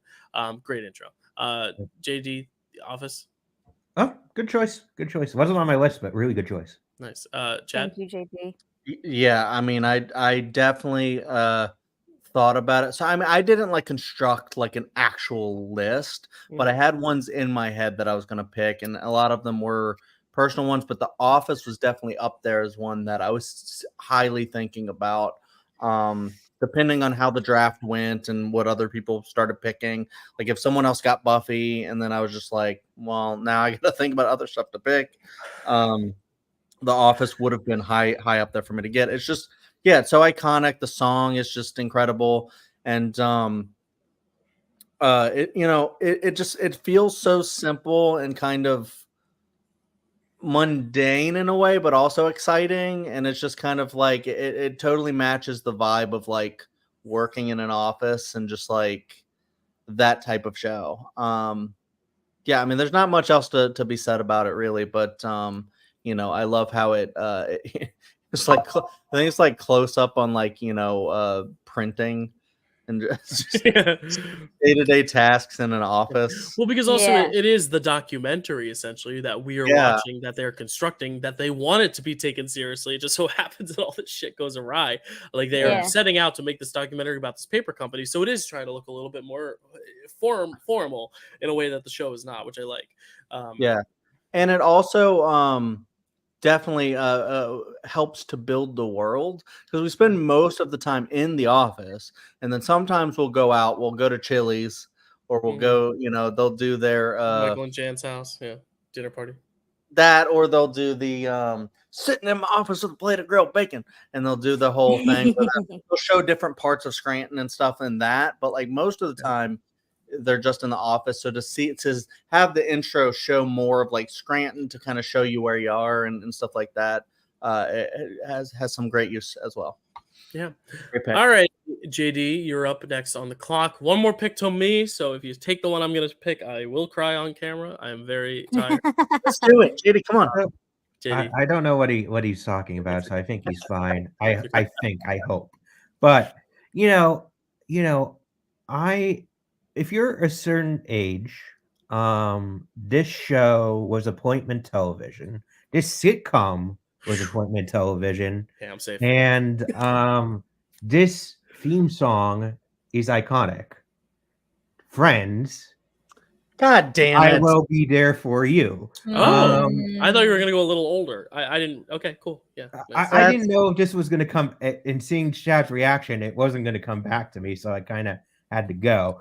But this is, for the first couple, I'm going iconic, but personally and iconic is what I've decided before I really go off the beaten path. And I will. Don't worry about it. But yeah, Friends. Friends is... Yeah, he said if you're my age, Chad age, like even Matt's age, that was the show. Like, is Ross and Rachel, and that theme song, like they made a music video after the fact with the Rembrandts, like where like they were in it. Like it is insane to me that that theme song is so popular that they decided that they were going to shoot a music video that was separate from it, and it was a big deal. It such a big deal that they got all 6 of them to do it. It's insane. Yeah. And again, the fountain, they're all the hijinks. It really sets up the character dynamics, which is another thing I love about TV themes. When it sets up the character dynamics is something I really, really look for in like a great TV theme and a great TV intro. It's iconic. I don't know what else to say about it. I think there's something to be said that every time, ready, I'll show you. So no one told you life was gonna be this way. See, there's a reason that happens. Audience it's because it is one of those things that no matter where you are, I'm at work. It'll be playing at work because I sometimes forget it's an actual song. I'll be at work, I'll have a tray of food, I'll be like, whoops, whoop. Like I'll do it. I don't care. Like I'll get him another steak and shrimp combo. I don't care. I'm clapping. But that's the thing, is like it is one of those songs that is just it's that trigger. It's one of those things you cannot skip because you want to clap. And it's like, oh, we're watching Friends now. Yeah. And I also think there's something to be said about the lyricism in the fact that when Matthew Perry passed, now it's being played as a ballad, and what those lyrics mean when you slow it down, you actually listen to the words. It really has a lot of good emotional context. It's not just this fun upbeat number, but the actual lyrics of what it's saying about friendship is very important. And I think that's something we've been seeing a lot lately. I mean, it was the song I sang at the Pickle Awards for the In Memoriam for that reason, but also because I think the lyrics are very true and speak to eternal unconditional love.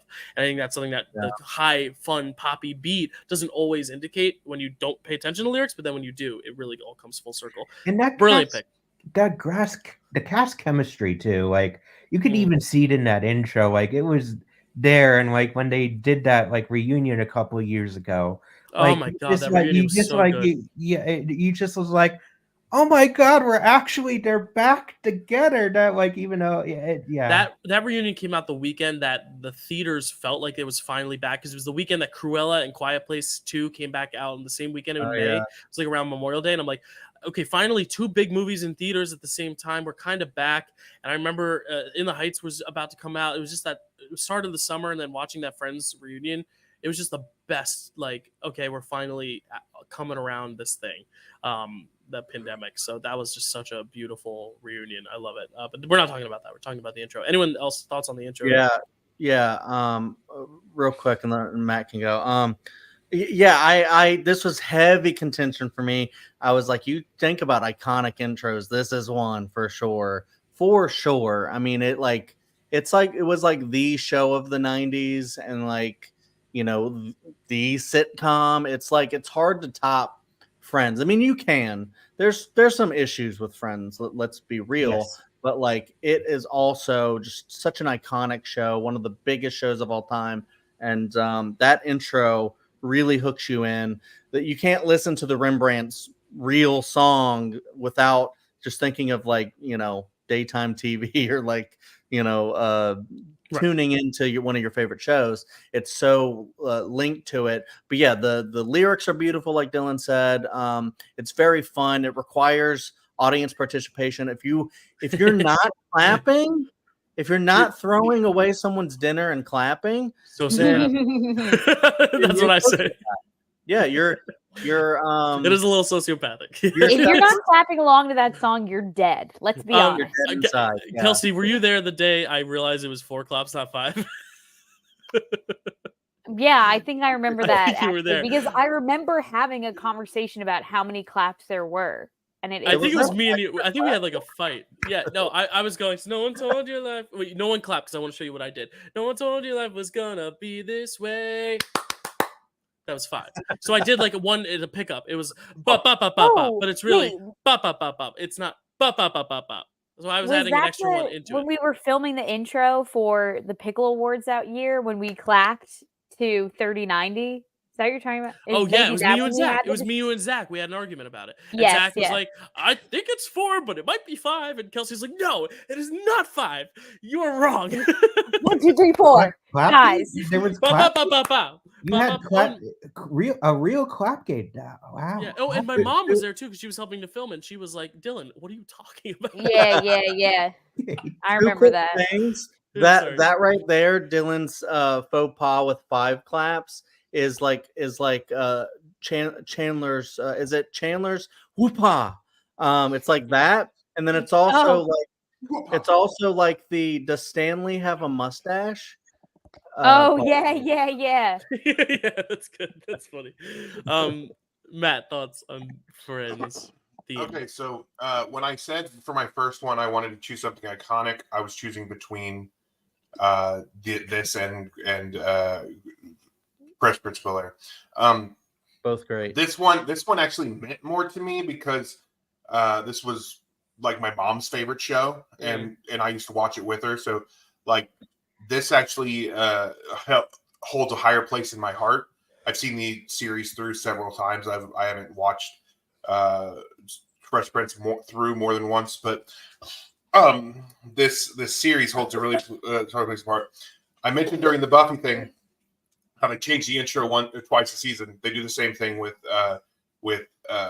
Friends, and that's also a thing that I always anticipated. Always wait to see what are the new clips, what are the new videos, and there were certain iconic moments that they had to hit as well. Like, what are they going to do during the clap? Sometimes they're stomping on the floor, sometimes they're doing something else. Like it's always like, what are they doing with that? And who gets what lines is also kind of a big deal. And then like sometimes they shorten certain, like they shorten the character moments to add more clips. So it's like anyway, I told you guys I'm really, really passionate about intros. I love it.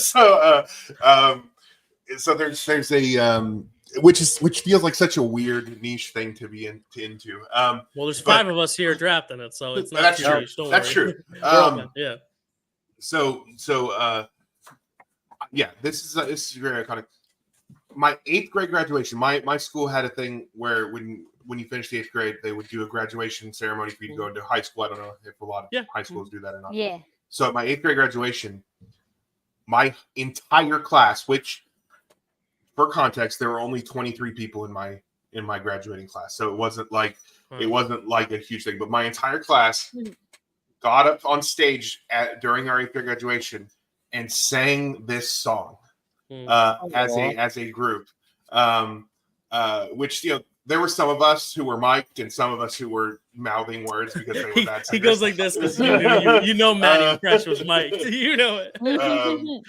So there was, you know, not everybody was actually singing or whatever, but yeah, we sang this at our 8th grade graduation because it feels like a song that is universal for people who spend a lot of time together, like people who are friends or who at least are acquaintances, you know, like it's kind of a universal song. And the intro is it's just so good.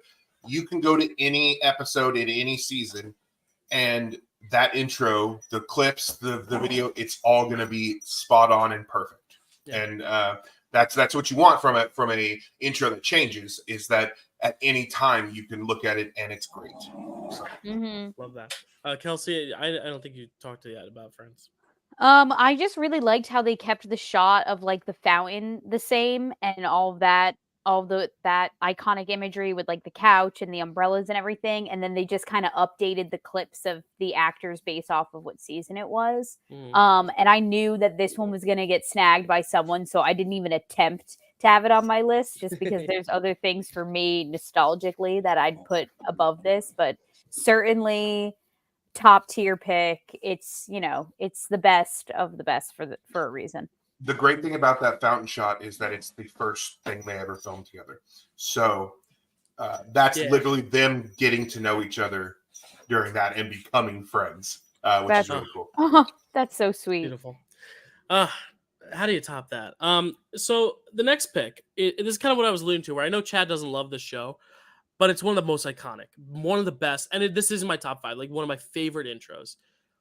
And I think the reason I'm going to pick it now, even though I don't think Chad would have picked it, is because for me, if this is going to be on this draft board, going anywhere lower than second round for me feels like such a disservice, because this is, I think, one of just, I hate bringing objective into a conversation, but it really is one of those things that, regardless of whether or not you like the show, it is one of the most impressive intros, and that is Game of Thrones. I think the Game of Thrones intro, with the world building and the cogs and the way you see Winterfell just completely build itself in front of your eyes, but that every single episode is different. Every single episode is different depending on what location the characters are at that point in the show, I think is so genius. I think it's one of those things that, you know, and I think this is something that gets tough with mythology, and why so many people don't even want to like jump into something like Lord of the Rings, is that they're worried, you know, it's just too much. It's too big a world. It's hard to navigate. What are the concepts of things? What are the names of these races of elf creatures and all this stuff? And I think the thing that this show does so well is it's like, well, here's what you have to focus on this episode. This is where we're at with this character. This is where we're at with this character. And it's almost shown like you're looking at a map. But what I love how everything just kind of builds from the ground up. It's almost like when, you know, for the kids who love to play with Legos like me, like watching something build in front of your eyes. I just think that intro is just so spectacular, and the music goes fucking hard. It is a long intro, but it's one that I never skip. I don't have that no skip rule, only because for me it's a time You're thing. Normal. I am not normal, but in that sense, I guess so. But I do think I don't skip it because I love to hear the music. I like to listen to music on its own without the theme, but I think the added bonus of the visuals of everything kind of building from the ground up is so important. I think it's one of those intros that, for a modern audience, for like modern television, it is probably the most iconic. If you were just like go on the street and be like, name an iconic theme song that isn't like a sitcom. Like Friends is going to be one that people bring up all the time, of course, in The Office, but like for like a drama especially too, I feel like dramas are more just about like, let's just show you the names of the cast and get over with it and get on with the show. Because a lot of the stuff we've drafted so far are comedies or genre things. Like Buffy's a genre thing, Batman's a more like genre animated thing, and then everything else we've done is like comedies and sitcoms. So I think there's something to be said about a drama really having this weight, and just the musicality and the instrumentation is so gorgeous. I love it so much. And it's also the thing where that was appointment television, as JD said with Friends. It's like every time a new episode would come out, everyone would sit around the TV, and when you heard the HBO and then you'd see her, I'm like, oh my God. It rocks my body like a hurricane. I love it. I freaking love it. It's so good. And it right now I'm like, I want to watch Game of Thrones now. And regardless of what you think of the series and if you like the ending or not, like I still think it's one that can get anyone excited when they hear it. Like it's like really good rally music. It honestly reminds me of like a football anthem when you're introducing like a team and it's like, and now you're New York Giants. Like I think that music could aid in that. It is so good. I love it so much. And Kelsey and I were actually in a show in high school called Game of Tiaras, which was basically a spoof on King Lear using Disney princesses with the mythology of Game of Thrones. So take with that what you will. It was amazing. It was so fun. Kelsey played Cinderella. I played the king. But I think it was also fun because our drama teacher, Mr. Marconi, he literally made our own Game of Thrones style intro, but it was the Disney castle. And it was the Disney castle kind of coming up and building. And then he played the theme song, and we played that theme song in the show. I don't know if we were allowed to, but it was a really great, it's a great song. I love it. And it's a show I love, but not mostly for the music, but the music I love on its own, but it only helps. Yeah.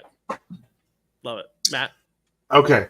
I love this too. This is definitely on, if I had a list, it would be very high on it. I think you're right. It needs to go round 2 no matter how you feel about it. Like, it's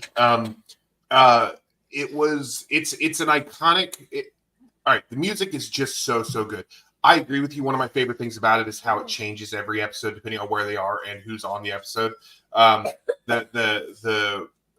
Just kind of I don't know. It feels on the other ones I kind of talk about how it helps with the character dynamic or the story, sets the tone and sets the story and stuff like that.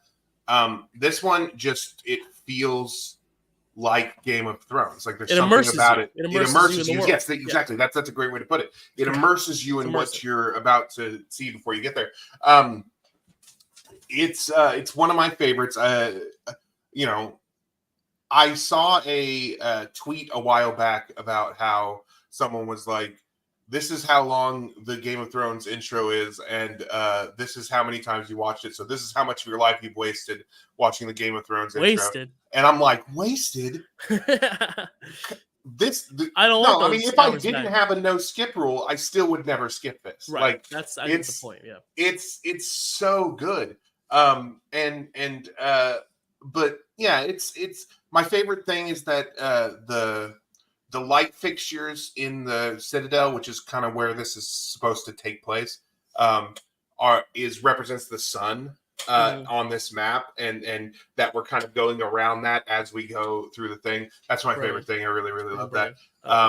Yeah, it's a great intro, and I love it. And it's if you hadn't taken it, I probably would have taken it this next round. So. Yeah, I that was also a thought of mine too. Is I know there's 2 ones I want that I know you might take, so I'm hoping to get this one and then that one on the wraparound. And I don't know, Kelsey, I know we heard the song a lot in our senior year of high school, but do you like this theme, this song?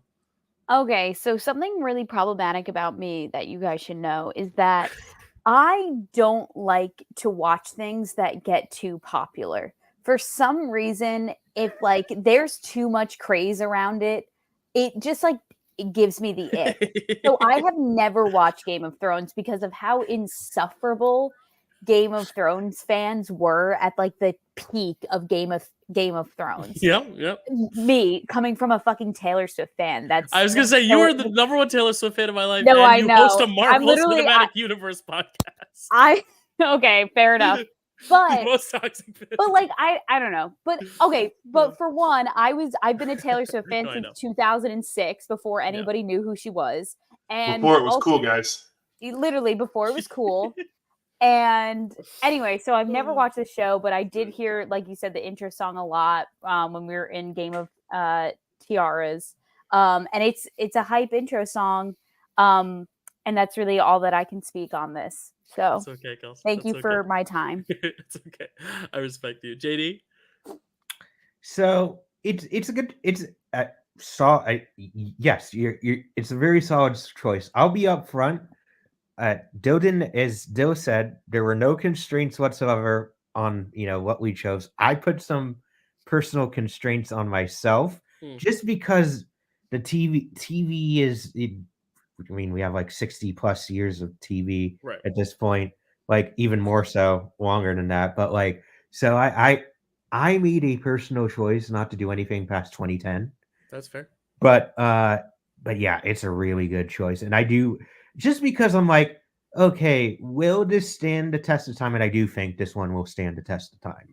Don't get me wrong, but I'm like it ended so recently too. I'm like, I want to give it a couple more years, but you're right. It's a banger. Yeah. It hits. It's so iconic. The map and how it unfolds, everything about it, and seeing the different territories. It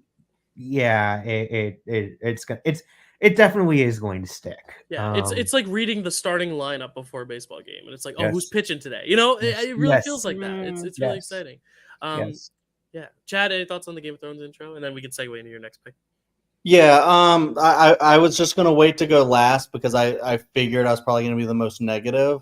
But honestly, it's not like Thank God for Kelsey. I have like a very complicated relationship with Game of Thrones. I think it goes way too extra sometimes, and I'm just like, if it didn't go that hard a lot of the times, just trying to shock you so much, I feel like it probably would have been a better show. And then also the ending is iffy. You either Of the intro or of the show? The show itself. Oh, okay. You either try and defend it or you just hate it. And so I feel like, especially because it didn't stick the landing, I feel like Kelsey has a point where, a lot of people, it was like one of the most iconic shows of that era. And I feel like because of that, because of its popularity, sheer popularity, it got really, really hyped to be one of the greatest shows of all time. And I just don't think it's on that level. And so for me, I just have a very complicated history with the show itself. And that plays into the intro where I agree how Dylan introed the intro and just spoke about it. It makes a lot of sense, and a lot of the times I didn't think about kind of it changing and morphing and stuff like that, and why people would love to actually sit down and watch the intro itself before the show. So for me, it just never really hit that. I didn't enjoy doing that. And also because it's such a the episodes are often very long, but there's not that many of them. So I feel like because it's a longer one, that's not necessarily a detractor, because it's it's appointment television. It's an epic intro to an epic show, epic episode to an epic show. And you're going to want to, we'll be here for 2 hours or something like that. Not 2 hours, but we'll be here for 90 minutes. And we'll include that intro as I think it's only 2 minutes long actually, but it feels it's still long. Yeah. It feels like it's 10 Which minutes. is really long for an intro, but it's great. Yeah. It's very long intro, and it feels like it's 10 minutes long to me. And I'm just always just been for me, when people say this is a no skip one for them, I think that's great for a personal thing. But for me, this is the definition of a skip intro because it's so fucking long. And I'm just I want to get to the show. That's why I love ones intros that are really short, but it's also really hit a note. But then also the really long ones, I'm just I get it. I get why it is the way it is, but also I just kind of want to get to my show, and I don't care about this right now. But I do agree. Well, just real quick, and you can defend it, Dylan, if you want. I do agree. The music is epic and iconic, and I really enjoy the sound of the music. I don't care as much about the visuals, but I do really like when it finally gets to like the Game of Thrones at the very end, and then it like kind of trickles off with the guitar. I like that. I think that's cool. But I think it's also, I'm like, phew, it's over. I'm not. I have I'm not to say necessarily something positive and then negative. No, you do have a valid point, and that's your opinion. It is, though, one also thing that I think none of us have really mentioned about any of these shows, though, is that this is also where most of the cast and crew is introduced, and not just like in the actual like kind of Buffy way where it's like we see their face and it's the name. This show, I think, just has so many cast members as well, and when they're all being billed at the same level, they're all contractually obligated to have their names introduced as part of the opening credits. So it's one of those things where I honestly think they were like, well, if we want to make this big show, we're gonna have a lot of cast members. How do we do this?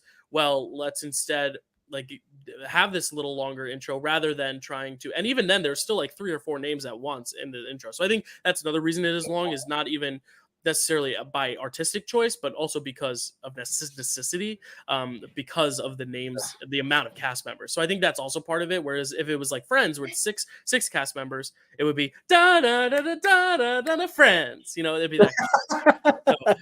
So yeah, no, but I think a valid point. It is long, but I think it has to be just when you put it like that. Clap during the Game of Thrones. When you put it like that, Dill, I think that is probably the best way to handle that and make it super epic. I just wish I enjoyed it more. That's fine.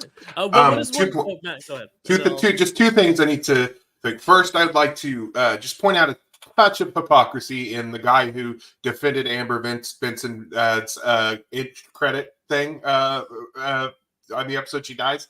Also thinking that Game of Thrones. Oh, sorry, that's where. Also thinking that Game of Thrones goes too extra to shock you. Just wanted to point that out.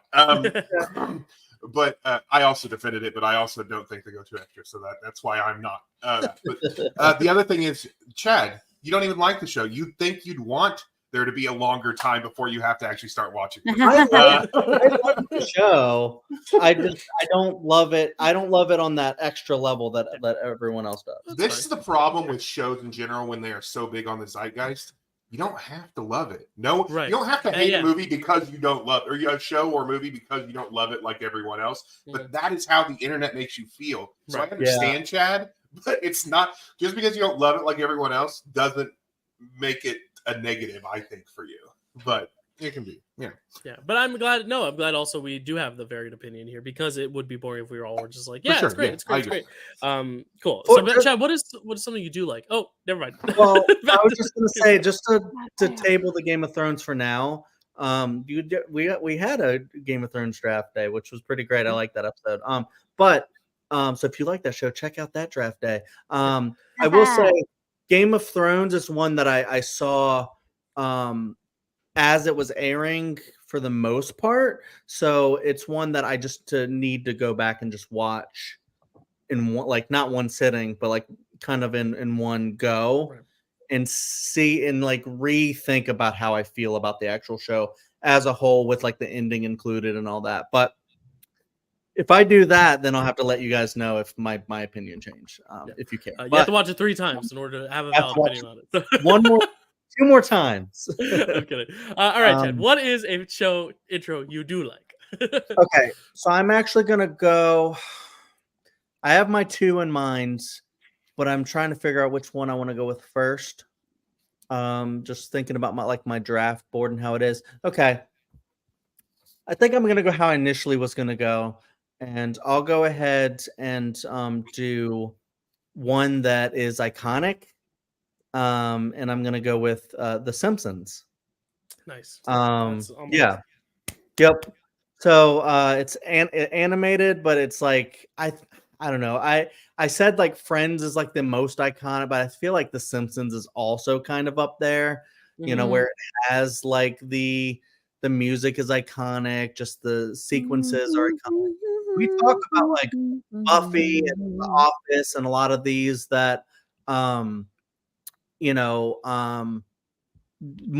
kind of like depending on what's going on in the show, or if they're trying to trick you, or they're just doing something different to show like where we're at in the show. The Simpsons sort of does this, but it's like they do like at the very end, just a different thing like every episode pretty much, and which is the couch gag, yes, which is impressive considering how many episodes of the Simpsons there are.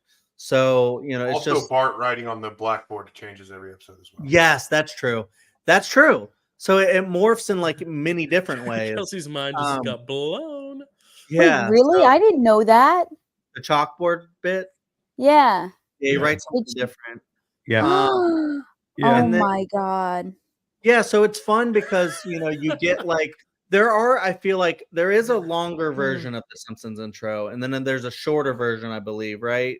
Where you don't I feel always like it hasn't changed in 30 years, so I have no idea. I think there were- for some of the channels when they rerun it on like Oh, that's some of probably the true. cable like sub networks, they do shorten it. I do know what you mean, Chad. But when they air them on Fox, like first run, they do not change. That's true. Because sometimes I feel like they have like the Maggie on the grocery belt, and then No sometimes they don't, and stuff like that. So it's shortened a little bit. But yeah, you get like every character doing something that matches them. Homer being a doof, dough. And then you have Bart causing shenanigans, getting in trouble, skateboarding all over the place, not giving a shit. And then you have Lisa doing her music, shows she's really talented and stuff. It's funny that she plays like the saxophone going out of the class. Maggie kind of being smarter than just a baby probably would be. Yeah, it's just awesome, and just how it does the characters. But like, I love the shot of the sky and the Simpsons, and then the music starts, and it's just incredible. And then I love it shows you just how funny the show is at the very end with the car, Marge pulling into the garage and Homer having to run from the car. I'm just gonna laugh. Yeah. Chad's cracking himself up. And then you get the couch gag, which is always really fun to see, and just see like what they're going to come up with, or just something weird and kind of silly. And I was thinking about like I was like, all right, I'm gonna go with a bunch of personal picks, and that's it. And then I was like, you know what? I gotta think about some that are iconic but also great, and just like ones that I love to watch. And then I thought of Fresh Prince, I thought of Friends, I thought of The Office, I thought of all those. And I knew Dylan was going to take New Girl, and I was like, those are all really, really good. And I was like, Simpsons is another one that might go pretty early if I don't pick it. So I picked it. Yeah, you've said all there is to say. I have done else that. It's great. When I was going through the iconic ones, this is up there. This was like when I saw it, I was like, when I was thinking about it, I was like, oh, we have to go with Simpsons. Someone has to take Simpsons. I don't know if it's going to be me, but if someone doesn't, I am going to. Like that's that iconic music by Danny Elfman, by the way. Danny Elfman of Oingo Boingo. Does the intro. His that's mind why blown again. So Danny Elfman's iconic. He has such range, right? Theme tune.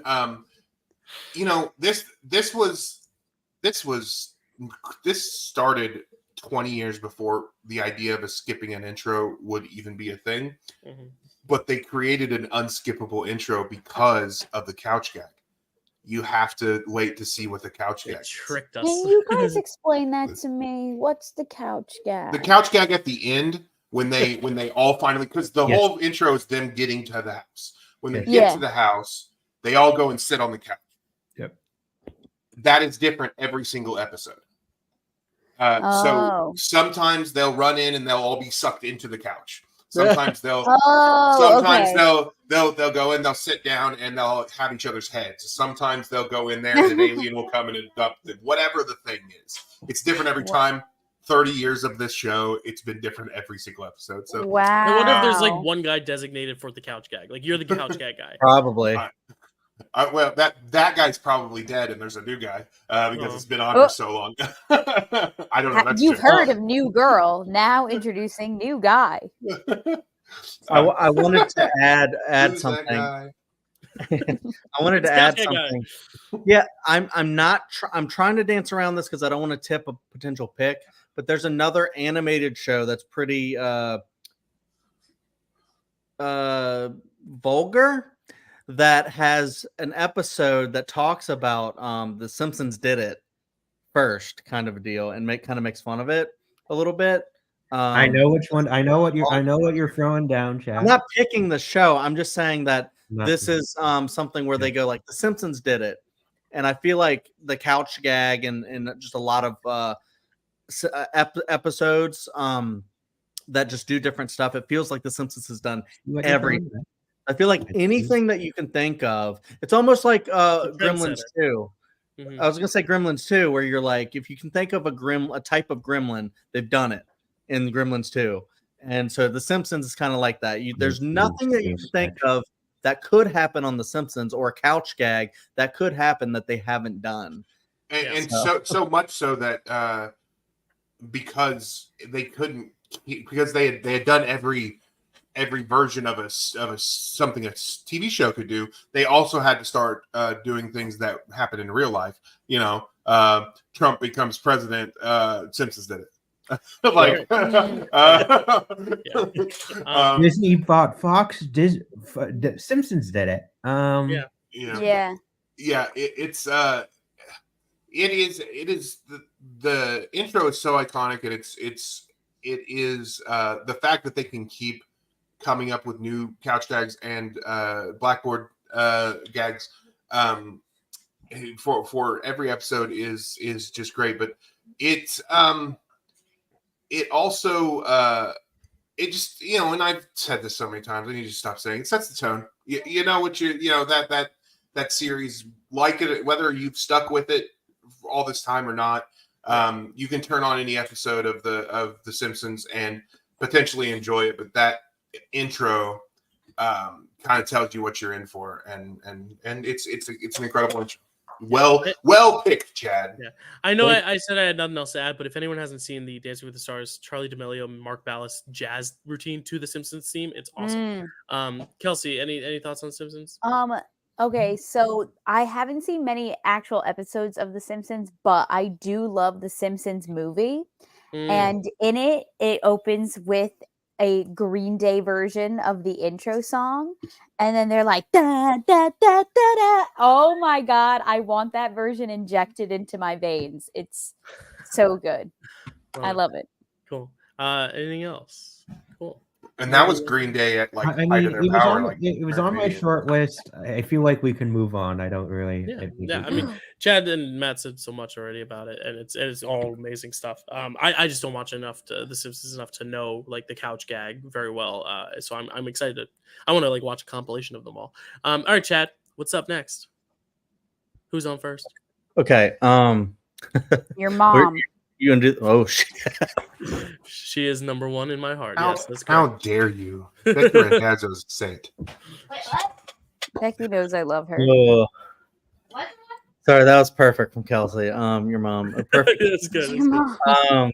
Okay. So, okay. Sorry. My next pick it's a personal one, but I feel like how Dylan like introduced his Game of Thrones pick, where he's like, you know, it's one I love, but it's also like, if I'm speaking objectively, you know, kind of like I'm like, I kind of think this one is up there as well.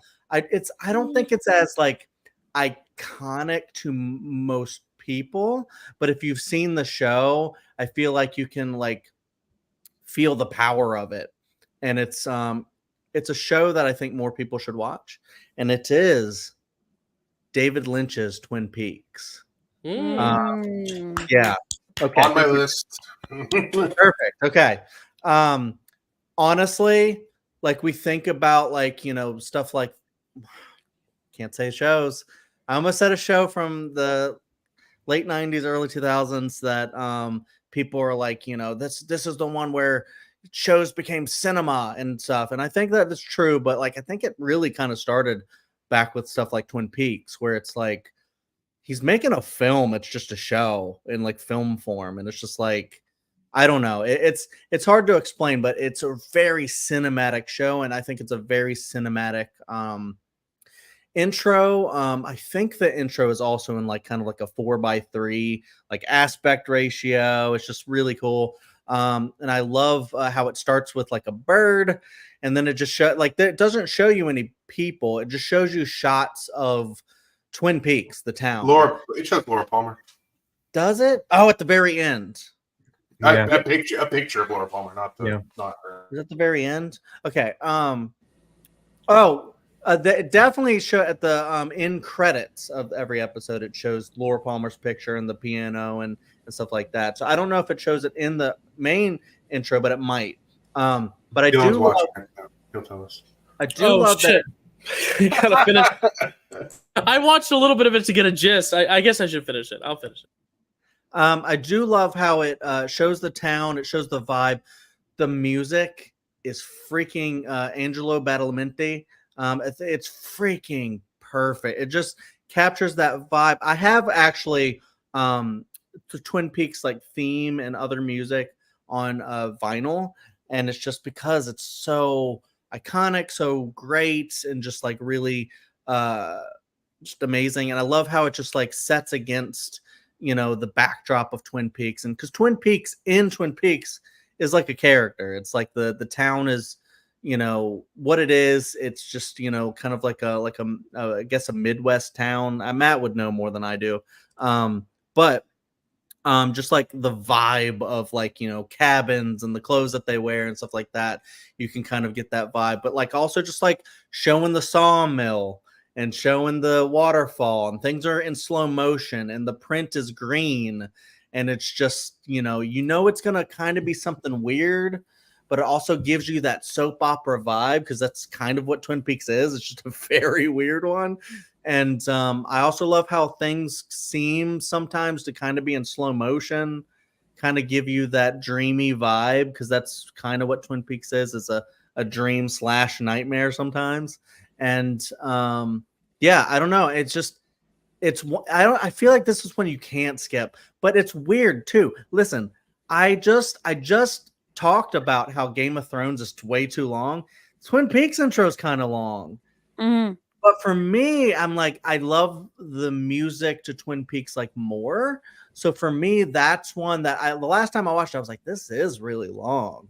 But I'm like, but then I was like, but this is a show I like more, and this is a show that with the music I could just like fucking vibe to. So I think it just depends on like what you actually really like to listen to more. But you can take a really long one. But I think it sets the tone for the show. Matt doesn't have to say it. I'll say it. It sets the tone. And I don't know. It's perfect. I want to keep talking about it, but I can't. So I love it. Just a little. Okay.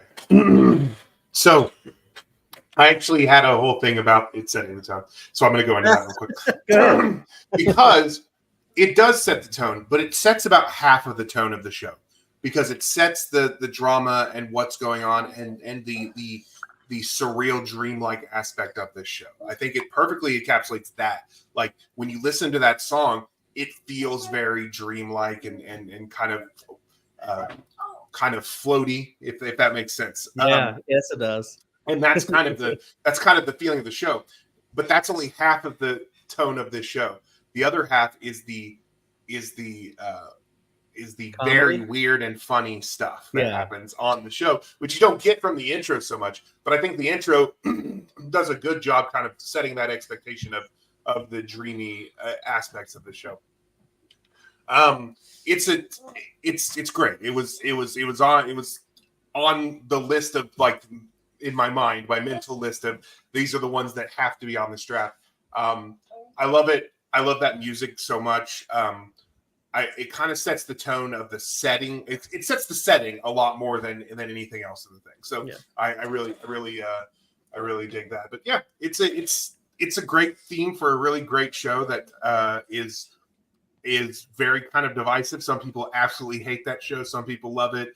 A lot of people haven't seen it. So, but yeah, exactly. But yeah, it's only 2 seasons. So, and I think it really speaks to what we were talking about with Game of Thrones, where I think really enjoying a show can really just help you enjoy an intro, and not enjoying a show or not really knowing a show, maybe you just don't get the hype. Like, I watched the clip just now. I think it's fine, but I think if I were to watch the show, I would have a deeper appreciation, because right now I'm just looking at scenery and listening to cool moody music. But I think if I had watched the show and seen the context, it would have worked even more. So I think it's a good pick, because obviously it's the connection to the show, and I think that could also be the issue you have with Game of Thrones. Even like, I think it matters on how invested you are in that world and that story. So JD wrote in the private chat here. He's right. It is 3 seasons because they have their return. Yes, So, and I did look, and I didn't see anyone's faces in the. Oh, okay. So no Laura Palmer. I thought there was a shot of Laura Palmer. Yeah. Yes. So, And the return is one of the craziest seasons of television you'll ever watch. But I do want to add, I forgot to add, I think it kind of ran around it, but the cinematography of the intro, I think, is just incredible. It's very striking. Oh shit, there was another thing I was going to say. I love the choice not to just show a bunch of pictures of the cast, because I think that would actually like mess things up. But yeah, if you watch the show and fall in love with the show, then I think the intro will hit you more.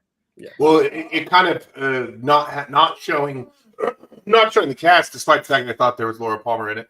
Not showing the cast, it was a subversion of what you was expected at that time, and that's really what that show is a subversion of what's expected at that time. Yep, 100%. So I actually just think it was like at the beginning of the year, I just started watching the show, and I finished the first season, and I started the second, and then for some reason I dropped off. I totally plan on going back, but when I watched, I will be on it. When I watched the pilot for the first time, I loved that intro so much. I think I watched it like 5 or 6 times on repeat. I just stopped and then rewound and went back, watched it again, stopped, rewatched it, rounded again, just because I'm like, I just want to sit in this for like, I love that. I just want to sit in this because I sit for like a little bit before I start the show. And then you watch the show, and you're right, it sets up the dream aspect so well, but it can be so silly. I remember watching the rewatch once, and like, again, we're not talking about the shows, but like just there's a scene where like he's talking with like his partner, like the Sheriff Harry Truman, Harry S. Truman. Truman and the FBI, which I'm blanking on because it's Dale Cooper. Waking up. Yeah, true. Yeah. Cooper. They're talking to Cooper. They're in the lodge, and they're talking about the case. And right behind it, you just see like a tuba band in the background, and they're just doing like they're practicing a whole number as they're talking, and then it pans to the tuba band, and you hear like, "Great job, guys!" Like, yeah, like we need to really, it's really great. If we do it like that, we're gonna be great. At the gig tonight. And it's just, it is so great. It is so great. I love that. I have one last comment, and that is that it's a damn fine intro, Diane. Yes, it's a damn fine cup of coffee. Anyways, yeah. All right. So we're almost at 10 o'clock. 2 more hours left in this subathon. Crazy. An hour left in this. 14 more picks. We can go a little over, obviously, because games will probably just be us anyway, and a few more guests. But all right. We have a schedule. Come on. I didn't say anything about Twin Peaks. Oh, have you seen Twin Peaks, Kels? No, I haven't. But I just wanted to say, in my head, for the longest time, Twin Peaks and Peaky Blinders was the same show. Proceed. All right. There's I'm between 2, and it's really just a matter of which one I think could get snagged. And I think the one I'm thinking of, I don't know if any of y'all are gonna snag. The other one, though, I feel like Matt might snag. So I'm picking my favorite television show's intro, which they got rid of for some seasons, and they brought it back, and it is glorious. Survivor, my favorite TV show, favorite intro. The Ancient Voices. Ancient Voices, yeah. Ancient Voices, yes. It is just a great intro. You get every single cast face, and it's always them in like mid-action shots, slow-mo. It's always so dope and so cool. And what I like about Survivor is they don't bother trying to like put them in an order that like tries to tip you off as to who the winner is. Like last season, and this isn't anything you guys will remember if you haven't watched it, so this isn't gonna, I doubt you'll remember this, but the winner was the last person of the intro last season, but then the last person in the intro this season was like the first juror who barely got any screen time for 2 or 3 episodes. So like it really doesn't tip off who the winner is, which I like, which some shows might. Like Big Brother, it's very clear like who their big character of the season they want to be is usually at the end, even though that's in live time, so it's hard to tell. But sorry, I tipped that pick, maybe. But like Survivor's just such a great intro. It's obviously a great musical score. That whole musical score for that show throughout every season is so good. The tribal council music and everything, but that intro is so amazing. And when they got rid of it in like the 30s and new era, it was very disheartening to see, but eventually they got it back, and it's very exciting. Matt, I know you're just fresh off the binge. How do you feel? Chad wanted to speak real quick. Sorry. I don't have a lot to say about it. I don't have as much attachment to the show as you guys do. I did watch the first season. I really liked it. But like when I started the first episode, I was like, I don't know what this is. And then I was like, I don't like this intro music. What is this? Then the second episode and the third episode, I started going, like, and they play it at the very end of every episode too, which helps. It's like a full circle moment. So after Tribal, they play it again, which I think is important. It like really, it's really cool. Yeah. Cool. Okay, so Ancient Voices. Yeah, this was on my list. This was Smart great. move. One thing that I find, and I think I meant to message you because I texted with Dylan like the whole time I was doing my binge, just so he could just so he could live vicariously through me, I guess. I don't know. And I could hear who do we like? Who do we hate? Who am I going to find out later shot a dog? That kind of thing. So I to keep checking in, but I know that his favorite season is China because it is his first season ever. What I love about that as I was watching it is I realized that China has the best opening of any of the seasons. And so they infuse the Chinese instruments and culture to it too.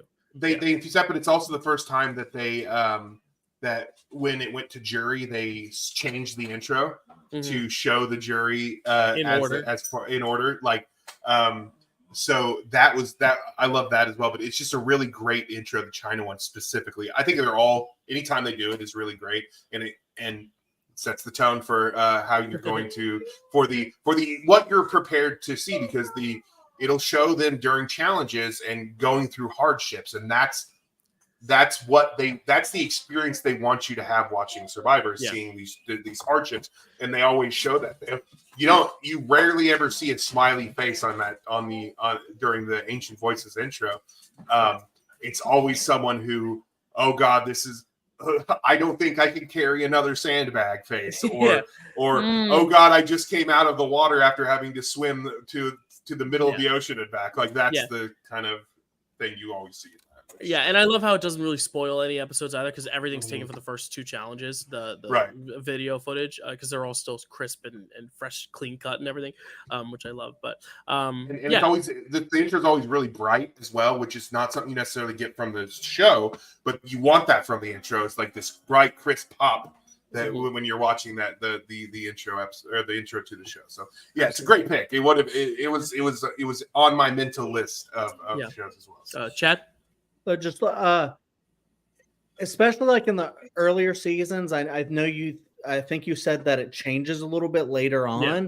Like in the earlier seasons, I like how like dated it feels. Like it's like it's very like dated, like 90s, but like I think that's cool. I see what you mean, because there's specifically a shot in that of Richard Hatch looking at the camera. As though it were from the 90s sitcom. So, which I just want to say, first season of Survivor, since Chad brought it up, we just lost Sonia Christopher last week for the first boot of Survivor Borneo. So rest in peace. It's very sad. JD, Kelsey, anything on Survivor? I've never seen Survivor, but the way you guys talk about it, maybe I should get to it. Yeah. Hey, listen, there's only 46 seasons. Yeah. Right. Yeah, Light work. absolutely. Yeah, breeze. It was on my short list, but I knew Dill was good. I had a feeling Dill was going to take it at some point, so it was like very, very low. Like it was not even like it was like if it's there in round 5, maybe I take it. Yeah. Like it. Well, and I'll I forgot what I was gonna say. Oh, Matt can attest. It's a quick binge too, right? Like you're finishing, you're like, I can't believe I'm already done. You know, I watched a lot of it while I was working, and it was just kind of like you don't have to be looking at the screen at all times, and you get what's. But yeah, it's a pretty quick binge. It's only 15 episodes each season for the most part, and for the first few seasons, there is an episode that is skippable because it's just a recap episode for the first like half of the seasons. So really, it's only 14 seasons for the first little bit, and yeah, it's really quick. Yeah, cool. I'm going. As I said, like I'm going after the Buffy binge now because now that's been put on now that I've been told I'm going to be on draft day, which I'm happy to do. Yeah, I'm going to put. It gives me an excuse. Yeah, I'll just right after that. Like Survivor was going to be first. I just got to switch the order. Now it'll be Buffy first, then Survivor. Cool. I love it. I support your binges. Just to speak on that real quick, this could be actually really fun if like JD and Kelsey wanted to do it, because I said I watched the first season, but I haven't continued. So like I could wait for them to watch the first season, then we could just kind of like watch around the same time. Yeah. Oh, I'd love to. Yeah. Cool. Listen, I got Buffy. I got like 5, 6 or 7 seasons of Buffy. We do a little less than an hour, so I just want to keep it moving. Yeah. JD, you are up next. No, it's good. I just that's bad. So I have a question for you all. I'm a hard ass about it. What, JD? Oh. Who lives in a pineapple under the sea? Oh, I didn't even think of that one. I know. Hey, can I say it's SpongeBob SquarePants? Yes. Matt. Yes. I can't hear you. Think of it. Yeah. So yes, it was. Look. Nicktoons was. We're talking nostalgia here. A lot of our picks is about, as I mentioned before, is about nostalgia, and Nicktoons is a huge part of my growing up. Like, other picks that I'm not going to mention. I almost slipped one there. But like SpongeBob was my favorite. I love. Again, it's first off, it's very catchy. Like it is very catchy. It introduces you to Bikini Bottom. Like it introduces you to all the characters: Squidward, Patrick, and his little rock, Sandy, who you don't even see for the first episode. You see the Krusty Krab, and again, it's so zany and like miles a second, like visual gag after visual gag after visual gag, like the show, where it's just constant nonstop. And the bit of like ADD that I have, like it was just like, and like attention span problems that I have, like at that age, like it was just perfect for me. It was like breezy in, out, very simple. Here's the premise. Here's the resolution. We're done. 2 15-minute episodes. We're out. Like I love SpongeBob. There was no way I wasn't going to take it. I'll just be real quick. I was in high school when this came out, so I wasn't target necessarily, but I was kind of target, wasn't I? Because the show kind of transcends just children's entertainment. Right. It was supposed to be on Comedy Central. It was supposed to be like a more vulgar gay romance. Oh, really? I didn't know that at all. On Comedy Central, and then they pitch it for that makes so much sense. That makes a lot of sense. That makes so much sense. When it started, I wasn't the demographic because again I said I was in high school, but when DVDs started to become really popular, when I was working at the video store, the SpongeBob DVDs came out, and I started getting them and watching it through. And yeah, it's a fun show. It's a lot of fun, and it does kind of hold up for older, for adults as well. I don't have the nostalgia for it, but I definitely have seen a lot of the episodes. So, but yeah, it's a great intro and sets the freaking tone, doesn't it? This is about to be a wacky experience, a wacky ride with that's under the sea, with his And little guy. It's just setting it up. This is what you're gonna see here in just a second, and Absorbent then in it yellow. gets like Of this. course, Yeah. is he? Yeah. Yeah. Kelsey, you are the biggest SpongeBob fan I know personally. Just day-to-day life. You know, you had your SpongeBob themed birthday party a few months ago, or I guess more, almost half a year It's ago. almost a year now. Yeah, almost a year. Let's not talk Sorry, about it. we're getting older. Kelsey, what are your thoughts on the SpongeBob intro? I mean, it's definitely iconic. The nose flute. Definitely something that I ate up as a kid. But looking back, it wasn't near the top of my list just because looking back, it's not that great of a tune. Well, yeah, but it's Kelsey, you got the your captain at the turn. beginning. Are you ready, kids? Like, that doesn't. Kelsey with the heel turn this time. I get it. It's iconic. Wow. I don't know. I feel like I'm okay. disappointing. This one's also by No, Danielle. no. I'm just teasing. I'm kidding. If it helps, Kelsey, I didn't even think of it to put it on my list. So at least you went as far as acknowledging that you thought about it. I definitely thought about it. Well, I don't want to. Do you want to just segue, or are you about to? Is it my turn? It is your turn. Oh, okay. Well, Chad hasn't gotten to talk about it. Yeah, well, I won't take long. I just want to pitch something really quick. I think now every draft day should begin with Dill saying, "Are you ready, kids?" And then all the panelists have to say, "Aye, Captain." Yes, because Dylan is kind of our captain in this channel. So yeah, no captain, my captain. Take it under consideration. I'll think about it. I'm doing a little bit of the awkward Schmidt smile right now because I don't know, but we'll see. I'm just joking, but no, I know. No, I'll think about it.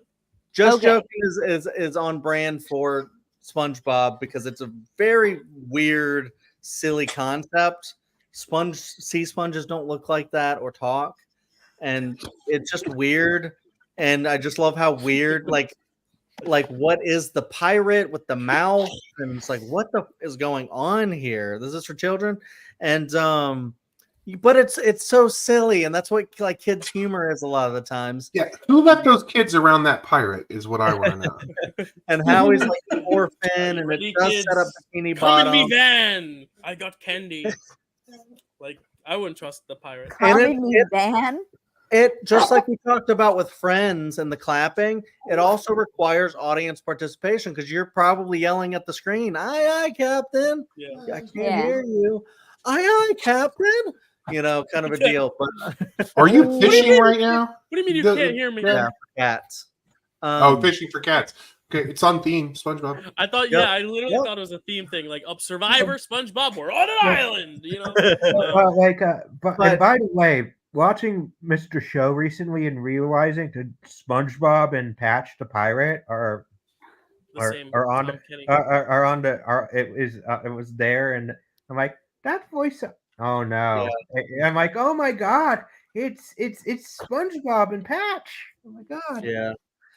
No, it's silly and great, and I love it. And there's a reason the show has like stayed in like a lot of my friends' like top shows, even though they're in their 30s.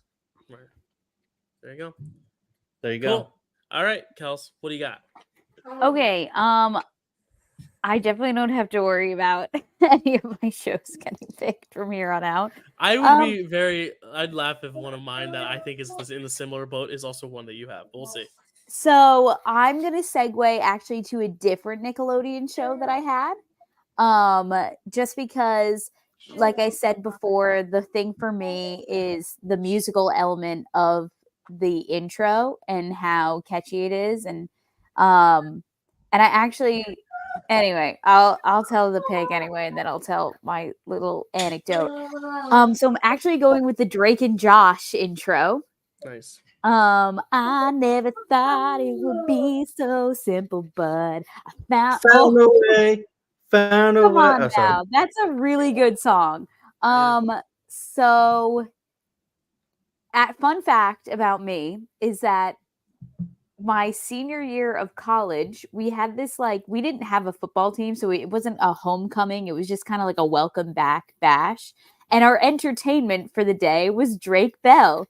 And when he played the intro song to Drake and Josh, we went nuts. We went feral. It was incredible. He also did like a little Totally Kyle. He was like, oh, totally. And we loved it. And then I also heard this song recently when I went to a tulip farm and the cover band was played this song. Anyway, oh, that's so random. yeah, it's a great song. It's a great intro. It was a great show. Obviously, in light of recent discoveries, it's tragic what happened, what was going on in the behind the scenes of Nickelodeon. But great song, and I wish nothing but the best for Drake Bell. Yeah, I honestly didn't put this on my list because I know he doesn't perform it anymore because of the rawness of that. Because now that he's come out about that, he also says it's hard to sing those lyrics. Like it's gonna take some time to realign, like that kind of thing. But it's a great song, great intro. I love the arrows and everything too. The style of the intro, you know, the green and bluish, kind of like this draft day almost color scheme. It's a great pick. It would have been my top like live action Nickelodeon pick. And there are some great Nickelodeon. We'll talk about in honorable mentions if we don't discuss it here. Some great live action Nickelodeon picks that we could do. Any thoughts on Drake and Josh? Anyone? Cool. I mean, great pick. Yeah. Great pick. It wasn't on my list, but that's a great pick. There are a lot of great Nickelodeon themes, some that I won't mention here, but like even live action, there are a lot of that is definitely up there. And like, so I mean, there might be one on my list later too. So we'll get there. There's I mean, when it comes to Nickelodeon, there are no shortage of great intro songs. Intros. Yeah. Yep. Anything else, Chad? I don't have a lot of thoughts. I just Kelsey started singing, and then my brain that I was like, I know this song, and I just started singing along. I forgot what the show even was, and then I was singing along, and then I was like, oh, that's Drake and Josh. Oh, cool. Okay. It's just the song is just so good. So it's like it sets the tone, right? Yeah. Yep. Matt, anything for Drake and Josh? I just did a Dylan and watched it because I've never seen the show. I think you would like it. I was an adult, literally an adult when this show came out. I mean, I guess it is for kids in a way, but it's more like the teen crowd. I don't know. I think you'd like it. I wasn't the target demographic. There was other things. I was having sex instead. I just listened to it. The song is very good. I thought I didn't realize that it was Drake Bell, and Josh Peck. Great. I didn't realize it was him singing it until it got to the point where you could see him singing. I was like, oh, that's cool. He's singing the intro. I didn't know Miranda Cosgrove was on the show. Again, I haven't seen the show, but that's pretty cool. Where she got her start? She looked like I guess maybe I was later. You probably saw later season. Yeah, she started it and got School of Rock and then became huge. Oh, okay. So then not gonna spoil pick. Sorry. And then had her own shows. So I've never seen the show, but I just watched it. It looks good. I imagine it sets the tone. I really want to see your reaction to watching it now, though. Like I want you. Yeah, it would be interesting. That's so good. I want Matt's review. I don't even know. We'll have to see. You don't have to. Yeah, and especially you watched Buffy. For me specifically, for only me, you watch Buffy. Maybe I'll watch Drake and Josh, or maybe you have something else you want me to watch. Yeah, no, I just because the Quiet on Set stuff, I totally get why people are not wanting to support it and watch it and stuff. That's different. But the Quiet on Set stuff actually makes it more interesting to me because, like, it almost feels like I don't want to support Dan Schneider, but I do kind of feel like maybe Drake and Josh I owe them a watch of it, right for Drake's sanity. Yeah, because you're right. All right, Matt, you are up next. You're gonna get back-to-back picks here. Okay. So I think we're gonna go kid shows 3 in a row here. 2 in a row kid shows for me because I did Batman the Animated Series last, and this time I'm gonna do the experiment because I don't know. Actually, Chad's not here, so I'm not gonna do the experiment because he might be there. So if I were to say DuckTales. Ooh. There you go. Thank you. It's like the Friends thing. If you know it, that's what you do. It's going to be DuckTales. Life is like a hurricane, guys, here in Duckburg. Here's the thing. The song is good. It's a good song. It's catchy and you feel it. The visuals though of the thing take you through what, and I know that I talk about this a lot, and it's not set in tone, but it takes you through what you can expect from this show. There's a lot, and it's done. Hold on, sorry. Pause. Okay. Anyone really quick? DuckTales?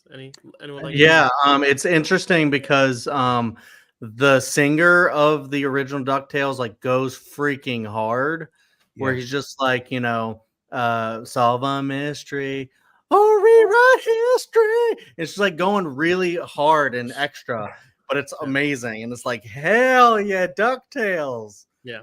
Yeah. I've actually never seen an episode. I actually haven't listened to it. I'm gonna listen to it right now. But yeah, it's a great theme. The only reason that it's not on my list is because if we have time for honorable mentions, you're gonna see like there was like a real fear that this was gonna be like all like Nicktoons, Disney like shows, like it was really starting to turn into that. And I'm like, need to get some variety on here, so I needed to stop myself. But yeah, it is it's iconic. It's a great choice. And they have like the one shot of Scrooge McDuck jumping into the gold, right? Okay, so I'm back. So it's set and it almost like, yeah, it has some clips, but it also like has a bunch of action happening over the like on the title screen of the movie, like you're running on top of the words and stuff like that. Like it's just such a good intro. The song, if you've heard it, is just it's ingrained in your brain. It's just such a really good thing. But yes, Scrooge McDuck does jump into the thing. They did reboot the show, so I don't know if that one counts as separate because it is the same theme song but sung by the new cast. So I don't know. If we're going to call that different, then that's fine. But I'm talking about the original, although the new one is also really, really good intro. You could take ownership of both. Who cares? Yeah, I don't think anyone's taking the new intro, so I think you just get DuckTales as a whole. Okay, so yeah, it's both versions of the DuckTales theme are incredible, and it's just there is a lot of nostalgia, but it is a heart pick, but I think that it goes farther beyond from a heart pick because it is actually one of the truly great cartoon intros of all time. So absolutely. While you were handling your off mic stuff, we all kind of gave our thoughts. So I will let you segue into the next one, Matt. Well, I didn't hear what your thoughts were, so I've never seen an episode, so I had no thoughts. You did watch it just now, right? How did you feel about it? I like the song. She sang it well. I like the Scrooge diving into the. She sang it well. Yeah, it's amazing. The singer. Oh, then I did not hear the right one. I might have heard the new one, but the new one's great. Then. Yeah. Okay. Fun fact about me, in the aforementioned cabaret we did a whole segment on children's like Saturday morning cartoons, and DuckTales was my song that I sang. Right. So that's so I how have heard knew the it. song. I have heard the song. Life is like, and then this is our choreography. We made Duck. I remember that. I love it. Nice. I love that. So okay, I was not prepared for the next one for some reason. This is round 4, right? So I have this one, and then I'll have another one later. There's so many to choose from. I think I'm gonna when we get into honorable mentions, I'm gonna talk about some really good newer ones that I did not include because I don't think enough people have enjoyed them. Enjoyed them as in watched them. We'll watch the shows. But so I'm gonna go with it's another one from the 90s. Mine's just gonna be a chock full of 90s. And that is the X-Files theme song. Damn it! I was just like, when am I gonna pick the X-Files theme? Never. If Another one I need to listen to. I'll be right Oh back. God, Jill, you gotta watch that too, 3 times. But I talk Too about long. it a lot. We're setting a tone with this one. The truth is out there. There's a mystery. I've heard this. It's such a otherworldly tune set over kind of like this very official case file type thing for the showing the credentials of the FBI agents, which is exactly a marriage of what this show is. It's FBI, it's the legal side, but also there's this otherworldly element happening. And the show is brilliant. It's one of my favorite shows of all time. But also this theme is just like I said, it blends those two things, the otherworldly and the FBI thing, so perfectly that it's brilliant. My favorite part is when the person falls into, well, later it's Fox Mulder who's falling into the eye after he leaves, but before that it's not. But that's my favorite part. So who else? Who I just has listened seen to it. I just listened to it. I have heard this. I've heard it mostly on like TikTok and like memes and like Vines. Actually, there's like a Vine. What There's a about Vine. with the video? How do you feel about It's that? it's cool. It sets the tone of something really interesting. Like it Yeah. honestly gives me a little bit of Buffy vibes, but I don't know just because it's Well, just fresh on my but mind. there's a connection there because X-Files was kind of the first one to do that genre monster of the week. Well, not really the first one to do monster of the week, but the first one to do that kind of style. Buffy kind of took it and modernized it and perfected it a little bit more than I think. Oh yeah, in a way that X-Files did, because they're not held to the FBI thing. Cool. So Yeah, Buffy I think took it, but yeah, there's definitely a connection in terms of No, it's great. I like it. It's also short and sweet. Like it's one of those that's not too long, but I like it a lot. Yeah, it's good. Anyone else? Yeah. Like what Matt was saying, like when you like one of these shows, chances are you like all of these types of shows. X-Files, not really tipping a pick because Supernatural doesn't really have much of an intro. They consider Wayward Son the intro, the theme song for that's for true, Survivor, actually. All right, so maybe I tipped a potential pick, but that's not really an intro. That's something that they play one episode of a year or something like that. You're right. Actually, yeah. You're right. So, anyways, Supernatural, Buffy, even going all the way back to a specific black and white one that you could say like started it all, that someone could pick. So I won't mention it. But when you love one of these shows, you love them all. And yeah, X-Files is super influential for everything that came after it. Just like Buffy would be like influential for like Supernatural and things like that. In fact, that's why you have a lot of different actors from X-Files and Buffy showing up in Supernatural, or them mentioning Scully and Mulder all the time and stuff like that. So I love the marriage between those. And I will say that, Buffy did kind of perfect the formula, but X-Files is amazing. I love the difference between Mulder and Scully. I think, how Matt said it, like the procedural kind of show it is. Shows up in the intro, but also the weird totally. I mean, honestly, on the face, if you watch this at night in the dark, it's a very creepy intro. And I think because the X-Files, even more so than Buffy, oftentimes, especially when you watch like the Home episode, it's a very scary, creepy show a lot of the times with some of the Monster of the Week they do. I mean, they have fun. There's some funny stuff, but it's very creepy. And I love how weird, like it's almost like forms that are just like, it's just very like kind of chopped up into like, I don't know. It's hard to explain, but it's just how it like evolves. It's just, you can't even explain what you're seeing sometimes. And I'm just like, it's just really cool. And I love how creepy and weird it is. And just like, just like a whistle. It's just like really simple, but really cool. And God, it's so good. I was like, I'm gonna pick X-Files and this other one, and that's gonna be my board. And then Matt was like, X. I was like, son of a bitch. But I snagged Buffy. I'll let him have X-Files. Any thoughts on X-Files, JD or Kelsey? It's good. Yeah. Yeah. Cool. It's good. Yeah. There you go. We can move on. Just real quick to talk about how just a small comment on what Chad was saying about the shows informing the next one, those type of shows, and how you get some crossover and some references. One of my, and I just have to mention this, it's not a spoiler for Angel, but they're one of my favorite things is like Kate, one of her cop friends in Angel is like, all right, Scully. And she was like, no, Scully is the skeptic, Mulder is the believer. And he goes, whatever, the chick one, right? It always makes you laugh because that guy's a dick and it's funny.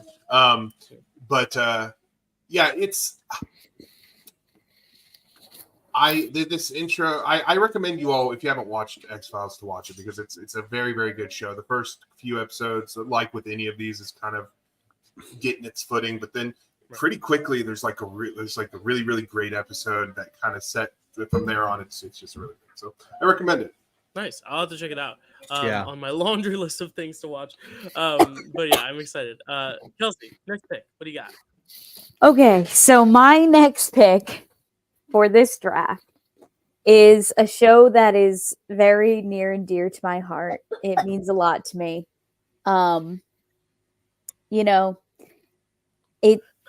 It's just sorry, I get emotional talking about it. Oh.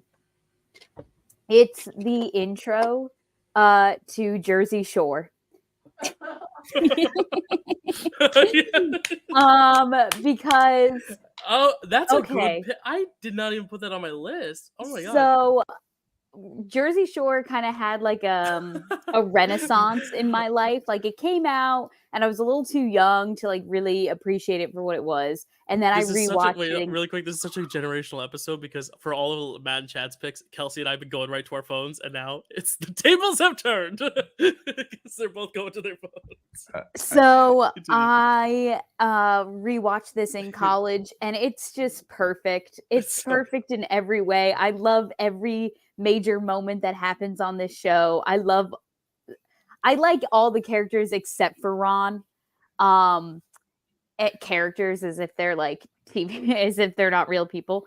But it's just really, really a national treasure, this show is. And not only do I like this little song in the background that most people really probably don't even realize is there, but it's like, get crazy, get loud, let's party. But really, the real gem of this intro is the little one-liners that they all have.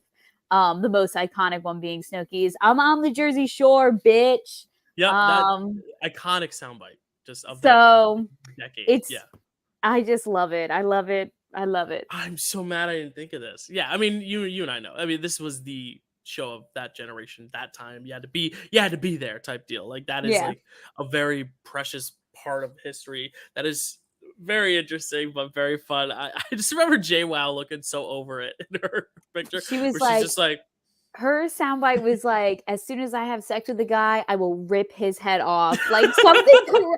It's like, what? And then like Mike is like, we got a situation here. And it's it's literally like that show needs to be like studied. Like it needs to be taught in our history classes. Yes. People need to know. It is a very interesting cultural examination. I talk about this a lot when I talk about like the movie Spring Breakers. I mean, like people think that's a shitty movie. I think it's one of the best movies ever made because it captures this generation so authentically. And that's kind of what Jersey Shore is. It's a little trashier, obviously, because it's reality. It's not like scripted or anything. But I think that honestly is an even more authentic portrait of a certain society and culture and time, and just what our viewing habits were of the time too. It's a real cultural time capsule, which is very interesting. And that intro, though, to talk about this intro specifically, is so just sets the tone because it is one of those things that it's a lot off the bat. It's just a lot. It's sensory overload, but that's what that show is. So great pick. Love that. Yeah. Love it. Matt, you just listened to it. What do you think? I did just listen to it. My sister loved this show. I've never seen a full episode, although I've seen if she was watching it, I was over at her house. Like I would see a little bit of it, but never seen a full episode of the show. I do know a lot of the characters just from the zeitgeist. Right. I listened to the intro. It's at the risk of being just so old. It's very loud. It's very, it's very crazy. Like I've never felt as old as I felt watching that. Going, I love it. However, from the little I know about it, it does feel like it sets a tone for the It thing. really Gives you lets you know exactly what it is. I'm surprised you guys like that show. Aren't they all Bennies on Jersey Shore? Yeah, but that's the one thing that I do have is that when everyone's like, "Oh, Jersey, like people from Jersey are such trash. Look at this show." I can always turn around and be like, "They're all from New York." So fuck Yeah, you. no, it is. It actually makes it more entertaining because it's like, oh, okay, I don't have to feel embarrassed by them. I can. I just think laugh. only I think it's only only embarrassing when other Sammy- people assume they're from Jersey. Yeah, only Sammy Sweetheart is actually from Jersey. yeah. But the rest of them are And from like she Staten is Island. my favorite. She's my favorite. Her and Vinny are my favorites. Too. Oh yeah. So, yeah, I don't know it. I can see why you would enjoy that and why it does work for that series. So there we go. Yeah. Everyone on the Jersey Shore is a fucking Benny, so we kind of have to move past that fact whenever we're there. Yeah, it's kind of like where it's not even jerseys anymore. You know, it's been taken over. Just like if you go in New York and you walk through Times Square, you're not going to meet many New Yorkers. You have to go to like the actual like surrounding areas to find actual New Yorkers because that's all like tourists and other people from like it's a melting pot. Cool. Any Jersey Shore opinions, Chad or JD? I don't get it, but it's cool if you like it. Okay. Yeah, I mean, I think me, Matt, and Chad are all on the same boat. That era of reality television, just like we were completely past that era of reality television. That the Kardashians, like, but you know, it hit the zeitgeist, whether we like it or don't like it. It hit That's the right. zeitgeist. That's right. Well, JD, let's hit your pick now and put it on that draft board. What is going to be making it into your zeitgeist of 5 picks, my friend? Okay, let's go. All right. So, you know, when I had a sick day, when I was sick, you know, when I like I was sick. There are 2 things that I did. One of which I may bring up in my I'm going to probably bring up in my next pick. But the other thing I did was that I watched really old TV shows. And one TV show, every now and again, this British import called Monty Python's Flying Circus came on. And to me, it's such a great show. Like, you know, in the early seasons, there was like there would like be this vignette of this like old man, and it would switch like each episode. Like sometimes it was Michael Palin, sometimes it was, you know, like it was Eric Idle, and that's what the one that circulates enough, and then you'd see them do something, and then it switches to that Terry Gilliam animatic, which so it goes from completely silly to completely weird and random. You know, the logo coming out from flowers, a foot falling on something, and you hear a fart noise. Like it completely sets up what you're about, the complete craziness and mania that is Monty Python's Flying Circus, and I loved it. When it randomly panned out that once in a while, I'm like, I had to stop what I was doing, and I just had to watch it. Yeah, I just watched it now. That is glorious. The animation and the visuals are just it fits. It sets the tone so beautifully. It really does. That is all these intros are doing, and it really does. So it's I'm obviously a huge Monty Python fan. I love Flying Circus. Yeah, I mean you're spot on. You got it. It sets the tone. It perfectly encapsulates the weird wackiness of them and kind of what you can expect from them. Even being slightly tame, it's like compared to them, it's like that's what you can expect. So I really, of course, I really like that theme. I don't think I would have picked it simply because I think just from a strategic standpoint. I'm so glad you did. I'm glad it's on this list. I'm very, very, very happy. And it's so frustrating when the last season they completely go away from it. Like it becomes, because they're thinking about movies now. So they're like, let's do like a standalone story for each episode. But then you lose the animatic, and I'm like, Anything else? Chad, have you seen this one? I mean, I watched the intro. I haven't actually seen the Flying Circus, just like clips of the actual show. But like, I mean, I'm used to the animation like from like Holy Grail and stuff like that. So you know, it kind of goes together quite a bit. But yeah, it's very interesting. The visuals. I don't think the music was like anything that special, but you know, it's kind of cool. It went with the weirdness of the visuals, and then I like the at the end the foot just stomping on the thing was really funny. So yeah, it fits. It's funny. So Kelsey, anything on Monty Python's Flying Circus? I just watched it and I really like the animation style of the intro. Yeah, there you go. Beautiful visuals. It shows that it's not just a song, it's all the visuals and everything in between. That's what we've been talking about this whole time. Like and subscribe. I know more people are watching now that it's like later in the morning. I see where our viewers are growing. So please like, subscribe, keep commenting. All right. My pick. I knew I would get this one because I really don't hear many people, at least my close friends, talking about it. Except for like my close friends that aren't like Dill Pickle Movie Network people. I obviously hear them talking about it, but not a lot of people on here are talking about the show. But it is. If Survivor's not my favorite show, this is my favorite show, and it is. We're going back to Jersey. Woke up this morning. We're going to The Sopranos. This is an iconic. This is why I changed it from theme songs to intros, because this is not technically an original song.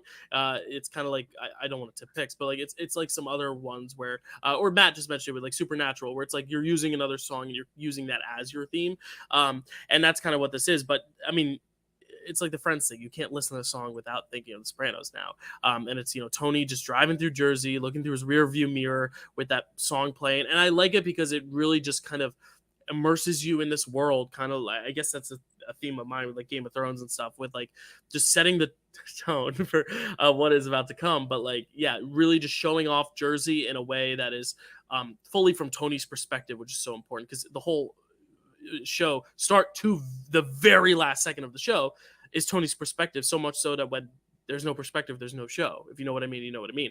And I think that's one of the things where that this intro does so well. It's all Tony's eyes. It's all him driving that car from the Lincoln Tunnel to his home in Paramus. And I love that because that's something every New Jerseyan who has worked in New York knows. That commute, you drive into the tunnel, you drive out, there's traffic, it's annoying, you finally pull into your house, and that's that. It's like your morning commute. You woke up this morning, same old day every day, and it's supposed to show this dichotomy of this guy who does his routine every day, but really his whole life is the secret underground mob criminal underground type life, which I think is really cool. I think it's one of the greatest things ever created, and this intro matches that.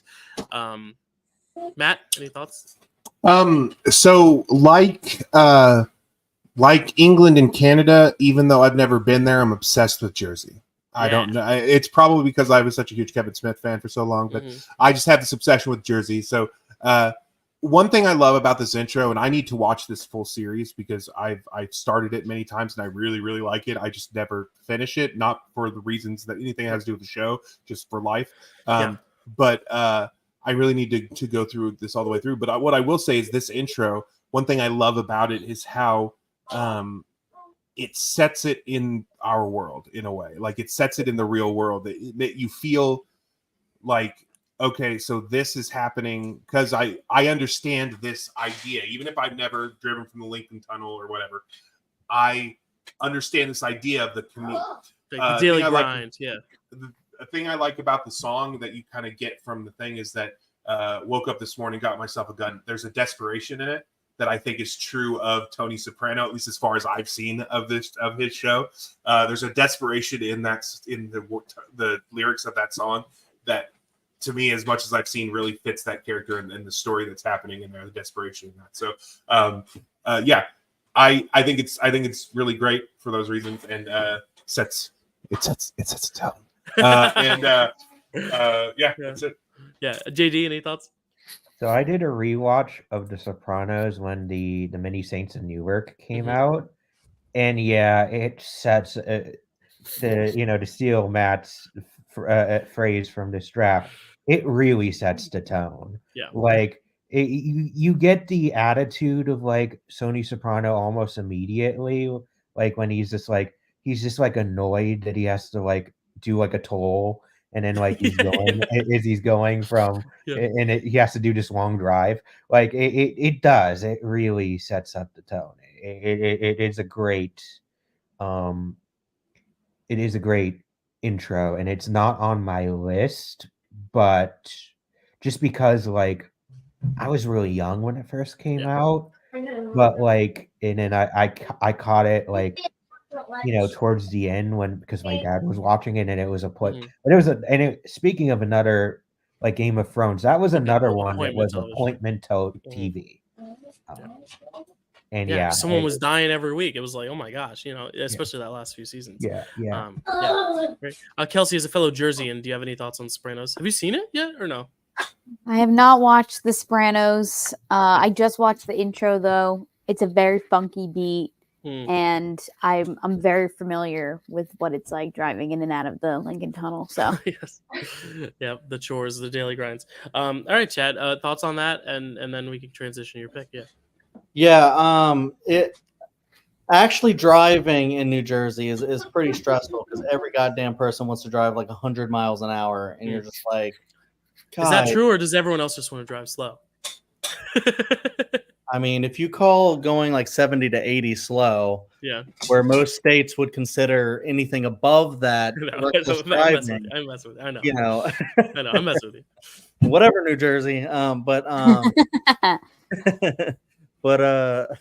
anyways, the actual thing itself, I do think is incredible. I mean, Dylan hit everything, I think, with just talking about like the grind and the drive and stuff, I think is really cool. But yeah, I just love that the theme song and this kind of grimy like way of like, you know, moving the camera to show different parts of New Jersey and the drive and driving, and just Tony smoking his cigar while driving. And then I love how it does start very like with the low tone voice singing the song, but then in the chorus it's like, woke up this morning. Yeah. I must have good. And it's like you're like, yeah, okay. And then I love how it ends with him finally pulling up into his driveway. The house and the driveway is iconic in itself. And then you got the name of the show pop up, and it's cool that the P is a gun. So it's just, he got himself that gun. Really cool. Yeah. All right, Chad. Your last two picks here. You're not getting X-Files, but what are you gonna get? I do have my two. You just reminded him. Yeah. Hey, somebody who wrote for X-Files also made a show with a great. Oh, I have them. I have them. I remember what they were going to be.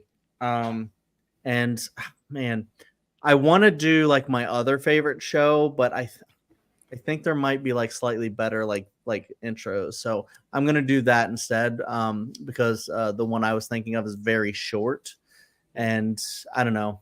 It's one of those. I'll talk about it in the honorable mentions, but I'm gonna go with a show when Kelsey brought up that 70s show.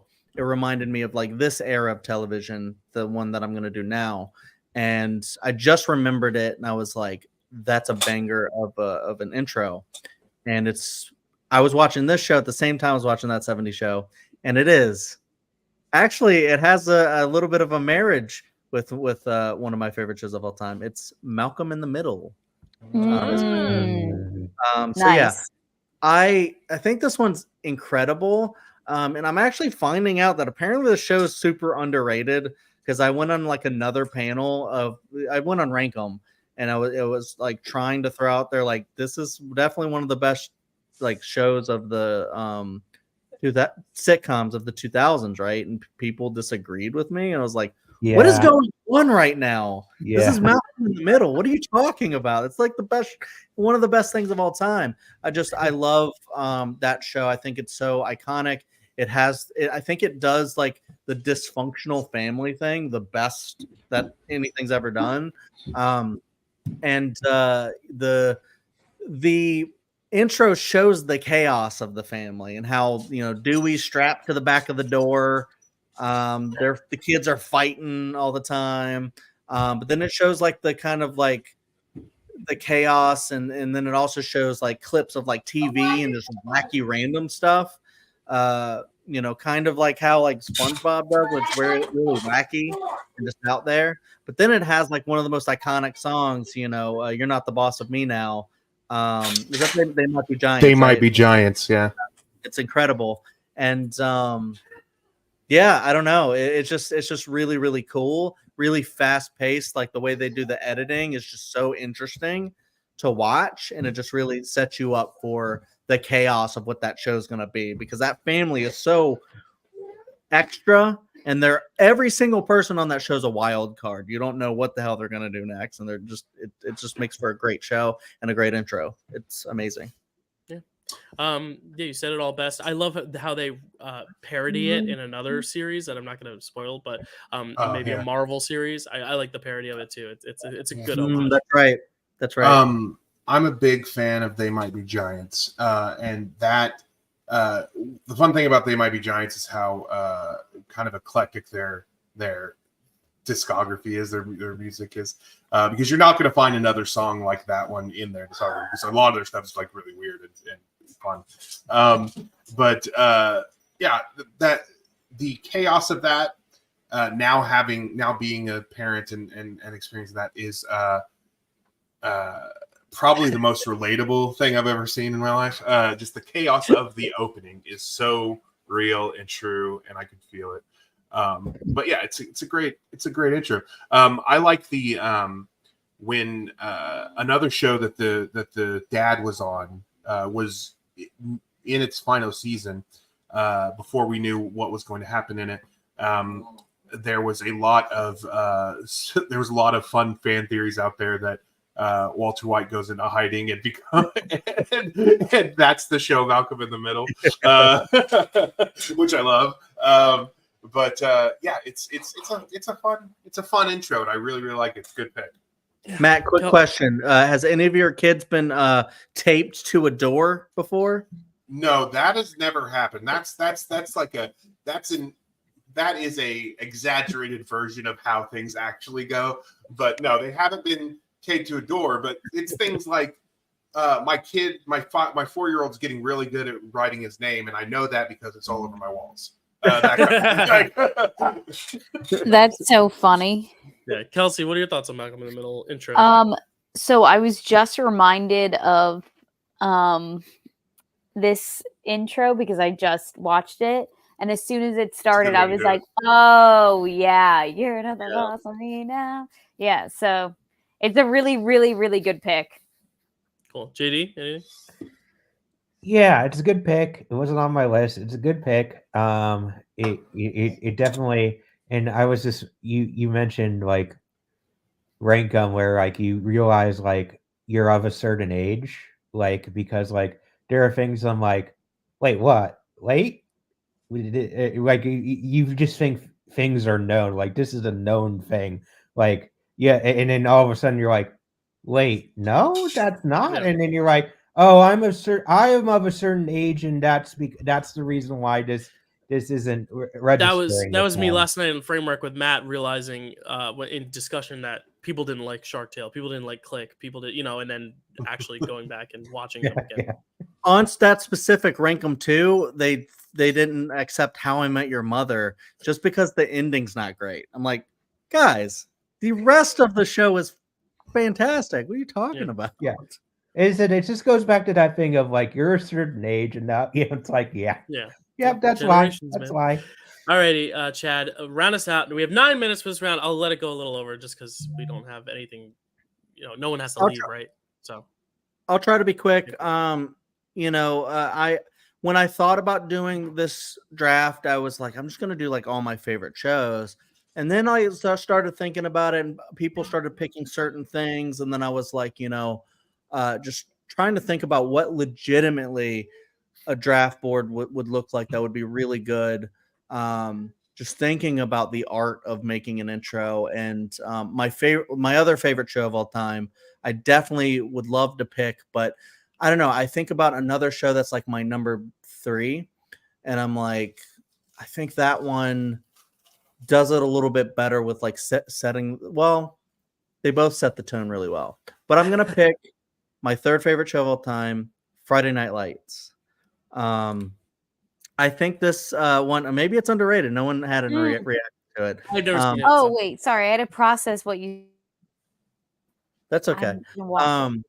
Yeah, Friday Night Lights I love, and the reason being is because I love how the show is shot. It's one of the very like it kind of feels like a documentary sometimes because it's very handheld, and the way it just feels like someone is capturing this. But it's also like it's a show about football, but it's also a show about a small town, small Texas town, and just all the people in it.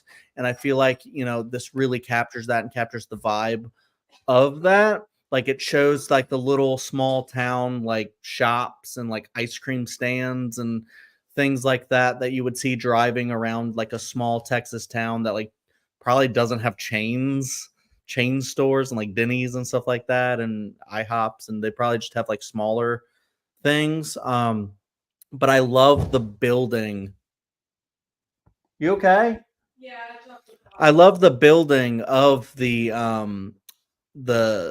song because it's done by Explosions in the Sky, and if you've ever heard one of their albums, they don't really sing, they just have like incredible music that they play, so it's a lot of instrumental stuff. And this one is just it starts with the na na na na na na na na na, and then just like really keeps going, and you get a lot of the really great editing and cuts, and then it kind of tables off as you see like a shot of the lights, the Friday Night Lights over the football, the high school football stadium, and it just it's so perfect. It really gets you in the mood for the show. I don't know, it might be more of a personal pick, but honestly, I think it's probably super underrated, and people need to watch the show more because I think it's so excellent. Yeah. I definitely want to check it out. It's been on my list, and I might need to donate to make Dylan watch.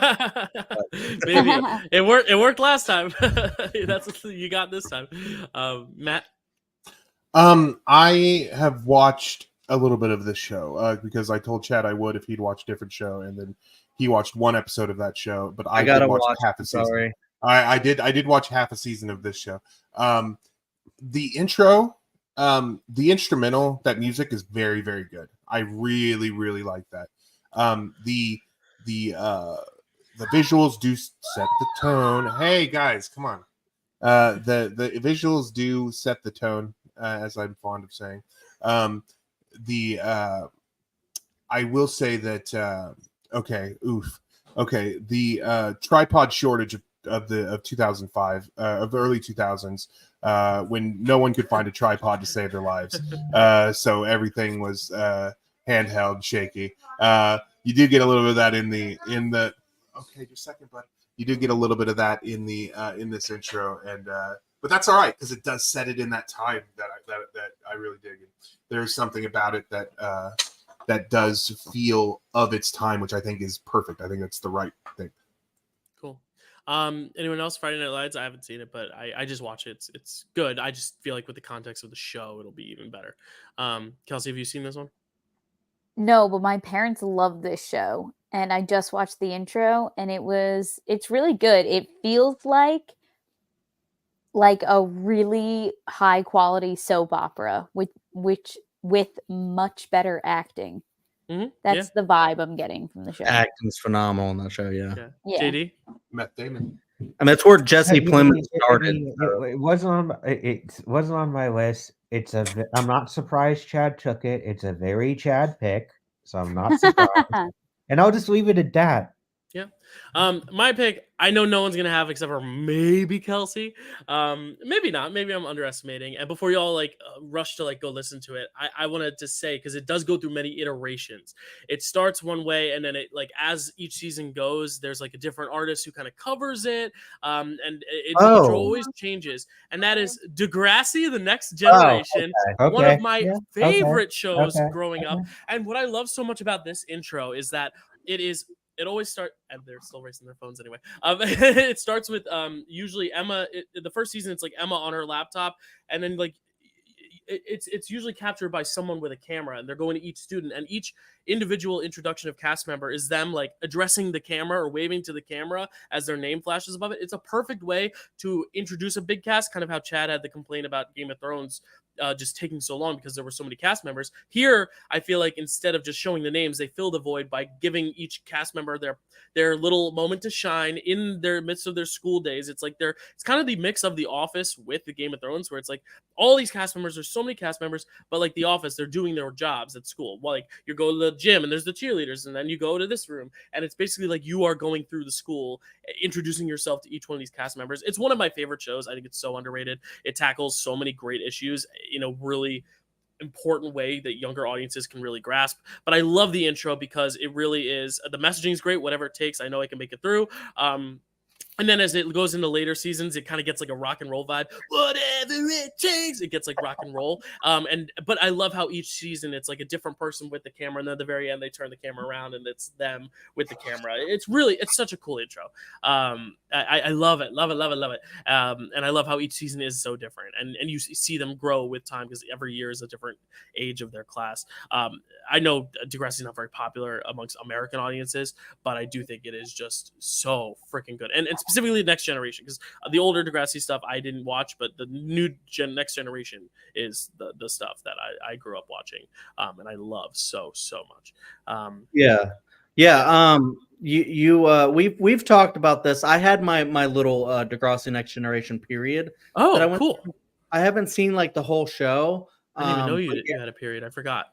We had talked about it, but I forgot. Yeah, that's okay. I actually I forgot what the intro was though, because it's been such a long time since I've seen it. And then I rewatched it and I went, okay, slight nostalgia. Because I watched it like when I was in like college. Mm-hmm. So I don't have like young nostalgia. But I watched it then and I really got into it and was really vibing with how extra the show is. Like I was talking to Carrie like when I was watching the show, and Carrie one time was like, man, these kids are ridiculous. And I was like, yep, they're super ridiculous. The tagline is, it goes there. Degrassi, it goes there. It definitely does. You can tell that like because of like, I guess the FCC in the States, you can tell that it's a very like Canadian show because it takes it like a step above. Right. They have a little bit more leverage to go darker. Yeah. Yeah. Like, school shootings and like sexual stuff and things like that. Yeah. I'm like, wow, when I'm watching the show. All right. But I dig the theme quite a bit. I like the song. I like how she sends an email and you can see the email like floating through the school. Yeah. So the first season, it's like the email. Then later on, it's like, I think someone with a camera, and then another season, someone with their phone camera. So like it evolves as it goes too, which I really cool. Like. Yeah. I love it. And I love how in the first few seasons it ends with Marco opening his jacket and the logo's on the back. He like turns around for the camera and he poses and he opens the jacket and there's the logo. And then later on, it's like you'll have Riley throwing the football and then Jane catches the football and turns around. The logo's on her back. Like it's just a cool way they end it every time. It's cool how they do the transitions. But then also if you watch the first season's intro, you get to see Drake. There you go. Yeah, there's a big feud happening right now. First 7 seasons. Except seasons 5 through 7, he's in a wheelchair because that is one of the biggest moments of television history that shook the world. Kelsey, did you grow up watching Degrassi? I didn't. You know who is a big Degrassi fan? Jessie. Yeah, that checks. And she kind of introduced it, like the concept of Degrassi, to our friend group, but we never really watched it. I love Degrassi. But do you know the intro? Did you watch the intro? I watched the intro, and I really I think I saw only one version of it, but I really like how, people would take the time to really make each, season's intro kind of special and kind of evolve. Similar to how we were talking about, little gags and bits going on in The Simpsons. Like this is like kind of like the same thing. Similar, yeah. Cool. JD, any thoughts on Degrassi? Have you seen it? Nah, that era of like Nickelodeon TV, like completely. Were you around for the first Degrassi, or is that before your time? It's kind of weird because it's like it jumps a generation because the original kids from Degrassi are the parents. I always miss it One's before, one's after. Right, and then they did like the next one on Netflix, which I thought was My pretty good. sister watched it. Yeah, a part of it. You know, like my younger sister. It's fully a personal pick, but I do think if you're looking at just intros, I think if people watch all these 25 intros, I think Degrassi would stand out for a lot of reasons. Yeah. So, even though it's not the most popular necessarily. Matt, any thoughts on the Degrassi intro? Okay, so I have seen the original Degrassi, right? But I because it was before my time and it was Canadian, but as a fan of Canada and Kevin Smith, I definitely sought out Degrassi. Right, because Kevin Smith loves it too. Yeah, he is in the Next Generation too. Those are the only episodes of Next Generation I've seen is the ones that Jay and Silent Bob are on there. But I did just watch while you guys were talking 4 of 12 minutes of the all the intros put together, and it's very interesting. Apparently, Drake's name is Aubrey. Aubrey I Graham. didn't know that. Yep, Aubrey Graham. But AKA Jimmy Brooks, AKA our fallen hero, AKA Drake. Yeah,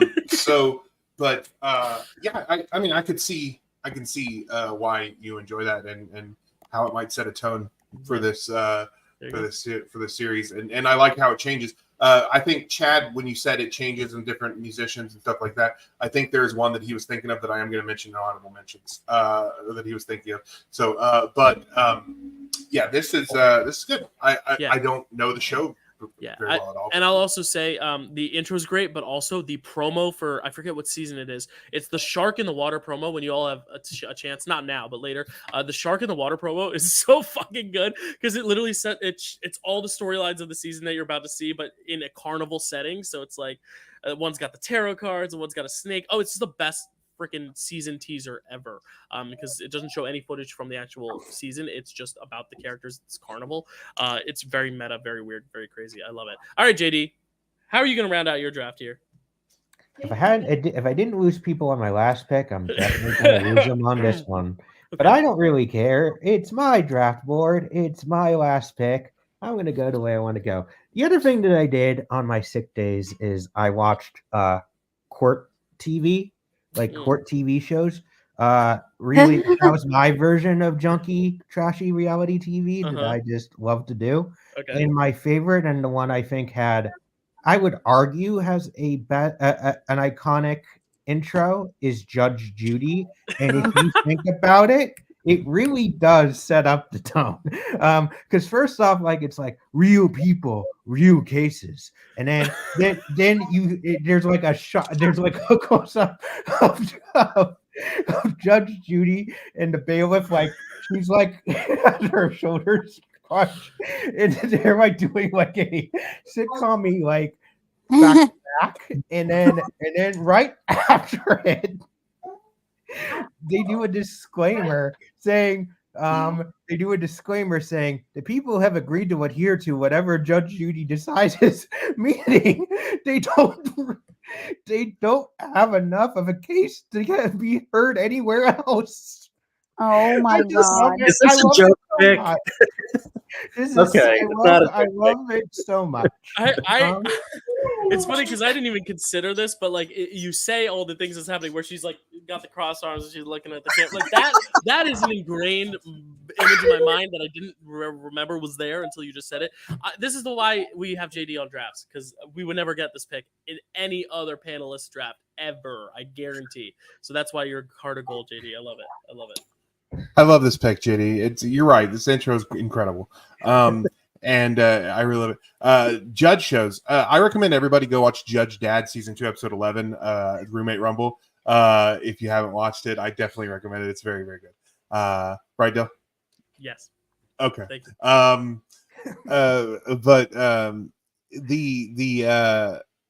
Yeah, it's great. All the reasons you said. It's so good, and it sets the tone as far as you're about to see a show, not a court, not a court. Yeah, you're about to be entertained. Are you not entertained? Yeah, court.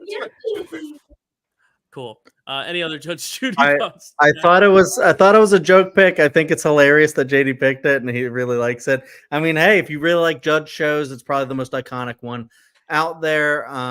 Judge Judy, she's no nonsense. She's not going to take that shit in her courtroom.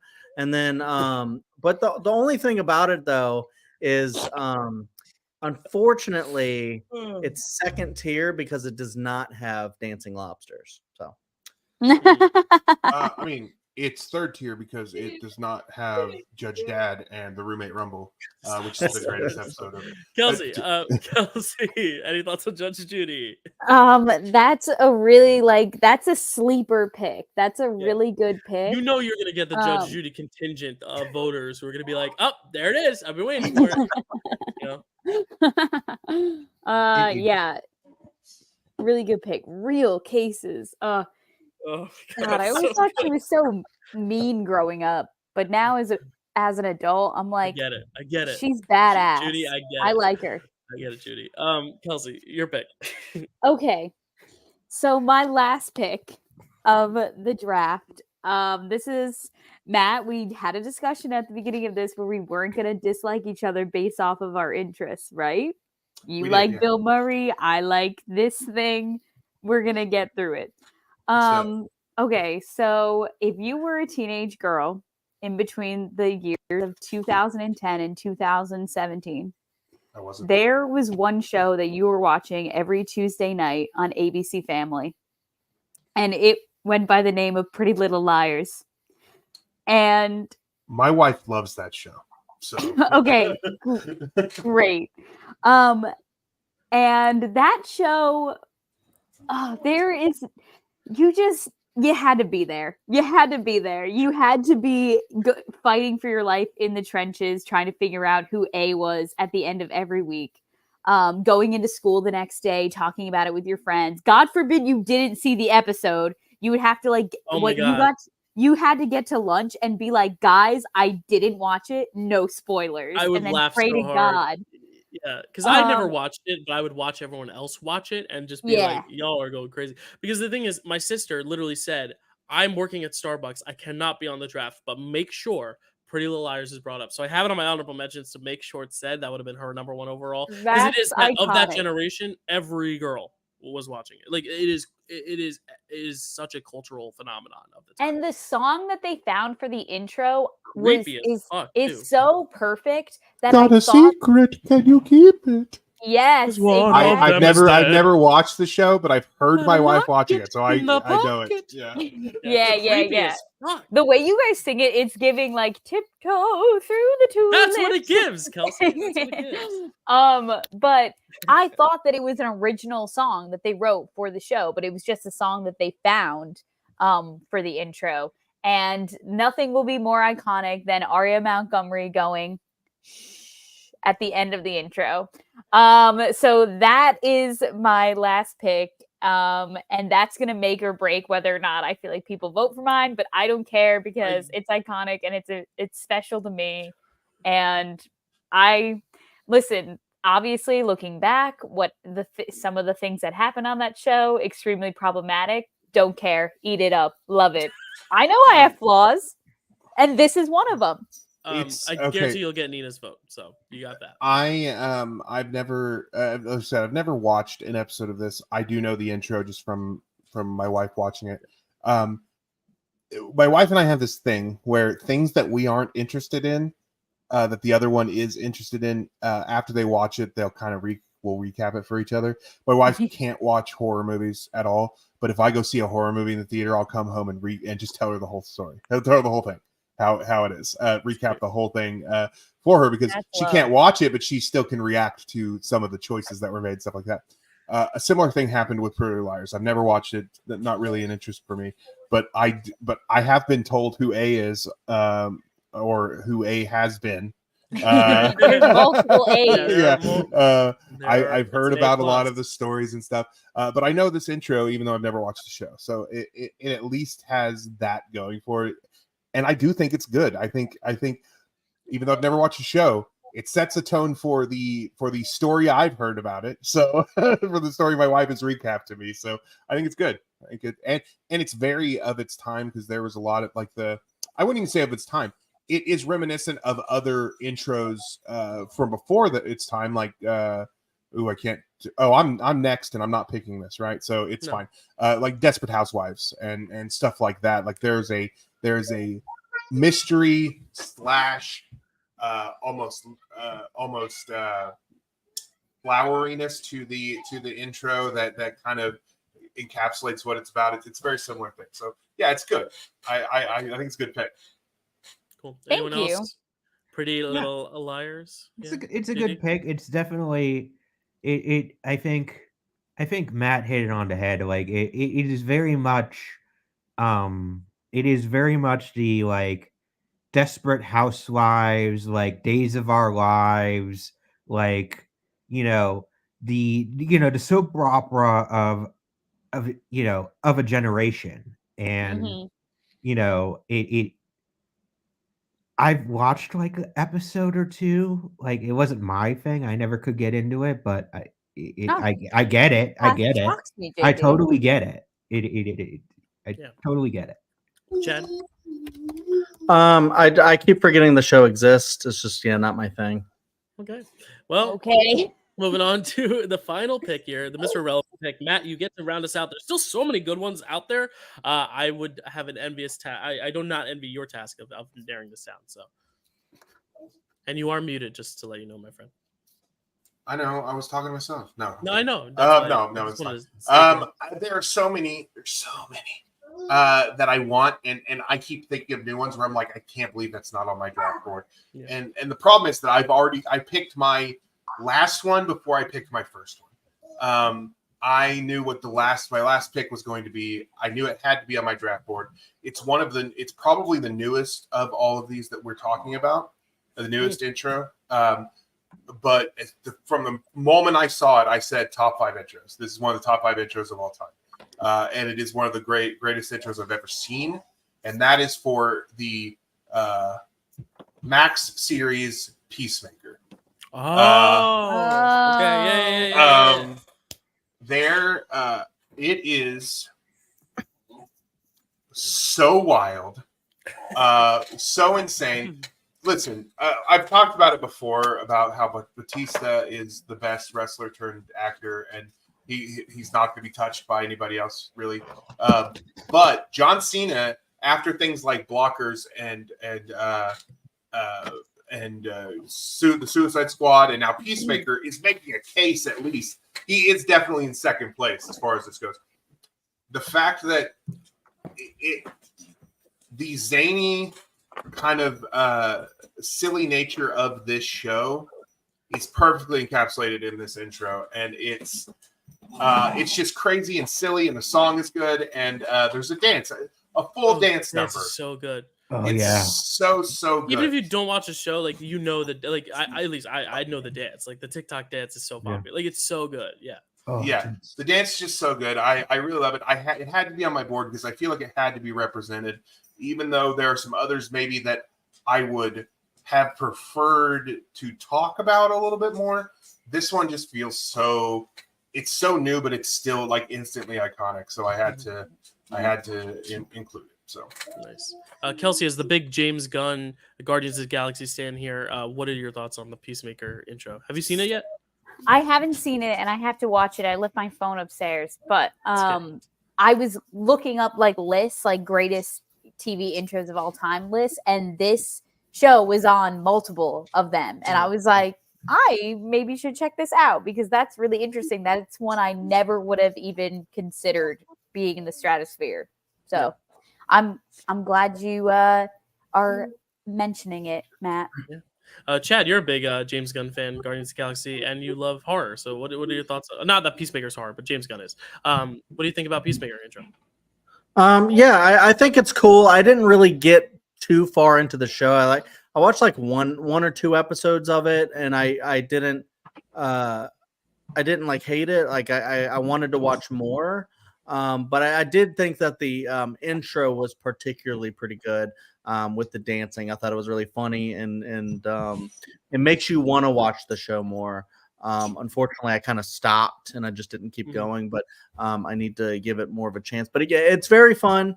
I could totally see picking it. For me, it's probably just too new that I probably wouldn't have whatever. But I totally see it. It was on a lot of like lists, so for sure. JD? Yeah, as mentioned, it's a great choice. As mentioned, I just personally, because there's so much to choose from, I didn't do anything past 2010. But of the recent TV shows, I do think Game of Thrones was one where I'm like, yeah, that's gonna stick. Peacemaker is the other one where I'm like, yeah, it totally sets up the show. It totally sets up the tone. It's so funny. Them doing the dance is so funny. Like, and it's everybody. And then, like, when you think about, okay, the once you watch the show, even like, and you see like everybody that's in there too, and you're like, oh, okay, like, yeah, like, so like, there are things in there like they don't even appear for like several episodes in. And you're like, oh, yeah, yeah, it is. It is the unskippable, most recent example of the unskippable intro, and it's a great choice. And the other thing I was going to say is, I think Dave Bautista is firmly number one overall actor. I do think a case can be made for John Cena as best comedic actor. Mm. And if you wanted to separate like overall versus just comedic, I think you can make a case for that. And then also there are some surprisingly like dark and touching moments that he plays really, really well. And if he continued down that track, if he decided he wanted to go to Dave Bautista route and work on that, he probably could. Cool. All right, y'all, we did it. We're almost there. We're 40 minutes away from the end of the subathon. We're let's say like 12-ish minutes away from the end of this draft. I'm a best comedic wrestler turned honorable mentions soon, but just want to rattle off the immense amount of talent on this draft board is quite large. That's what immense means, I guess. So here to rattle off everyone's draft boards. Listen, I've been up for 23 hours, longer than that because I woke up well before the subathon. But here is the draft boards. Chad, Buffy the Vampire for TV intros and themes. Chad, Buffy the Vampire Slayer, The Simpsons, Twin Peaks, Malcolm in the Middle, and Friday Night Lights. Dill, New Girl, Game of Thrones, Survivor, The Sopranos, Degrassi, TNG. And JD, The Muppet Show, Friends, SpongeBob SquarePants, Monty Python's Flying Circus, Judge Judy, Kels, That 70s Show, The Office US, Drake and Josh, Jersey Shore, and Pretty Little Liars, Matt, The Fresh Prince of Bel-Air, Batman the Animated Series, DuckTales, The X-Files, and Peacemaker, or Peacemaker. I guess it's not two words. But what a draft, what a day, what a life. I will get an honorable mentions. I'm going to start it off because I just need to stop talking and just rest and listen. But my honorable mentions, one that I'm surprised neither Matt or Kelsey brought up. We've been raving about it, Kelsey. The X-Men animated series theme song is fucking awesome. And it's the same one for 97 as well. I already had 2 animated shows. Right. Disagree. What? I said I disagree. You don't like it? No.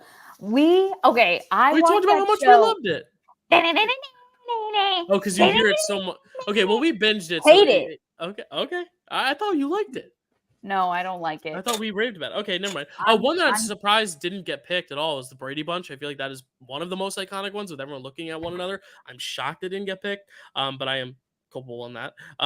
Orange is the New Black. What an awesome intro. The animals, such a cool intro. One of my favorite shows. Cheers, obviously classic one. Everybody Knows Your Name. The song is iconic. That's the one I sang in the on-air live cabaret with Kelsey. I sang the Cheers theme song. Family Guy, classic staple animated one.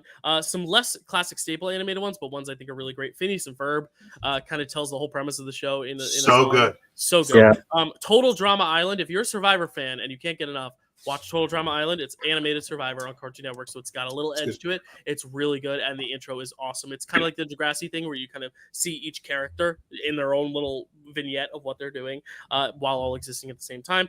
Speaking of islands, The White Lotus. Yes, I had intro. That. It's so good. The Walking Dead, just an excellent intro. SNL, the classic saxophone with all the names and all the faces. That is just classic as it gets.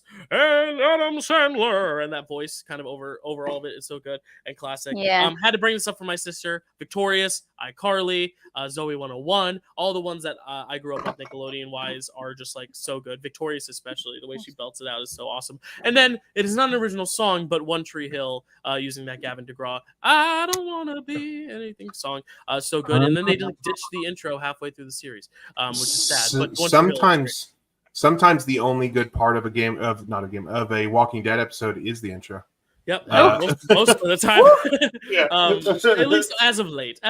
I'll give the first few seasons the benefit of the doubt, but as of late, yeah, I agree. I think that this is my hot take on Walking Dead. I think it's a bad show with some really great episodes that make you keep watching it.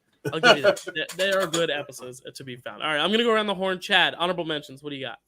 Yeah, I got a few animated. I also had Family Guy, but Carrie really wanted me to bring up one of her favorite shows, Bob's Burgers. Kind of changes and morphs and stuff a lot. And then the other Simpsons, Futurama. But then I also had, of course, my other favorite show of all time, Breaking Bad. I almost brought it up, but it's pretty short. I don't know. I should have chose it, but I chose other things. And Vince Gilligan started on X-Files, so there could have been a connection. True. But then you also have Better Call Saul, which has another really, really fun, great opening. And then, the one that Matt and I were talking about was The Wire, which kind of has a different, I think, right, Matt? Which has a different... There was two, but that's one. Oh, okay. Which has a different singer. I think Tom Waits does at one time, which is really cool. And then Smallville, which has Somebody Sing. And that's just so excellent. I had that soundtrack. That's very good. And then the OC with California. It's so epic. I love the OC. Kenan and Kel I almost picked for nostalgia, like Love with the Coolio singing, here it goes. And then couldn't have two Dan Schneider shows on right. And then you have the other one, but it's a Disney Channel with Hannah Montana. Best of both worlds. The best of both worlds. Yeah. I'll take the limo out front. And then another Nickelodeon one, but Are You Afraid of the Dark? Which is a very creepy one. I love. The ending with the match, which is really cool. And then a newer one is Severance, which I think is really that is one that I'm upset I didn't choose. Which is really cool because it's just so how it's done. It's almost kind of like animated and stuff, so it's really cool. Yeah. And I was gonna throw Succession as I think the intro is very good for Succession, but I think they play the theme way too much in the actual show that I'm like, almost kind of ruins the intro a little bit. I'm like, y'all chill. I know you have a great tune though.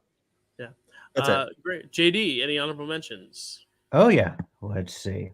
So I split this out by decade. So from the 60s, I had Spider-Man, 60s TV theme, Spider-Man does whatever a spider can. Classic. Speaking of classics, Scooby-Doo, Where Are You? Yeah. And then Star Trek is getting into Star Trek recently. Totally the original Next Generation, yeah.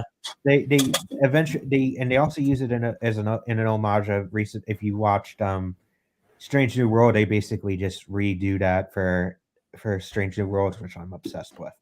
Then for 70s, Jefferson's Moving On Up. Yeah. All in the Family, Those Are the Days. I think that one really sets up the tone of just like, it's a very sweet song, but it also sets up how dated and out of touch the bunkers are. Happy Days, Sunday, Monday, Happy Days, Tuesday. Yeah.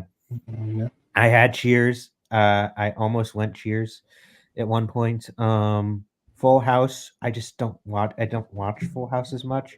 And then people know this song more than they actually know it from a TV show, which is why I didn't end up going with it. But believe it or not, from Greatest American Hero, that song, like, it was on my... Believe it or not, I'm walking on. Yes, that one. That was it's on my iPod. It was on my mom's iPod, and again, I didn't even know for years that it was a part of a TV show. And looking it up, it looks like it was because there was no Superman live action, and then they did one, and which was Lois and Clark. The one of my favorite Family Guy bits is when the episode where Joe can walk again, and they play Believe It or Don't, I'm walking around. Yeah.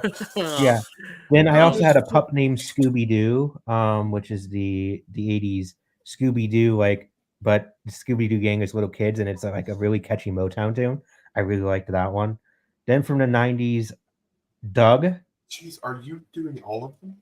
Dexter's Laboratory. I'm almost done. And then from 2000, you're good. 2000s, I had Gilmore Girls, Where You Lead. I had California.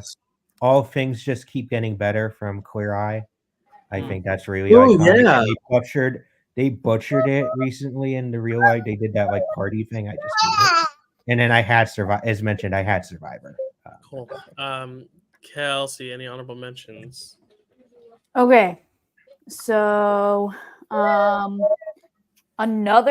banging Nickelodeon theme song, The Fairly Odd Parents. Yes. And Danny Phantom. And Jimmy Neutron. Yes, Jimmy Neutron. So here was the thing. There was a certain point where my list was becoming all cartoons. Yeah, you could have just done cartoons or sitcoms or I was definitely going back into like the nostalgia days. So I also had Jimmy Neutron, Kim Possible, Ed, and Eddie, the whistling. Yes.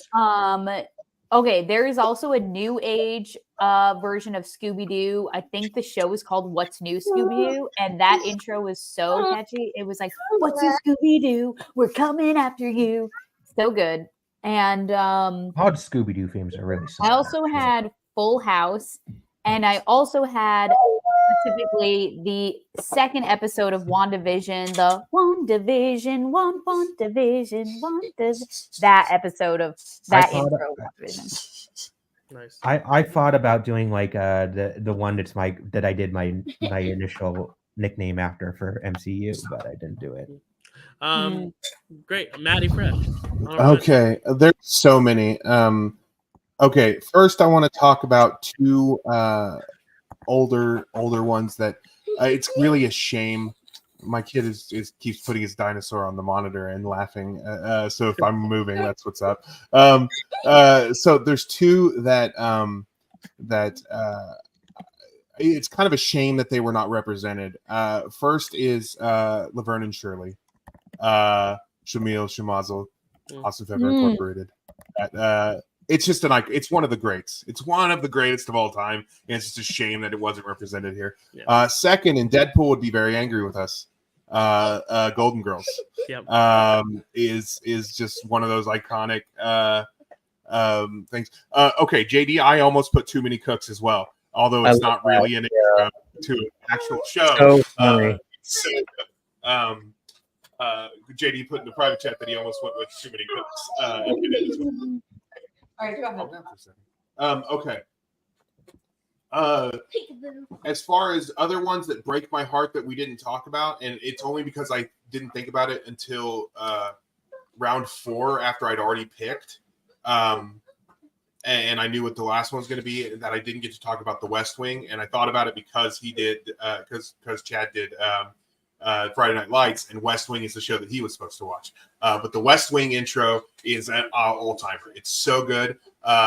Me being in love with Allison Janney, she has probably the most beautiful moment in any intro ever, where she kind of looks up and my heart melts. But please stop. But the West Wing intro is one of them.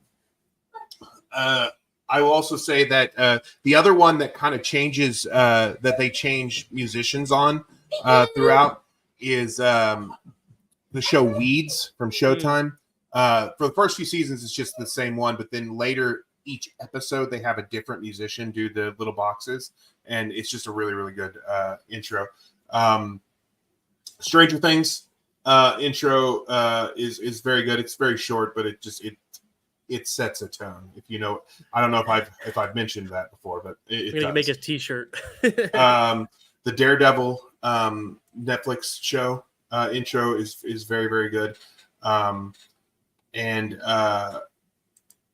the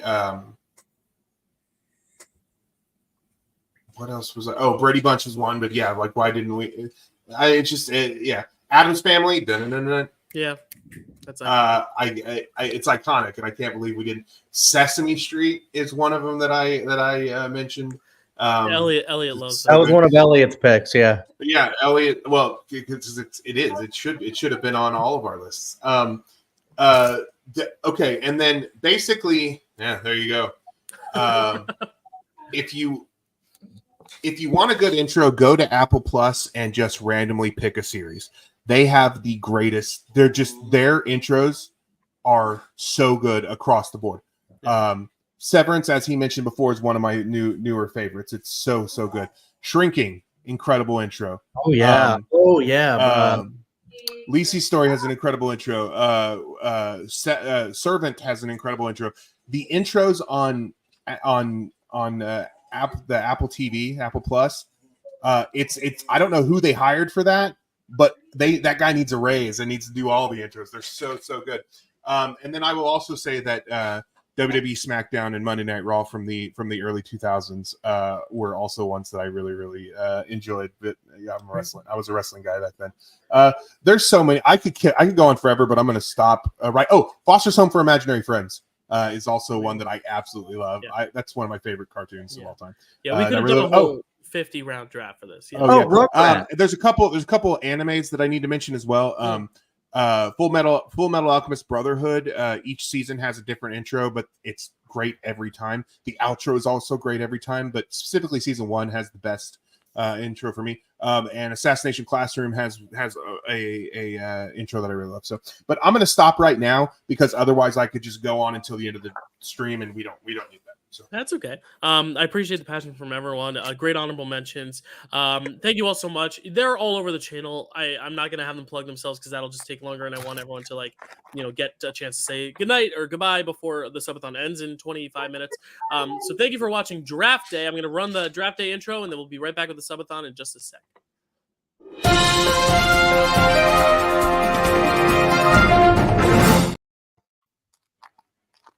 And to the subathon. Chad, I know you have to run, so I know this is going to be awesome. You address the nation here on the subathon. And I'll bring the people waiting in the wings. Carly's here. Hey, Carly. Good morning.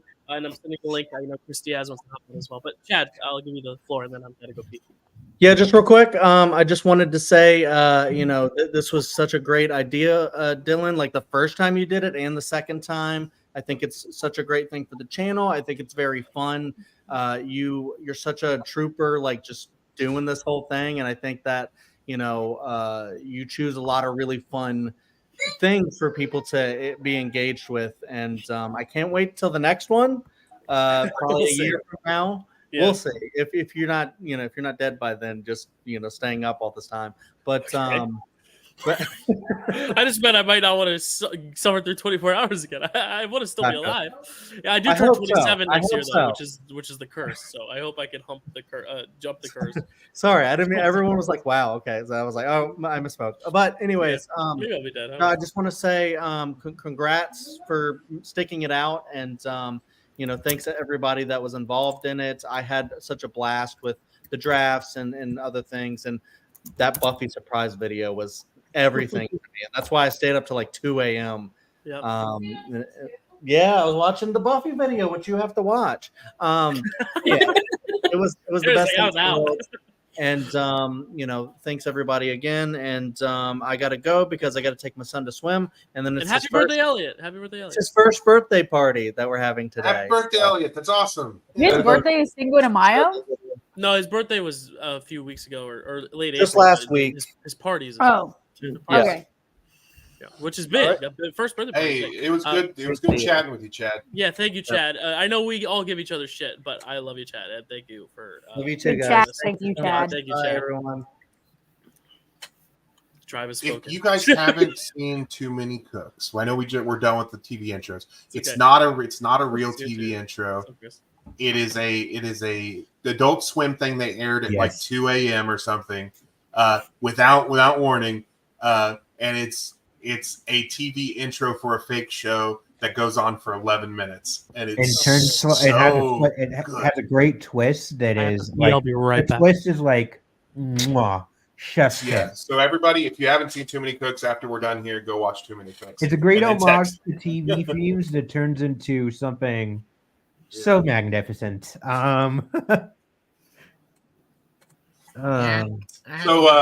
guys draft when I get a chance with that poker one.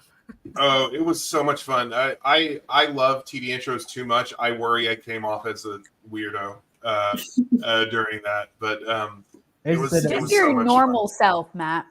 No, Oh, no cool. weirder than you already are. I take that as a Let's be compliment. honest. I mean, everybody on that draft, let's be honest, are weirdos. That's true. I'm a weirdo. Dylan's I'll probably admit it. the most normal. Weirdo here. Who's the most normal? Dylan. Probably. Okay. Probably. I agree with that statement. So how have you guys enjoyed the subathon so far? It's been really great, right? Yeah. Really good. Yeah. Really good. I was trying to stay up as late as I could with the Buffy the Vampire talk, but I was like, I have to get up at 8 for this thing. I think I need to get some sleep. It reminds me of this what you just said, called her Buffy the Vampire. Reminds me of this thing on MTV back in like the early 2000s. I don't remember who the character was, but he was a character that occasionally was on MTV. And he was like, guys, because they were gonna have Sarah Michelle Gellar on as a guest on whatever the show was. And he's like, guys, my all-time favorite band, Slayer, is coming with special guest Buffy the Vampire. I don't know who that is. Like it's that you reminded me of that. So I guess I did call her a vampire, not a vampire slayer. You got me there. I'm very tired and don't feel like setting up Jackbox right now, so I feel like we could just play, if we want to do a round of like the chain game that we were kind of doing last night. For anyone who wasn't here, it's like where someone says the name of an actor, the next person says a movie they're in, the next person has to say another actor. We could do that, or we could try to find another fun game. Are we chaining like the person says an actor from the movie that the other person said? So like if I were to say Adam Sandler, you could say Click, and then Carly could say Kate Beckinsale, and then Kelsey. Okay, yeah, that's okay. That's what. Yeah, Okay. We can just play that until because 11:50. I want to start wrapping. Oh, Dill, I think I know what my podcast to be. Oh yeah, please. Oh, I also want to share. I was gonna do all the wrap up stuff, but I just want to say thank you to the donations we got. A lot of them were anonymous or were from like family that wanted to just like send it privately. But the two big ones here, Kelsey and JD. JD is getting an Austin Powers video, an Austin Powers podcast. And Carly, you are going to let us know right now what you want me to do. Yes. So I know you're planning on watching Breaking Bad at some point. So I love Breaking Bad. Yeah.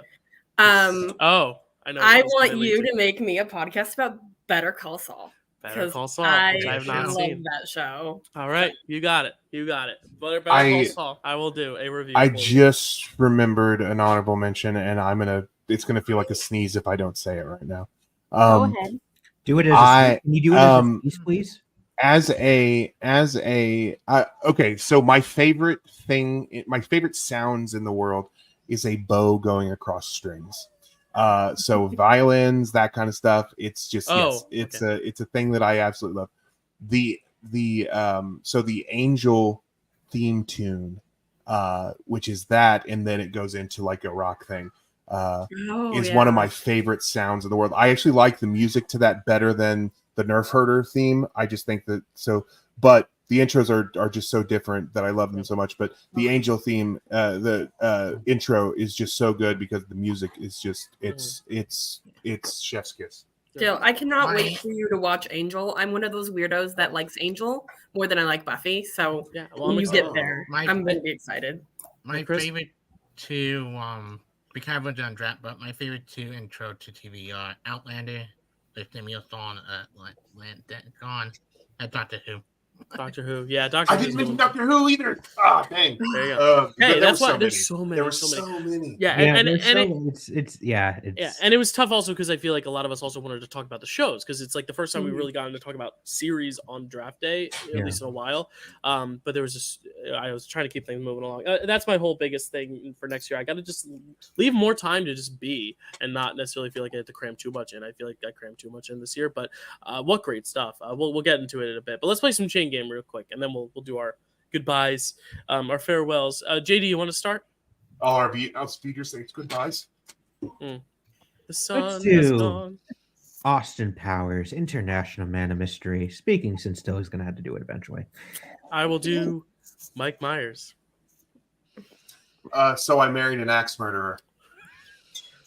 I would do. Oh yeah, we'll go with Chris.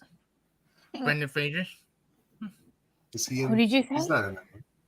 Brendan Fraser. It's got to be someone from So I Married an Axe Murderer. Oh. Fuck. I never seen that movie. So. Oh, dang. It's so good. It's okay. I'm sorry. I should probably be less neat. That's okay. So for this round, so pass Chris. Kelsey, do you have one for? So I married an expert. No, I don't have one. Carly. No. Stop. No. JD. Trying to think. There's one name in there, but I'm struggling to wrap my head around it. So is this a pass? I'm leaning towards pass. It's going to take. And I'm going to pass too. So Matt, you win that round. Nancy Travis. It's All okay. right. All right, Matt. We'll let you start the next round. All right. Am I starting with an actor or no? Whatever movie? you want. Whichever one. I'm gonna do. I'm gonna go with the Suicide Squad. Ooh. Do we want to go clockwise, or is it easier to go row by row? What do you think? Whatever you want, Dill. The circle? All right, so we'll go clockwise. So we'll go Carly, then Kelsey, then Chris, then we'll go back around. So Carly, you're up. The Suicide Squad. The Suicide. Well, there's an easy one, but let me think if I can pull one of the harder ones. No, I'll go easy. It's early. Let's go easy. Margot Robbie. Oh, Bombshell. Okay. Chris? Charlie Theron.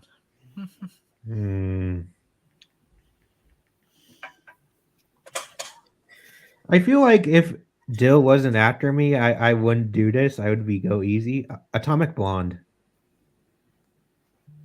All right, I'm out. Really? Yeah, I've never seen it. Yeah. Oh, I didn't know. I'm sorry. No, it's okay. Sorry. Matt, anyone from Atomic Blonde? No, I haven't seen it either. All right, Carly, anyone from Atomic Blonde? I've seen it, but I don't know anyone other than. This might clear it, JD. Kelsey, I'm sorry. I am so sorry. I thought Dill had seen it. Is Sam Rockwell in it? No. No. Oh, Right, so okay. Kelsey's out. Chris, do you have anything? Dave McAvoy. Okay, JD. Yeah, James McElroy is in it. There was another name I was All right, so thinking JD and too. Chris face off. All right, let's see.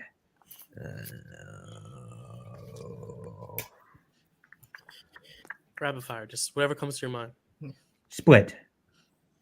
Good.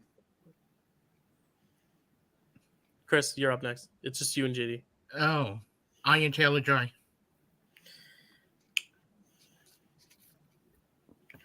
The Northman. That was what I was trying to think. Ooh, William Dafoe.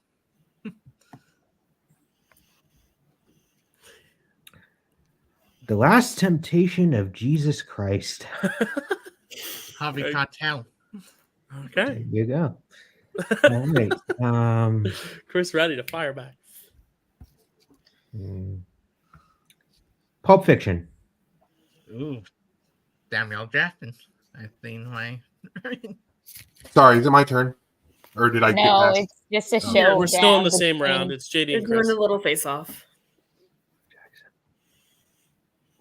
The Hitman's Wife's Bodyguard. Ooh, Selma Hayek. Wild Wild West. Will Smith.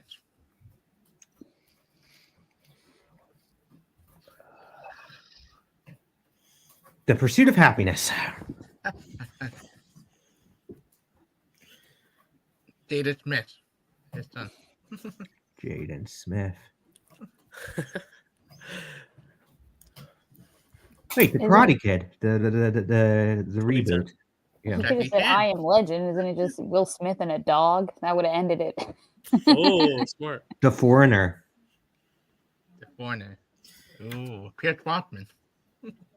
Good. All right.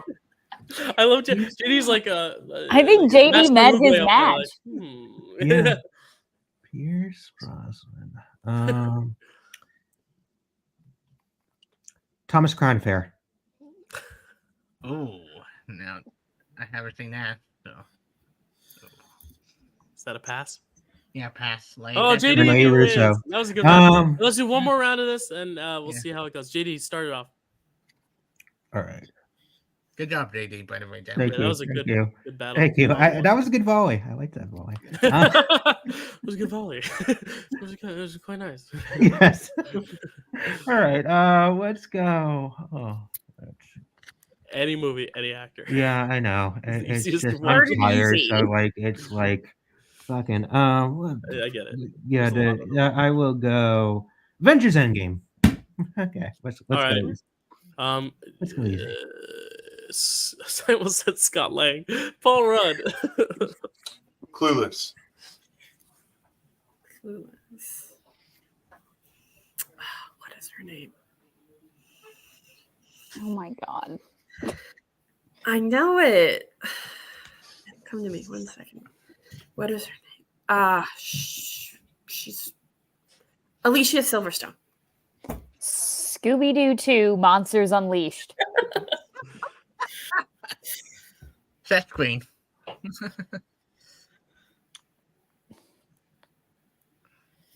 Ooh. No, it's not him. Ooh. Oh, Rat Race. Good choice. It's a God. race. I was forced into a corner. I'm You, sorry. you picked Bill. the movies I haven't seen. It's okay. I'm out. I was forced into a corner. I had no choice. Rat Race is all I could. He's in the Matt. movies that I actually think you had a asked lot for of podcast choices, stuff. JD. So Yeah. I don't- What I are we haven't talking about? seen Rat that. Race? Yeah. Is that the thing? John Lovitz. I'm out. John Lovitz. Lovitz. Oh, John John Lovitz. Lovitz. John Lovitz. You'll love it. Acting. Thank you. From Wait. Saturday Dude. Night Live. Okay. I don't know. Chris, anything? All the people in Rat Race I remember that the one name I forgot from the movie. So yeah. All right, so we're down to JD and Matt. Another face-off. JD, do you have anything from I'm thinking it's. Mr. John Lovitz? You I'm could have said thinking John of- Cleese. or Matt's a little somebody. sniper here in this game. He comes in and gets everyone with one shot. Is he in Grown Ups? I'm pretty sure I have he's no in clue. Grown- I will fact check that now. Never Yeah, seen like Grown Ups. it's Grown Ups. It's a. I mean, it's a- he's in it's the. a, it's a in swing, in that- but group of people. So he Oh could- my God, JD, he's in Grown Ups too. Ah. I'm so sorry. I know what I know. Matt he was has in one of one. them. Like Matt has not- one. All right, one last quick round. Matt, you start.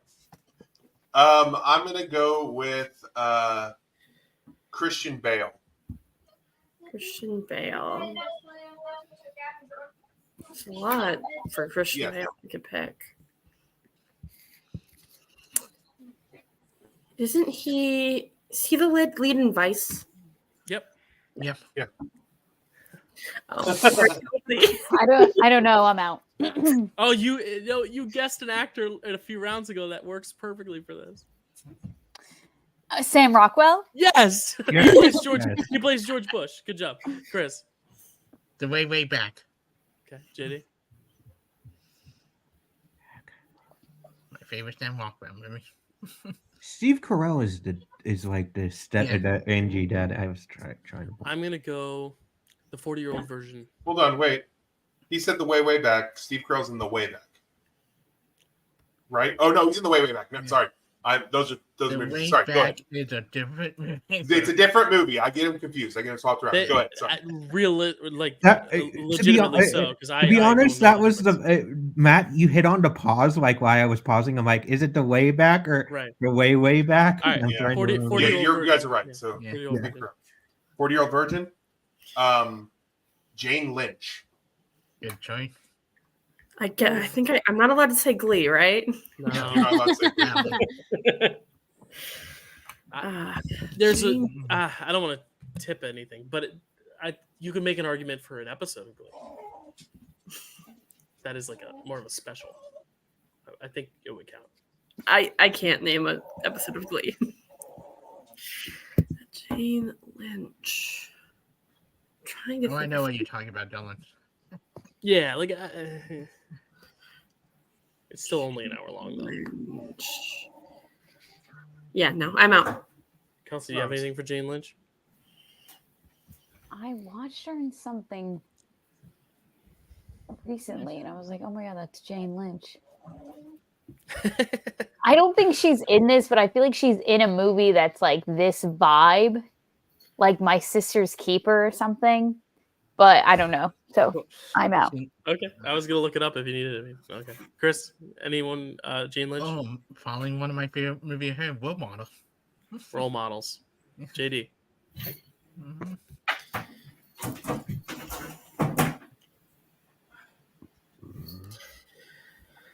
I'll go Paul. Paul Rudd. That's the only one that could come to my head. Yeah, I'll go. Ghostbusters After. Oh shit! I just came up with the other one. Oh well. Ghostbusters. I was like, Carrie Coon. She's in that, right? Mm-hmm. Yeah. Chris, back to you. Young girl. I know my Carrie Coon movie. Ben Affleck. No, I was next. I'm sorry. Oh, sorry. I forgot. It's okay. Forgot Ben that it's Affleck's not a off the thing. board though, JD. You got to get someone else. Yeah, sorry. Rosamund Pike. The World's End. Martin Freeman. Ooh. Shaun of the Dead. He had a quick cameo.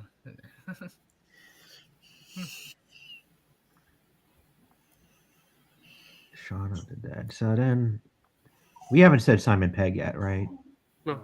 Okay, Simon Pegg. Star Trek 09. Chris Pine. Ooh.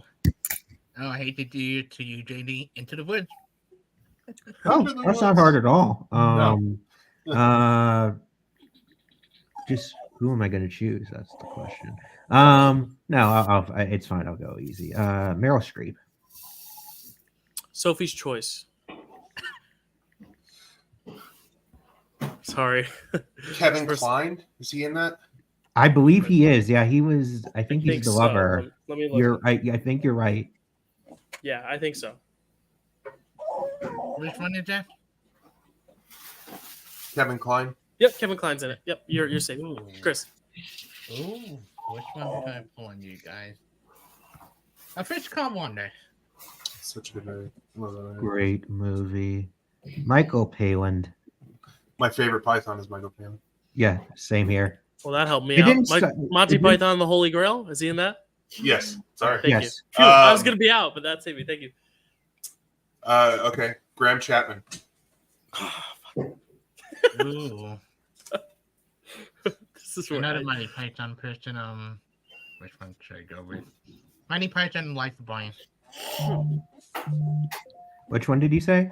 Like Brian. Right? Yeah. Life of Brian. Eric Idle. Shrek the Third. He's the voice of Merlin. John Krasinski. Nice. Ooh. A Quiet Place.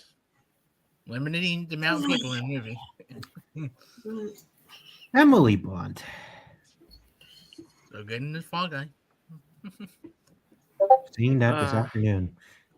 I wanted to go back to Into the Woods. I can't. Devil Wears Prada. Good choice.